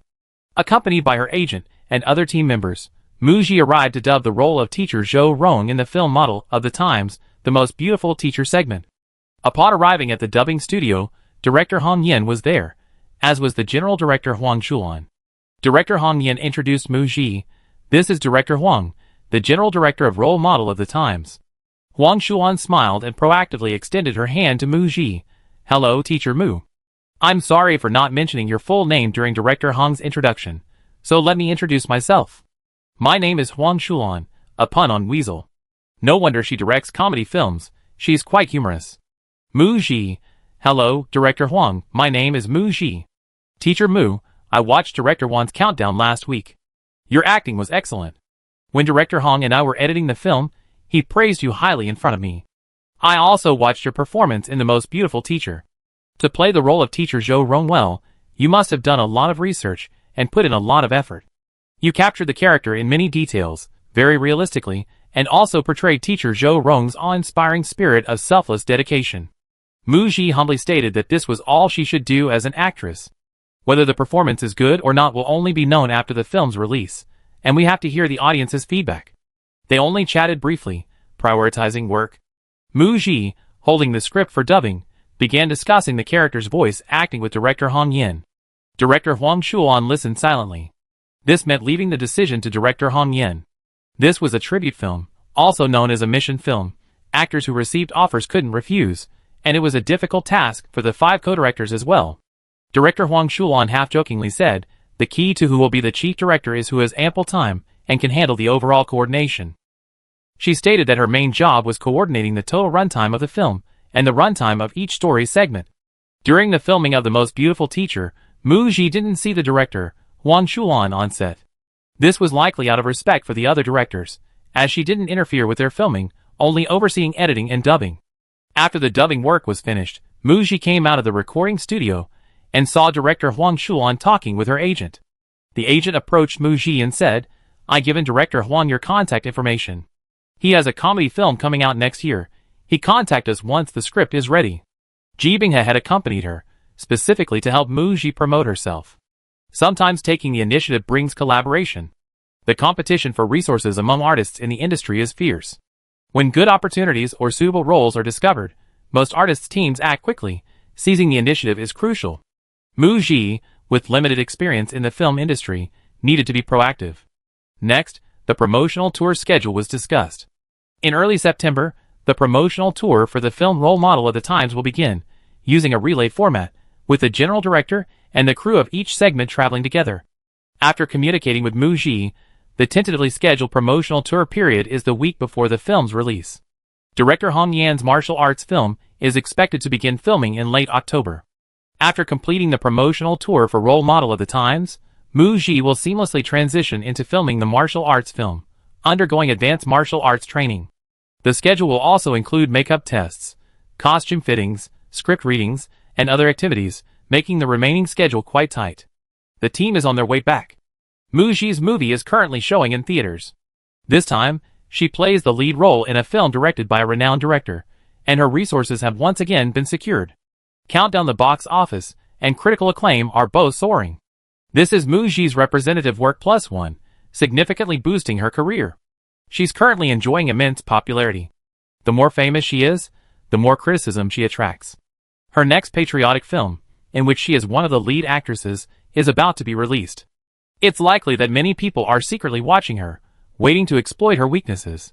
Ji Binghe, somewhat worried, reminded Mu Ji that she has a busy schedule with many promotional activities lately, and should be careful. Suddenly, she remembered something. She asked Muji about her relationship with her parents. Are your parents satisfied with the money you send them every month? Of course not. Muji, I was going to tell you about this in a couple of days too. After The Edge of the Blade finished airing at the end of last year, they contacted me. My mom said she liked a jade bracelet, my dad liked a watch, and my brother was having some bad luck and needed a jade guanine pendant to wear. It totaled 1 million yuan, which I paid. Earlier this year, they called again, saying their son, currently in his final year of junior high, was about to start high school. The house they were living in after the demolition was too far away. They needed to buy a new one. They found a 5 million yuan villa near the high school their son would be attending. She paid for that too.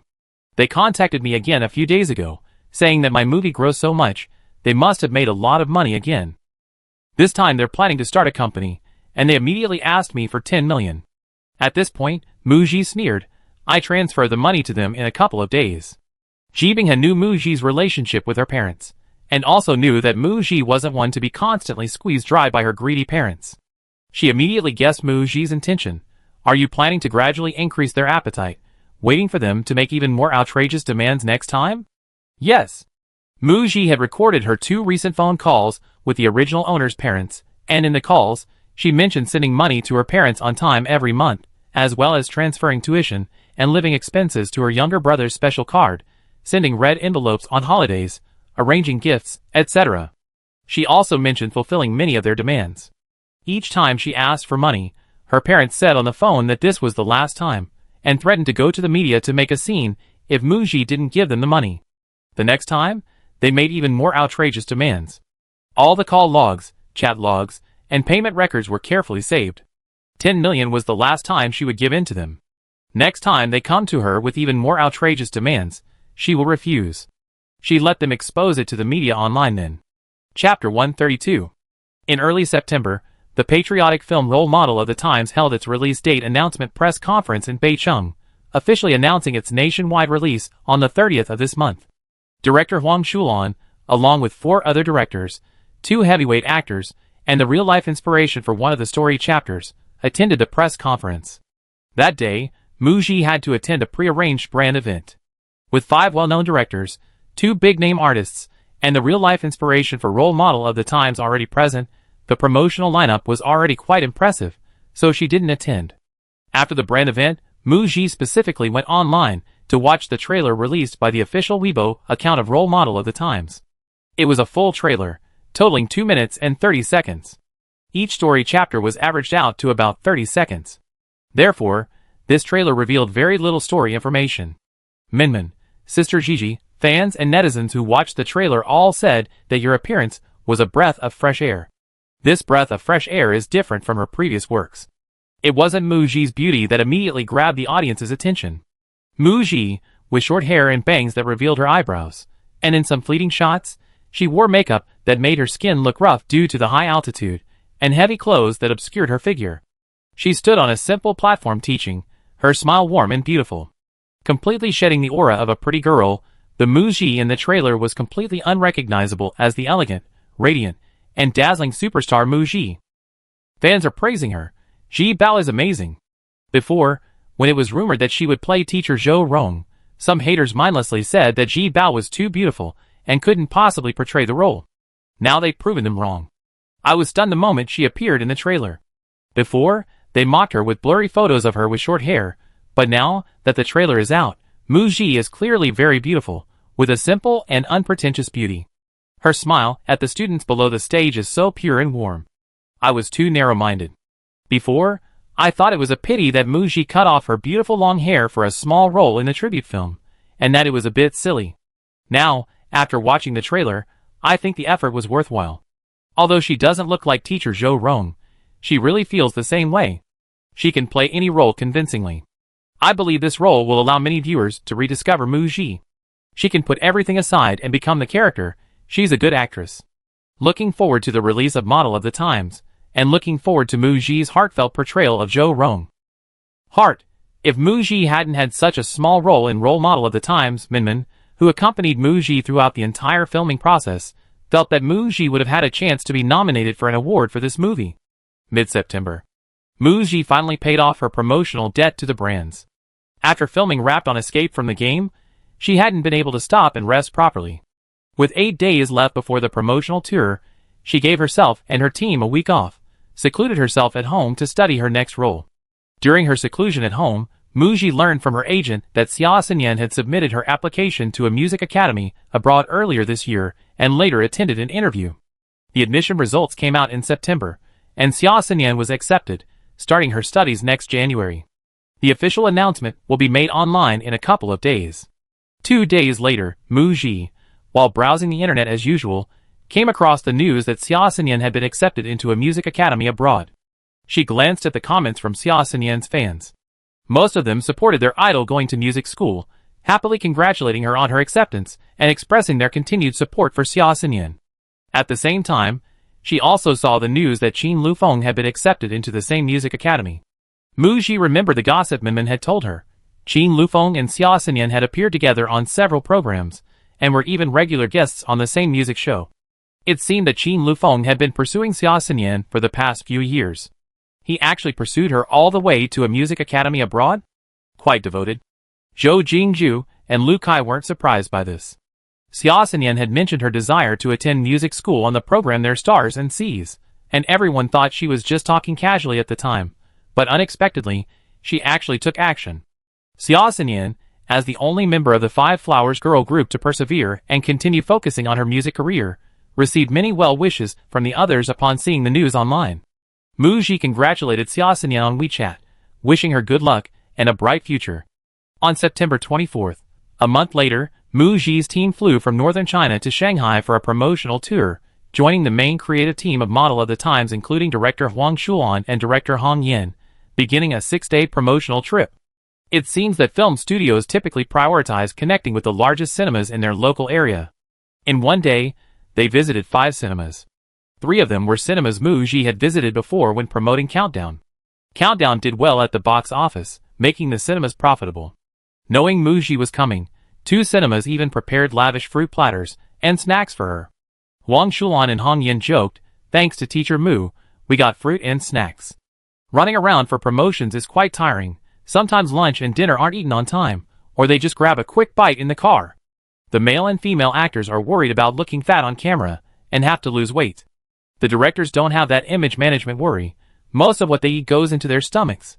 As the film's release date draws closer, the production company released individual trailers for each of the 5 story chapters, each 1 minute and 30 seconds long, and also identified specific points for promotion. For example, for Muji, the 2 main promotional points were her short haircut for the role and her sacrifice, filming a scene in sub-zero temperatures to save a child. During her promotional tour, Muji was asked these 2 questions multiple times. Her answers were always similar. "Gigi, you cut your long hair, which you had since your debut, to play the role of Zhou Rong. Don't you feel it's a pity? Actually, some netizens think you could have just worn a wig." Muji, "Zhou Rong is a heroine worthy of our respect, a role model of our times. I feel very honored to be able to play this real-life figure, but I also feel quite a bit of pressure. I want to do my best to portray her well. So after communicating with the director, we decided to cut my hair short and use my own short hair to achieve the best effect on the big screen. I don't feel sorry for her hair can grow back."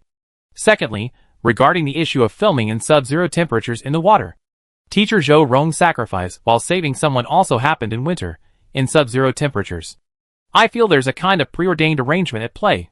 Actually, there was another young actor filming the water scene with me. He was much braver than me. These are all part of the actor's work. There were safety measures on the shore. The entire crew was very professional and protective of the actors. Everyone worked together to overcome the weather challenges and film the scene well. She didn't dare to play the victim. Director Hong Yin, standing nearby, couldn't help but speak up for Muji, praising her professionalism, hard work, and how she did a lot of research for the role before filming began, and diligently studied the character during filming. Despite Muji's low-key and cautious approach, she still couldn't avoid being maliciously targeted and smeared. I don't know if it's because of the movie or because of her. The movie is only 3 days away from release, and they already created a negative trending topic for her. Is Muji suitable to play Teacher Zhou Rong? It suddenly jumped to number 9 on the trending topics list. Clicking in, a quick scroll reveals nothing but marketing accounts showering it with attention, their posts largely the same. They claim that Muji, playing the role of the exemplary teacher Zhou Rong, shouldn't cut her hair short for the role as an actress? They also point out that a child actor went into the water in sub-zero temperatures in the dead of winter. How can Mu Ji, as an adult, have the nerve to release press releases and play the victim? They further point out that Mu Ji has participated in 10 brand events in the past month, one every 2 or 3 days, simultaneously cultivating an actress persona while desperately exploiting her fans, like a typical internet celebrity. Some believe that someone as charismatic as Mu Ji is unsuitable for the role of teacher Zhou Rong, a character who dedicated her life to rural education and died young while saving her students. Mu Ji's fans commented, "I can't find any fault with her. This kind of forced criticism is disgusting." During multiple promotional events, Mu Ji responded to questions about cutting her hair short and filming water scenes in sub-zero temperatures, without resorting to sob stories, stating that it was simply part of an actor's duty. The production company considers the actress's professionalism a selling point, unrelated to the actress herself. Mu Ji spent 4 months in seclusion filming. During the 2-week roadshow, I couldn't participate in brand events, so as soon as I was released from quarantine and had more free time, I quickly arranged it. So what? Fans can support me if they want. It's none of your business. Other actors appear on multiple variety shows a year, becoming variety show personalities, and do dozens of brand events annually, some even doing live streaming sales occasionally. But you don't target them? You're all envious and jealous of Mu Ji's few brand events. Can't stand seeing others have more endorsements, I roll. I'm also a viewer, and I think Mu Ji, who focuses on her acting career, works diligently, does thorough research before filming, has positive values, and exudes positive energy, is very suitable to play teacher Zhou Rong. As for how well she acts, it'd be released in a few days. Buy a ticket and go to the cinema to see it before you start talking nonsense. Ji Binghe saw the trending topic and sneered. Arranging such a trending topic is indeed, as the fans complained, a sign of desperation, having run out of ideas to criticize. Marketing accounts are all accounts maintained by major companies. Some celebrities almost never appear on trending topics with negative comments, and even if they do, marketing accounts will help them defend them. It's not because they have good interpersonal relationships, but because either the marketing accounts are maintained by their companies, or they have a deep cooperation with them. Holding the marketing mouthpiece, they only promote positive news about their artists, and immediately orchestrate negative trending topics about any rivals. Launching Media, as a company established only 3 or 4 years ago, is relatively weak in this area of marketing. The production company originally planned to release a making-of featurette tomorrow, but due to this negative trending topic, Ji Binghe communicated with the production company and, taking advantage of today's high level of discussion and attention, released it instead. In the release making-of featurette, the section about the most beautiful teacher focused on Mu Ji filming in sub-zero temperatures. It mentioned that the child actors only filmed a few scenes, didn't spend much time in the water, and that their scenes were filmed before Mu Ji's. However, Mu Ji was in the water for half an hour, and when the director yelled cut, her legs were stiff and she couldn't walk, having to be carried out by staff. We're not trying to play the victim, but we can't let malicious misinterpretation sway us. Ji Binghe has selected several posts that were extremely offensive, directly criticizing and mocking Mu Ji. This wasn't the first time a marketing account had unleashed such malicious attacks on Mu Ji, prompting Mu Ji's studio to issue a lawyer's letter as a warning to others. Previously, it seemed Mu Ji would go into seclusion once she started filming, participating in nothing but work-related activities. This significantly reduced her exposure as an artist. Throughout the year, she had little online buzz or discussion. Now, however, I think it's actually quite good. Sometimes, appropriately reducing the hype is a wise move. On September 29th, the model of the Times production team flew back to Beijing for promotional tours, holding a preview screening that evening. The 5 directors and over 10 actors, including Mu Ji, attended the red carpet event. The film will be released tomorrow, the 30th. Because 9 films were released on the same day during this year's National Day holiday, the Road Movie Countdown, which had been showing for nearly 2 months, was squeezed out of its screenings and pulled from theaters, ultimately grossing 1.59 billion yuan. The film's producers are very satisfied with this result, and plan to hold a celebration banquet. Just as Mu Ji's previous film ended its run, another film was released immediately afterward. Chapter 133. September 30th, the movie model of the Times was released. Mu Ji had been signed with Launching Media for 3 years, and this was the first time she hadn't had to travel out of town for a promotional tour on the release day of a starring film. She was in Beijing. Today, as usual, the company booked a theater for all employees to watch the movie after get off work. Employees with free time generally went to see it, since they didn't have to pay for tickets themselves. If the boss or the agency director was with them, they would even treat everyone to snacks. It was a company benefit for its employees. Muji and her team, who had just finished their promotional tour yesterday, also joined the company's team-building activity. He, who was on a business trip out of town, unfortunately missed it. Ji Binghe was accompanying newcomer Bian Wu to record a variety show in Bincheng and wasn't there either. Muji drove to the movie theater alone to meet everyone. The boss had booked the entire theater and paid for the movie tickets. She treated everyone to drinks and snacks they could bring in, such as popcorn, chestnuts, and fried chicken. Xia Xinyan was also there. Shiji, congratulations, your new movie is showing again. Thank you. After a brief greeting, everyone walked into the theater together. He Jiyue had Luke book a large theater, and dozens of employees from launching media were there. The theater was almost full. Once everyone was seated, the movie quickly began. Directed by Hong Yin and starring Mu Ji, The Most Beautiful Teacher was the third segment of the film, and the shortest of the 5 story chapters. Because Zhou Rong's life story is actually quite simple. After graduating from university, she came to teach in a rural area. There was an adaptation process for teaching and living there, and she gradually became familiar with the children. The film focuses on her help to one of the students, enabling him to continue his schooling. The environment in the film, every blade of grass, every tree, every mountain, and every stream, is filmed with great texture and realism. The actors' performances are almost entirely natural, and the audience sitting in front of the big screen feels like they are watching a cinematic record of the past. Filming took a month, and the final cut of the story was only 18 minutes long. But not a single second of footage was wasted. Xia Xinyan, sitting in the row behind Mu Ji, was stunned by Mu Ji's performance after watching The Most Beautiful Teacher. Unlike Zhou Jingzhu and Lu Kai, who had watched every single one of Mu Ji's works, she had only seen The Bell Rings and Countdown, and then today's Model of the Times. Last time watching Countdown, Xia Xinyan was both amazed by Mu Ji's acting and distracted by her beauty in the film, feeling that the director had filmed Mu Ji so beautifully that it made her yearn to appear on the big screen herself. This time, while watching the film, she completely forgot that the character was Mu Ji. She was simply drawn in by the story, fully empathizing with the character. When teacher Zhou Rong rescued her student but, due to exhaustion, her limbs stiffened, and she was submerged in the icy river, Xia Xinyan couldn't help but shed tears. At the same time, she sighed inwardly again. Mu Ji is a true actress. She can play any role well, and her future is truly limitless. This also completely extinguished any remaining yearning for acting within her. She knew very well that as she entered the film and television industry, and was compared to Mu Ji by netizens, she would be utterly crushed. Xia Xinyan had to accept a fact that was likely already set in stone. Even if she excelled in her studies at a music academy and released 1 or 2 hit songs that became widely popular online, her achievements and status in the entertainment industry would still be inferior to Mu Ji's. And, due to the film's limited runtime and the limited stories it could tell, Role Models of the Times only tells the stories of 5 role models of the times, but it encompasses far more than just 5 exemplary heroes.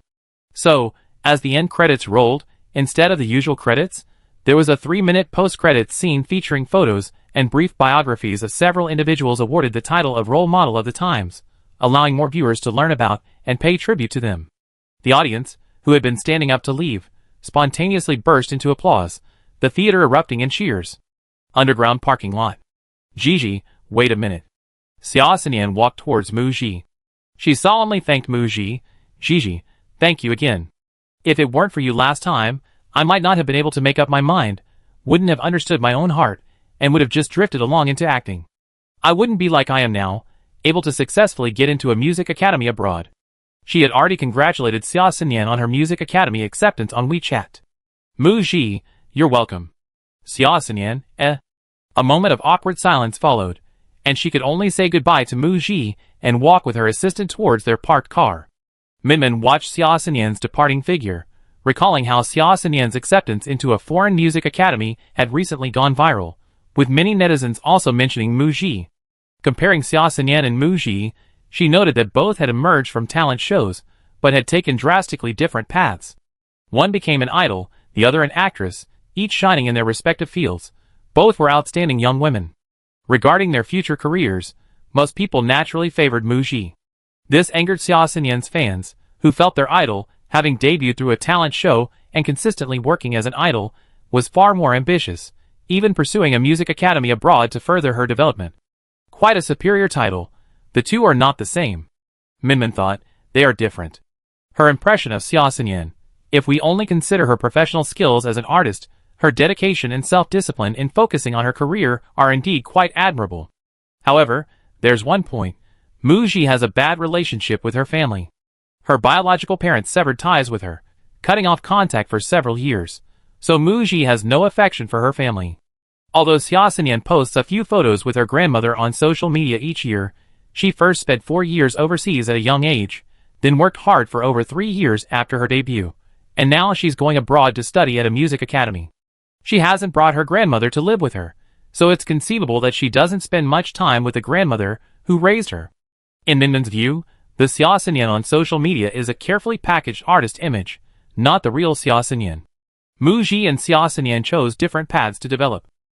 Mu Ji chose to become an actress out of love for acting. She never thought of becoming an idol. Xia Xinyan had considered acting, but was her dedication to being an idol truly driven by pure passion? Or was it to maintain her idol image and protect her reputation among fans? Perhaps only Xia Xinyan herself knows the answer. The day after the release of the film Model of the Times, Mu Ji began her martial arts training schedule. Upon arriving at the training venue, director Hong Yan was there and introduced her to martial arts choreographer Yuan Hao. Mu Ji knew Yuan Hao.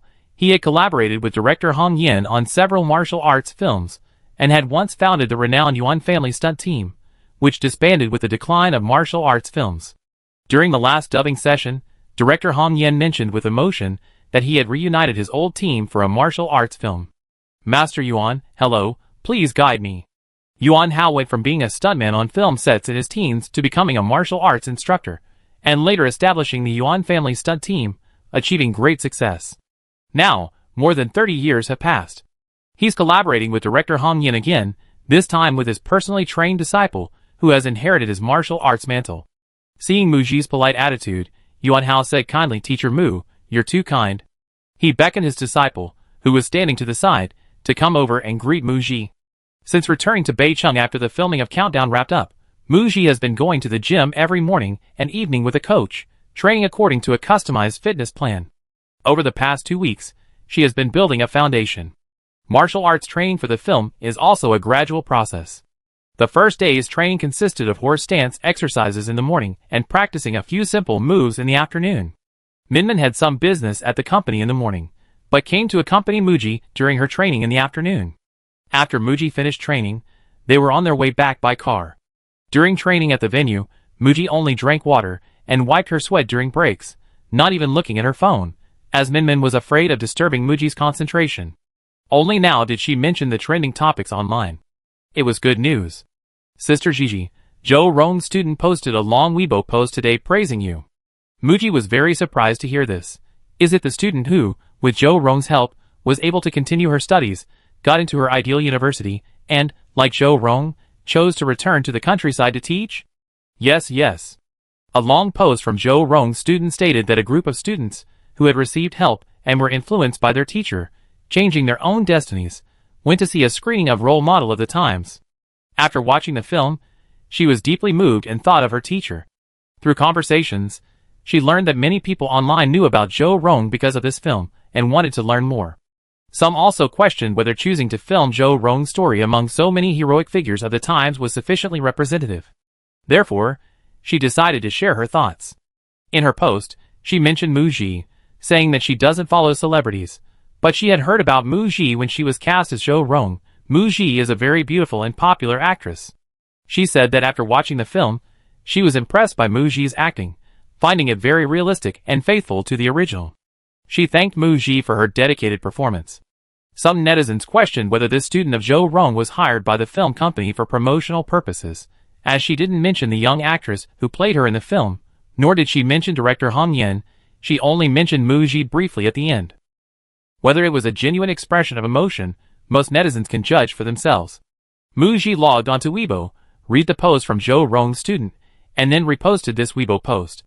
Minmin proudly exclaimed, Role Model of the Times broke 200 million yuan at the box office on its second day of release. More than 30 popular artists starred in it. Mu Xi's portrayal of the character was so convincing and relatable that it garnered widespread praise. She's truly amazing. No role is too small. As long as the performance is good, the audience will see it. This is a powerful rebuttal to that negative trending topic before the release. Ha ha, I feel so good. 2 days later, Typhoon also arrived at the training venue and joined the martial arts training team.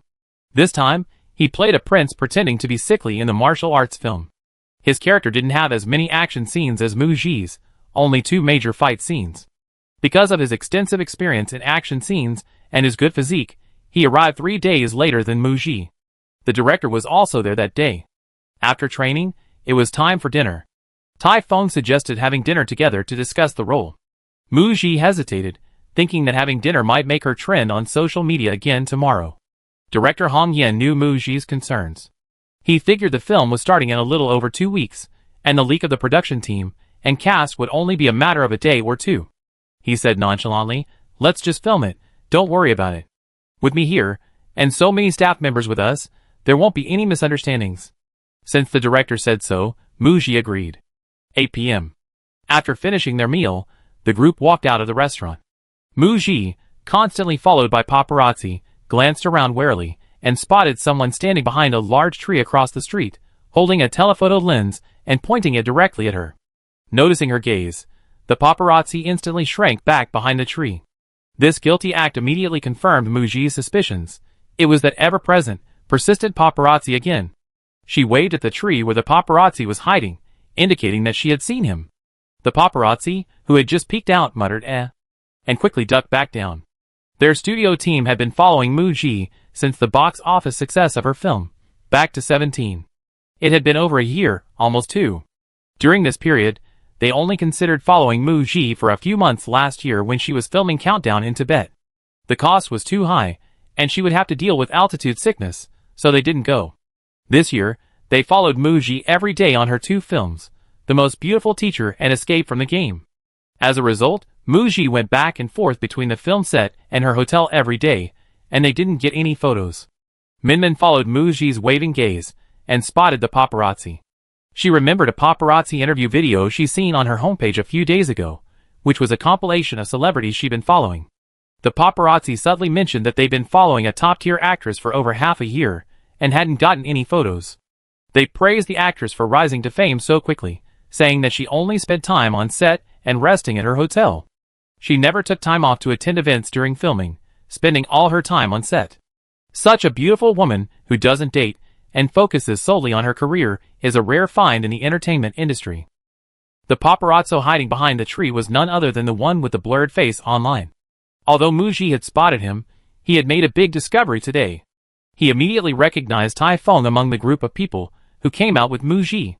He thought excitedly, "Looks like even beauties can't escape the allure of romance." They must have developed feelings for each other while filming Countdown. That's why he excitedly took a couple more photos, which Mu Xi noticed. Hiding behind the tree, he reviewed his photos and recognized the person standing next to Typhoon. A few seconds later, he realized it was director Hong Yen. "It's not romance, it's collaboration.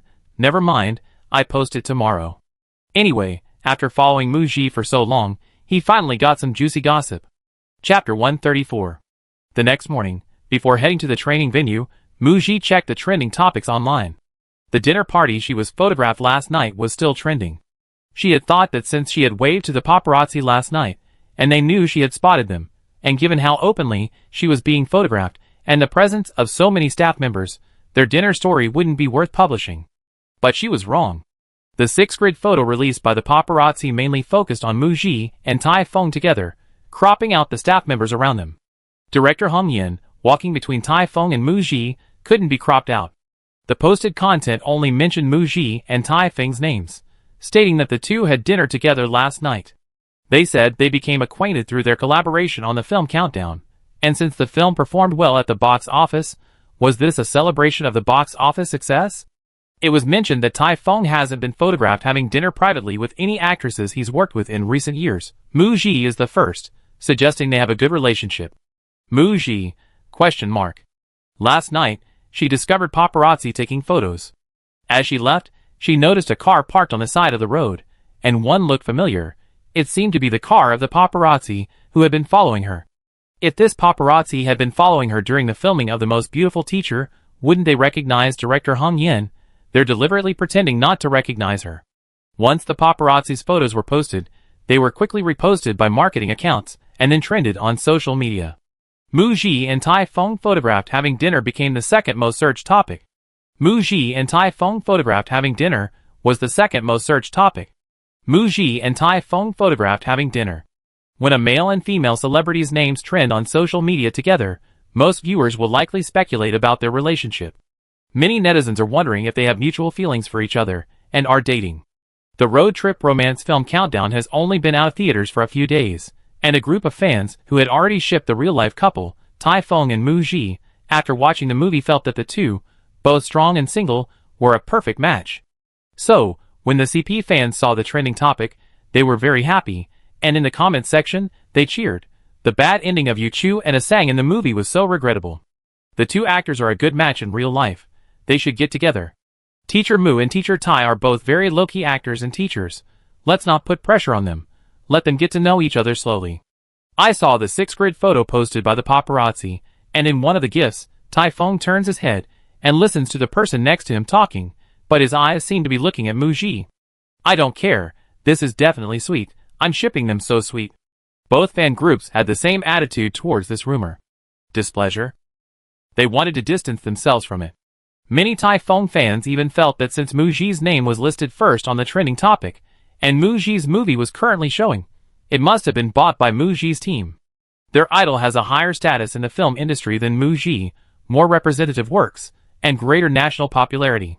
The fact that they're both trending on social media is seen as Mu Ji using Tai Feng to promote their relationship and gain personal advantage. Mu Ji has been rumored to be dating Xie Chaoyuan and Yin Xiuran before. This isn't the first time. Mu Ji's fans, after seeing some comments from Tai Feng's fans, angrily stated, using him for publicity? Didn't a magazine approach Mu Ji and Tai Feng for a joint cover shoot last month, which Mu Ji's team refused? This proves Mu Ji doesn't care about being associated with your big-name actor. She just wants to shine alone. High-profile male and female celebrities in the industry are bound to be rumored to be dating anyone within 3 meters of them. Paparazzi and platforms also create buzz for KPIs. Don't blame everything on actresses. If you're so capable, tell your idol not to be seen with female colleagues. Eating together, some fans commented, Mu Ji has only been in the industry for 4 years and hasn't filmed many works. Her national recognition isn't as high as Tai Feng's yet, but her online traffic is more than 10 times that of Tai Feng. She's never lacking in popularity or buzz. She doesn't need to be associated with anyone. She's a blood bank herself, and she doesn't need to suck anyone's blood. Other more level-headed fans tried to reconcile them, saying, in the photos released by the paparazzi, there's someone between Ji Bao and Tai Feng, and there's absolutely no physical contact. It's normal for colleagues who have worked together to have a meal together privately. What does that have to do with a relationship, or being associated with someone else? Shouldn't they be going to expose the paparazzi's antics? Instead, the two fan groups are getting provoked into a fight. It's ridiculous. Meanwhile, some of Mu Ji's fans recognize the face of the man standing between Mu Ji and Tai Feng in a certain gif, who appears to be director Hong Yin. Mu Ji, Tai Feng, and director Hong Yin having dinner together. Are they discussing a collaboration? Are they going to work together again? Fans quickly clarified the situation under related Weibo posts trending on the hot search. Mu Ji's studio and Tai Feng's studio also issued statements clarifying that it was just a group of people having dinner together. Mu Ji's studio specifically clarified, Mu Ji is single. After the relationship rumors were debunked, netizens shifted their attention to whether Hong Yin, Tai Feng, and Mu Ji were going to collaborate on some project. Launching Media, General Manager's Office. He Jiyue, who was discussing work with Ji Binghe, was thirsty. As he reached for his coffee, his fingers brushed against his phone. A pop-up entertainment news item with Mu Ji's name on it appeared on the unlock screen. His hand moved faster than his brain. His slender fingers tapped the screen to open Weibo, where he saw the dating rumors between Mu Ji and Tai Feng. Ji Binghe, standing nearby, noticed her boss suddenly lost in thought and frowned slightly. Curious, she craned her neck to see what he was looking at, only to find it was protected by a privacy screen protector. Ji Binghe coughed lightly and continued, President we were just discussing that after Xian Yin goes abroad to study at a music academy in January, we only have activities scheduled during the summer and winter breaks. He Jiyue snapped out of his reverie and turned off his phone. Xia Xian has a 10-year contract with the company. Her going abroad to study at a music academy was discussed with the company beforehand, and the company supports it. Director Ji, you can handle it as you see fit.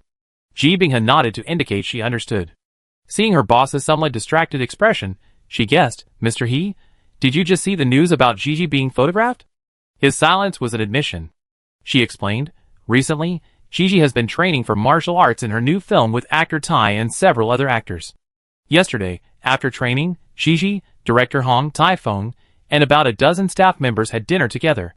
They were photographed leaving the restaurant. Ji Binghe looked at He Jiyue, hinting, in the entertainment industry, male and female celebrities are easily linked to rumors whenever they're seen with someone of the opposite sex. That's just how it is. Therefore, people in the industry are more understanding of each other, and their busy work schedules don't leave them with many opportunities to meet people outside the industry. Generally, they find partners who are also in the industry. She observed how infatuated He Jiyue was with Mu Ji. Although she felt her boss was a man of excellent character and qualities, unlike some rich second-generation heirs/tycoons who have many women around them and aren't serious about relationships. However, without the initial infatuation and obsession before winning her over, it's easy for possessiveness and a chauvinistic streak to take hold once she's won her over. Given Mu Ji's passion for her career, she's unlikely to be easily swayed. Frankly, Ji Binghe wasn't optimistic about He Jiyue and Mu Ji being together. She said this to ensure He Jiyue thought things through carefully before taking that step, to avoid complicating their relationship from boss and company artist, or even causing unpleasantness that could affect contract renewal. That would be a huge loss for the company. He Jiyue, Director Ji, I considered all your concerns. Don't forget, my maternal grandfather and my mother are both actors, and their spouses are not in the entertainment industry. As the owner of an entertainment agency, he was familiar with the on-screen and off-screen lives of artists, both on and off-screen, and their work and personal lives. He Jiyue admired Mu Ji's passion and dedication to acting and naturally understood her work. Moreover, with He Hongshue as a cautionary tale, he hated He Hongshue for betraying his mother, and would never repeat the same mistake. Therefore, he wasn't jealous when he saw Mu Ji and Tai Feng trending on social media. With a wry smile he said, Director Ji, since you're so wary of me, shouldn't you also be wary of the male actors who work with Teacher Mu? Ji Binghe, Her boss's reminder immediately set off alarm bells. In the past 2 years, Ji Binghe had indeed spent very little time on set with Mu Ji. She had never worried about this before. She went through the list of male actors Mu Ji had worked with in her mind, and only Tai Feng seemed a bit dangerous, as he'd been in more contact with Mu Ji lately. Currently Mu Ji and Tai Feng were merely actors, who had worked together, and their relationship was far from close. Ji Binghe knew that Mu Ji found it difficult to form close relationships with anyone. As for Tai Feng, although he hadn't had any scandals with actresses he worked with in recent years, and seemed cold and aloof, it was hard to guarantee that he wouldn't fall for Mu Ji. Now, recalling the magazine's invitation for a joint cover shoot, the brand likely contacted Mu Ji's team first, probably after they hadn't directly refused, before reaching out to her. Next, Mu Ji and Tai Feng were going to collaborate on a martial arts film, which included romantic scenes. As her boss had warned, she needed to be careful. Ji Binghe rubbed her temples. It seemed she had to be wary of any man who appeared near Mu Ji. Why did she have this urge to prevent her own little cabbage from being eaten by a pig? The National Day holiday was over, and filming for the new drama was about to begin. Mu Ji underwent a makeup test for her role. The character she was playing had over a dozen outfits in the drama, half of which were in men's clothing. From their previous collaboration on The Most Beautiful Teacher, Mu Ji could tell that director Han Yan placed great importance on the character styling. Otherwise, he wouldn't have felt the wig wasn't effective enough and suggested she cut her hair short. This time, filming a martial arts drama required wearing a wig. During the wig fitting, Mu Ji, director Hong Yan, and the makeup and hair stylist discussed various things. To achieve the best styling effect, since Mu Ji currently had short hair, hair extensions were arranged. Just confirming the character's multiple hairstyles kept them busy from morning until afternoon. After getting her long straight, black hair styled, Mu Ji tied it into a high ponytail, secured with only a single hairpin, revealing her beautiful widow's peak. She went to change her clothes. Minmin accompanied Mu Ji to change, and soon Mu Ji emerged, dressed in simple black boots.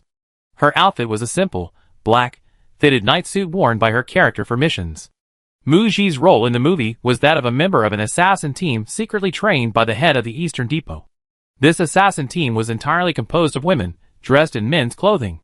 While they dressed as men year-round, they didn't pretend to be men or identify as men. Therefore, there wouldn't be the common criticism in TV dramas. This woman dressed as a man is too fake, she's obviously a woman. Sister Gigi, you look so cool and stylish in this outfit.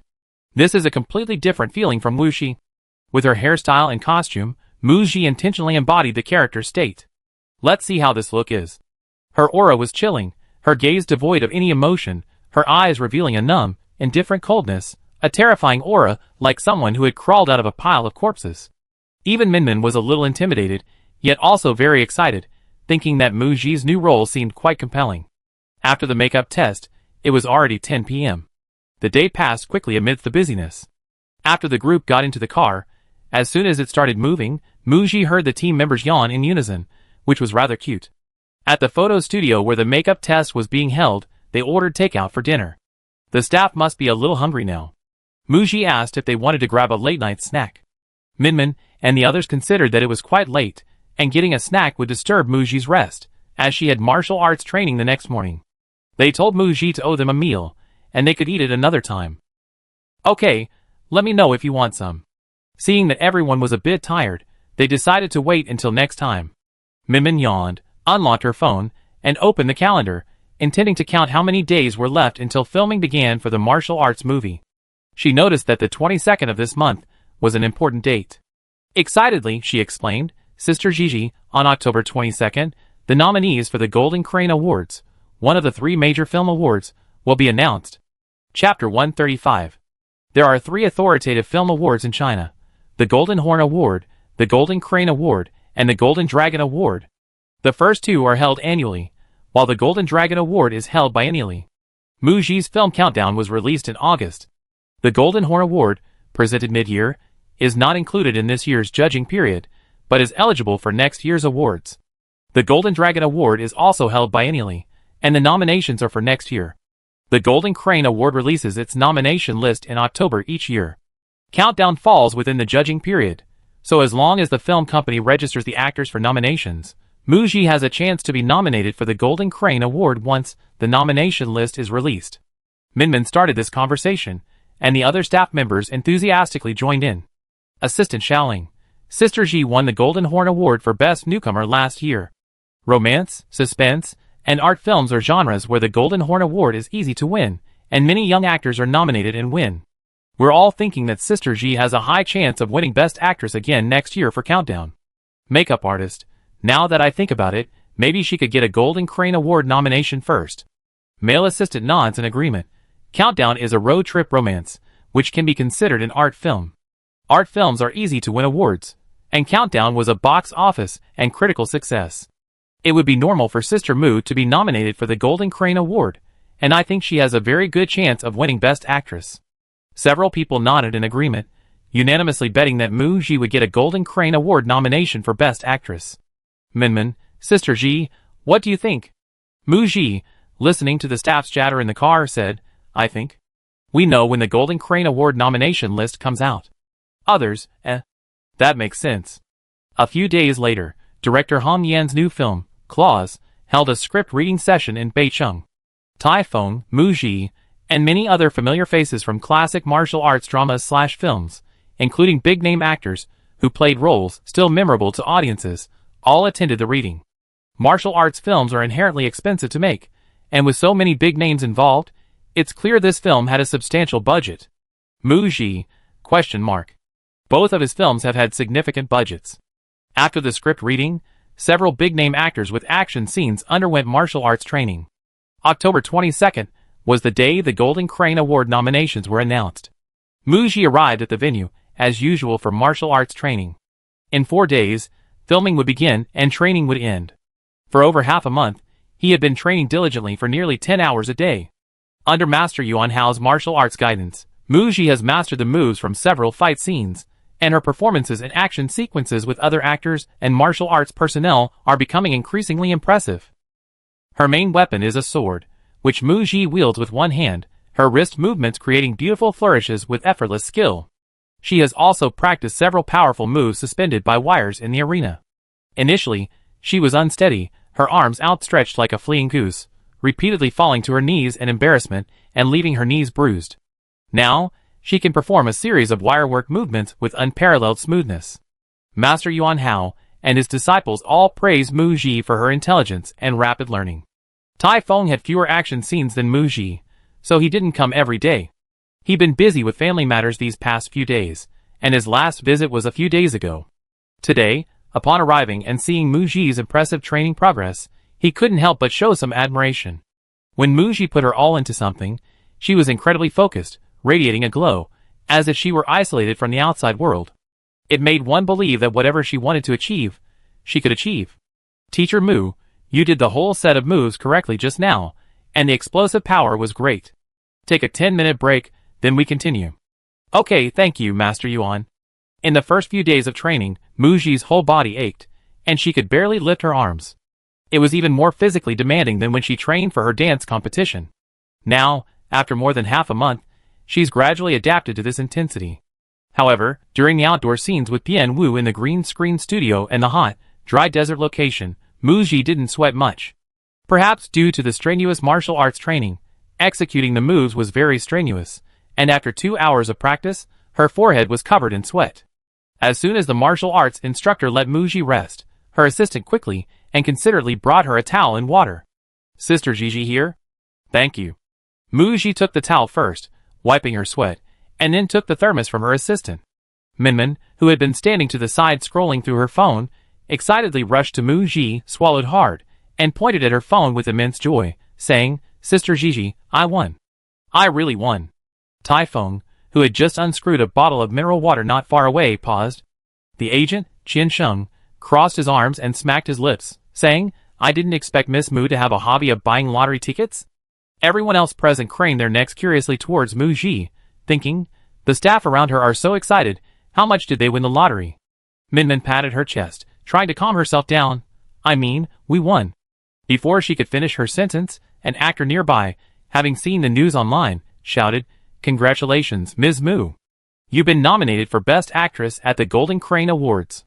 Minmin, Sister Gigi won. The rest of her words were swallowed back down. Ah, this is so painful. Mu Ji smiled and said to Minmin, I understood what you meant the moment you said your first sentence. Minmin's eyes lit up, and she happily handed her phone to Mu Ji. Sister Gigi, take a look. It was during a break. Mu Ji took the phone from Minmin. The screen displayed the official Weibo account of the Golden Crane Awards. 2 minutes ago. The official Weibo account released the list of nominees for Best Actress at the 42nd Golden Crane Awards. Mu Ji was nominated for Best Actress for her role as A Sang in Countdown. Opening the comments section, the top comments were filled with fans congratulating Mu Ji on her nomination. Scrolling through the screen, I noticed that Tai Feng was also nominated for Best Actor for Countdown. The film Countdown received nominations for 7 awards, including Best Director, Best Actor, Best Actress, Best Art Direction, Best Cinematography, Best Music, and Best Feature Film. A quick look at the trending topics shows multiple topics related to the Golden Crane Awards nominees.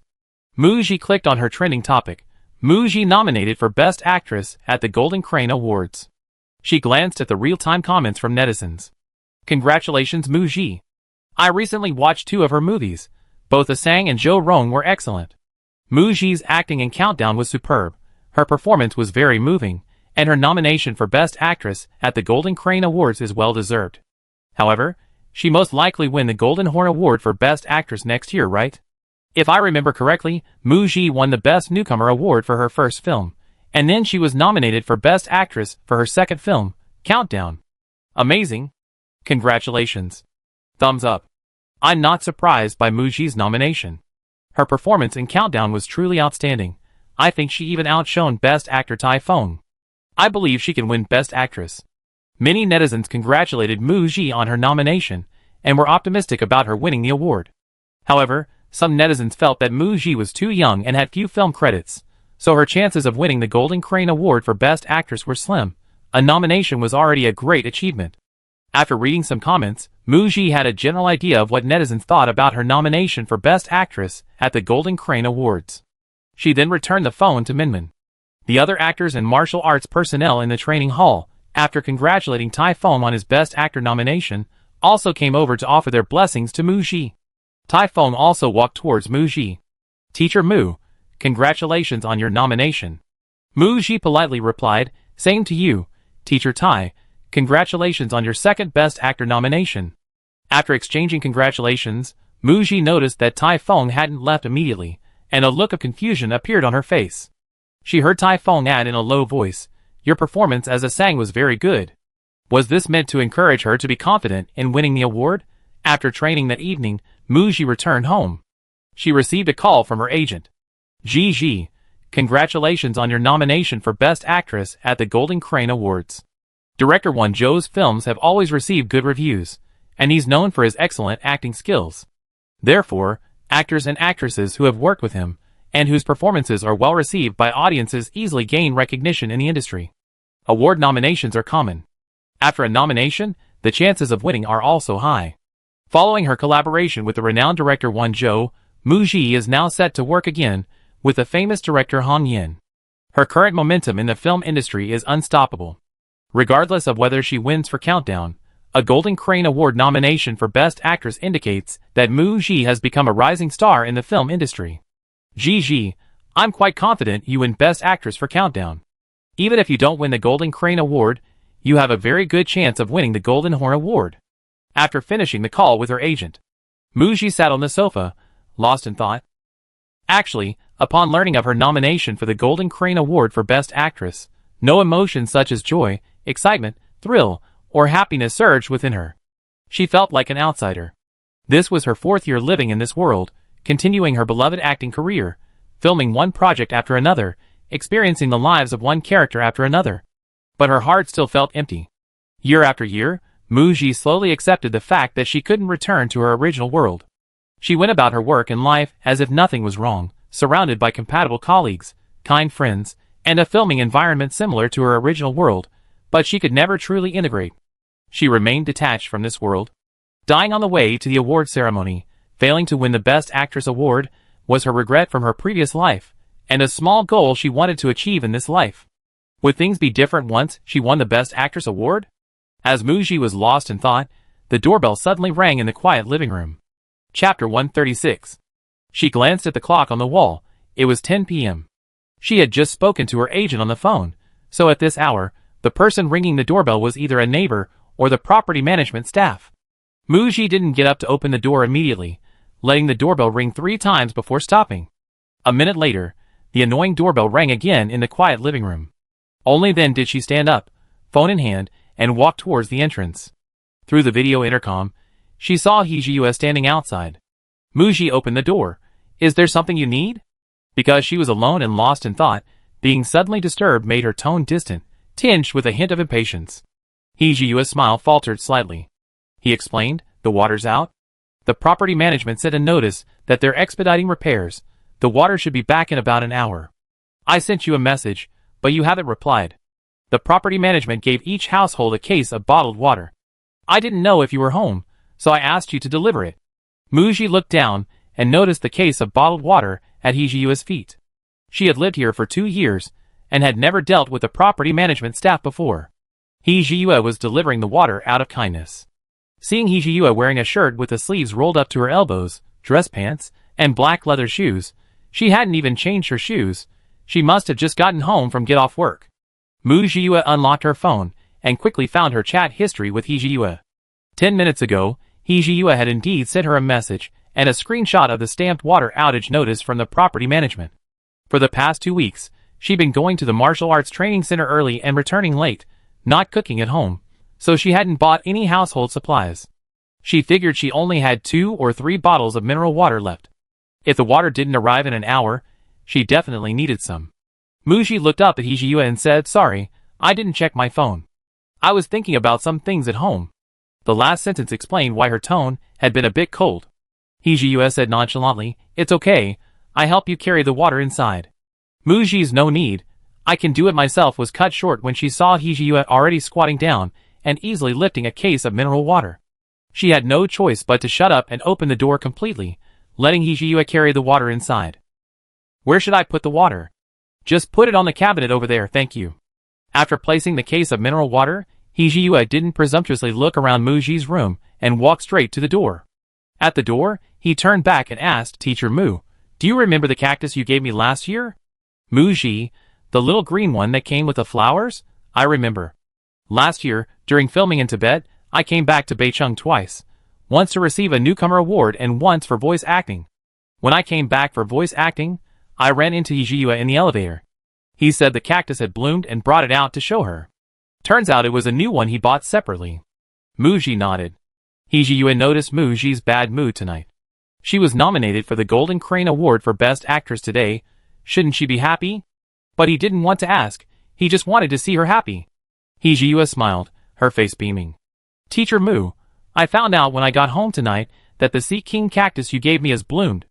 Muji looked at Hijiyue with suspicion and surprise. "Is it still alive?" she asked, her face saying, "You didn't buy a new one to fool me, did you? It's been alive all along." "Wait a minute." Afraid that Muji would refuse, Hijiyue ran back to her house, a little unsteadily. Less than a minute later, she returned, carrying a small pot in both hands. She handed it to Muji. "It really is bloomed. Cactus plants are very good at blooming." Muji couldn't help but lean closer to look. After a careful examination, it really did seem to be the Sea King cactus she had bought years ago. A year ago, it was just a small green ball. Now, a single flower had bloomed on top of the ball. Compared to the one she had seen with 3 flowers last time, this one was much prettier. The petals had a gradient of colors. The outermost ring of petals was pointed, a dark green, like the cactus itself, then transitioned to pinkish white, light pink, pink, and deep pink, with a yellow stamen in the center. This cactus hadn't grown much, but its small, delicate flowers were quite charming. Hijiyue said, "This little cactus has been with me for a year, from last year until now." Looking up at Muji with gentle eyes, he said, "Cacti usually bloom from June to October, and it's already late October. It's a pleasant surprise to see it bloom. Ms. Mu, you were nominated for the Golden Crane Award for Best Actress today. I think it's blooming especially to celebrate for you, and it's a good omen." Muji straightened up and smiled slightly at Hijiyue. "Thank you." Hijiyue noticed Muji's coincidences with Xiao Meihao, but only gave a slight, polite smile. He wasn't easily moved by a few words from others, nor was he easily stirred by their emotions. As Ji Binghe had said, Muji had built high walls around her heart. In public, her interactions were polite, but distant, rarely revealing her other emotions or preferences. Through his several encounters with Muji, Hijiyue only vaguely guessed that she liked flowers. His act of helping the property management deliver water to Muji naturally had its own ulterior motives, to obtain an opportunity to meet her, and to inquire about Muji's other hobbies. Holding a small cactus, Hijiyue spoke somewhat awkwardly. "Teacher Mu, I have a question I'd like to ask you." "Muji, is it about accepting roles, or acting?" Hijiyue had helped her carry the water, and was using the cactus as a way to congratulate her on her Golden Crane Award nomination. Although she didn't know what the other person wanted to ask, Muji readily replied, "Go ahead and ask." Hijiyue feigned some hesitation and recited his prepared statement. "I have a friend who recently developed a crush on a girl and plans to give her a gift. So I'd like to ask if all girls like stars?" Looking at Muji, he asked, "Ms. Mu, do you like stars?" Muji's first reaction, why would he ask her this question? It's utterly absurd. With so many female employees in the company, shouldn't Hijiyue be asking Director Ji for the answer to this question? Muji often surfed the internet in her spare time, and knew that people often use the phrase, "I have a friend," to ask questions online, with friend referring to the person asking the question. But Hijiyue's question, "I have a friend," specifically came to ask her, made Muji suspicious. Muji frowned. "The friend you're talking about, you wouldn't be referring to Jin Ziqian, would you?" Hijiyue felt guilty under Muji's gaze, thinking Muji had discovered something. But the conversation unexpectedly turned to Jin Ziqian, making her somewhat amused and exasperated. "Of course not, Jin Ziqian won't bother you anymore," she said seriously. "He's a friend who likes stars. The girl he likes is focused on her career, and shares your zodiac sign. I think she's similar to you, so I'm asking for a friend." "Oh." Muji nodded knowingly, but remained somewhat skeptical. She felt there was something strange about Hijiyue's question. Muji was silent for a moment before giving her answer. "I like looking at stars. Before her biological mother found her, she grew up in the countryside. She had to commute to school in town, living in a dormitory. During summer and winter vacations, She worked as a child laborer in a small shop in the county town during the day, working until dark before returning home, a half-hour walk from the town. Back then, there were no streetlights on that stretch of road home. As a child, carrying a flashlight, she walked alone at night, always feeling someone following her. The trees swayed in the wind, casting heavy shadows on the ground, which terrified her, and she would run away as fast as she could. Fortunately, the moon and stars in the sky gave her a sense of companionship and made her less afraid. So, when she was little, she would often sit in the yard in the evenings when she had free time, watching the moon and stars for a while. But everyone has different tastes. Your friend should ask the girl herself. Yes, Teacher Mu is right. I pass it on to him. Although Hijiyue didn't actually want to ask. Do you like stargazing? Since Muji liked stargazing, she probably would too. She silently noted in her mind. Teacher Mu likes stargazing. After asking the question, Hijiyue reminded Muji to check if the water was back on in 50 minutes.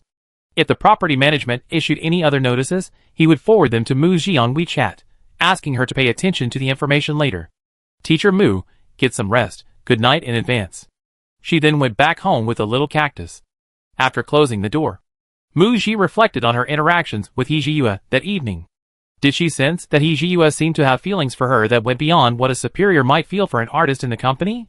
But he kept it a secret, without making any statements, without clarifying, without releasing any ambiguous signals. He didn't discuss personal feelings at work, and in life, he maintained a social distance that wouldn't offend her, without any overstepping boundaries. So far, it hadn't caused her any trouble. Muji was at a loss for words, unsure of what to say. Hijiyue was unlike any of her previous suitors. She was about to start filming in a couple of days, and considering they wouldn't see each other more than a few times a year, she didn't delve into Hijiyue's feelings. The day before filming began for the movie Claws.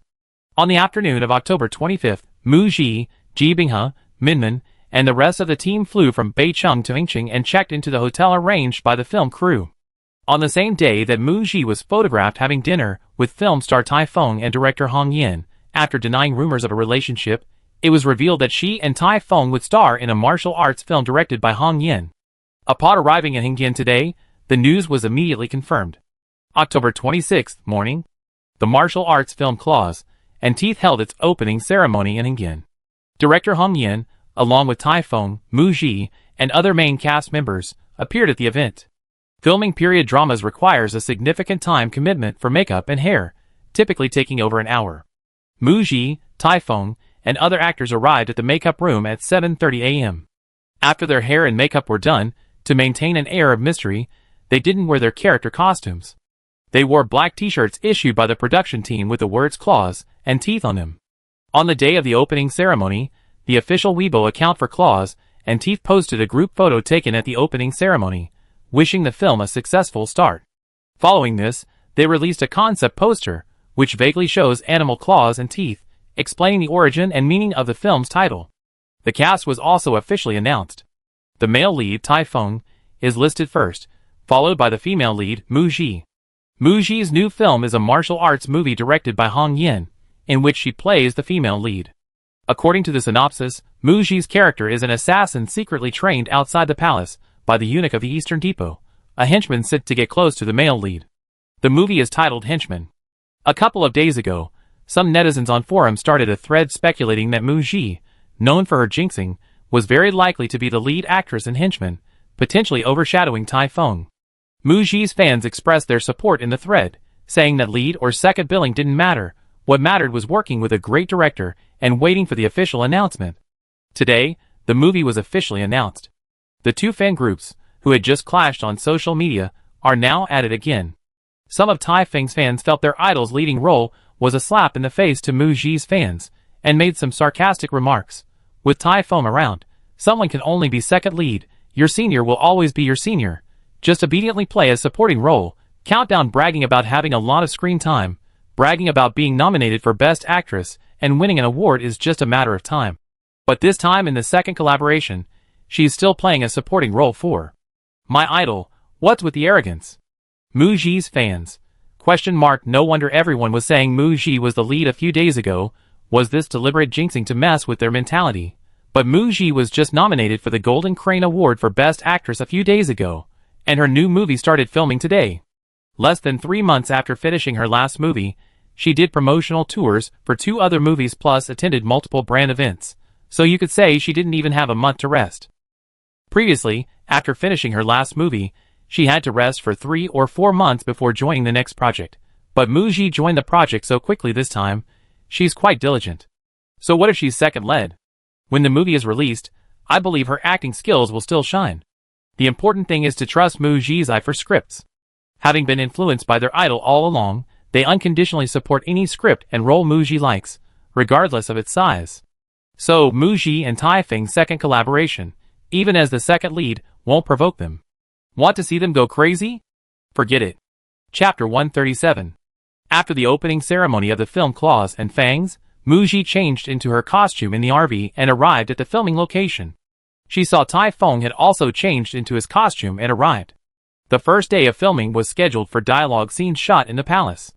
This martial arts film tells a story intricately intertwined with court intrigues and several massacres in the martial arts world, so there are palace scenes, but not many. The filming schedule was coordinated by the production team. Initially, they would film the palace scenes in Hengqin, and then move to other filming locations. Today's scene, Muji's character, Xiao Dai, receives a secret order to disguise herself as a palace maid and enter the palace to see the Eastern Depot's supervisor. She accidentally bumps into the prince, played by Taifeng, leaving the palace, or perhaps it was a carefully orchestrated coincidence by the supervisor, so that she could recognize him beforehand to carry out her mission. In the first meeting between the female and male leads, the female lead initially knelt on the ground with her head bowed. After rising, she stood beside the eunuch of the Eastern Depot, still keeping her head down throughout, only raising it to receive the eunuch's orders after he had walked away. It can be described as a one-sided meeting between the female and male leads. Muji wore her hair in the double buns typical of palace maids, and a pink palace dress, which should have made her look charming and cute. However, she herself is not a sweet girl, and she plays a cold-blooded executioner. Her dark eyes are like a deep pool, and her face, like a lotus emerging from water, is expressionless and cold, exuding an aloof temperament. Taifeng plays a sickly prince. He specifically lost weight for the role. Director Hong Yin told me that Taifeng lost 10 pounds before filming began. Because the character's weakness was feigned, the director didn't require Taifeng to become excessively thin, only to lose some weight. Muji sized up Taifeng. His face was made up to look sickly, and he was tall with broad shoulders and a thin waist. The loose-fitting costume he was wearing made him appear even thinner. The image of a frail man was thus established. The male lead was physically weak and prone to catching colds, so coughing occasionally during filming was to be expected. The actor playing the eunuch of the Eastern Depot was a big-name martial arts actor named Jia Pingfei. He had rarely acted in recent years, previously portraying tough guy characters on the big screen. This time, he was playing a major villainous eunuch, a considerable challenge for him. Director Hong Yin claimed at the script reading that he had called Jia Pingfei over a dozen times and met with him 3 times, finally persuading him after much talking. Muji could understand. Jia Pingfei's makeup for this role was indeed very different from his previous screen images, quite a departure. It would probably become a major point of discussion when the film was released. Teacher Jia Pingfei also arrived on set. He wore a silver wig, a tall black hat with 2 tassels hanging down on either side of his ears, and silver-white eyebrows matching the wig, along with a light layer of whitening foundation. He wore a white 4-clawed python robe, and his red trousers were somewhat eye-catching as he walked over. Jia Pingfei inevitably felt a little awkward and uncomfortable with his character's appearance. Muji and Taifeng greeted him in unison, "Hello, Teacher Jia," politely greeting their senior. At the script reading last time, everyone was busy with work and didn't have time for small talk, only nodding in acknowledgement. Now, seeing him on set, both of them had seen Jia Pingfei's work before, but this was their first time working together. Because their characters all had scenes with Jia Pingfei, who played the head of the Eastern Depot, they hadn't started rehearsing yet, so they chatted for a bit to build rapport. Once they were more familiar, their acting would be smoother during rehearsals. Jia Pingfei noticed the 2 young actors chatting with him casually, mentioning his role as the head of the Eastern Depot, praising his martial arts skills and action sequences, saying he looked forward to playing such a highly skilled character.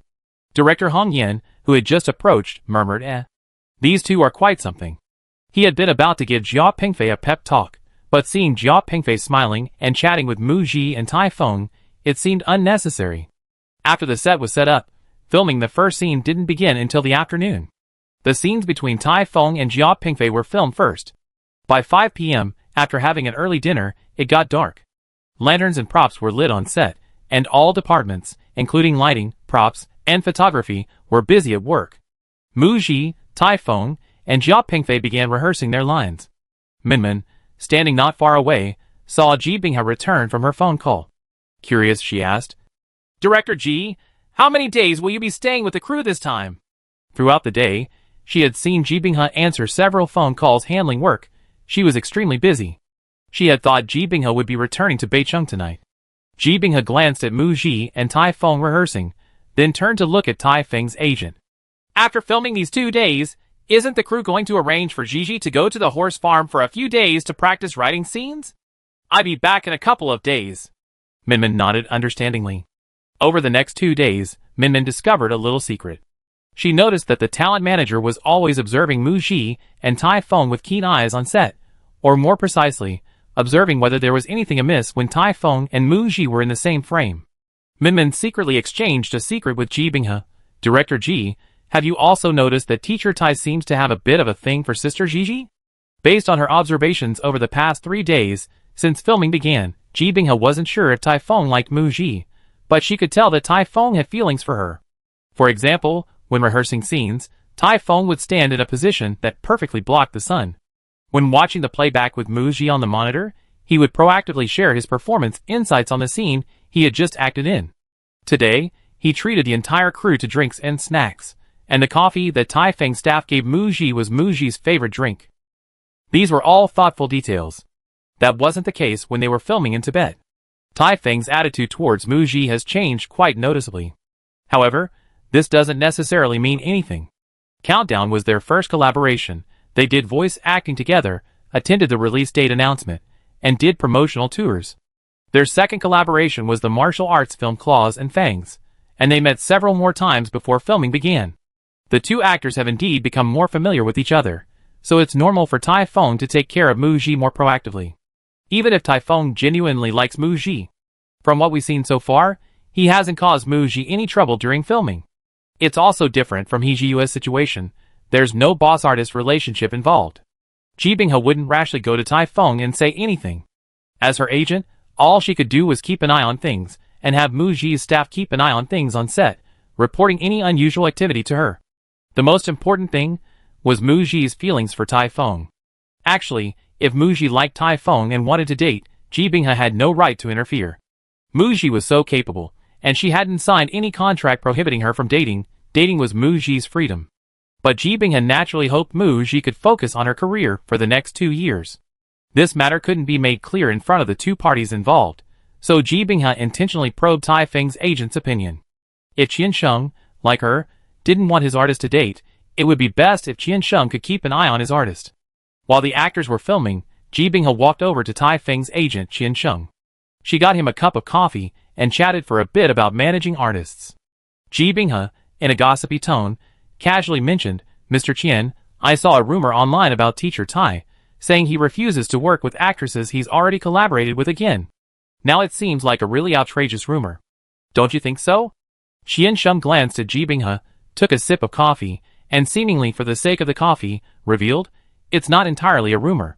Xiao Feng did indeed dislike working with actresses he already collaborated with again.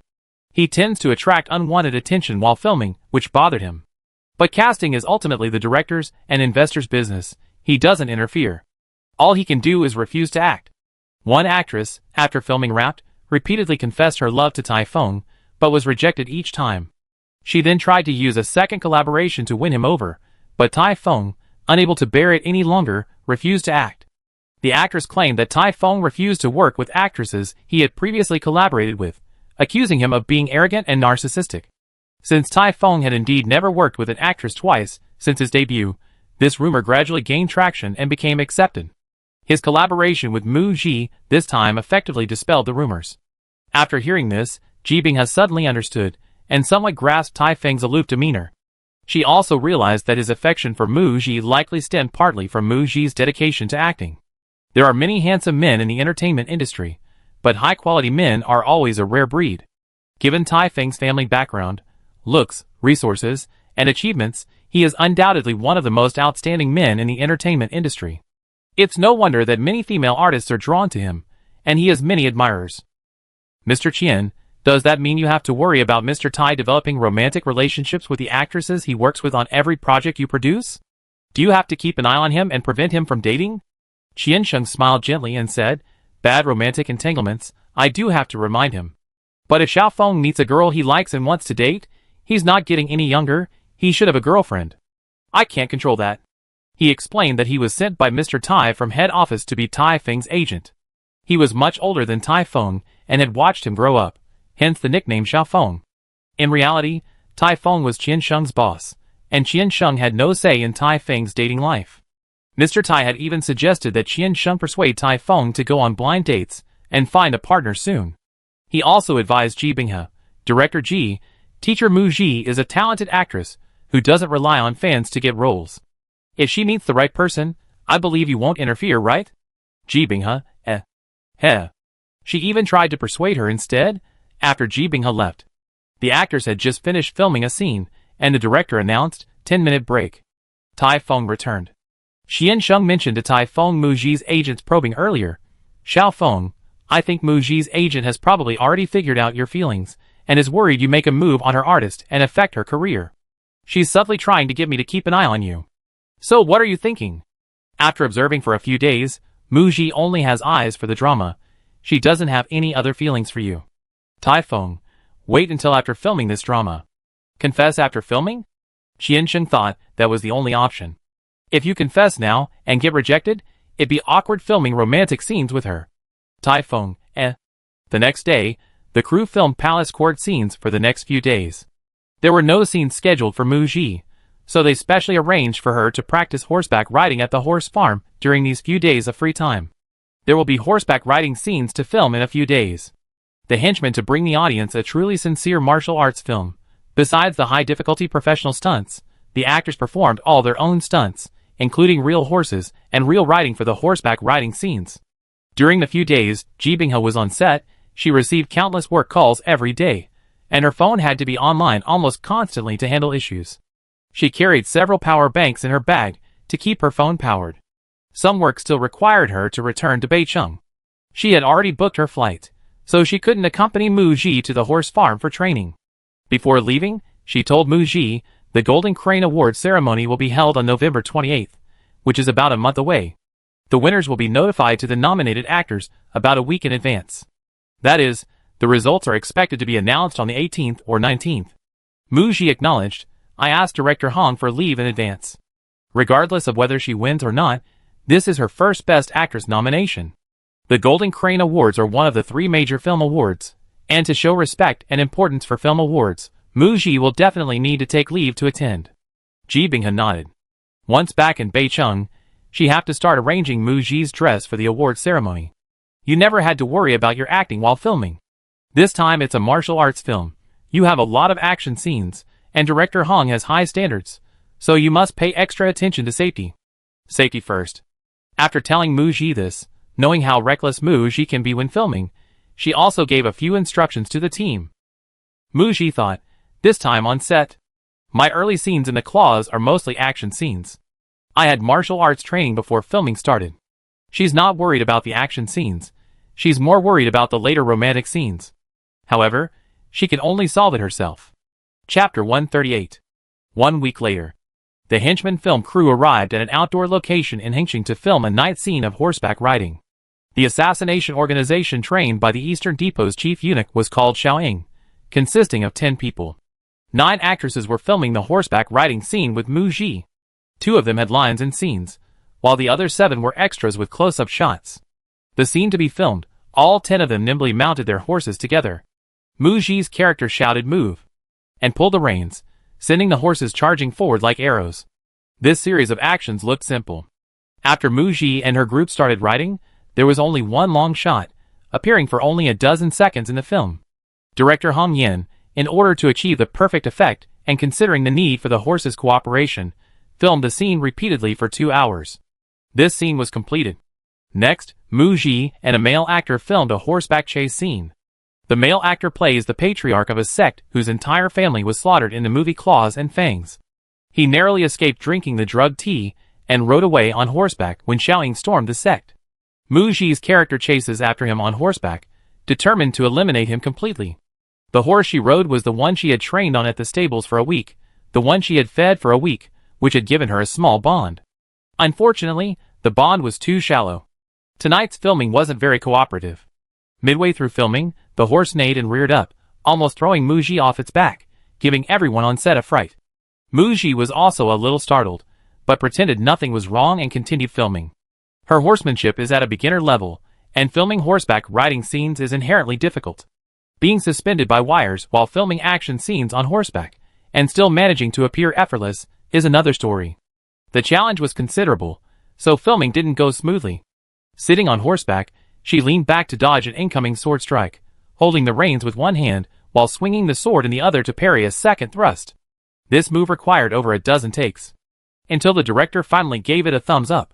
The male actor seemed much more skilled at riding than Muji, apparently a former equestrian enthusiast turned actor, and young men generally have a physical advantage.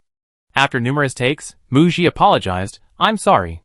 Xiongwan knew Muji was a big star in the film, rumored to be a very popular celebrity, so even though he was annoyed by her NGs, he just smiled and said, "It's okay."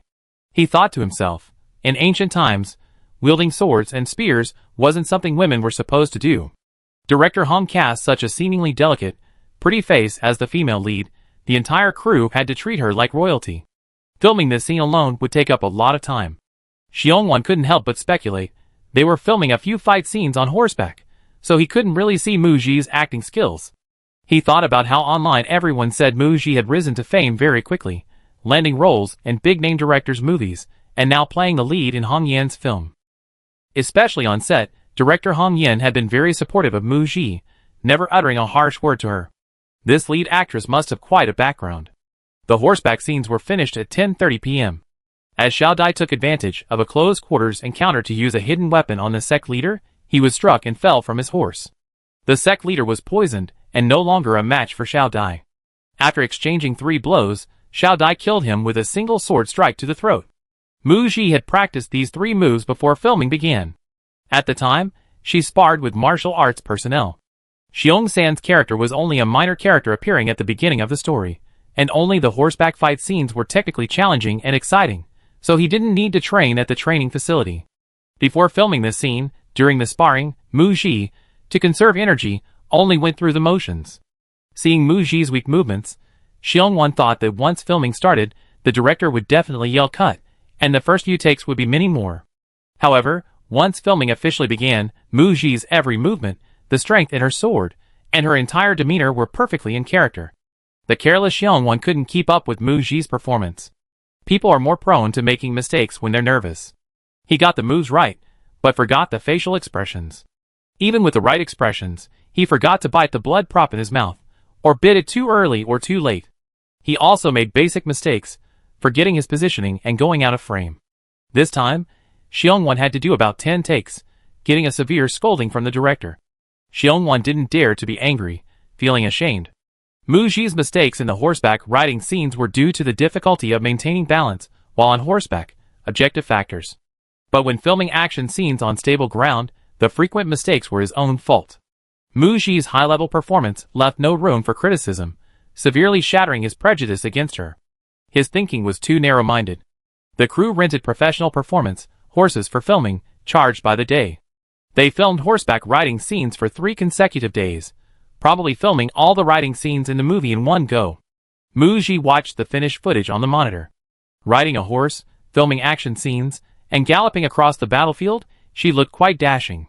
But what outsiders didn't know was that, after several days of horseback riding practice and filming the horseback riding scenes, her inner thighs were chafe raw. Fortunately, the horseback riding scenes were over. Director Hong Yan, usually extremely serious and strict on set, focused solely on the film, was surprisingly considerate of the actresses this time. Perhaps, he was just experienced, and wanted to help them better immerse themselves in the later stages of filming. He gave Muji a day off to rest at the hotel. After a day of rest, the crew's schedule gave Muji 2 days of lighter scenes to recharge. Then she would return to filming the high-intensity action scenes. That day, the crew was filming another scene of a massacre at a mansion, the residence of an official in the film. Xiao Dai and the Xiaoying members encountered a masked man during their operation that night. His martial arts skills surpassed theirs, and their mission failed. This action scene was quite intense. The masked man was the disguise of the sickly prince, so Tai Feng was also present. Actors expend a lot of energy filming action scenes, so the director gives them ample rest time before each scene begins. Later, they would be filming another action scene in the courtyard. The lead actors rested in reclining chairs in a side room of a scene that wasn't being used, recovering their strength. Muji looked at the script for a while, mainly memorizing the characters' eye expressions and action scenes. The line was only one word: retreat. After memorizing all the information and having rested enough, she handed the script to her assistant. As soon as she stood up, Tai Feng also came over. Later, they would be filming a fight scene between the two of them, and they would go over to practice and review their martial arts moves with the martial arts director, Yuan Hao. Tai Feng looked at Mu Ji, whose hair was tied high in a ponytail. A few strands of hair, messy from the previous fight scene, framing her face. She wasn't wearing her half-face mask yet, and there were a few specks of blood on her face. When the previous scene ended, before Mu Ji had fully detached herself from her role, she exuded a terrifying aura of a demon, her eyes icy cold, a veritable, callous executioner. Now, focused on practicing her movements with Master Yuan Hao, Mu Ji wasn't fully immersed in her character. Her brows were sharp, and her every move carried a chivalrous air. She seemed quite suitable for playing a female knight-errant. Tai Feng had heard that in her previous film, Mu Ji played a woman with formidable martial arts skills. I wonder if Mu Ji, having played 2 roles with action scenes in a row, is considering developing a career as an action star? Based on my own experience, I don't recommend you pursue that path. Without a martial arts foundation, you find it increasingly difficult later on, and it's easy to solidify the public's impression of you on the big screen. Filming action scenes year-round also takes a toll on your body. You're prone to injuries. Mu Ji, Today's action scene involved her being suspended by wires and flying straight down from a 3-meter-high rooftop. Then, Xiao Dai led 9 members of the Xiaoying gang, killing anyone in the mansion they saw, leaving no survivors. Among them was an official impeached by the head of the Eastern Depot, whom he had specifically ordered to be killed. She stood in front of the camera, facing the lens, making a sword-wielding gesture with a blank expression. The director, to prepare her for the role, had her practice over 20 times to make her feel like a callous killer, devoid of right and wrong, and indifferent to human life. He made her practice until she got the feel for the role before filming. My wrists hurt from swinging so much, and I was completely exhausted by the end. Although the crew often praised Mu Ji's agility and lightness since she joined the cast, saying her action scenes were precise and powerful, perfect for the role, and that she could consider developing into an action star, Mu Ji simply smiled in response. She was well aware that she wasn't a trained martial artist and had no foundation in martial arts, and how strenuous each action scene was behind the scenes. As for Tai Feng's comment about the 2 consecutive roles involving action scenes, in the previous film, Escape from the Game, Wu Shi's fighting skills were demonstrated through hand-to-hand combat, archery, and strength, enhanced by game special effects. That was completely different from the assassin Xiao Dai this time. Xiao Dai was skilled with swords and hidden weapons, and martial arts action scenes require a lot of physical exertion. She had no intention of becoming a female action star. Mu Ji knew Tai Feng meant well. Teacher Tai, thank you for your advice. I mainly consider the script and the role when choosing a role. I don't have a specific direction in mind. Tai Feng, you're welcome. Minmin, standing nearby, wondered if the movie star's aloofness and taciturn nature stemmed from a lack of communication skills. He sounded rather like a typical straight man. She used to watch actresses filming action scenes on TV and in movies, and thought they were so cool and stylish, incredibly heroic and beautiful. Now, because of her work, she understands the industry much better.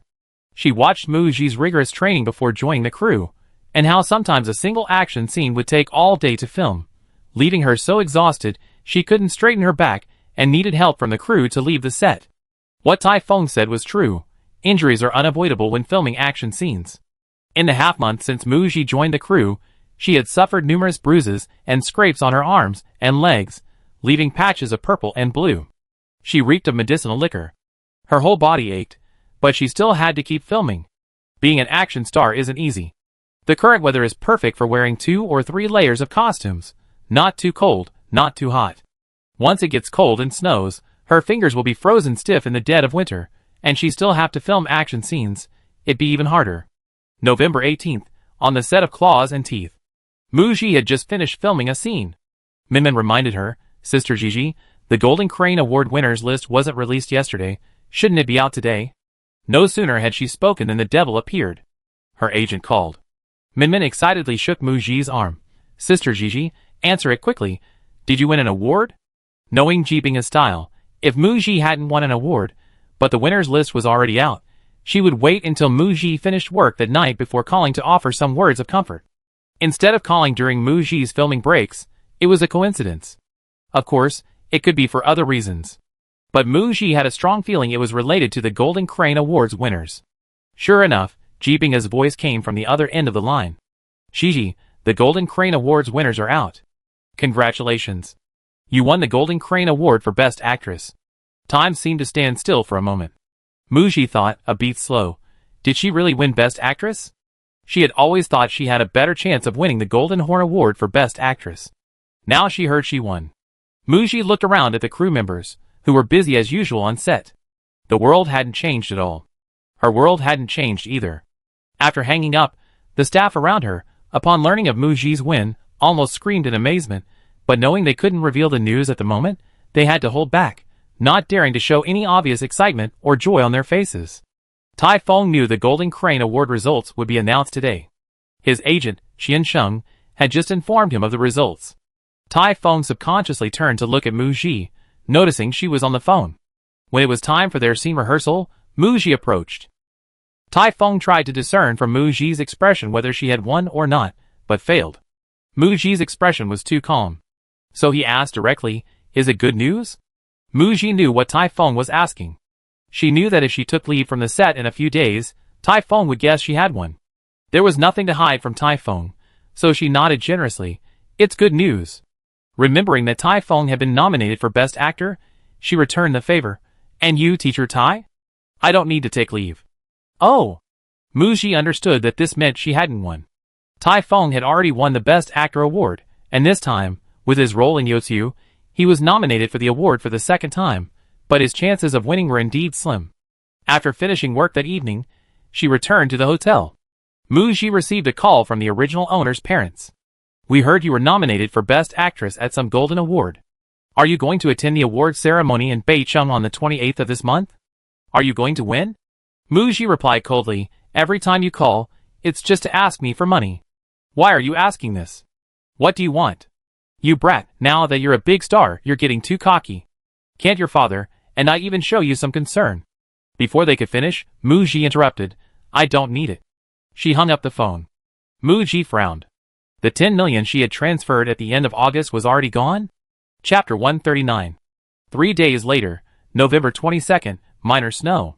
Launching Media, General Manager's office. He Jiyue and Ji Binghe were having a work meeting, having largely finished discussing official matters. He inquired about Muji's preparations for the Golden Crane Award ceremony, specifically her dress, the styling team, and post-award publicity arrangements. When the topic turned to the jewelry to complement Muji's dress, Ji Binghe's expression darkened. H.Forever, the jewelry brand Muji endorses, had upgraded her title to global ambassador a few months prior. The brand has 2 other ambassadors. One is a full-line ambassador, and the other is only an ambassador for a specific collection. The actress who is the full-line ambassador, like Muji, was also nominated for Best Actress at the Golden Crane Awards. Previously a friend of the brand, her status was upgraded after the Golden Crane Awards nominations were announced. As the spokesperson for the jewelry brand H.Forever, Muji cannot wear competing brands when attending events. She must wear the jewelry she endorses. Therefore, when attending the Golden Crane Award ceremony, Ji Binghe contacted the brand to borrow a necklace suitable for her red carpet gown and of a high enough quality. However, it turned out that the brand had allowed another actress to choose first, selecting a necklace of a higher grade than the one chosen for Muji. Ji Binghe angrily said, President He, if it weren't for the fact that H.Forever is a jewelry brand under the He Group, I would have terminated Gigi's contract long ago. Several international luxury jewelry brands are lining up to collaborate with Gigi. It wouldn't matter if it were for a fashion event. Muji didn't care about any of that. However, Muji and another spokesperson will be attending the Golden Crane Awards ceremony together. Muji, who won the Best Actress award, will be wearing jewelry that is a level below the other actresses. When the comparison trends on social media, will it be mocking Muji's treatment as a so-called global spokesperson, or criticizing the brand for its poor interpersonal skills? Will the focus on the award be shifted elsewhere by malicious individuals? Hee Ji-woo had heard about this from Luka. A few months ago, H.Forever Jewelry changed its manager. It's unclear whether this manager was negligent or manipulated by someone. Ji Bing-ha? Could it be Hee Ji-woo's doing? Is he still targeting Muji? Or perhaps that actress made a firm promise to the brand that she would win the award, confusing the brand's manager. The reason this matter hasn't come to Hee Ji-woo is because he runs launching media, and his influence can't reach that far. Even though he was now the head of the He Group, he couldn't directly interfere with a jewelry brand under the group sponsoring jewelry for its spokesperson. Hearing her boss ask how she planned to handle it, Ji Bing-ha didn't tell Muji about the jewelry, not wanting to disturb Muji's filming.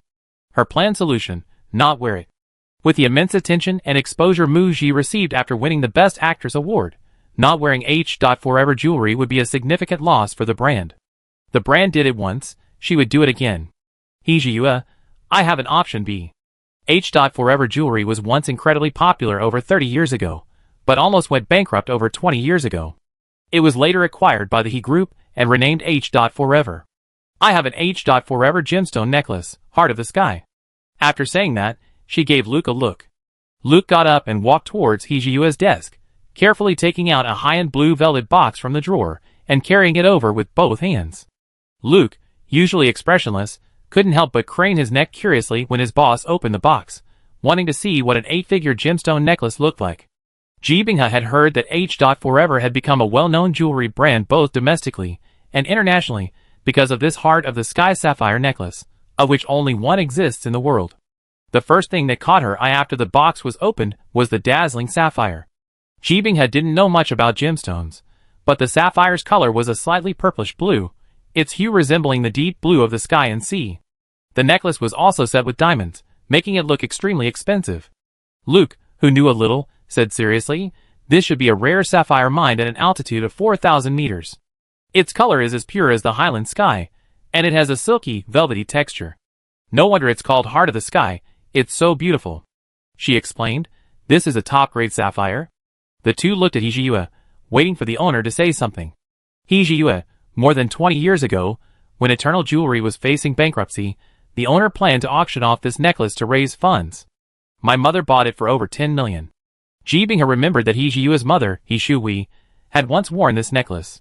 Over 30 years ago, at an award ceremony teeming with industry heavyweights, Hee Shu-wee's photo on the red carpet wearing this necklace instantly captivated countless photographers.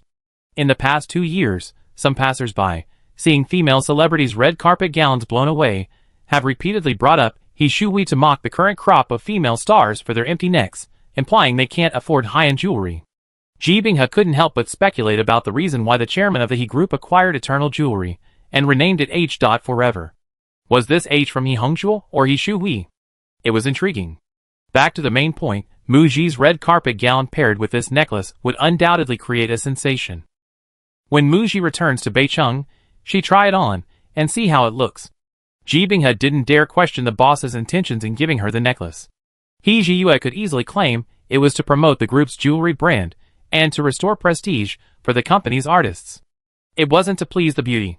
He didn't give the necklace to Muji in a personal capacity. But something felt different the moment the boss brought out the necklace. Hee Ji-woo seemed to sense Ji Bing-ha's worry, offering a harmless smile.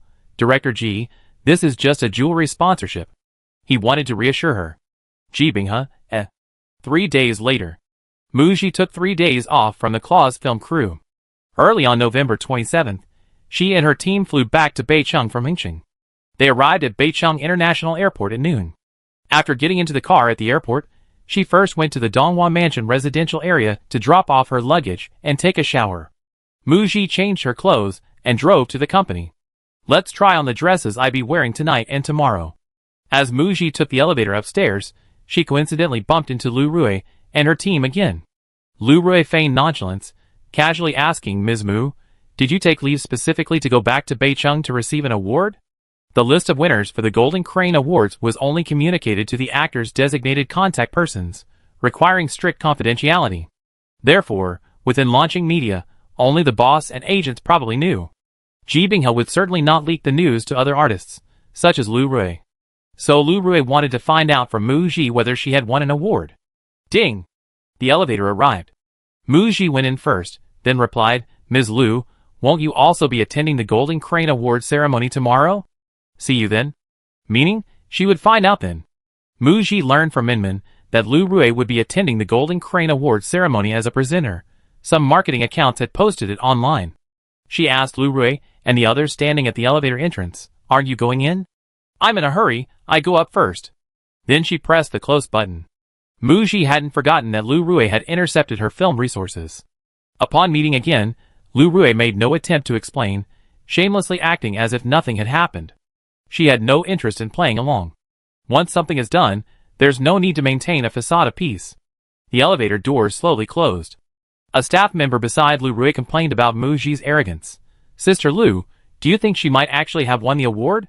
She dared not say the rest, lest the company's top female star be replaced. Lu Rui remained silent, her face dark and brooding, as if ink were about to drip from it. The dressing room. Ji Binghe prepared several gowns for Mu Ji. Mu Ji tried them on one by one, checking the effect. Finally, 3 were chosen. The stylist then made some minor adjustments to the gowns based on Mu Ji's figure. After finishing, Ji Binghe told Mu Ji not to rush to change out of the white gown she was wearing and asked the other staff to leave. Mu Ji, about to ask what was going on. She watched as Ji Binghe opened the bag she had been carrying and took out a velvet box. She beckoned Mu Ji to stand in front of the mirror. Mu Ji looked puzzled but complied.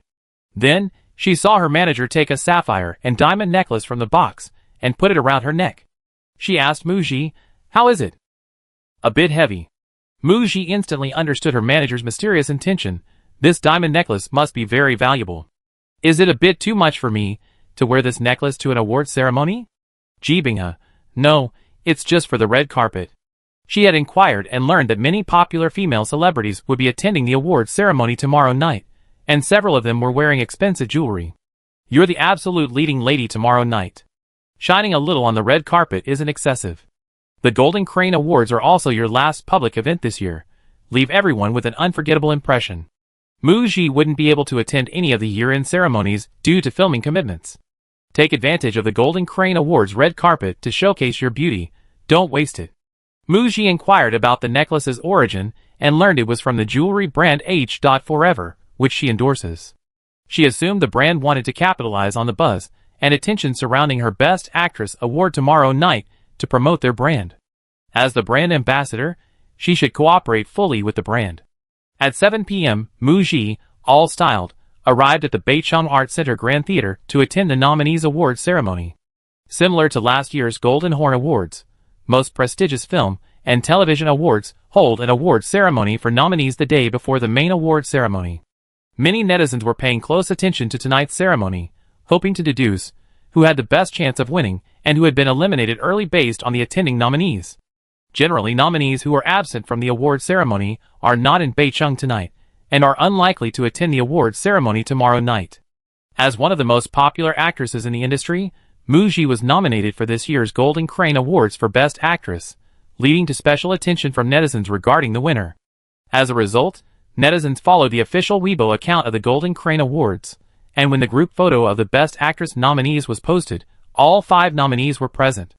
Mu Ji was filming in Tibet last time, and took leave to attend the Golden Horn Awards and won the Best Newcomer Award. This time, she took leave from Hengqin to attend the Golden Crane Awards. Could she be going to win Best Actress? The group photo of the Best Actor nominees has also been released. Tai Feng didn't attend, and he doesn't have any flights back to Beicheng today or tomorrow, so he's out of the running for Best Actor. He and Mu Ji were filming the same movie. Mu Ji took leave, but he didn't, so Mu Ji's chances of winning are higher. Some netizens also commented, "It's different. Tai Feng has already won Best Actor, so he definitely won't come this time if he doesn't win." Whether Mu Ji wins or not, it's her first nomination, so she definitely take it seriously. All 5 nominees are first-time Best Actress nominees, so they definitely all attend the awards ceremony tomorrow. Let's wait and see what their red carpet gowns are like before making our bets. Last month, as soon as the Golden Crane Awards nominees were announced, forums were flooded with posts discussing Mu Ji's chances of winning Best Actress. Many posts criticized her, saying she was too young, has too few works, and lacks experience. Muji's fans commented. At first glance, the reason seemed somewhat reasonable. However, after learning about the other 4 nominees, the first had already won a Best Actress award and was nominated for her first film role in an art house film. The second had acted in several suspense films and was nominated for her first leading role in a suspense film. The third had starred in several films and was nominated for the sci-fi film Earth Diary, which was released at the same time as Countdown and ultimately didn't perform as well at the box office. The fourth was nominated for a patriotic film released during the Spring Festival, which had the highest grossing film among the nominees' nominated works, but also the smallest role. Including Muji, all 5 nominees were first-time Best Actress nominees. After a thorough analysis, fans concluded that their idol possessed the strongest overall strength, considering acting skills, screen time, the subject matter of the nominated film, box office success and critical acclaim, the presence of a renowned director, and the lead actor being an award-winning actor. Her chances of winning the award were undoubtedly the highest. If their idol did win, it would be truly deserved. The consensus was, regardless of whether Ji Bao's nickname, won Best Actress, she was already far ahead of her contemporaries. They were beaming with joy, eagerly awaiting tomorrow's award ceremony. Chapter 140. On November 28th, the 42nd Golden Crane Awards ceremony was held at the Beicheng Arts Center Grand Theater. In addition to the nominated directors, actors, and screenwriters, many popular celebrities were invited to attend this year's ceremony. The invited celebrities were mainly those with films slated for release at the end of this year or next year. They came to walk the red carpet, serve as award presenters, and promote their work. Several singers, who had performed songs for films, also attended. Compared to the Golden Horn Awards, the Golden Crane Awards invited fewer celebrities and was less lively, but the celebrities were generally of higher caliber, and they mostly came with films to back them up. Nearly 200 celebrities attended the film festival, making the red carpet a star-studded affair. Onlookers had already set up live streams on forums, ready to enjoy and appreciate the actress's red carpet show. The red carpet event began at 6:30 p.m. The first to appear were mainly the film's creative staff, such as screenwriters, cinematographers, award presenters, and actors nominated for Best Supporting Actor and Actress. Actors and directors nominated for Best Actor and Actress, as well as directors, generally receive more attention and are usually scheduled to appear later. Wow, this year's 2 favorites for Best Supporting Actress are wearing dresses that are rather ordinary, but their jewelry is worth hundreds of thousands. An actress nominated for Best Actress is walking the red carpet. This actress, Zheng Yu, nominated for the sci-fi film Earth Diary, seems to be someone Hong Kong has been heavily promoting lately. She and Muji are probably the hottest contenders for the award tonight. Someone just discovered that Zheng Yu's diamond necklace tonight is worth over 5 million yuan. It's Forever's highest level jewelry this year. Here's the key point. Zheng Yu and Muji endorsed the same jewelry brand. Breaking news. The second Best Actress nominee on the red carpet is also wearing a jade necklace worth over 1 million yuan. Who would have thought tonight's film awards ceremony would become a battleground for several jewelry brands? Is each brand betting on a Best Actress winner? Ha ha ha. Now the pressure is on Muji. Let's see what she wears tonight. Isn't she Forever's global ambassador? Will she get less treatment than Zheng Yu? This is going to be interesting. Muji's red carpet appearance was the second to last. Half an hour before her appearance, Muji, fully made up, and her team departed from the hotel and boarded the car to the event venue. Along the way, Muji quietly watched the scenery flashing by outside the car window, and scenes involuntarily flashed through her mind. It was a scene from her journey to the award ceremony in her original world. The scenes from the 2 worlds overlapped before her eyes, one real and one illusory. A crazy thought popped into her head. What if something unexpected happened again on the way? What if she woke up one day to find herself back in her original world? The 4 years here were just a dream. However, the 2 intertwined worlds were suddenly struck by a blue-purple light, collapsing with a deafening roar, and the original world scenes vanished instantly. Everything returned to normal. Muji looked at the sapphire necklace around her neck reflected in the car window, then bent down and touched the sapphire. It was hard and cool to the touch. Sister Gigi, what are you thinking about? After getting into the car, Minmin noticed they were talking, but Muji didn't respond the entire way. She quietly gazed out the window. Minmin couldn't help but ask with concern, are you a little nervous or excited about winning an award tonight? Muji looked away and forced a smile at Minmin, a little. Minmin had just been browsing Weibo and forums online, and it was no exaggeration to say that Muji was the most anticipated artist at tonight's Golden Crane Awards ceremony. Everyone was waiting for her appearance. When they left the hotel, they had draped a shawl over Muji's neck, and she put on her necklace after getting into the car. It was too valuable, and they were afraid it might fall off, get damaged, or be broken. With such a huge amount of attention, and then going on stage to accept an award later. Minmin put herself in Muji's shoes.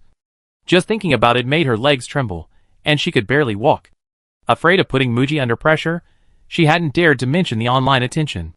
Minmin clenched her fist in encouragement. Sister Gigi, you be the most dazzling queen on the red carpet. Don't be nervous, we and your fans are your support. The rest of the team echoed her sentiments, offering words of encouragement to Muji. Thank you everyone. After a safe journey, Muji and her group quickly arrived at the awards ceremony's red carpet. As the car door opened, Muji lifted her dress and stepped out, immediately feeling everyone's attention. Flashbulbs were going off, and people were snapping photos of her with their phones. Ji Binghe, who was in the red carpet waiting area, saw Muji arrive, and quickly came over to help her walk. Lu Rui walked the red carpet a few steps ahead of Muji. Upon arrival, she accidentally lost her earring, so Ji Binghe rushed over to fix it. There are 2 more actors ahead of you. Your turn to walk the red carpet soon. Okay. Muji arrived at the waiting area for the red carpet. An actress who hadn't yet walked the red carpet stared wide-eyed at the gemstone necklace Muji wore. Her face clearly said that sapphire is so big, so blue, and so expensive. If she hadn't heard the host announce her name, she might have wanted to get a closer look. After smiling and nodding to Muji, the actress lifted her dress and walked onto the red carpet. Ji Binghe admired Muji's composure.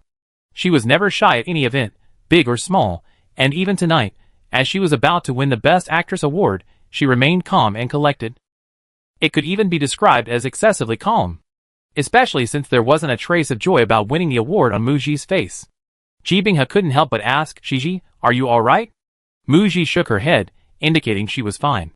Actually, she had experienced all of these things in her original world, filming movies, shooting magazine covers, shooting endorsement ads, wearing haute couture gowns to year-end galas, and winning newcomer awards. Most of it was her previous daily work routine, so she could handle it all with ease. And tonight, she had finally arrived at the Best Actress Award ceremony. Muji should have felt excited, thrilled, and happy, but this joy of winning an award was overshadowed by another emotion. Standing in the event venue surrounded by cameras, Muji maintained a cool and aloof expression to conceal her unusual emotions. As the host announced, next up on the red carpet is young actress Muji, nominated for Best Actress for her outstanding performance in the film Countdown. Countless fans in attendance erupted in cheers upon hearing Muji's name, even before she appeared. Photographers turned to look at the beginning of the red carpet. Muji arrived. Her hair was styled in a high bun, revealing her smooth forehead and widow's peak. She wore a white strapless floor-length gown, the fabric of which was high quality and luxurious. The fitted design accentuated her slender waist and hips. This elegant and sophisticated gown exuded a noble air. Furthermore, the striking sapphire necklace heart of the sky around her neck added to her regal and opulent appearance. The sapphire's color is a slightly purplish blue. If not paired with a suitable dress, it could make a young celebrity look older. However, Muji's flawless white gown not only avoided this, but also perfectly complemented the sapphire and diamond necklace on her chest. The female host exclaimed, Muji looks like a white mermaid with a sapphire in her mouth. Gigi, please come to me. My goodness, forgive my naivety, Gigi, that necklace you're wearing is so beautiful. Muji smiled, letting the host's gaze linger. Thank you, it's a sponsorship from the brand. The female host, so honest. Right, considering that the necklace Muji wore was only a sponsorship from the brand, not her own, I'm not so jealous anymore. Muji's confident and poised manner made her appear elegant yet approachable. Similar to the interviews with other nominated actors, the host, as is customary, asked Muji about her feelings regarding being nominated for the Golden Crane Award for Best Actress, and whether she was confident of winning. This interview segment was a test of the nominees' acting skills. Those who didn't win generally didn't show their disappointment. Those who won, even until the moment they went on stage to accept the award, had to remain composed. Muji had already prepared her answer, giving an official response, saying that regardless of whether she won or not, the nomination itself was an affirmation. The online live stream on the video platform was a few minutes later than the live event. Only after Mu Ji had walked the red carpet did netizens see her appearance on the live stream. Everyone was waiting to see the value of the jewelry she wore, to see Mu Ji's red carpet look, and to judge whether she would win an award tonight based on her demeanor and interview with the host. Mu Ji's appearance immediately sparked various discussions. Holy crap! What kind of gemstone necklace is Mu Ji wearing?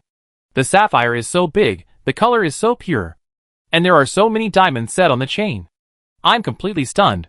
Some netizens recognized that the sapphire necklace Mu Ji is wearing is Heart of the Sky, which was rumored more than 20 years ago when Forever. The necklace was up for auction. It was worth over 10 million back then. Now it's at least 30 million. Image caption. Pupils widened in shock. Mu Ji's aura was off the charts tonight. She was absolutely queen-like. Only she could pull off that necklace. Suddenly I think she'd be perfect for playing a top female tycoon. Mu Ji never disappoints the gossip lovers. She was a total winner on the red carpet tonight. Regarding whether Mu Ji will win an award, Forever brought out all their antique jewelry from their safe for their spokesperson to outshine everyone else. With such extravagance, Mu Ji is definitely going to win an award, right? Not necessarily. It feels like tonight is a showdown between several jewelry brands. Mu Ji wore such an expensive necklace on the red carpet, but instead of looking like she was the best tonight, she had a cynical, high-class expression, showing no joy at the prospect of winning an award. While the online discussion was in full swing, Mu Ji had already changed out of her red carpet gown and removed the expensive necklace. Jibing had carefully put the necklace Mu Ji had taken off into a box and put it away neatly. She had an urge to return the necklace to her boss immediately. She didn't want to hold on to it for even a moment.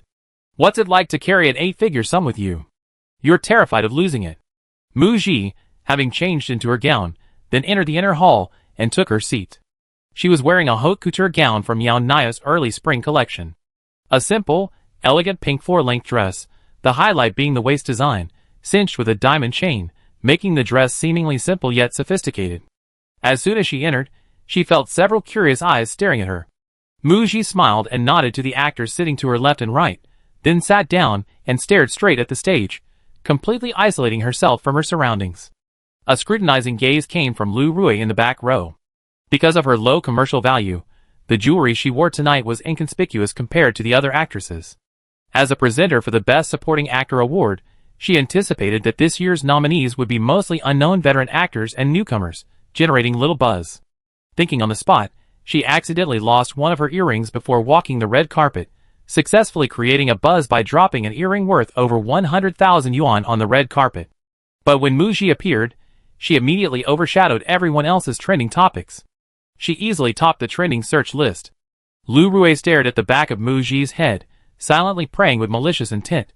I don't care who wins the Golden Crane Award for Best Actress tonight, except for Mu Ji. Please, please, don't let it be Mu Ji.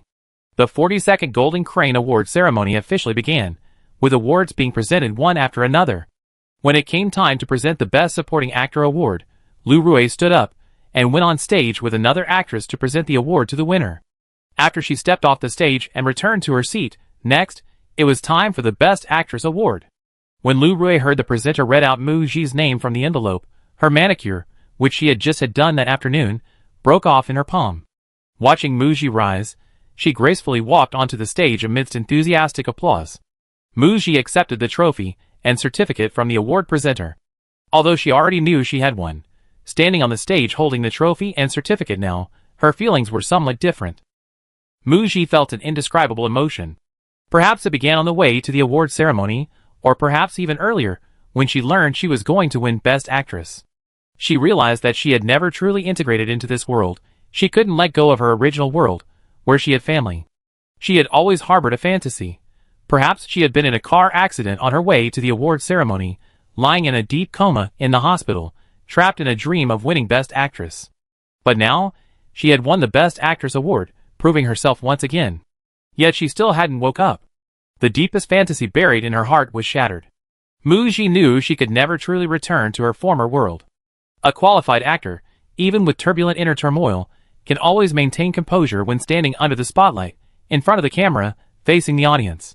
Standing before the microphone, Mu Ji delivered her prepared acceptance speech, thanking director Wan Zhou, the entire crew of Countdown for their hard work, the Golden Crane Award, her company, her agent, and her fans. This award was an encouragement, she would continue to work diligently, bringing more works to the audience and contributing her modest efforts to the development of the film industry. Finally, she couldn't hold back anymore. Muji raised the trophy, her voice choked with emotion. Finally, I want to tell someone that I truly love acting and want to become an actress as amazing as you. I will continue acting, and I will become an outstanding actress. The camera cut to the audience, where several actors in the front row, their faces trembling with emotion, applauded thunderously. After receiving the award, Muji walked off the stage. She looked at the tissue her agent handed her. She raised her hand to touch her face, only to realize that tears were already streaming down her face. Chapter 141. The award ceremony ended. Muji was surrounded by reporters before she could even leave the venue. Gigi, share your feelings right now. Ms. Mu, may I have a brief interview? Seeing this, Ji Binghe asked the reporters not to push. Please wait a moment, don't rush. We have 10 minutes for interviews. Ms. Mu, please excuse me. The Golden Crane Awards are official and authoritative awards. Winning actors must be interviewed by official media before other interviews. Seeing Muji's team's good attitude, and knowing that tonight's award ceremony was the organizer's domain, the various media outlets stood aside and waited. One reporter saw Lu Rui and her team pass by and, on a whim, quietly followed her. Just as she stepped out of the venue, Lu Rui was stopped. Ms. Lu, please wait. Lu Rui stopped and turned around, seeing it was a reporter from a newspaper. Ms. Lu, Muji won the Golden Crane Award for Best Actress tonight. You two are artists from the same company, and you both won Best Actress awards. Do you have anything to say about Muji's award? Or are you worried that people will compare the two of you? Lu Rui's agent, excuse me, He tried to pull Lu Rui away. But Lu Rui raised her hand and pulled away, taking the microphone the reporter offered. Lu Rui forced a smile and replied, Muji hasn't been in the film industry long, and she won Best Actress for her second starring role. She's very lucky with awards. As my junior, and a newcomer to the film industry, please don't compare us. Congratulations to her on winning the award. After saying that, she turned and left. Her expression instantly turned sour. Lu Rui's agent, following behind, looked helpless and carefully began, Rui, actually, Muji, and you don't have any conflict over film and television resources. Whether she wins an award or not is none of our business. She thought to herself, we couldn't do anything to Muji before. Now that Muji's career in the company and in the industry is booming, why should Lu Rui be so sarcastic and lose face in public? It's very likely that some busybodies will use it against her and offend Muji as well. Before she finished speaking, Lu Rui stopped and glared at her agent, sneering, two tigers cannot share one mountain. A company can only have one top star. Since the establishment of launching media, she has been the top star. Now, how could she willingly submit to Muji? After the interview, Muji changed out of her formal dress, wearing a short-sleeved white top with light-colored jeans, swapping her heels for comfortable white flats, a camel-colored towel around her neck, and a long black cardigan over her shoulders. This outfit was both comfortable and warm. Muji and her team walked out of the side entrance of the Beicheng Art Center Grand Theater and headed towards the ground-level parking lot. Ji Binghe had booked a restaurant a week ago to celebrate Muji winning the Best Actress award, and had just instructed the kitchen to prepare the food. The food would be ready soon when they arrived.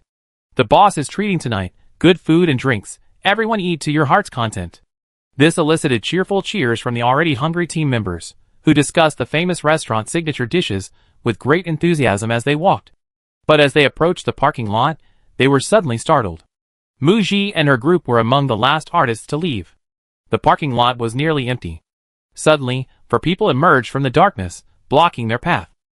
The bodyguards reacted instantly, stepping forward to shield Muji behind them. Muji looked up and saw the four people standing opposite her, a look of surprise crossing her face.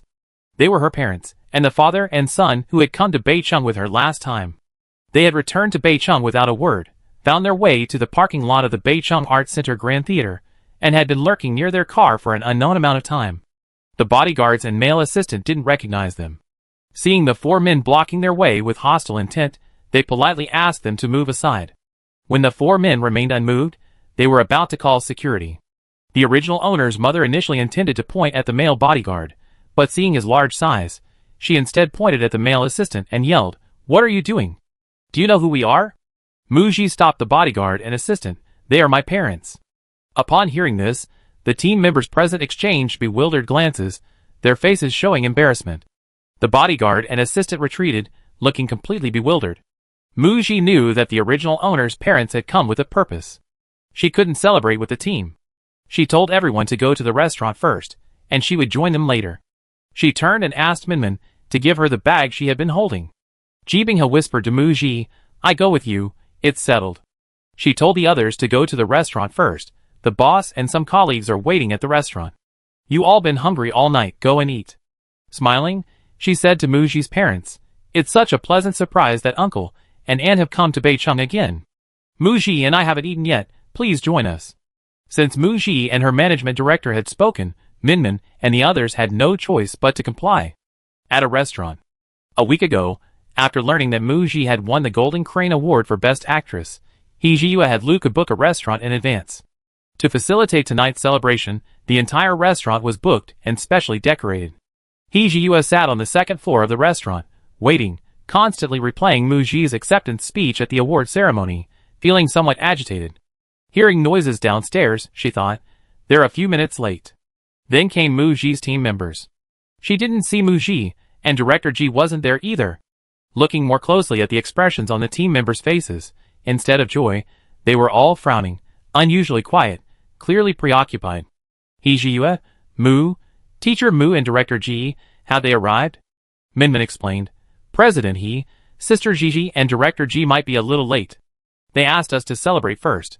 He Jiyue pressed. Did something happen? Minmin was close to Muji, and knew that Muji hadn't been in contact with her biological parents for the past 4 years, and their relationship was strained. She figured their sudden visit to Beicheng to see Muji must be for no good reason. She frankly told her boss, Sister Gigi's parents have come to Beicheng. He Jiyue frowned slightly upon hearing this, then pretended not to know about the strained relationship between Muji and her parents, saying that since Muji had gone to dinner with her parents, they could eat while they waited. With a smile, she called to the staff, everyone, quickly find seats and let's eat. She then instructed Luke to urge the kitchen to serve the food immediately.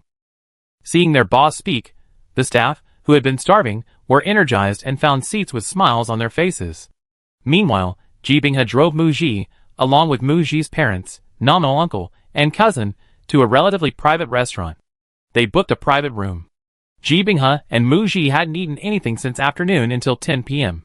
Their stomachs were aching from hunger. So, upon entering the room, Ji Binghe called in a waiter to ask what they could serve immediately, ordered a few dishes, and politely handed the menus to the others. Having not seen Muji's parents for 2.5 years, Ji Binghe sized them up. Muji's father had sparse, slick-back hair and wore a designer leather coat. He tugged at his sleeve, seemingly deliberately placing his hand on the table, revealing a gold watch on his wrist and a gold ring on his finger. Sitting next to him was Muji's mother, with curly hair, wearing a brown mink coat, a jade bracelet on her wrist, and a jade ring on her finger. The two dressed like nouveau riche, very ostentatious. Her uncle and cousin each wore a down jacket, much more understated than last time, perhaps intentionally to stand out. Muji looked at the original owner's parents and asked, "Why did you come all the way to Beicheng without a word? What are you doing here?"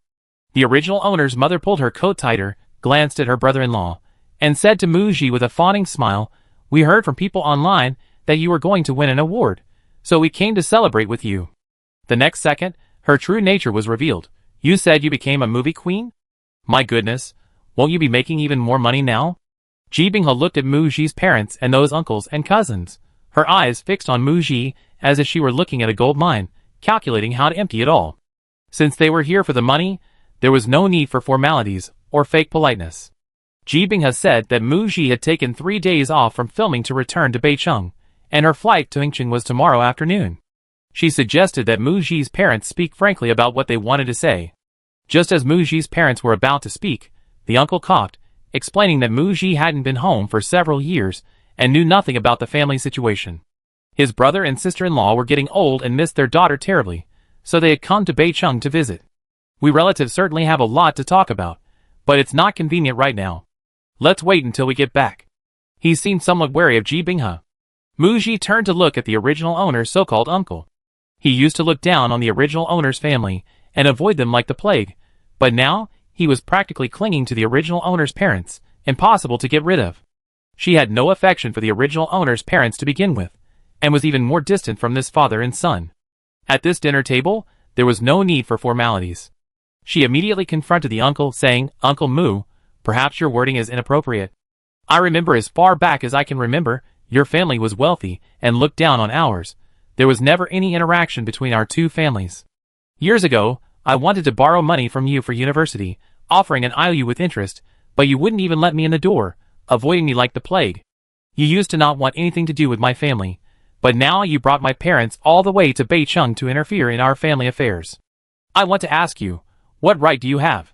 Looking at the original owner's parents, she continued, "Didn't you promise me, with your backbone, that you wouldn't have anything to do with this family?" The original owner's parents blushed. Mu Ji regularly sent money home every month, demanding they stop associating with her brother-in-law's family. It was because her brother-in-law had recently come to their door several times, trying to find out how much money they had taken from Mu Ji. After learning a vague figure, he claimed it was too little. Celebrities can't stay popular forever, at most for a few years, especially female celebrities. Once a woman reaches 30, her career hits a bottleneck, her looks fade, and the market is taken over by a new batch of young actresses. The nephew chimed in with alarmist remarks, "Nowadays, women celebrities no longer marrying into wealthy families. They might even have to pay to support gigolos. And if a scandal breaks and they retire, they suddenly have no income."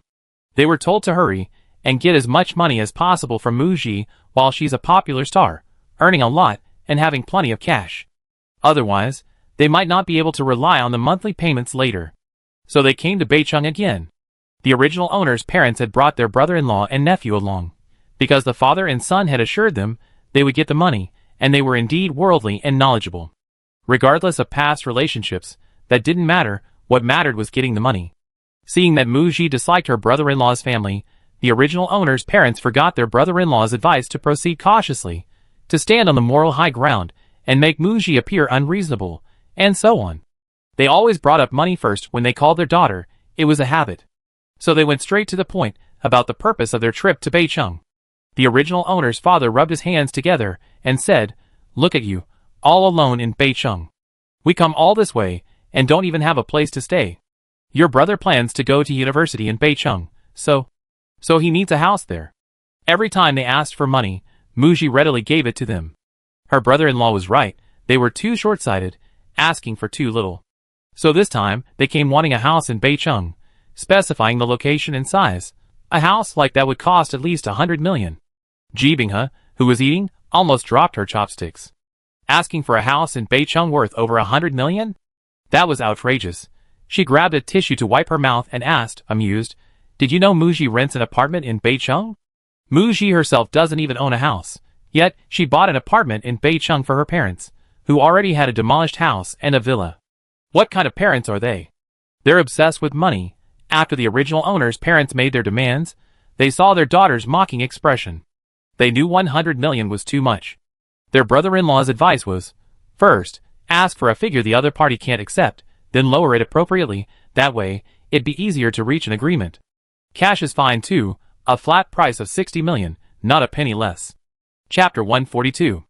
Looking at the shameless way the original owner's parents were extorting money from their daughter, Mu Ji sneered, "You're not just treating me like an ATM, you're treating me like a bank vault, aren't you? 60 million? Do you think I have that much money on hand? Niece, the past was all a misunderstanding. It's okay if you don't acknowledge me as your uncle. But your parents raised you with great difficulty. Blood is thicker than water. Without them, you wouldn't be the big star you are today, right?" The original owner's uncle pushed up his glasses.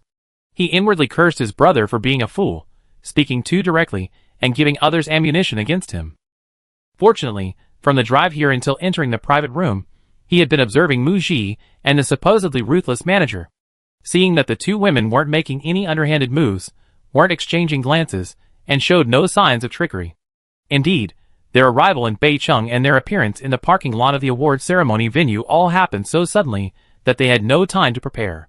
Seeing how easily the two women became agitated, he felt relieved. Since the idiot brother had already stated his purpose so bluntly, he might as well lay it all out now. A glint of shrewdness flashed in his eyes, as he looked at Mu Ji and chuckled, "We specifically inquired before coming to Beicheng.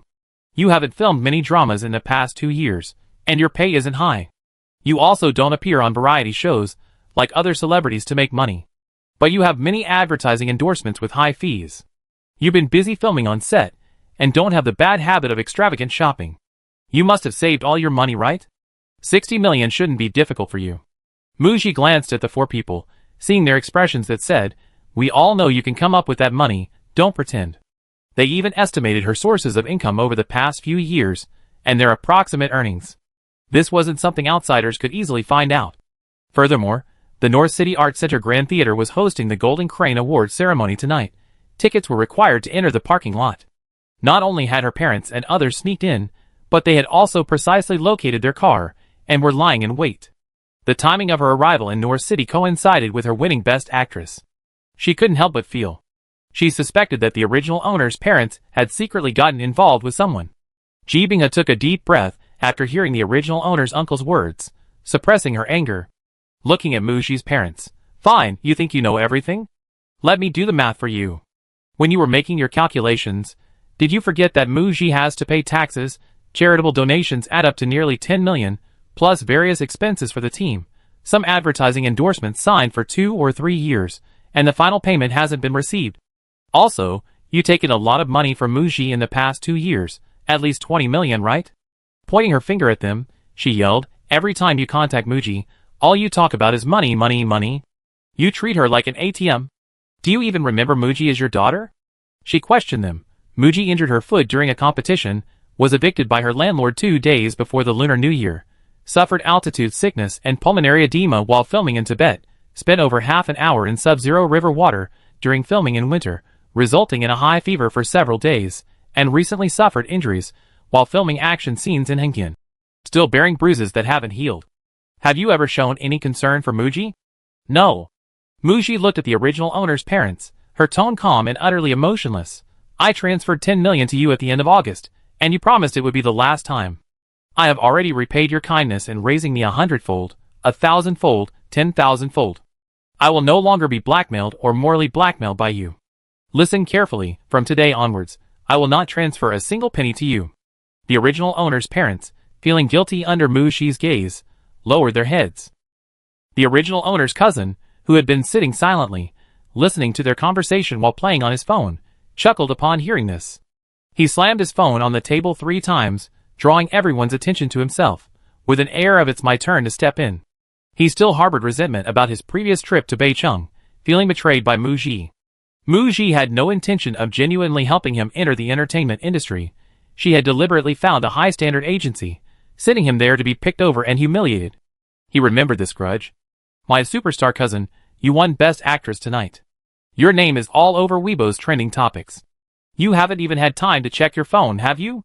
He sat diagonally opposite Muji, wanting to show her the trending topics on his phone, but the distance was a bit far. So he read aloud the topics on the trending list. Muji, Golden Crane Award Best Actress, number 1 on the trending list. Muji, Heart of the Sky, number 2 on the trending list. Muji, Red Carpet Shot, number 9 on the trending list. Muji, Tearful During Acceptance Speech, number 1 on the entertainment list. Look, the top trending topics are all about you.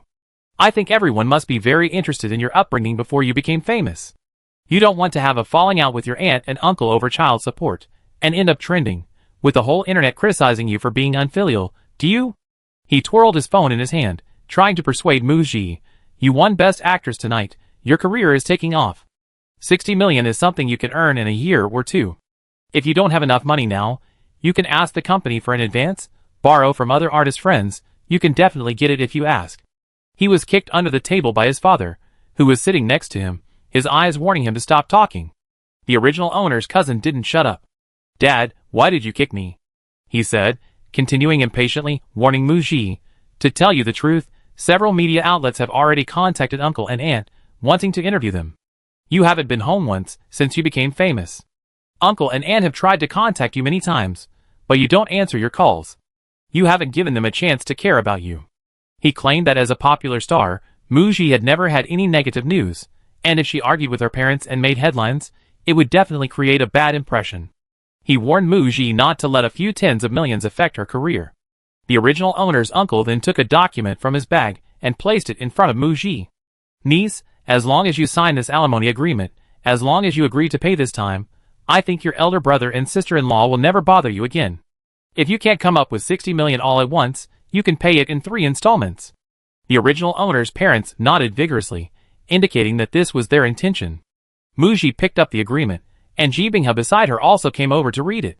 The contract, in short, stated that Muji voluntarily agreed to pay her parents alimony of 60 million in one lump sum, or pay it in 3 installments over 3 months, in which case a certain amount of interest would be charged.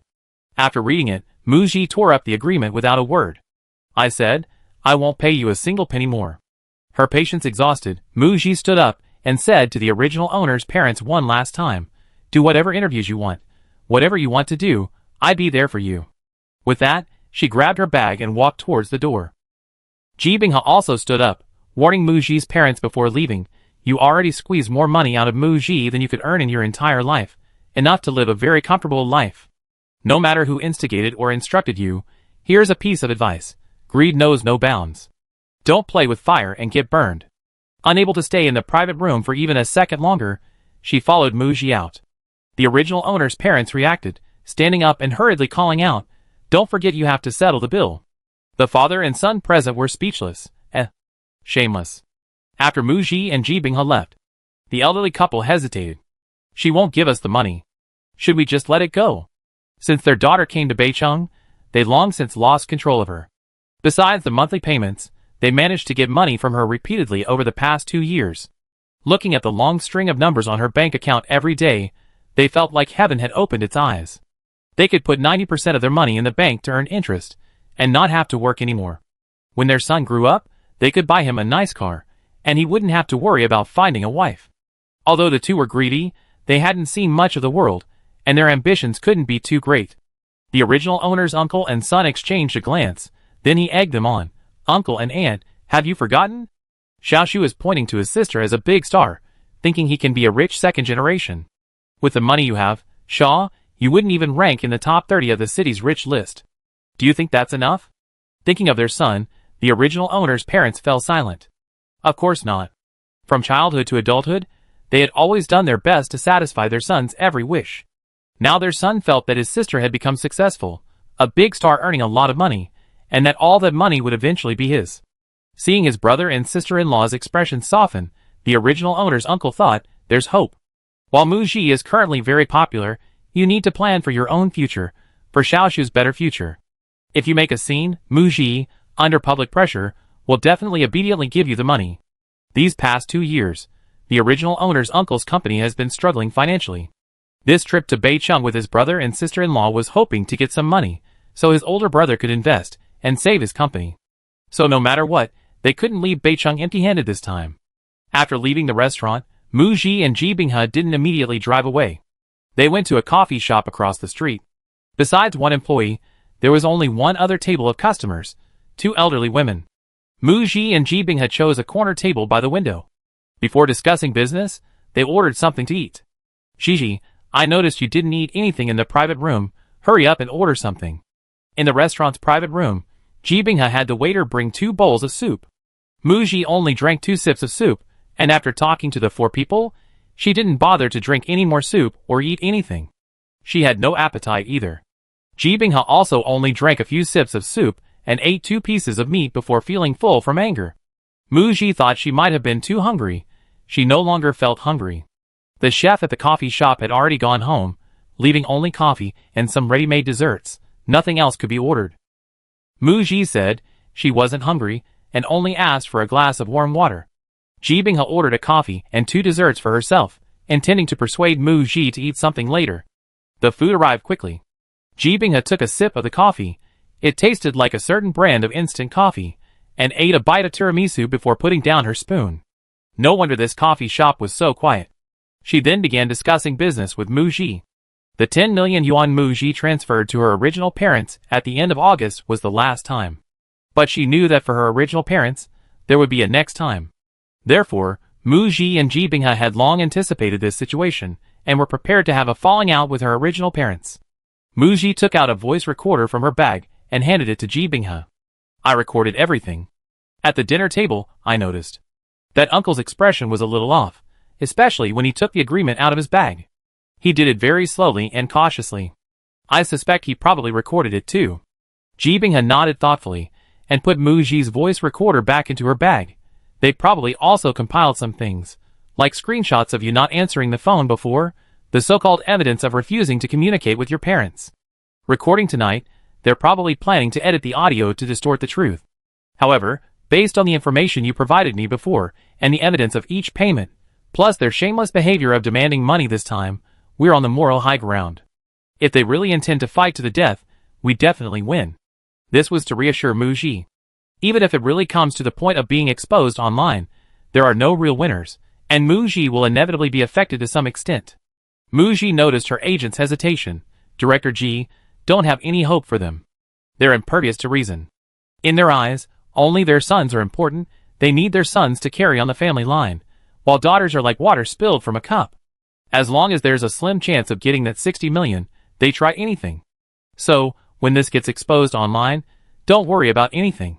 The original owner had severed ties with her parents during those 3 years of separation. She felt no pity for them whatsoever.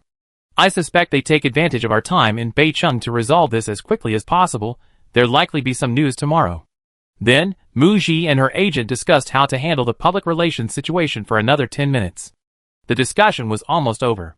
Jibing had glanced at her phone. It was already 11 p.m. For Muji, the events of the night, the joy of winning the award and the unhappiness caused by her parents, required time to process.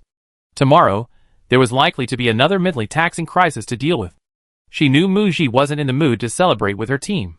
Jibing had originally planned to drive Muji back to Donghua Mansion and return the necklace to her boss. Since they were sitting by the window, they could see the restaurant's entrance. Keep an eye on the people coming and going. Jibing had noticed that Muji's parents and others hadn't come out yet. She decided to stay and see if there would be any surprising discovery. Neither of them went to the restaurant they had booked for the party. Jibing had texted Hijiyue, asking, "When are you going back? Have you been drinking? Could you pick up Muji and go back to Donghua Mansion together?" She thought her boss would gladly come. But she saw his instant reply saying that Muji had won a Best Actress award and there were probably paparazzi watching. He was driving to pick up Muji, worried about rumors. Jibing was taken aback. The boss is quite considerate. But there's something strange about it, like he seems to want to keep his distance from Muji, to avoid suspicion? The next second, Hijiyue texted again, asking, "Was Teacher Mu's meeting with her parents tonight unpleasant?" Jibing replied, "Yes. Send me the address of the coffee shop, I'd be right there." Jibing, question mark, the boss is really strange. 10 minutes later, Hijiyue arrived in his car. Jibing quickly took the necklace Heart of the Sky from the car, locked in the safe, and returned it to Hijiyue. She then let out a long sigh of relief. Hijiyue, Muji knew her manager would stay a while, and that he wouldn't trust her to take a taxi, so she didn't hesitate and opened the passenger door to get in.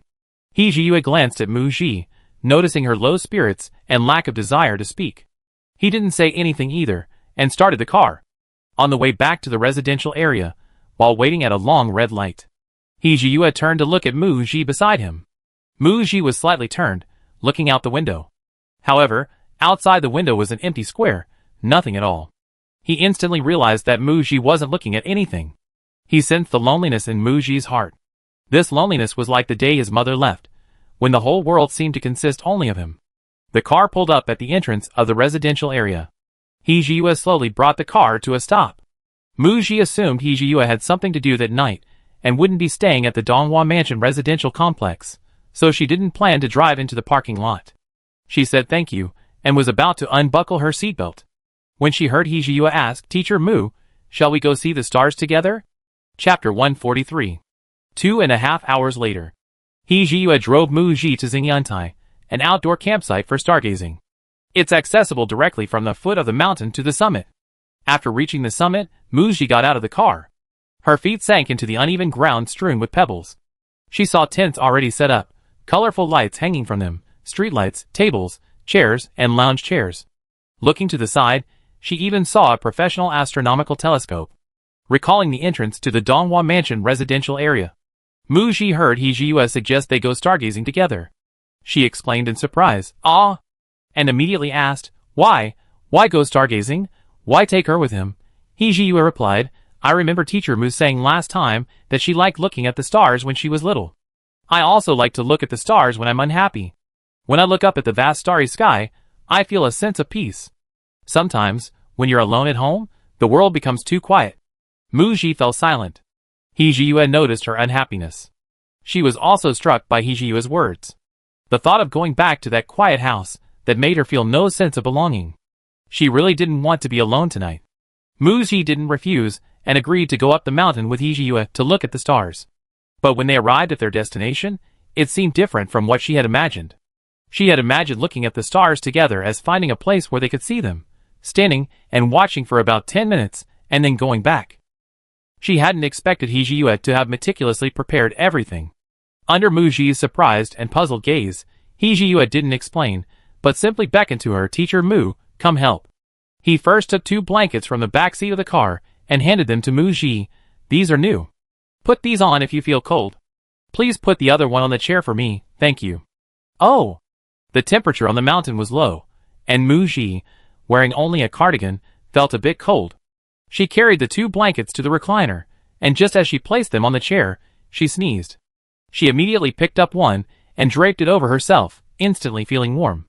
Turning around, she saw Hee-ji-yue take an insulated food container from the trunk of the car, place it on the table, and then take out the contents one by one, arranging them neatly.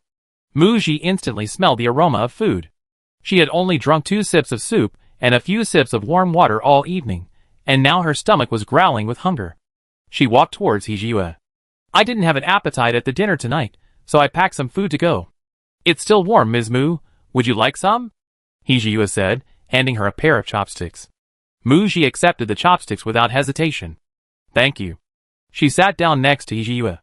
Looking at the food in the box, several crystal shrimp dumplings, peeled mantis shrimp meat with roe, a small dish of beef, and a vegetable salad, and a small bowl of lily and yam porridge that Hee-ji-yue had just placed in front of her. These were all dishes she often ate and liked. She realized that Hee-ji-yue had packed this especially for her. It must have been her manager who asked Hee-ji-yue to pack it, right? That must be it. Hee-ji-yue ate a shrimp dumpling, put down his chopsticks, and urged Muji to eat quickly. He went to the car, grabbed a small kettle, and started brewing ginger tea with brown sugar. By the time the ginger tea was ready, Muji had finished eating. She had finished a small bowl of porridge, feeling about 70 to 80% full. The discomfort from hunger had disappeared, and her stomach finally felt comfortable. Her low mood improved somewhat. Only then did Hee-ji-yue come over and, without hesitation, finish the rest of his food. Muji, She thought he wasn't going to eat anymore. Although she hadn't touched the leftovers, she still felt that Hee-ji-yue was a bit too casual. Feeling embarrassed to just sit back and enjoy the fruits of his labor, she proactively packed the food away and placed it aside. She quickly rinsed the 2 cups on the table with mineral water and poured 2 cups of the brewed ginger tea. While she was busy with her tasks, Hee-ji-yue chose the best stargazing spot and arranged 2 deck chairs, about a meter apart. Seeing Muji approach with 2 cups of ginger tea, Hee-ji-yue moved a small folding table and placed it in the middle, next to one of the deck chairs. Would you like to sit on that one? She asked, pointing to the deck chair next to the table. Muji nodded, okay. Being next to the table meant she could easily place her cups there. Since arriving at this campsite, the two had only exchanged a few brief words, but the frequency of their conversations was comfortable for Muji. Tonight, she didn't feel like talking or asking questions. Then, the two sat down on their designated deck chairs and sipped their ginger tea. After a few sips, a warm feeling spread through their bodies. Muji put the cup down, laid down on the recliner, covered herself with a blanket from her neck to her feet, leaving only her head exposed, and turned to look at Hee-ji-yue, who seemed to have also laid down. However, the folding table blocked her view. She couldn't see his face, and he probably couldn't see her either. The awkwardness of having someone lying next to her lessened considerably. She turned her head and looked up at the sky. Without any equipment, lying there with her head tilted back, she could see the countless stars with the naked eye. Reaching out, it felt as if she could grasp the Milky Way, but all she grasped was emptiness. Just like her mind at that moment, filled with many things, numerous memories from her past world flashing by so quickly she couldn't even grasp them. Yet empty, her mind a complete blank. After winning Best Actress, Muji felt like a high-speed machine that had suddenly stopped. She knew that the Golden Crane Award for Best Actress was mainly an encouragement to young actors. Her achievements in the film industry were still insufficient. She still had a long way to go on the path of acting. She had always claimed to love acting, and everyone around her, from the staff to the directors and actors she worked with, shared this sentiment. But tonight, After winning the award, only Muji knew the truth. Her initial decision to enter the entertainment industry and become an actress was influenced by her mother. Part of the reason she worked so hard to win the Best Actress award was to prove herself to her mother, a 3-time Golden Horse award-winning actress. She wanted to tell her mother that while her sister couldn't, she could. She wanted her mother to see her, to be her mother's pride. But her mother wasn't here, nor were her father and sister. She was all alone. The stars in the sky began to blur. Muji closed her eyes and wiped the coolness from her cheek. She felt exhausted, a wave of weariness washing over her. In her hazy state, she heard someone calling her name. One voice was close, seemingly right beside her, while the other was distant yet incredibly familiar. Then, she was plunged into boundless darkness. The distant voice grew clearer, like a sob. It transformed into the sobs of many people. She felt herself float to a place where people were crowded outside, their faces obscured, only the dark backs of their heads visible. Then, she seemed to hear someone calling her name. She found herself in a somber, oppressive hall. People dressed in black or white were queuing to burn incense and paper money. She could feel their sorrow and grief. All she could hear were sobs and suppressed sobs. She saw several familiar figures, but before she could approach, she suddenly found herself in a familiar yet strange living room.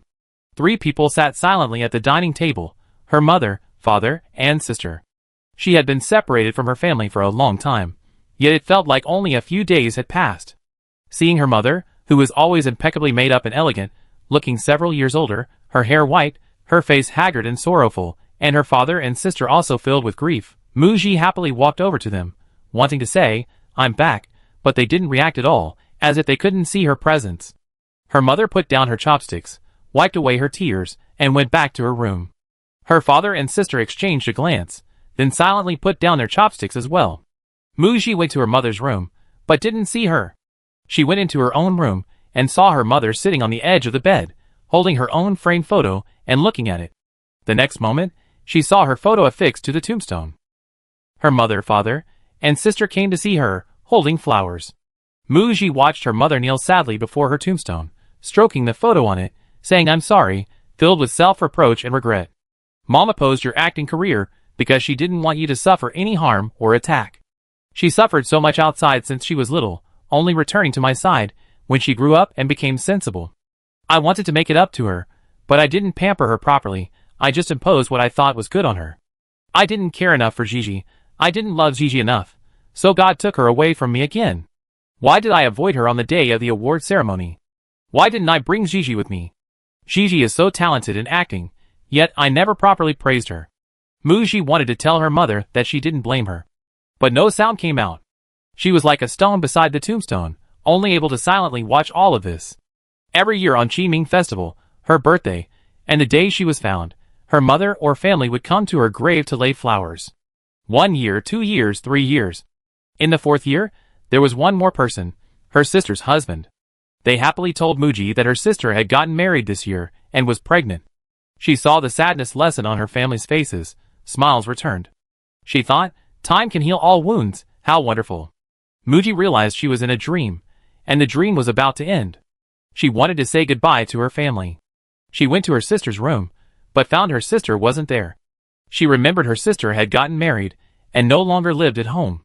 Then she went to her own room and sat for a while. Finally, she went to her parents' room, intending only to stand by the bedside for a quick look before leaving. As if by telepathy between mother and daughter, her mother opened her eyes and woke up. Smiling, she took her hand. "Gigi, how are you?" Muji looked down and saw that her hand had become small. It felt like she was back in the time right after she was brought home. Unable to sleep at night, she would secretly stand by the door to look at her new parents. Her mother's question, "Are you doing well?" brought tears to Muji's eyes instantly. "I'm not doing well, I miss you so much." Her mother gently patted her head. "Gigi, you have to take care of yourself over there, be happy." Muji shook her head, wanting to say she didn't want to go. But her mother let go of her hand. "Go." Muji gripped her mother's hand tightly, refusing to let go. "Don't go." Suddenly she opened her eyes. Before her eyes was Hiyue's face, looking at her with worry. And the hand she was tightly gripping was Hiyue's. Chapter 144. An hour ago. After lying down on the recliner, Hiyue, afraid of offending Muji, didn't dare look in her direction. He quietly gazed at the stars, mentally considering how to begin what topic to discuss with Mu Ji, hoping to help her alleviate her unhappiness. However, he heard a soft, almost inaudible sob coming from Mu Ji's direction. Upon listening more closely, the sobbing stopped. Only the sound of the wind and the chirping of unknown insects could be heard on the mountain. He Ji softly called out, "Teacher Mu?" There was no response. He sat up and looked towards Mu Ji, seeing her curled up in a ball. Was she asleep? Had she fallen asleep so quickly? He Ji sat there somewhat helplessly for a while, worried that Mu Ji, only covered with a blanket, might catch a cold while asleep. He took his own blanket and walked towards Mu Ji. He approached Mu Ji and gently spread the blanket over her. When the blanket reached Mu Ji's shoulders, He Ji, looking down, saw that Mu Ji's brows were furrowed, her eyes closed, and a single glistening tear clung to the corner of her eye. When he drove to the coffee shop to pick up Mu Ji, she was present, so he couldn't ask Ji Binghe about Mu Ji's parents on the spot. The signal was poor on the mountain, and he couldn't send a message now. He Ji quickly went to the folding table, took 2 tissues from a box on the table, and went to Mu Ji's recliner. Because of his tall stature, he could only kneel down on one knee, awkwardly wiping away the tears from Mu Ji's eyes. As soon as the tears were wiped away, new tears slowly streamed down her face. He dreamed of the night Mu Ji was hospitalized in Tibet with pulmonary edema. He stayed to keep watch and found her silently weeping, just like now. The Mu Ji of the day, the Mu Ji in public, the Mu Ji in front of the camera, she always seemed strong, indestructible. But even the strongest person, even with the thickest armor, has emotions and desires, weaknesses, and a soft spot in their heart. She cried when she was sad. Don't be sad. Everything will be all right. Watching her silently weep, as if trapped in an incredibly sorrowful dream, he felt a pang of heartache and wanted to hold her in his arms, but he couldn't. He could only wipe away Mu Ji's tears, softly comforting her as if in a whisper. He just squatted there, watching over her, keeping her company, waiting for her to wake up. Thinking she would want water when she woke up, he went to boil some. When he returned, his legs were numb from squatting, so he simply sat down on the floor, disregarding his image, and brought new tissues to wipe Mu Ji's tears. He noticed that Mu Ji's expression seemed to have calmed down a bit. He hoped that something pleasant would happen to her in her dreams. The next second, Mu Ji suddenly reached out, her emotions running high, trying to grab something, and grabbed his hand tightly. She cried out, "Don't go." She woke up abruptly from her dream. Mu Ji, crying in her sleep, revealed a vulnerable side, making one want to protect and cherish her. After a moment of disorientation upon waking, the strong Mu Ji was back. All the weakness and fragility seemed like his illusion. He Ji looked at his hand, which had been released, a fleeting look of disappointment crossing his face, under Mu Ji's questioning gaze. He explained, "I saw you were asleep, and was worried you catch a cold, so I brought you a blanket." Mu Ji woke up, momentarily disoriented. She didn't know where she was, or what had happened. Gradually, her consciousness returned, and she realized she had just had a dream about saying goodbye to her family. She remembered that she and He Ji were camping on a mountain, looking at the stars. Looking around, she was still enveloped in the darkness of night. The sky above her was still filled with stars. She deduced that she hadn't slept for very long. Her first instinct was to touch her face, letting out a sigh of relief. In her dream, she had released all the emotions that had been building up inside her, crying uncontrollably. She was a little worried that she might cry in her sleep again, like last time in Tibet. It would be a little embarrassing if He Ji saw her again. Thank goodness not. Hearing He Ji ask, "Did you have a nightmare? When I covered you with the blanket, you grabbed my hand tightly and wouldn't let go," Mu Ji replied. "It wasn't a nightmare." "Sorry." She offered no further explanation. He Ji's eyes darkened. He braced himself on the ground and slowly stood up. Seeing He Ji like this, Mu Ji wondered if it was a reaction to squatting for too long. Seemingly sensing her suspicion, He Ji simply said, "Maybe you have a bit of osteoporosis. My legs are a little numb from squatting for a while. Would you like some water?" Mu Ji wanted to mention the leftover ginger tea on the nearby table, but He Ji quickly brought her a cup of hot water. "Drink this, it's warm." She had cried all her tears in the dream, and was indeed thirsty upon waking. "Thank you." As Mu Ji took the cup, her fingertips touched He Ji's fingers, noticing that his hand was a little cooler than hers. Holding a cup of hot water in her hands, the cup warmed her limbs through the contact with her hands, a comforting warmth. Mu Ji lowered her head and took a small sip. The water was just the right temperature to drink. She couldn't help but look up, carefully observing He Ji before her. Tonight, Hee-ji-woo was wearing a beige turtleneck sweater paired with a khaki coat. In the past, Moo-ji's impression of Hee-ji-woo was mostly of him in suits or wearing black clothes. Today, in light colors, he looked elegant and gentle, his eyes filled with tenderness. To be precise, Hee-ji-woo was showing his most gentle side tonight. His gaze towards her was clearly filled with doting affection. He brought her to see the stars, prepared a blanket for her, brought her food, immediately brewed ginger tea when she sneezed, covered her with a blanket to prevent her from catching a cold, and perhaps even stayed by her side while she slept. And as soon as she woke up, he prepared warm water for her, taking care of her in every little detail. Moo-ji asked, "Have you prepared everything here all along?"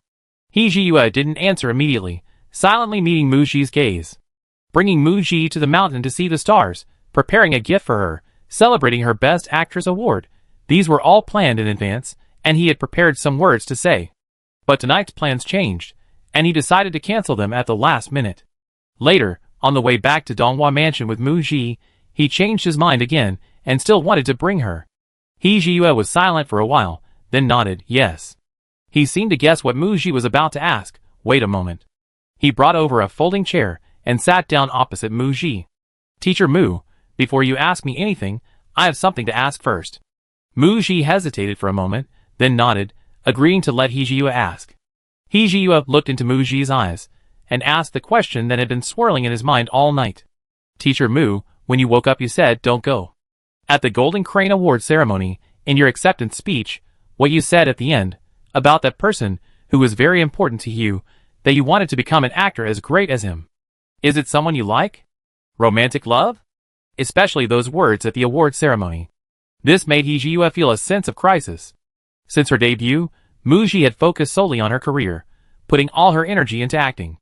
When she signed with Launching Media, she had cautiously stated that she didn't want any relationship beyond that of boss and employee. She had no interest in dating.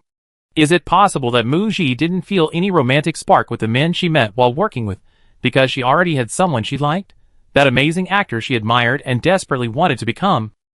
Hee-ji-woo even made a list of male actors in the industry on his phone. He wondered if that person might be Typhoon. If Moo-ji truly had someone she liked, then the celebration he had prepared in advance for Moo-ji's Best Actress award would be abrupt and a burden for her. So before he revealed his true feelings, he needed to confirm with Moo-ji. Moo-ji looked at Hee-ji-woo with some surprise. At that moment, even though he hadn't said what was on her mind, she already understood. A thought flashed through her mind for a fleeting moment. Lie to Hee-ji-woo, and say that the person mentioned in his acceptance speech was the one she liked. Perhaps it was Hee-ji-woo's bright eyes. Perhaps it was his directness and honesty in asking her questions. Perhaps it was gratitude for him taking her to see the stars tonight. Moo-ji didn't choose to lie to him. The person mentioned in my acceptance speech and the person in my dream are the same person, a very important person to me, but not in the way you're thinking. She doesn't have a man she likes. Upon hearing this, Hee-ji-woo was overjoyed. He found it amusing to himself for the emotional roller coaster and self-inflicted torment he endured that night, and immediately stood up, saying to Moo-ji, "Wait for me a moment." He jogged towards the car parked some distance away. A moment later, Hee-ji-woo returned quickly, carrying something in his hand. Actually, Hee-ji-woo wanted to give Moo-ji the heart of the sky, but he knew that given their current relationship and Moo-ji's personality, she wouldn't accept the gift. "Ms. Moo, congratulations on winning the Golden Crane Award for Best Actress. This is a gift for you." Moo-ji looked at the document Hee-ji-woo handed her. She thought, could it be some kind of company equity? But this is her third year with Launching Media, with 2 more years left. It's too early to ask for a renewal. She hesitantly took the document and opened it. Page 1. A picture of a star? It was somewhat heart-shaped, looking like a heart-shaped lump of clay. Page 2. A screenshot. The content was a notice from the International Astronomical Union, announcing the existence of a new planet. Page 3. Application materials for naming an asteroid. The name of this asteroid is Moo-ji. Naming celestial bodies is divided into naming asteroids and naming comets. The former is named by the person who discovers it, while the latter is named after the person who discovers it. Therefore, only asteroids can be given other names. However, this is a very serious matter, requiring uniqueness. Once named, it cannot be changed, and it must be reviewed and approved by relevant international organizations. The existence of the asteroid must be announced to the world for it to be internationally recognized as a celestial body. Moo-ji has some understanding of this, having followed such stories in her previous life. A fan named an asteroid after their idol, and the certificate went viral, sparking heated discussions online. It was later revealed that this practice involved purchasing a numbered asteroid from a supposedly authoritative foreign website, naming it after the idol, and quickly obtaining a web-based certificate. This commercial act of buying asteroids was officially debunked, stating that it is not recognized by international astronomical organizations. Of course, there are examples of naming asteroids after celebrities. However, the entire process is extremely difficult. It's only if the discoverer doesn't personally wish to name an asteroid after an artist. First, the discoverer needs to be persuaded to give the name, and then the discoverer must submit an application. This application must be reviewed by relevant international organizations. Once approved, the asteroid will be announced to the world. At first, Muji looked through the information Hijiyue provided and assumed that Hijiyue, like that fan group, had been scammed into commercially buying a star. But she discovered that the discoverer of this asteroid was actually Hijiyue. It was Hijiyue who discovered the asteroid. According to the information on pages 2 and 3, Hijiyue himself submitted the application, passed the review of relevant international astronomical organizations, and successfully named the asteroid Muji. Hijiyue casually explained, "I have a little interest in studying stars." Muji immediately thought of Hijiyue's WeChat profile picture, which was a starry sky. So everything made sense. Muji was incredibly surprised by the gift she received, both by the gift and by Hijiyue. For a moment, she didn't know what to say. Hijiyue stood up and pointed to the astronomical telescope beside him. "Professor Mu, shall we check the actual object?" Chapter 145. Muji followed Hijiyue to the telescope. It was her first time using a telescope to look at the stars. The Muji star she saw was just a small, somewhat bright sphere. Its shape was somewhat heart-shaped, not as clear as in photographs of planets. Hijiyue explained, "Most asteroids don't emit their own light, they only reflect sunlight. Because they're so far away, it's difficult to see the details of asteroids. You can look at the moon." He came behind Muji, extending his right hand to help adjust the telescope to look at the moon, while his left hand remained behind his back. Although he stood very close to Muji, he didn't take advantage of the situation like in the movies, pinning her against a wall, pulling her into his arms, or using the opportunity for physical contact.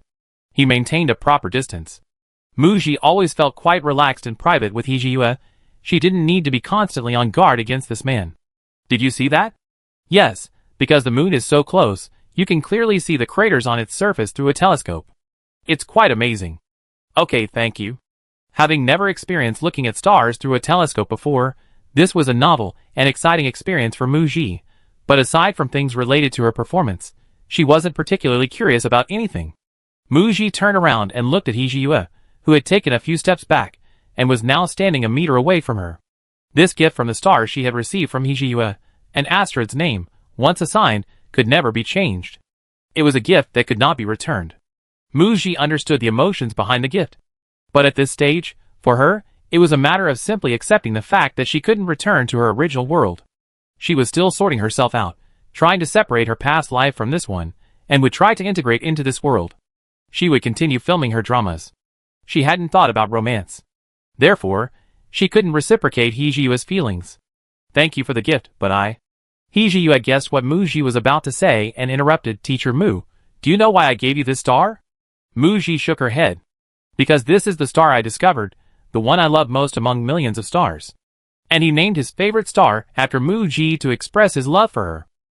This passionate confession stirred a ripple in Muji's heart. But she simply listened in silence. She guessed that Hijiyue would then, like everyone else, profess his deepest affection for her, hoping to be with her, showering her with sweet promises and romantic words. But then, Hijiyue said, "I know very well that these past 2 years have been the peak of your career, and you haven't had time to think about relationships. Now is not the time to confess. Because so many people like Teacher Mu, I'm worried. So I want Teacher Mu to know my feelings for you.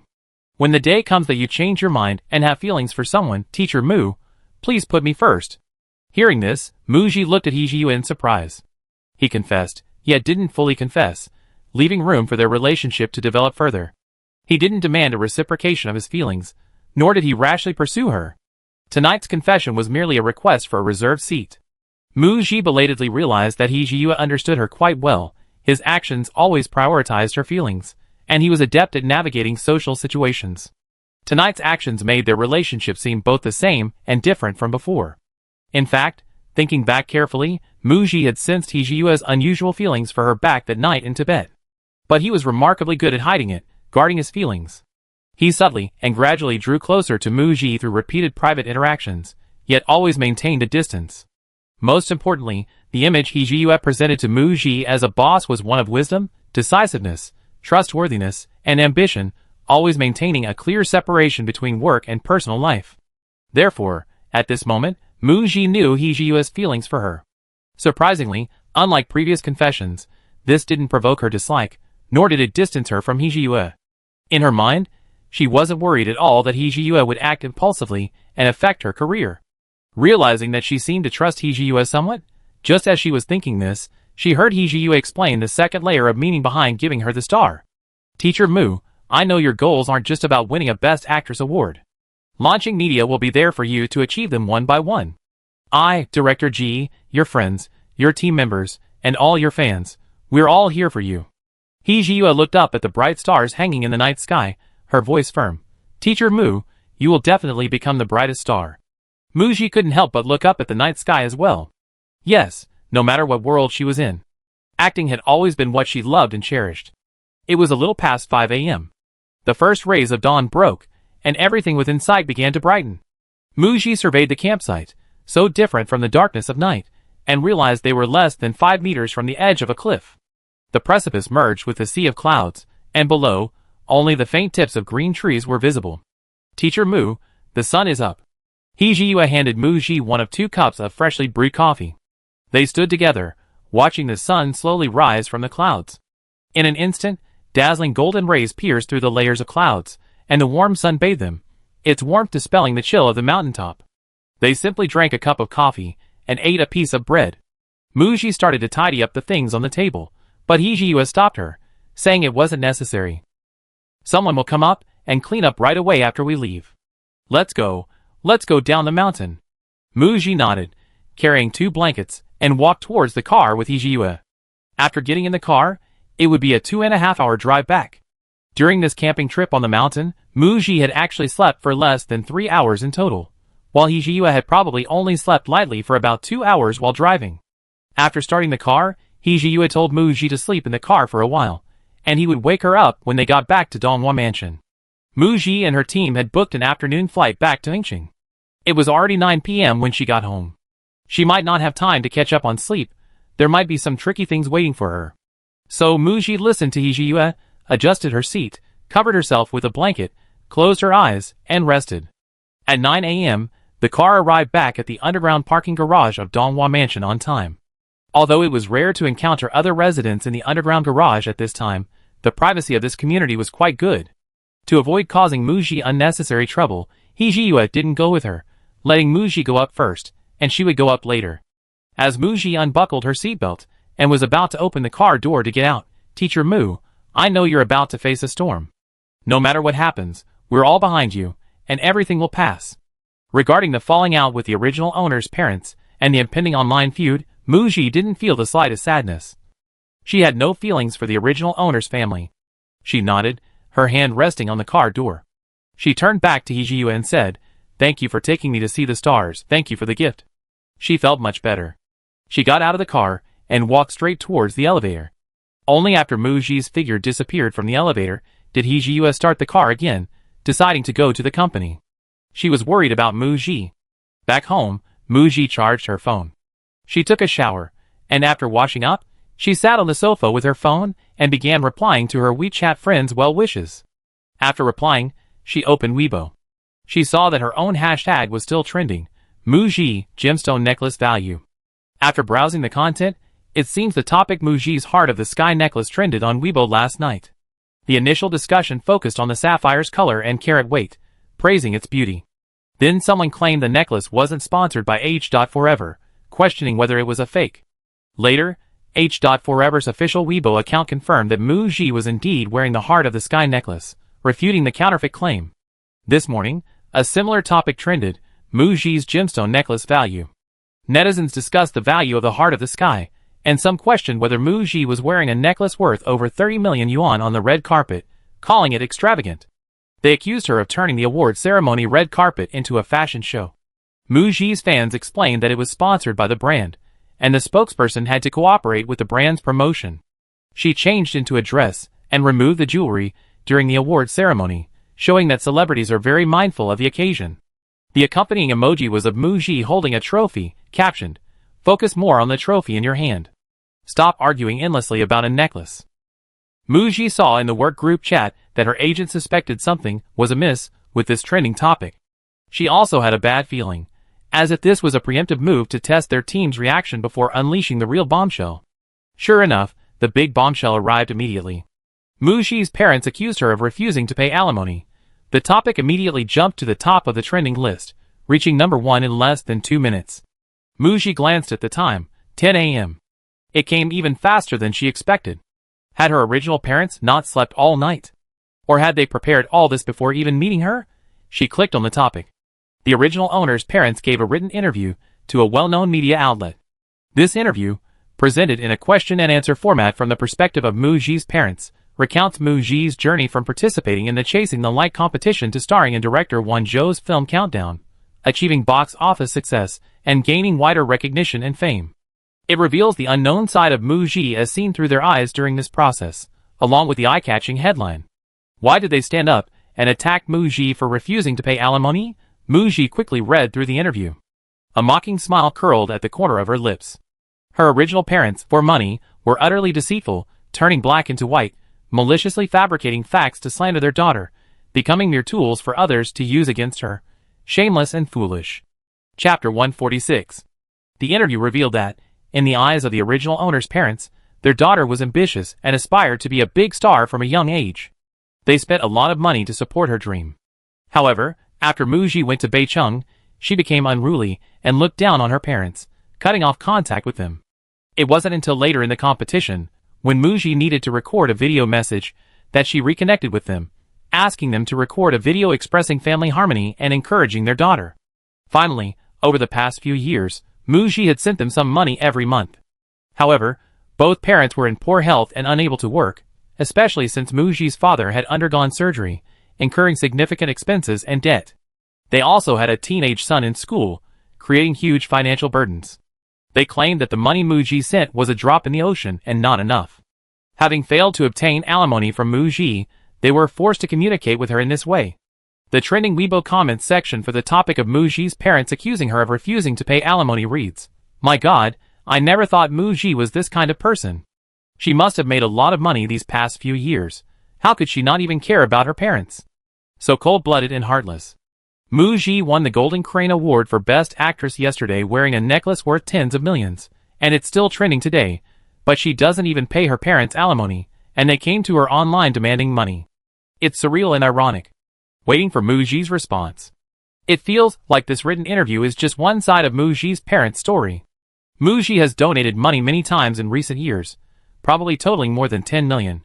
I don't really believe she hasn't paid her parents alimony. I don't think Muji is that kind of person.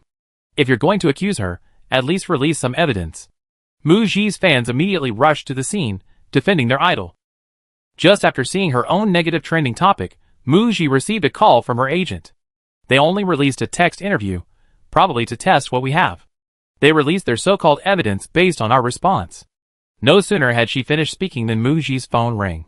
It was her parents from the original owner of this body. They called me.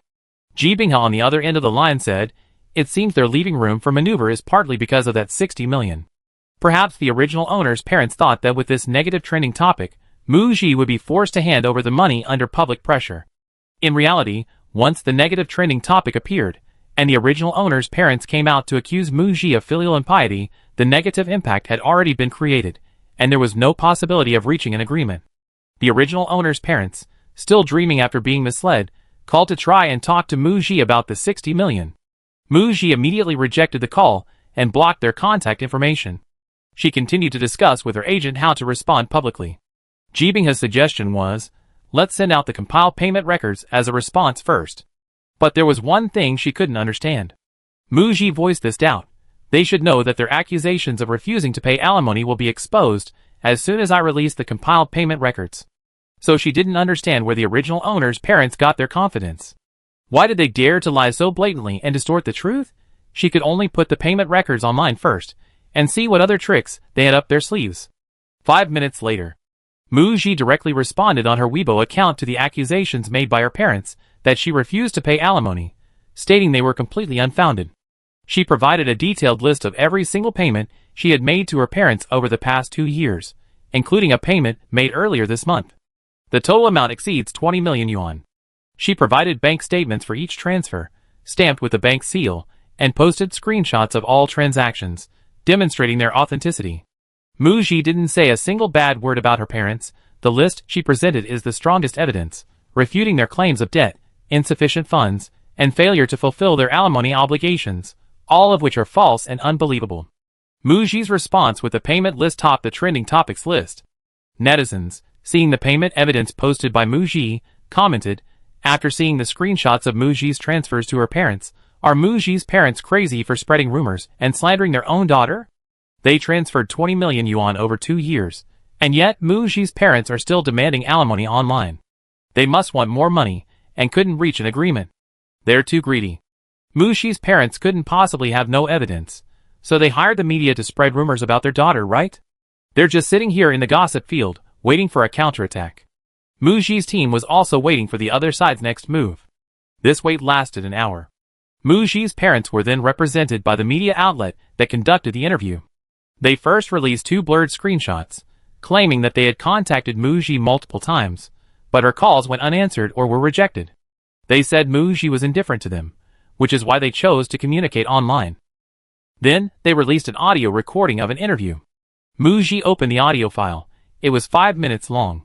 The first half was a conversation she had with the original owner's parents and others in a private room the night before, after she won the Best Actress award. It had indeed been recorded and edited.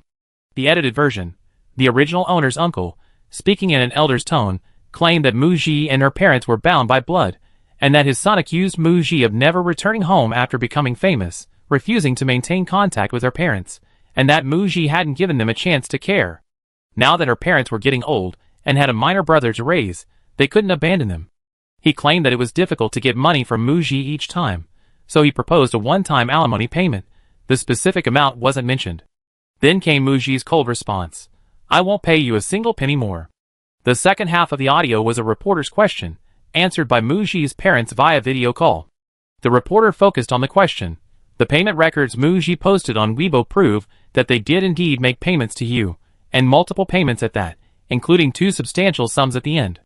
Muji's parents responded, the card to which the last 2 transfers were made was opened a long time ago.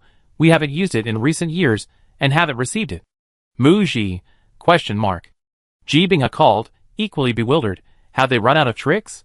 Or are they deliberately trying to mislead us, with some other big scheme in store? Muji, She truly hadn't expected this. The original owner's parents were actually lying, claiming they hadn't received the last 2 large transfers.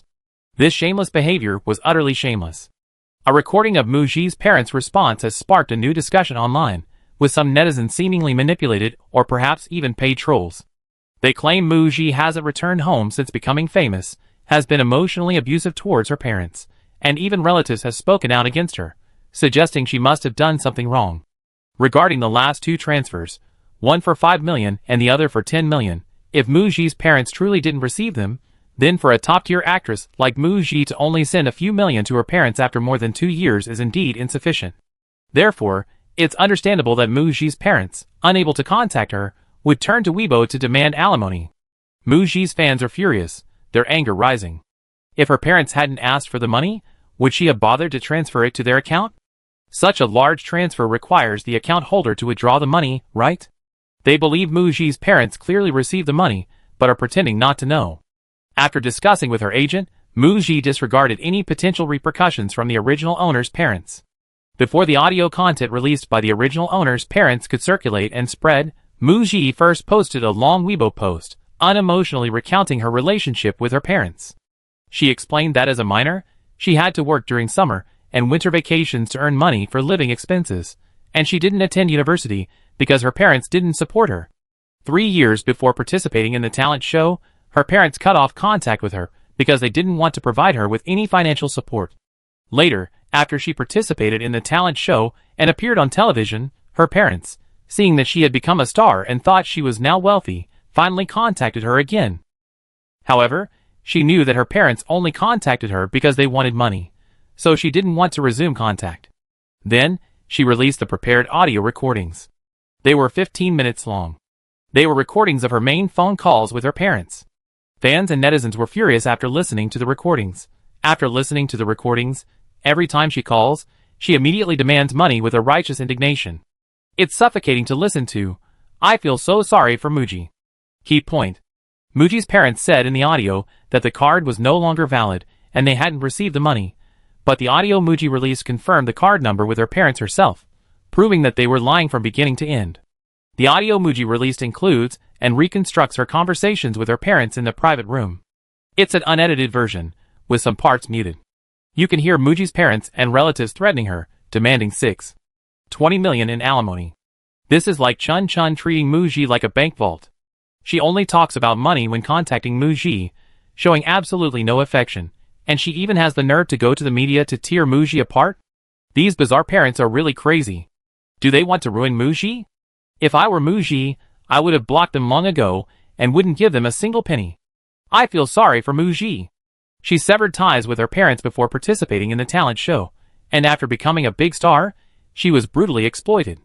They gave her $20 million, but they still weren't satisfied. They want to ruin Muji if they don't get the money? Parents like that don't deserve to be parents. Muji is so pitiful. Half an hour later, the audio Muji posted surpassed 10 million views. Public opinion overwhelmingly sided with Muji. 1 hour, 2 hours passed. The original owner's parents remained silent. Muji and Ji Binghe were somewhat surprised. Is that all? Muji asked her agent if she had seen anyone with her parents while waiting at the coffee shop last night. Ji Binghe shook her head. They came out shortly after you left. She didn't follow them in her car. However, this smear campaign against Muji, seemingly due to her parents lacking substantial evidence to support their devastating attacks, was actually thanks to Muji's long-term and thorough preparation. She possessed a wealth of solid evidence against the original owner's parents, and both of her counterattacks were powerful enough to leave the other side powerless. After Muji released the recordings, the other side's fighting spirit was completely extinguished. But as Ji Binghe said, Muji and her parents' public feud over alimony resulted in no winners. For Muji, her image was inevitably affected to some extent. Some overly sympathetic netizens found it terrifying that Muji had recorded multiple phone calls with her parents and preserved them as evidence. Fans countered, yes, yes, yes, they severed ties for 3 years. After becoming a star and making money, her parents, with ulterior motives, approached her again, constantly exploiting her and demanding huge alimony payments. She was expected to be a bloodsucker for life, handing over all her earnings to her parents. You're such a filial son. Some netizens focused on the money, arguing that Muji could give her parents $20 million in just over 2 years, proving that being a star is really lucrative. Fans, Muji's earnings in 2 years don't even compare to what other artists earn in a year. Chasing the light girl out of 101 artists, only one Muji made it big. As for the original parents, the online discussion will likely die down in a few days. They don't go online, so it seems to have no impact on them, but their offline lives will inevitably be affected. They soon face the harsh reality of their actions. Ji Binghe and Muji reviewed the incident. The first link in the chain was the jewelry incident. If your treatment at the brand's jewelry store last night was lower than another female celebrity's, and then your parents came online demanding alimony, it all came down to you being a character issue. It's definitely something wrong with Muji's character that led the brand to withhold better jewelry treatment. The feud with her parents over alimony went viral, and although Muji's side released evidence to clarify, netizens might not believe it. They might blame both sides equally, feeling that Muji also had issues, thus changing their positive impression of her. This negatively impacted Muji's public image. Fortunately, in the end, because Muji had sufficient evidence, she clarified the situation in time, minimizing the damage. Ji Binghe, you won Best Actress last night, you're in the limelight, and the hype is high, so they deliberately chose this time to stir up trouble, to generate the most attention and to be the most disgusting. You go back to the film set this afternoon to film in seclusion, and everything will calm down. The time bomb of Muji's parents was finally defused. Ji Binghe comforted Muji, telling her to think positively, and not to be sad because of such exploitative parents. Muji, don't worry, I'm not sad. Gigi, you don't need to be strong in front of me. I sent you a message last night, and you only replied this morning. You didn't get any rest all night, did you? It's past 1 a.m. now, and your flight is at 4 p.m., so hurry up and get some sleep. Later, I have the driver and Minmin pick you up, and we go to the airport together. Mu Ji confessed to her agent, last night, He Ji and I went to the mountains to look at the stars, and the signal was bad. Ji Bing, shock. Another time bomb has dropped. He Group headquarters. Dong Jingwan, swaying her hips in a pure white mink coat, sauntered into the chairman's office, led by her secretary. He Hongshuo, who was looking down at documents, heard the sound of high heels, glanced at Dong Jingwan, and then continued reading. He uttered 2 words in an extremely cold tone. Speak. Dong Jingwan's face stiffened. She had been stopped at the front desk when she said she wanted to see He Hongshuo. She had texted He Hongshuo saying she had important news about He Ji before being allowed to come up. He Hongshuo really cared about that child, He Ji. She took several photos out of her bag and placed them in front of He Hongshuo. Your good son is currently dating a female celebrity under the company. Last night, this female celebrity even wore Heart of the Sky on the red carpet. He Hongshuo didn't follow entertainment gossip, but upon hearing this, he immediately picked up the photos to examine them. The first few photos showed He Hongshuo's son, He Ji, picking up a woman in his car, and the 2 of them sitting inside. The last photo was of a beautiful female celebrity on the red carpet, wearing a dress with a Heart of the Sky necklace. Dong Jingwan stood to the side. He Hongshuo merely pinched the bridge of his nose with one hand, concealing the turmoil in his eyes, and simply said, if there's nothing else, you can leave. He then called his secretary in, and escorted the furious Dong Jingwan out. After reviewing the photos again, He Hongshuo called in his special assistant. Pointing to Mu Ji in the photo, he instructed, prepare a file on this female celebrity for me. Chapter 147. On the afternoon of November 29th, Mu Ji's team flew back to Hengqin from Beicheng. The 3-day holiday ended, and they immediately returned to filming the movie Claws and Fangs. The next morning, Mu Ji arrived at the film set. The crew members greeted Mu Ji with their congratulations. Congratulations, Teacher Mu, on winning the award. Mu Ji politely thanked them one by one. Director Hong Yin, usually serious on set, even smiled for once. He said, congratulations. The producer, standing nearby, couldn't stop smiling. Now, the male and female leads of Claws and Fangs were a Best Actor and in Best Actress, respectively, a powerful combination that would be a major selling point for the film's later promotion. After thanking the director and producer, Mu Ji greeted them, saying she wanted to treat everyone to dinner, and asked if the time after filming that day was convenient. Director Hong Yin said he expected to wrap up around 6 p.m. and could arrange it. Then, the news that Mu Ji was treating the entire crew to dinner that evening was relayed. During filming, the director and lead actors usually treat everyone to meals. Since filming began a month ago, there have been many night scenes, leaving little time for gatherings. This time, with Mu Ji winning an award, and the team unable to get together the night before due to the issue of the original owner's parents, they decided to take advantage of today and have a celebratory dinner together. Then, Tai Feng arrived at the scene. He also offered his congratulations to Mu Ji. Congratulations, Teacher Mu. Mu Ji smiled and nodded, thank you. Tai Feng's agent, Qian Sheng, cheerfully said, when the Golden Crane Award nominations were first announced, Xiao Feng was confident that Teacher Mu would win. Congratulations, Teacher Mu, you truly deserve it. Mu Ji took these words as mere polite formalities. The judges of the Golden Crane Awards were all academics. While she had graduated with a degree in acting in her original world, the Mu Ji in this world hadn't studied acting, and was considered an experiential actor in the public eye. Perhaps the judges could see traces of academic acting in her.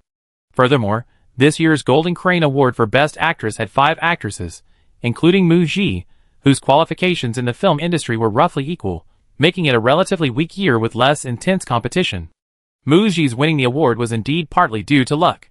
She was well aware of her own limitations, and wouldn't be blinded by the effusive praise from netizens and those around her. Are you alright? Mu Ji was slightly taken aback by Tai Feng's low greeting. When she arrived at the film set, the crew tacitly avoided mentioning her online feud with her parents.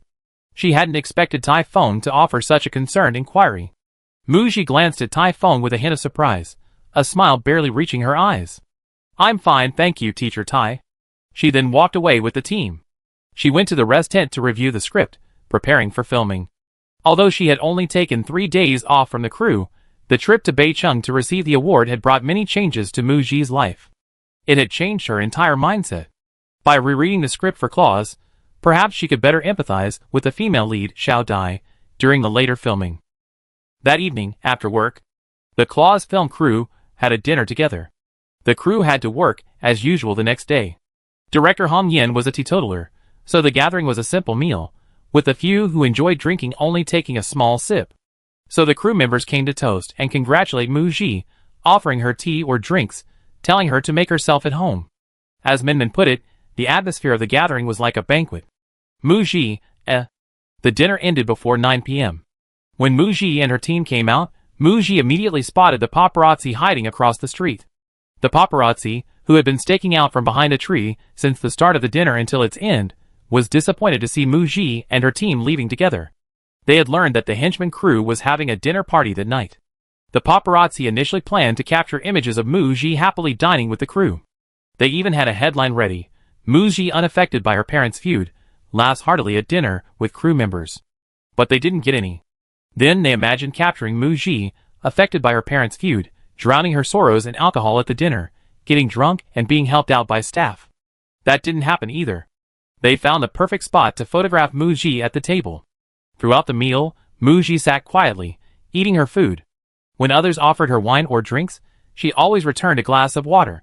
She didn't have any physical contact with anyone. This continued until the meal ended. The paparazzi, unwilling to give up, thought, "Let Mu Ji and Tai Feng come out together, I take a picture of them together."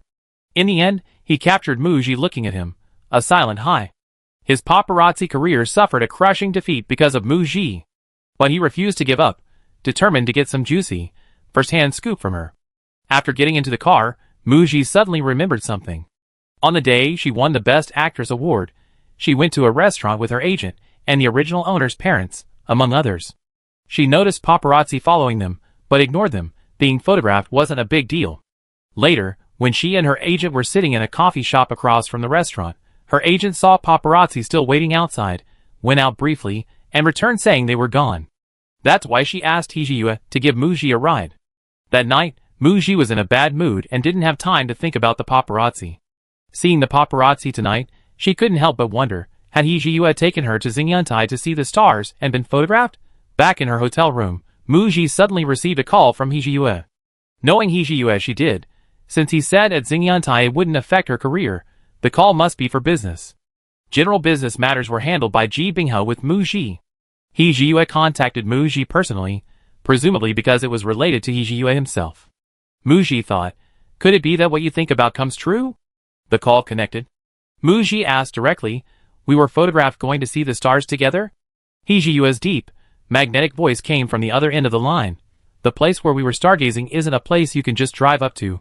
The paparazzi couldn't get a picture. I went to the coffee shop to find you and Director Ji, and we were photographed. I'm sorry. Mu Ji, it's not your fault. It was a kind gesture of yours, to give me a ride back to Donghua Mansion. If they were photographed camping and stargazing together at Xingyantai, it would indeed easily lead people to think of a romance. She was photographed outside the coffee shop, but there was no physical contact between her and Hijiyue. She simply got into his car. It was just the boss driving an employee around. If it becomes a trending topic, then it's best to deny it. Mu Ji wondered, did Hijiyue call personally just to tell her about this? He could have just told Director Ji. Then she heard Hijiyue say, I learned about this from He Hongshuo. Tonight, Hijiyue was called back to the Chunjiang Riverside Villa for dinner. At the dinner table, he noticed Dong Jingwan and He Juanji's amused expressions. After dinner, He Hongshuo called him to the study. He took out several photos from a drawer in the desk and asked Hijiyue, how far have things progressed between you and this actress named Mu Ji? Hijiyue picked up the photos and saw that they were of him picking up Mu Ji from the coffee shop, which didn't prove anything. He Hongshuo's agitation likely stemmed from the last photo. He saw the heart of the sky necklace Mu Ji was wearing. Mu Ji paused for a second before remembering who He Hongshuo was, the chairman of the He Group, Hijiyue's father. Hearing Hijiyue continue, I denied any feelings for you, saying we were merely boss and company artist. Since we both live in Donghua Mansion, I gave you a ride that night. There was nothing between him and Mu Ji to begin with. He hadn't even started pursuing her. It was at most unrequited love on his part. Hearing He Jiyue's straightforward denial of his relationship with Mu Ji, He Hongshua was slightly taken aback. He swallowed all the words he had prepared, scrutinizing He Jiyue with an inscrutable expression, remaining silent for a long time. Then he asked about Heart of the Sky. He Jiyue wasn't sure if He Hongshua believed her explanation. He didn't know He Hongshua very well, but to have built a company into a large conglomerate and secure his position as chairman, this man was incredibly shrewd. He Jiyue was a little uneasy and expressed his concerns to Mu Ji. I'm worried he might want to see you. I keep an eye on He Hongshua's movements to prevent him from bothering you. There was another matter. What He Jiyue didn't tell Mu Ji was that the photos of him and Mu Ji together were blurry, unlike those taken with professional equipment. One of them was even out of focus, as if hastily snapped with a mobile phone. He Hongshua didn't follow entertainment news. Thinking of the smug expressions on Dong Jingwan and her son's faces at the dinner table, He Jiyue guessed that it was most likely not paparazzi photos. Otherwise, they would have contacted launching media, not Dong Jingwan and her son.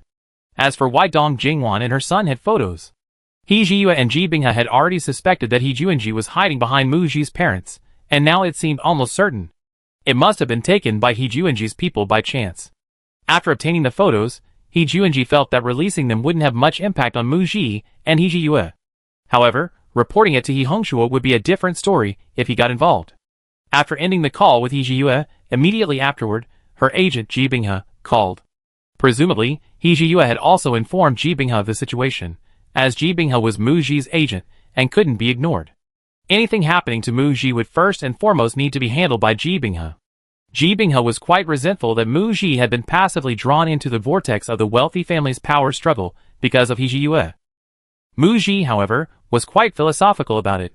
Their attention to me is because I'm an artist under launching media. They're after launching media. If it weren't her, it would be another artist. Is this what they call collateral damage? As for He Jiyue and Ji Binghe's concerns, that He Hongshua would come to see her? As the chairman of the group, he's very busy. He would definitely investigate thoroughly before acting. Her relationship with He Jiyue is merely that of boss and company artist. There's nothing more between them at present. Mu Ji doesn't think He Hongshua is that free. Would he really contact her? Chapter 148. 1 week later. The movie Claws and Fangs was about to move from Hengqin to Wujiang Film and Television Base for location shooting. Before the move, Mu Ji and Tai Feng had 2 days of romantic scenes to film. Following the Pink Palace maid dress she wore 2 days before filming began, Mu Ji donned women's clothing again. Her hair was styled up, adorned with a few hairpins, and she wore a white dress. A very simple and elegant appearance. Mu Ji's skin, tanned from filming, had returned to its original whiteness, revealing a flawless complexion, snow-white skin, a slender waist, and a graceful figure. In her white dress, Mu Ji herself looked ethereal and otherworldly. When she transformed into Xiao Dai, her temperament was aloof, her every move exuding a heroic spirit, like a white plum blossom braving the snow.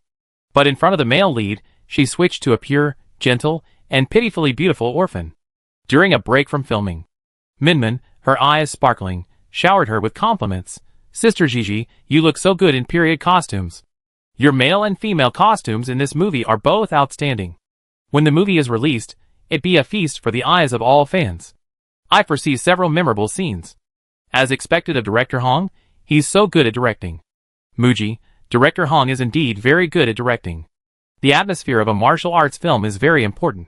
It's about drawing the audience into the martial arts world of the movie. After a month and a half of filming, as the lead actress, Mu Ji would always go to the monitor to watch her performance after each scene. The Claws crew put a lot of effort into the characters' costumes and styling. During filming, they also had high standards for lighting, camera angles, and the tension in the actors' fight scenes.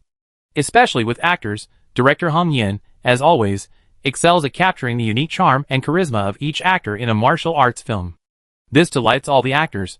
The director's skill seems to gild the actors on screen. However, Mu Ji's performance hasn't been going smoothly these past 2 days. Cut. Director Hong Yin called for a break again.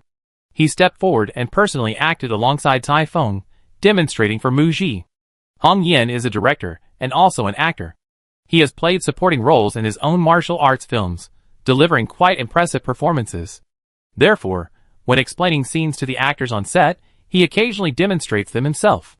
The scene Mu Ji missed, the female lead Xiao Dai, has been following the male lead for some time, constantly looking for an opportunity to make her move, but without success. That night, Xiao Dai uses her beauty to seduce the male lead, CLS Han.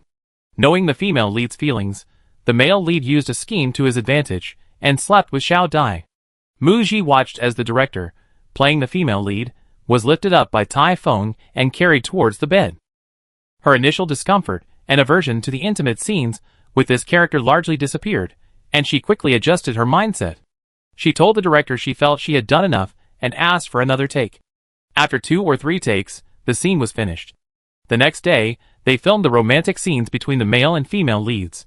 Xiao Dai, a henchman planted by the Eastern Depot's chief eunuch beside Prince CLS Han, developed genuine feelings for CLS Han after spending so much time with him, falling for his affection and tenderness. Mu Ji and Tai Feng were to film several scenes of Xiao Dai and CLS Han's sweet interactions in the prince's mansion, him writing calligraphy while she ground ink, him lying on a warm couch while she nestled in his arms, watching the snow outside the window, her playing the zither for him. She learned to embroider a sachet for him. The male lead, CLS Han, played by Tai Feng, is only half genuine in his affection for the female lead. It's mostly an act and an attempt to take advantage of her. Or perhaps it was Tai Feng's superior acting skills. In any case, his scenes went smoothly during filming. As for Mu Ji, every scene required close-ups of her eyes, capturing the emotions conveyed within them. Due to the numerous takes, director Hong Yen felt that Mu Ji's love for the male lead was superficial, lacking depth, and she hadn't truly fallen for him. When you play Xiao Dai, you can treat the actors you're working with as people you like, Hong Yen said. Emotional immersion is a common technique actors use in their performances. Mu Ji, she nodded, indicating she needed to work on her emotions a little more. In her original world, she rarely took on roles with romantic storylines. Here, she's filmed 6 dramas, Claws is the 7th, currently in production. Of the previous 6 dramas, The Bell Ringer's record featured a well-developed female lead who, just as she and the male lead fell in love, faced a tragedy, regaining her past memories, leading to a complex mix of love and hate. Back to 17 mainly tells the story of the female lead's desire to reverse her life, focusing on her emotional moments through flashbacks. Her feelings for the male lead are those of gratitude, a blind and naive love. In The Blade's Edge, the female lead's love for the male lead is restrained and suppressed, never uttering a word until her death. In Countdown, Asang and Yotsu spend little time together, and their relationship isn't particularly passionate.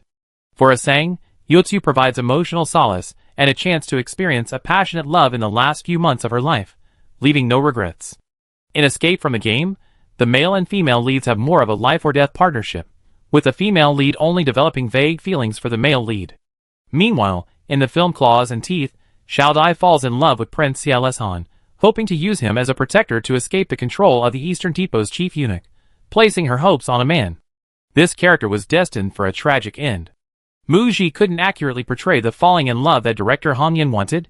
She wanted to maintain a sliver of clarity in the character. But the director and screenwriter's intention was to make her succumb.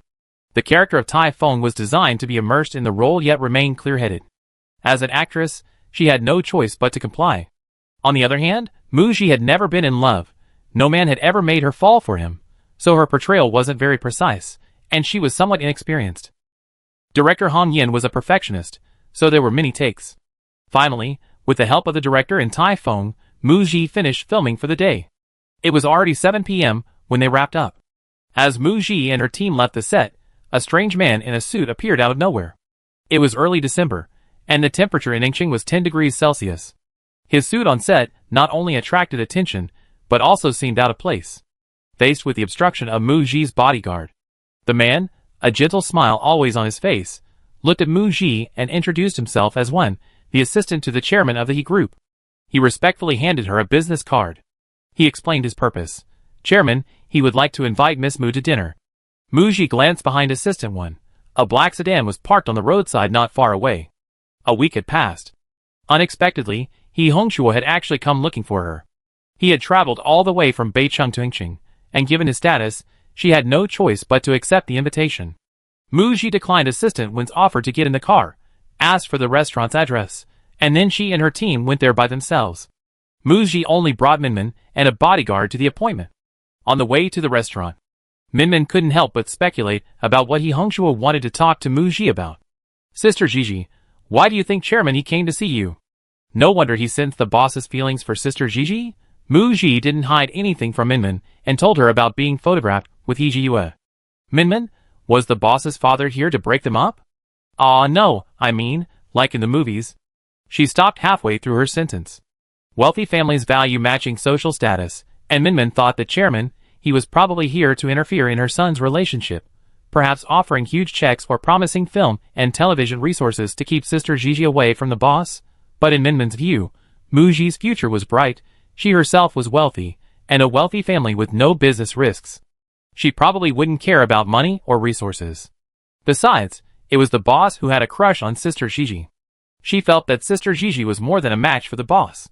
Mu Ji thought He Hongshua's intentions were probably similar to Minmin's guess. She glanced at the time.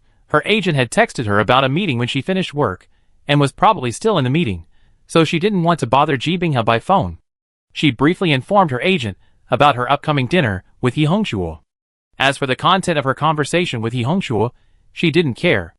Half an hour later, they arrived at the restaurant. It was a private restaurant located in a manor. When Mu Ji and the other's car pulled up, they saw that the black sedan was empty. As soon as they got out of the car, the restaurant manager and waiters greeted them, eagerly leading them to a small villa in front. Minmin looked at the information on her phone and muttered in surprise, "This seems to be a private restaurant that only serves VIP customers, 1 table a day. No wonder they didn't see any other customers when they came in.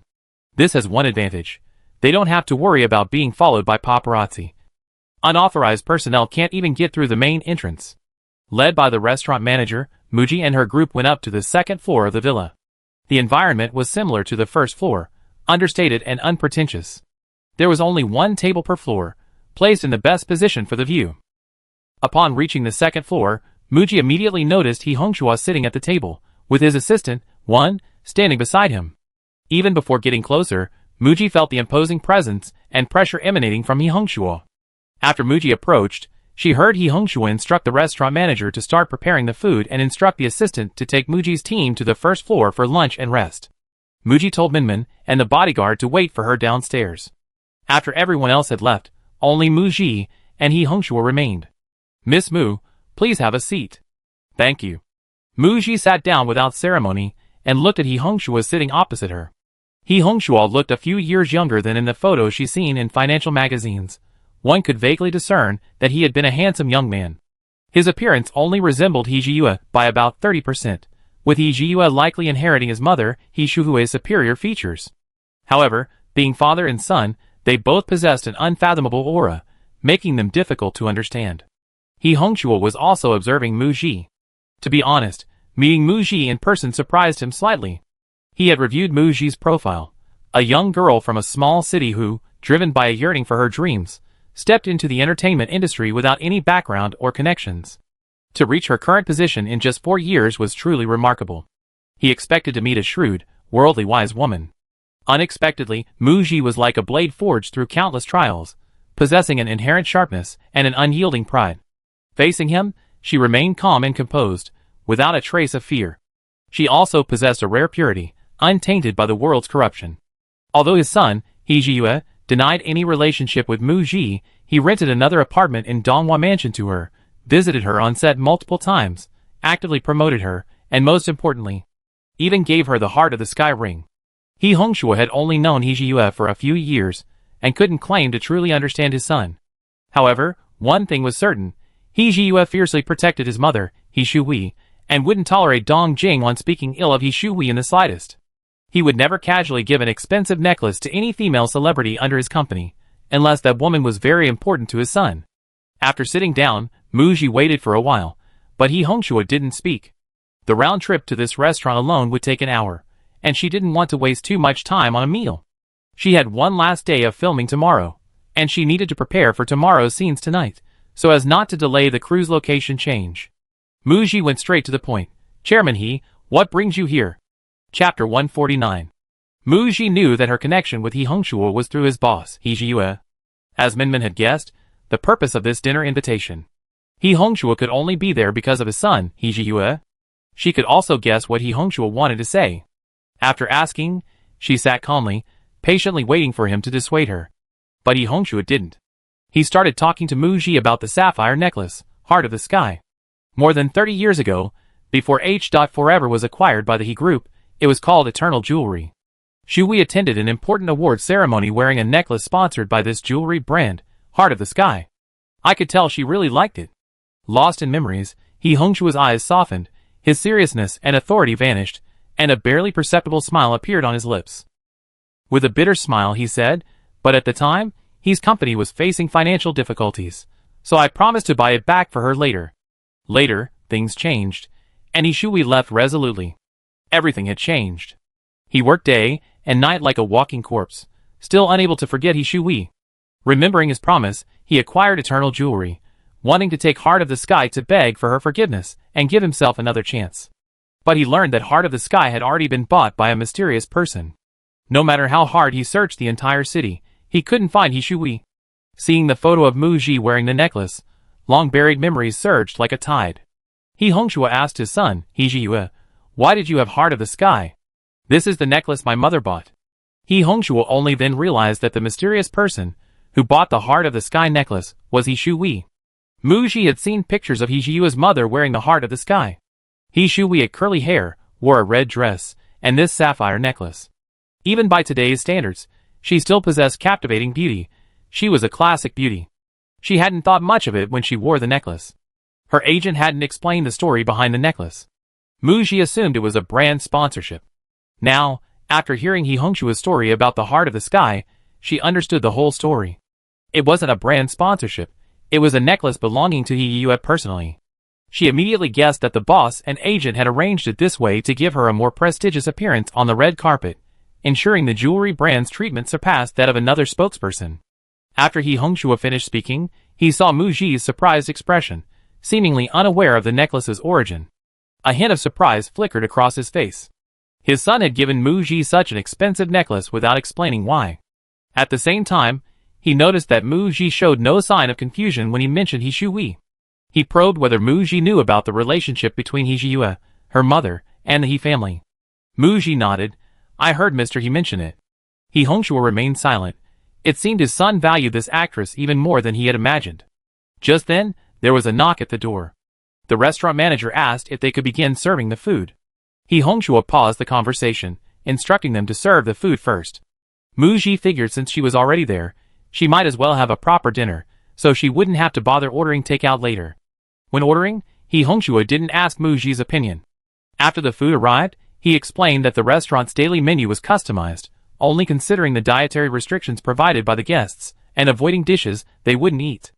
After the food arrived, Muji saw only 3 or 4 slices of duck meat on each plate, very small portions. Was this a creative cuisine restaurant? The meal consisted of 18 dishes, and Muji was about 80% full. Every dish tasted good, there wasn't a single bad one. They certainly had the confidence to only serve 1 table of guests a day. But this meal was extravagant, and the portions were small. Muji thought, I won't come here again. After the meal, Muji knew that the necklace story He Hongshua had told her was just a prelude. It was time to get to the main point. He Hongshua had dealt with countless shrewd businessmen in the market.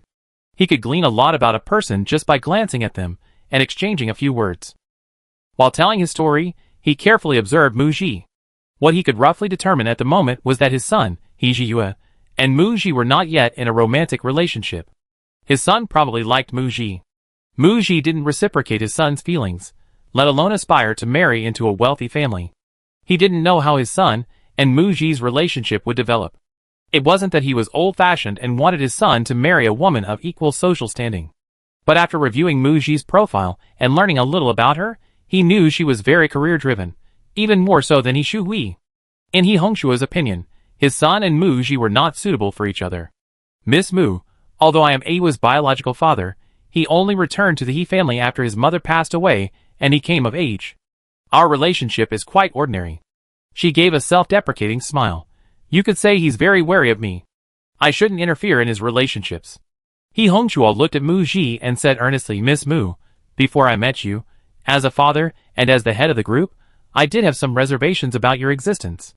Meeting you reminds me of a very important, old friend. His face revealed a hint of genuine emotion. I don't want to see you follow in her footsteps. Muji understood He Hongshua's meaning.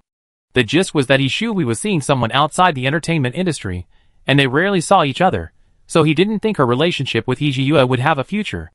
She replied perfunctorily, "Thank you for your advice." But her expression didn't bother to feign concern it conveyed, "But your words are of no value to me." To reassure He Hongshu, she made a token statement, "Chairman my relationship with you is merely that of boss and artist in our company. You need not worry." The meal was finished, and the conversation was over. Muji stood up and politely said goodbye. "Excuse me, I need to go back early to prepare for tomorrow's filming. Thank you for dinner." Without even glancing at He Hongshu's expression, Muji picked up her bag and walked towards the door. Just before reaching the door, she stopped but didn't turn back. She still said, "In my opinion, the story of a popular female star and a young business tycoon not having a happy ending has nothing to do with the female star." He Hongshu, sitting at the table, looked icy upon hearing this. Back at the hotel, the agent called immediately. I inquired, and Chairman he came by private jet to a neighboring city to discuss a big project. He stopped by to see you. She asked Muji if He Hongshu had given her any trouble. Muji's voice, played through the phone, was nonchalant. "No, maybe he was just curious and wanted to see me." After hanging up, Ji Bingha said to Hishui sitting opposite her, "Shiji said it's nothing, you can rest assured." Hishui, however, said, "Director Ji, our meeting just ended, and we unanimously approved the first draft of the script. I said that the first film produced by Launching Media will be tailor-made for Teacher Mu, so shouldn't we show the script to her?" Ji Bingha, "You can send it directly to Shiji. I think it would be better if screenwriter Yen discussed the story with Gigi in person. What do you think, Director Ji?" Ji Bingha rolled her eyes inwardly at Hishui's "I'm only doing this for business" expression. However, she also knew that Hishui was worried about whether Chairman he had said anything inappropriate to Muji, fearing that her father might retaliate against her behind her back, so she wanted to go to Hengqin. She knew that Hishui's question was just a polite inquiry. If she said he couldn't go, would he really not go? No. Since the boss was going with the screenwriter, Ji Bingha gave him a word of advice. Be careful, don't get photographed alone with Muji. The next day, the henchman crew's last day of filming in Hengqin. At 4 p.m., several actors had finished filming their scenes, and the crew held a small wrap-up ceremony. Tomorrow we'd be leaving Hengqin. Tai Feng, taking advantage of the early wrap-up tonight, decided to treat the entire crew to dinner at the Hengqin Film and Television Center, as the filming environment and dining options were better than the other locations they'd be moving to. After attending the wrap-up ceremony, Muji apologized to Tai Feng, "Teacher Tai, I'm sorry, I have something to do tonight." She and her team wouldn't be attending the crew's team-building event. A flicker of disappointment crossed Tai Feng's eyes, but he nodded calmly, "Okay, you're busy." After leaving the set, Muji and her group went to a restaurant. Before leaving the hotel that morning, Muji had received a message from Hishui saying he and a screenwriter, Yin, would be coming to Hengqin today to discuss the company's film and television projects with Muji, explaining that the first draft of the script was finished. He asked Muji to make time for the evening. Muji weighed her options and decided that discussing work was more important, so she declined the crew's team-building event and attended her boss's dinner. Inside a private room at a restaurant, seated were Hishui, his assistant Luku, and screenwriter Yin. Hishui sat at the head of the table, with screenwriter Yin to his left. An empty seat lay to his right, followed by Luku. When Muji and her team entered, Luku tactfully invited Muji to sit to the right of the owner. This arrangement was indeed more convenient for listening to the owner and screenwriter speak, so Muji took the seat. Hishui maintained a composed expression, but his thoughts drifted. He thought, this is the first time Muji has sat so close to him in public. This was their first meeting since they stargazed together. Hishui, under the guise of greeting, lingered on Muji's face for 2 seconds. Seeing no joy in her eyes at seeing him, he felt a pang of disappointment. The next second, remembering the important matter, she suppressed her inappropriate emotions. Hishui introduced screenwriter Yin to Muji, then gestured to Luku and handed the script to Muji. Reading a movie script takes time, and Muji naturally couldn't finish it on the spot. So she brought the screenwriter over to explain the script's creative intentions, the story's framework, characters, etc., to Muji so she could have a basic understanding. She asked if Muji was interested in the subject matter, story framework, and characters, and if she had any opinions. After discussing the script, they served the food and ate.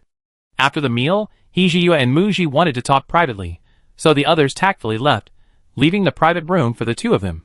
"Teacher Mu, I'm sorry, He Hongchuo still bothered you yesterday. Whatever he said to you, don't take it to heart. Mu Ji, okay. Seeing the displeasure on He Jiyue's face when He Hongchuo was mentioned, she guessed that He Jiyue thought his father had said something very offensive. After thinking for a moment, she added, he told me the story of Heart of the Sky, but we didn't talk much.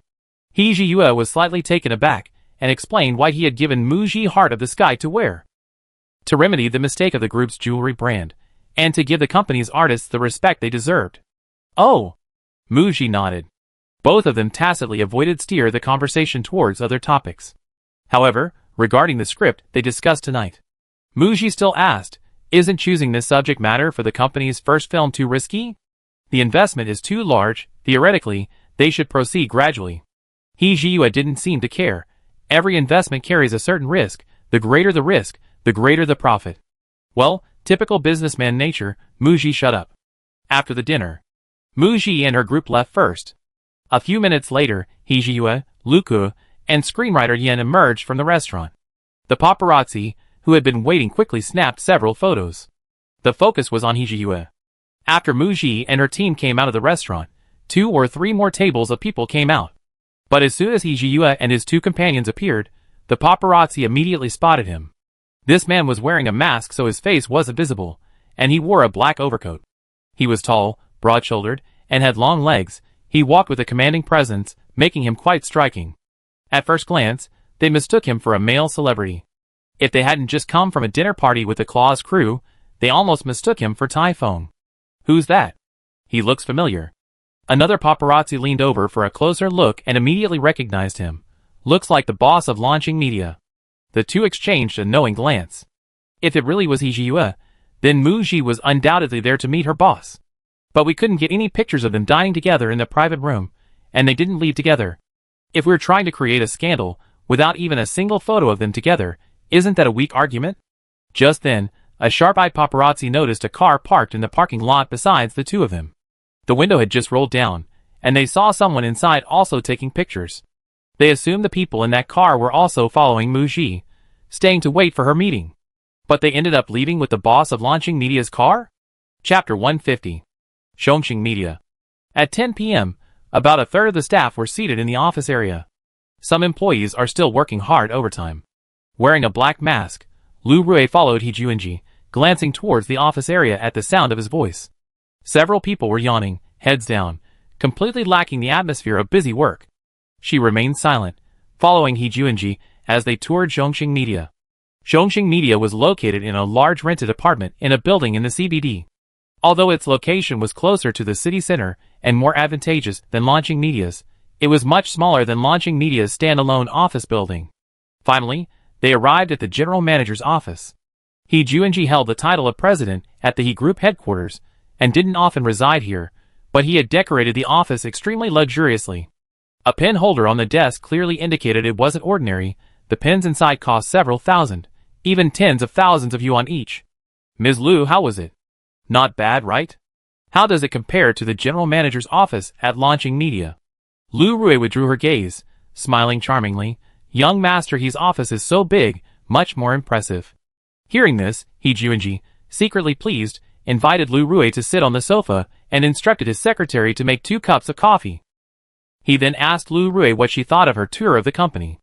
Lu Rui didn't show her emotions, tucking a stray hair behind her ear. Pretty good. Young master, he truly lives up to his reputation for being young and promising. Inwardly, however, she felt a touch of disdain. Putting aside everything else, Zhongxing Media, after a year of operation, couldn't even compare to Launching Media when it was just starting out.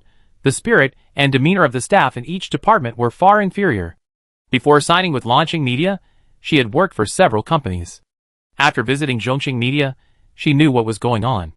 No matter how much He Juanji boasted, it was just an empty shell that would never amount to anything. He Juanji was unaware of Lu Rui's thoughts. He remembered when he poached Mao Hongjun to establish Zhongxing Media, he had also approached Lu Rui, but she remained unmoved. Later, he persistently invited Lu Rui to visit Zhongxing Media several times, but she kept him hanging on, citing being busy. This time, she finally agreed to come, and from what she had just said, she seemed quite satisfied with Zhongxing Media. He Juanji pressed on, persuading Lu Rui, Ms. Lu, if you come to Zhongxing Media, I can guarantee you that you will always be the company's top star, and no one can shake your position. I know Zhongxing Media hasn't grown yet, and you have some doubts. But believe me, in 2 or 3 years at most, Zhongxing Media will be the biggest agency in the entertainment industry. Lu Rui wasn't interested in He Juanji's empty promises. Boss He Jiyue's abilities far surpass He Juanji's, who will ultimately inherit the wealthy family fortune. It's hard to say. Often, the loudest voices represent a lack of ability. They rely solely on shouting to attract bets. Truly capable people prove themselves through action and tangible results. Her contract with Launching Media still has 2 years left. No rush. She decided to observe from the sidelines for now. After He Juanji finished his rambling, Lu Rui feigned a serious expression, indicating she would consider it carefully upon returning. Then, seemingly casually, Lu Rui asked, "Didn't young master he say that you don't like the people I don't like either? Will there be a good show to watch these next few days?" "Well, there's been a slight problem." Hearing Lu Rui mention this, He Juanji's expression darkened. He knew Lu Rui's position at Launching Media had been significantly diminished. In the past 2 years, Mu Ji's career had skyrocketed, and Lu Rui had long been overtaken. Now, when netizens mentioned Launching Media's artists, Mu Ji was the first name that came to mind. Mu Ji had become Launching Media's biggest star. Lu Rui's position as the company's top female artist had been replaced by Mu Ji, which naturally displeased her. And He Juanji's attempt to recruit Mu Ji into Zhongxing Media had failed, leading him to make a harsh statement. He would make Mu Ji pay the price. Over the past year, he had repeatedly tried to trip her up, but Mu Ji had easily overcome each obstacle. Last time, He Juanji's men met with Mu Ji's parents and accidentally took a photo of He Jiyue and Mu Ji together outside a restaurant. He Juanji developed the photo and gave it to his mother, Dong Jingwan, and showed it to He Hongshuo. They anticipated that He Hongshuo would be extremely displeased. They would never allow He Jiyue to be with a female celebrity. If He Hongshuo intervenes in this matter, ideally using methods to warn and suppress Mu Ji to prevent her from being with He Jiyue, causing unpleasantness between Mu Ji and the He family, and even leading to a complete break between them, then Mu Ji, as Launching Media's most profitable and heavily promoted artist in recent years, would be a much greater blow to the company than Mao Hongjuan's contract termination. Even if it doesn't escalate to the above point, if He Hongshuo embarrasses Mu Ji, they can take the opportunity to spread rumors, such as, Mu Ji wants to be with He Jiyue and marry into a wealthy family, but they are not a good match, and the He family has warned her. This could have some impact on Mu Ji's reputation. Unexpectedly, after He Hongshuo returned from Hengqin, He Juanji's mother asked about the photos. He Hongshuo told Dong Jingwan not to interfere, not to meddle in He Jiyue's love life, and not to make things difficult for Mu Ji. Nothing happened. Lu Rui was very disappointed. He Juanji couldn't even handle something as simple as dealing with Mu Ji. She had no intention of wasting any more time with He Juanji, and got up to leave. He Juanji received a phone call. Lu Rui heard the names Mu Ji and He Jiyue. After He Juanji finished the call, he inquired about the situation.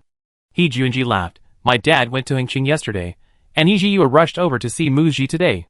Remembering the last time he tried to poach Mu Ji from Launching Media, he deliberately sent a message to He Jiyue to provoke her. He Jiyue also arrived. He had initially seen the photos taken by his subordinates, and since He Jiyue and Mu Ji didn't show any intimate behavior, he wondered why He Jiyue had kept Mu Ji at the company for years without making any moves if he truly liked her. Now it seemed He Jiyue's relationship with Mu Ji went beyond that of boss and artist. The phone call he just received was from one of the people He Juanji had arranged to follow He Jiyue.